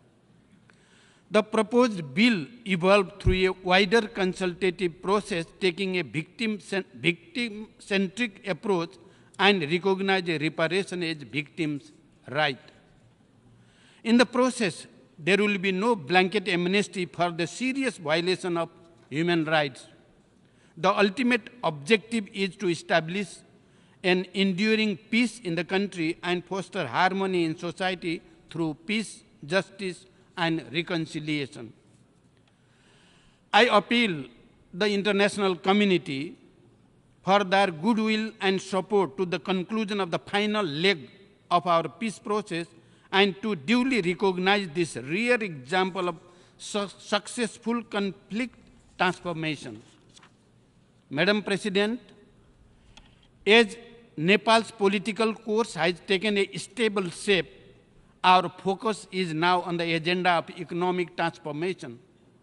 We are aware that political achievement can only be sustained by socio-economic growth and development. It is not least in this light that the central focus of the current government is on mobilizing all its energy and resources to accelerate development work and ensure good governance. We are graduating from LDC status by 2026, and we are committed to making our graduation smooth, sustainable, and irreversible. We are currently in the process of finalizing the smooth transition strategy of graduation. We have put SDGs at the center of our development vision and priorities. However, crises such as COVID-19 pandemic, climate change, and heightened geopolitical competition have threatened our hard-earned progress in SDGs. We, therefore, call for an enhanced level of international support in the form of development assistance, foreign direct investment, export promotion, SDR allocation, technology transfer, and technical assistance. Nepal welcomes Secretary General's call for an increase in SDGs financing by $500 billion per year. As the current LDC chair, we remain actively engaged in collaboration with fellow LDCs in all relevant forums, including in the UN system, to protect and promote our collective interests. We stress the need to mainstream the Doha Program of Action into all important UN process and development system and the development cooperation framework of our partners. We call for a fair and equitable international trading regime that benefits LDCs. coordinated policies aimed at debt relief, debt restructuring, and debt swap as envisaged by the Doha Program of Action must be translated into reality. Madam President, climate change has assumed a crisis proportion and the clock is ticking. Our inaction or little action, will surely invite disastrous consequences for humanity. We must therefore set higher ambition and commit ourselves to achieving those ambitions in a time-bound manner. Climate vulnerable mountainous countries like Nepal have been bearing the severe brunt of climate change. The Himalayas are the source of fresh water for over 2 billion people. Global warming has induced rapid receding of ice in our Himalayas. It has not only eroded the health of our mountains, but also endangered the lives and livelihoods of millions of people living downstream. The human and financial toll due to the floods, droughts, and other extreme climate-induced events is terrifying. On our part, we remain fully committed to the effective implementation of the Paris Agreement and achieving its goal. Nepal has set an ambitious target of reaching a net zero scenario by 2045. We have already submitted our updated NDC and aligned our national policies and plans with it. Our priorities include conserving and sustainably managing land, forest, and water resources, undertaking effective adaptation and mitigation measures, and promoting a green and resilient economy. To this end, we are working to ensure access to clean energy for all citizens. Easy access to climate finance will be the key to low carbon and climate resilient development pathways. Equally, crucial are the early operationalization of the loss and damage fund, fulfilling the target of the $100 billion commitment as well as doubling up of the adaptation climate finance. It is an irony. It is an irony that my country, Nepal, with 45% of its areas as forest, with rich biodiversity, and 15% of its land as high mountains, release least greenhouse gas emission but contributes significantly to ecological preservation, has unfairly suffered from climate crisis. These kinds of mismatch must be addressed through a compensation mechanism to the countries that positively contribute to the greening of the planet. Excellencies, it is quite distressing that conflicts within and between countries are on the rise. Nepal opposes any use or threat of use of force against the territorial integrity, political independence, and sovereignty of any country. People of Libya, Syria, and Yemen continue to bear the brunt of protracted conflict. Their suffering must end. We believe that the UN brokered truce in Yemen must be allowed to transition to a sustained peace. The protracted stalemate in Libya must get a way to peace and reconciliation. The Palestinian people deserve peace ending the prolonged conflict. Nepal reiterates its support for a two-state solution with Israel and Palestine living peacefully side by side within recognized international borders based on relevant UN resolution. We continue to support nationally owned, peaceful, just and lasting solutions to conflicts around the world. Peace founded on inclusion, empowerment, economic prosperity, and justice stand a better chance to last longer. Madam President, proliferation of weapons of mass destruction continues to threaten peace and security in the world. Constant stockpiling of nuclear arsenals, growing arms race, and ever increasing military expenditure are worrisome. Nepal reiterates its call for a total and time-bound disarmament of all weapons of mass destruction, including biological, chemical, nuclear, and radiological weapons. As the host country to UN Regional Center for Peace and Disarmament in Asia and the Pacific, Nepal believes that regional process, including the Kathmandu process, reinforce the global disarmament regime.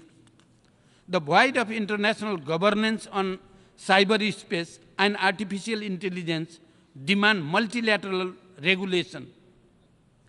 Dual use of artificial intelligence urgently calls for informed deliberation on preventing its potential misuse and strengthening of international cooperation. Nepal condemns terrorism in all its forms and manifestation. We call for an early conclusion of a comprehensive global treaty against terrorism. Madam President, Nepal's commitment to the protection and promotion of human rights is total and unflinching. We believe in an integrated approach to democracy, development, and human rights. Nepal attaches great importance to the safety, security, dignity, and well-being of migrant workers. We call for effective implementation of the Global Compact for safe, orderly, and regular migration to ensure that migration works for all. Excellencies, the principle of Panchashil non-alignment, the UN Charter, international law, and norms of world peace continue to guide Nepal's foreign policy. Amity, cordiality, and fraternity are the underlying ethos of our international engagement. We want to promote relations with our neighbors and all other friendly countries on the basis of sovereign equality, non-interference, and mutual respect. We remain steadfast in our commitment to multilateralism with the United Nations at its center. True to our commitment, Nepal continues to contribute to the maintenance of international peace and security through our consistent participation to the UN mandated peacekeeping operation for the last 65 years. Currently, the second largest troops and police contributing country, we have always deployed our peacekeeper at every call and without any caveat, even in the most challenging situation. Our peacekeeper have earned distinct repute of dedication, professionalism, and competence, which has been widely acknowledged by the United Nations, the host government, and societies alike. We reiterate our call for share of leadership position at the headquarters and in the field to the troops and police contributing countries. We know today's global governance architecture largely reflects yesterday's world. Timely reform is essential for the multilateral institution to remain relevant and to reflect today's realities. Nepal supports the reform of UN Security Council to make it broadly representative, democratic, transparent, and accountable. We call for the revitalization of the General Assembly and the Economic and Social Council with greater role to this vital organ. We need an inclusive and effective multilateralism to better respond to and deliver on the needs of the people and the planet. Structural reform to the international financial architecture is longer overdue. The voice of the countries in special situations, including LDCs, LLDCs, and SEEDs, must be heard. Their meaningful representation must be ensured. Only a more democratic, inclusive, fair, and representative international financial architecture can be an antidote to the deep-rooted inequalities, inequities, and gaps. In conclusion, Madam President, it is our collective responsibility to ensure peace and prosperity for everyone, everywhere, and to ensure that no one is left behind. I thank you for your kind attention. Thank you very much. Au nom de l'Assemblée générale, on behalf of the Assembly, I wish to thank the Prime Minister of Nepal for the statement just made, and I request protocol to escort His Excellency.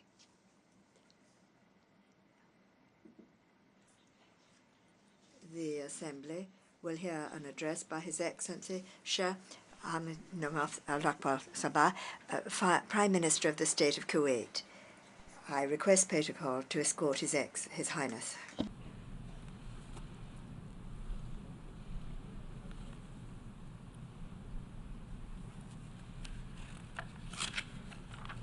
j'ai le plaisir de souhaiter la bienvenue.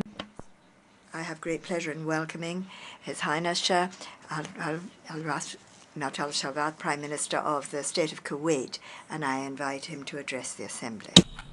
بسم الله الرحمن الرحيم. معالي رئيس الجمعية. In the name of God, the merciful, the compassionate, distinguished President of the General Assembly, Secretary General of the United Nations, Excellencies, Highnesses, distinguished heads of delegation, distinguished participants, may the peace and blessings of God be upon you. Mr. President, at the outset, the State of Kuwait would like to convey its most sincere condolences to the brother kingdom of Morocco with regard to the victims of the earthquake that killed thousands. I also would like to express our condolences to our brothers and sisters in Libya with regard to the storms and flooding that have affected it and that have also caused many casualties. We pray to the all-powerful God to take mercy upon the victims and to alleviate the suffering of families. And we wish a speedy recovery to all of the injured. It is a pleasure for me to congratulate you and your friendly country on your election, Mr. President, as President of the 78th session of the UN General Assembly. We are fully convinced that your rich experience in international affairs will allow you to wisely and skillfully guide our work. I also would like to pay tribute to the efforts of your predecessor, Mr. Chaba Koroshi, throughout his presidency of the preceding session. I also would like to express our appreciation for the constructive and immense efforts made by the Secretary General of this august organization, as well as his actions to realize the lofty mission of the UN based on its charter to maintain international peace and security. Mr. President, today, once again, I address the international community from this prestigious podium with regard to the challenges and obstacles that multilateralism is facing on the international arena. These are putting to the test our ability to survive and to move forward, or else he will face a stalemate. The development of the world today, as well as conflicts between states, WMD that are proliferating, terrorism, an escalating scourge that is exacerbating already high poverty, as well as the threats posed by climate change and natural disasters, the challenges of food insecurity, not to mention the new and emerging challenges and risks in the cybersphere, which create great risks for cybersecurity. All of these factors mean that we must seek international cooperation based on partnership and responsibility. And here we'd like to underscore the importance of the SG's initiative entitled Our Common Agenda, which has quite precisely diagnosed the situation the international community is facing, as well as the various challenges that require joint efforts to address them at various levels, regional, international, and national. And the goal is to make use of the tools the UN has, as well as its legacy, and to diversify its mechanisms and tools. Mr. President, the state of Kuwait, for 20 years now, has been convinced in and believes in the principles of good neighborliness, and it has always striven to assist Iraq to regain its footing through constant, tireless efforts to aid Iraq in returning to its rightful place on the international scene, so that Iraq can realize the hopes and aspirations of this brotherly people. However, we were surprised by the verdict of the Supreme Federal Court in brotherly Iraq, which ruled that the law on the ratification of the Maritime Navigation Organization of Khor Abdullah, an agreement concluded between Iraq and Kuwait in 2012,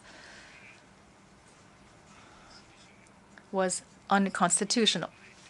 This agreement was ratified and submitted to the United Nations in 2013.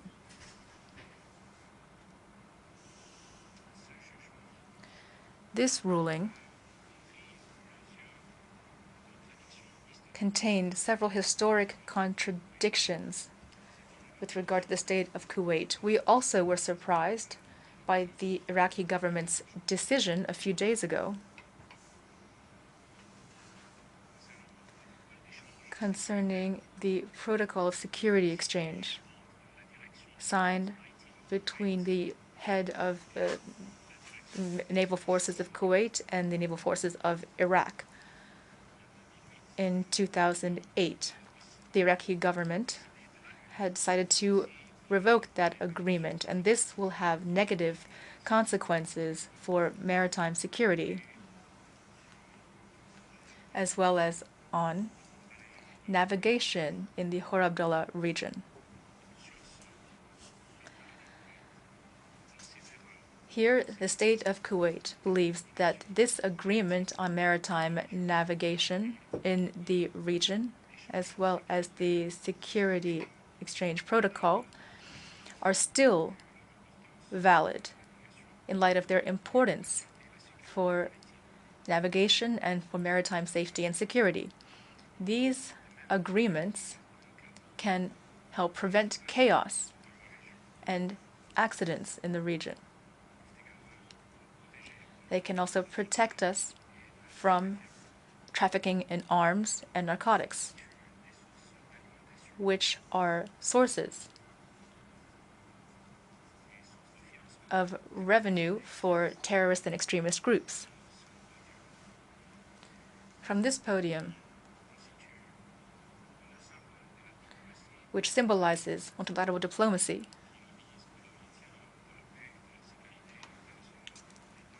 we must maintain international peace and security, and Kuwait would like to confirm the importance of the Iraqi government taking tangible measures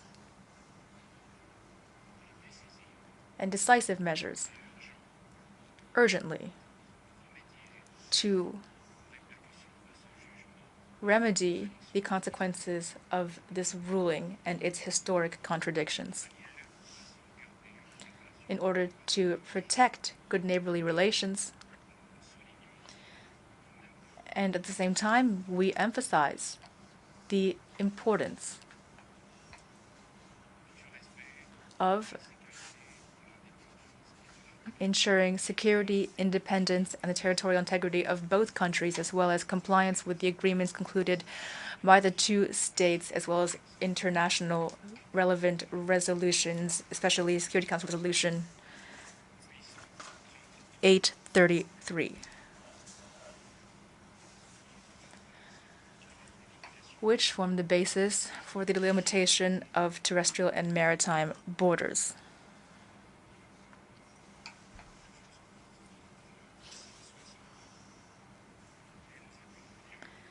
And we call on brotherly Iraq to show goodwill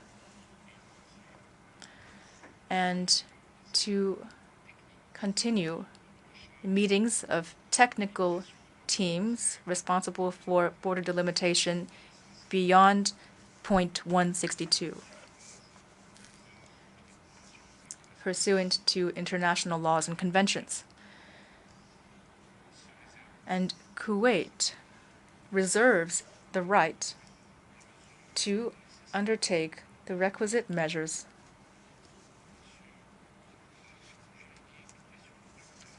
both legal and international measures to defend its legitimate and legal right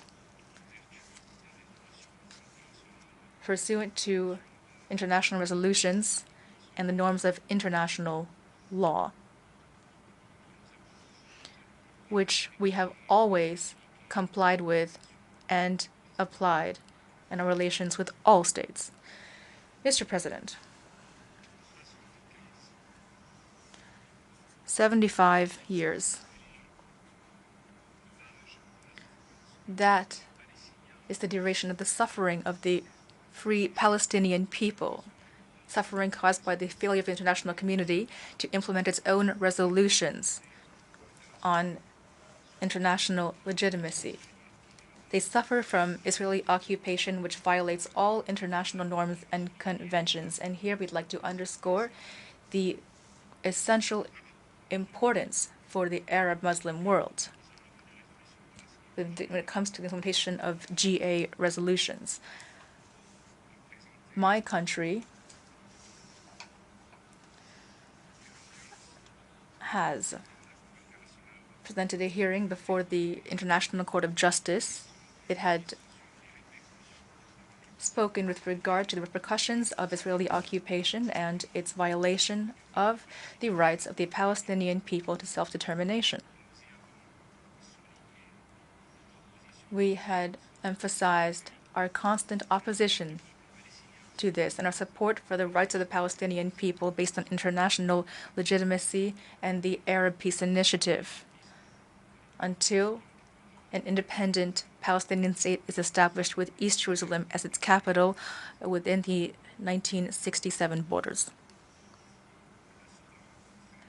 Sudan, brotherly country, is experiencing tragic events due to an armed conflict, and this is a source of real concern. We urge all parties involved to immediately end hostilities and to return to dialogue and to a peaceful political process to protect peace and security, as well as the territorial integrity of Sudan. And we confirm our support to all international initiatives in this regard, including the initiative of the Kingdom of Saudi Arabia and of the U.S.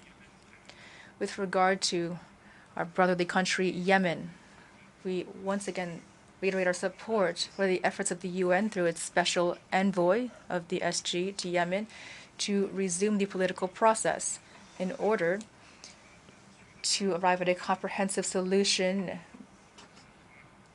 based on 3 pillars: the Gulf Initiative and its executive mechanism, as well as the conclusion of the National Conference of National Dialogue and the relevant SC resolutions, especially Resolution 2216,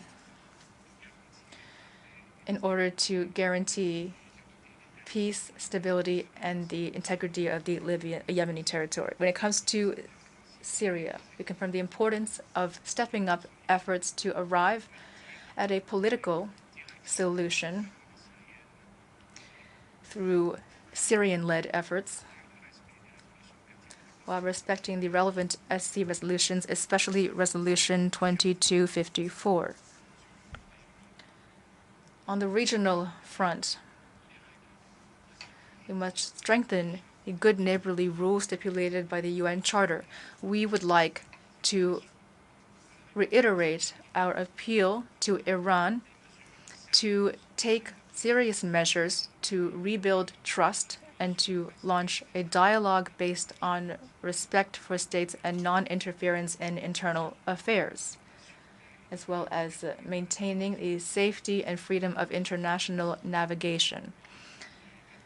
My country also would like to underscore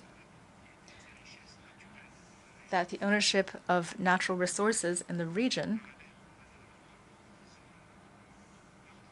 in parallel with the zone between Kuwait and Saudi Arabia, includes the Dora field, and this is a territory shared between Kuwait and Saudi Arabia.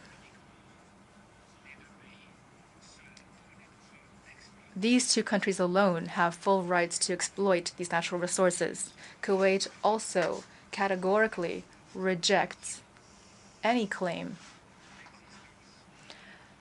of the existence of any rights belonging to other parties in this field or in this region, this submerged region which runs parallel to the division between Kuwait and Saudi Arabia, with its borders determined by Kuwait and Saudi Arabia. Mr. President,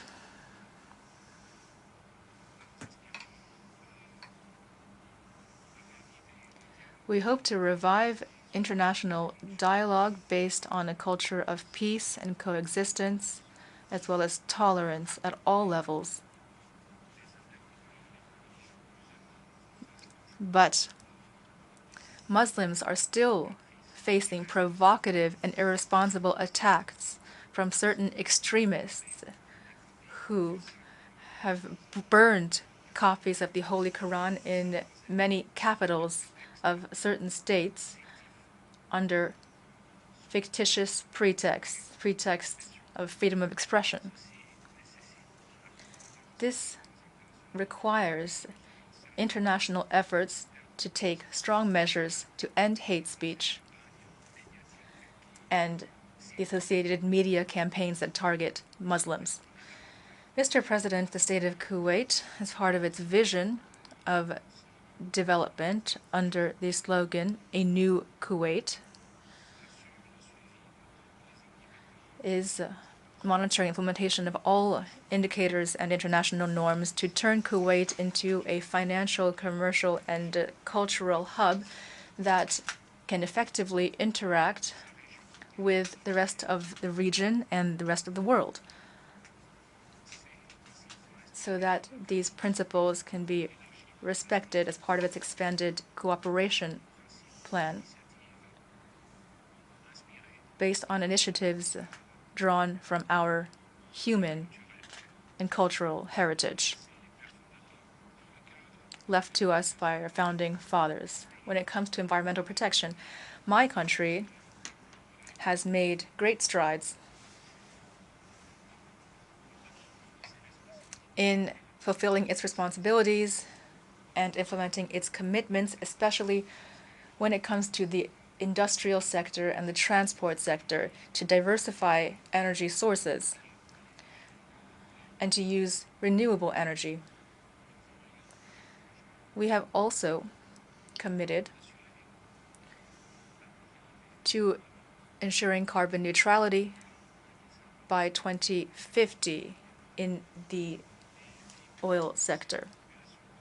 We're a member country of the Gulf Cooperation Council.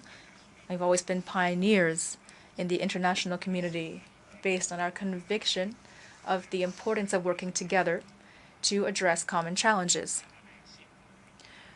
We expect a successful COP28, which will take place in Dubai in the UAE. And we are counting on support from the international community to implement the various elements of the Paris Agreement. And we welcome the statement by Saudi Arabia regarding the establishment of a global body for water, which would be based in Riyadh to ensure complementarity in the efforts of countries and organizations to manage water resources in an effective manner and to exploit them in an optimal way. I would also like to thank the state of Qatar, which will be hosting an exhibit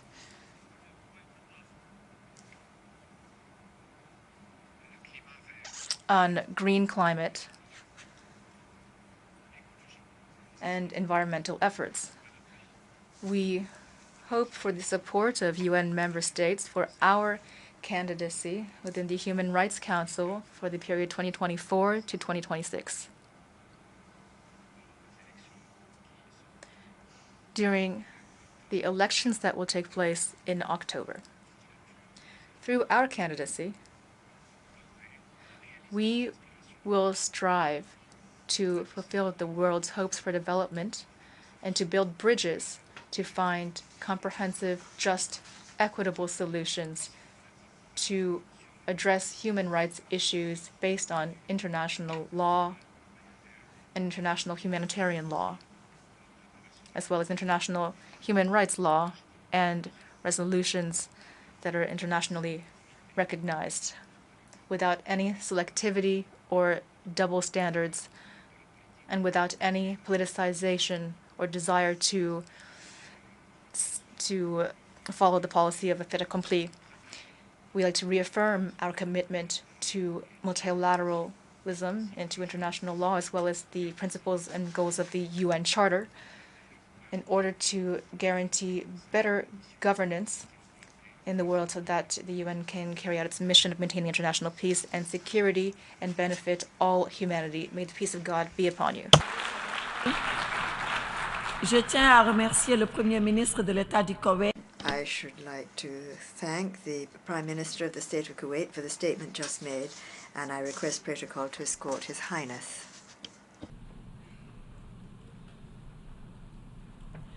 Je donne à présent la parole. I now give the floor to His Excellency Alexander Schallenberg, Federal Minister for European International Affairs of Austria.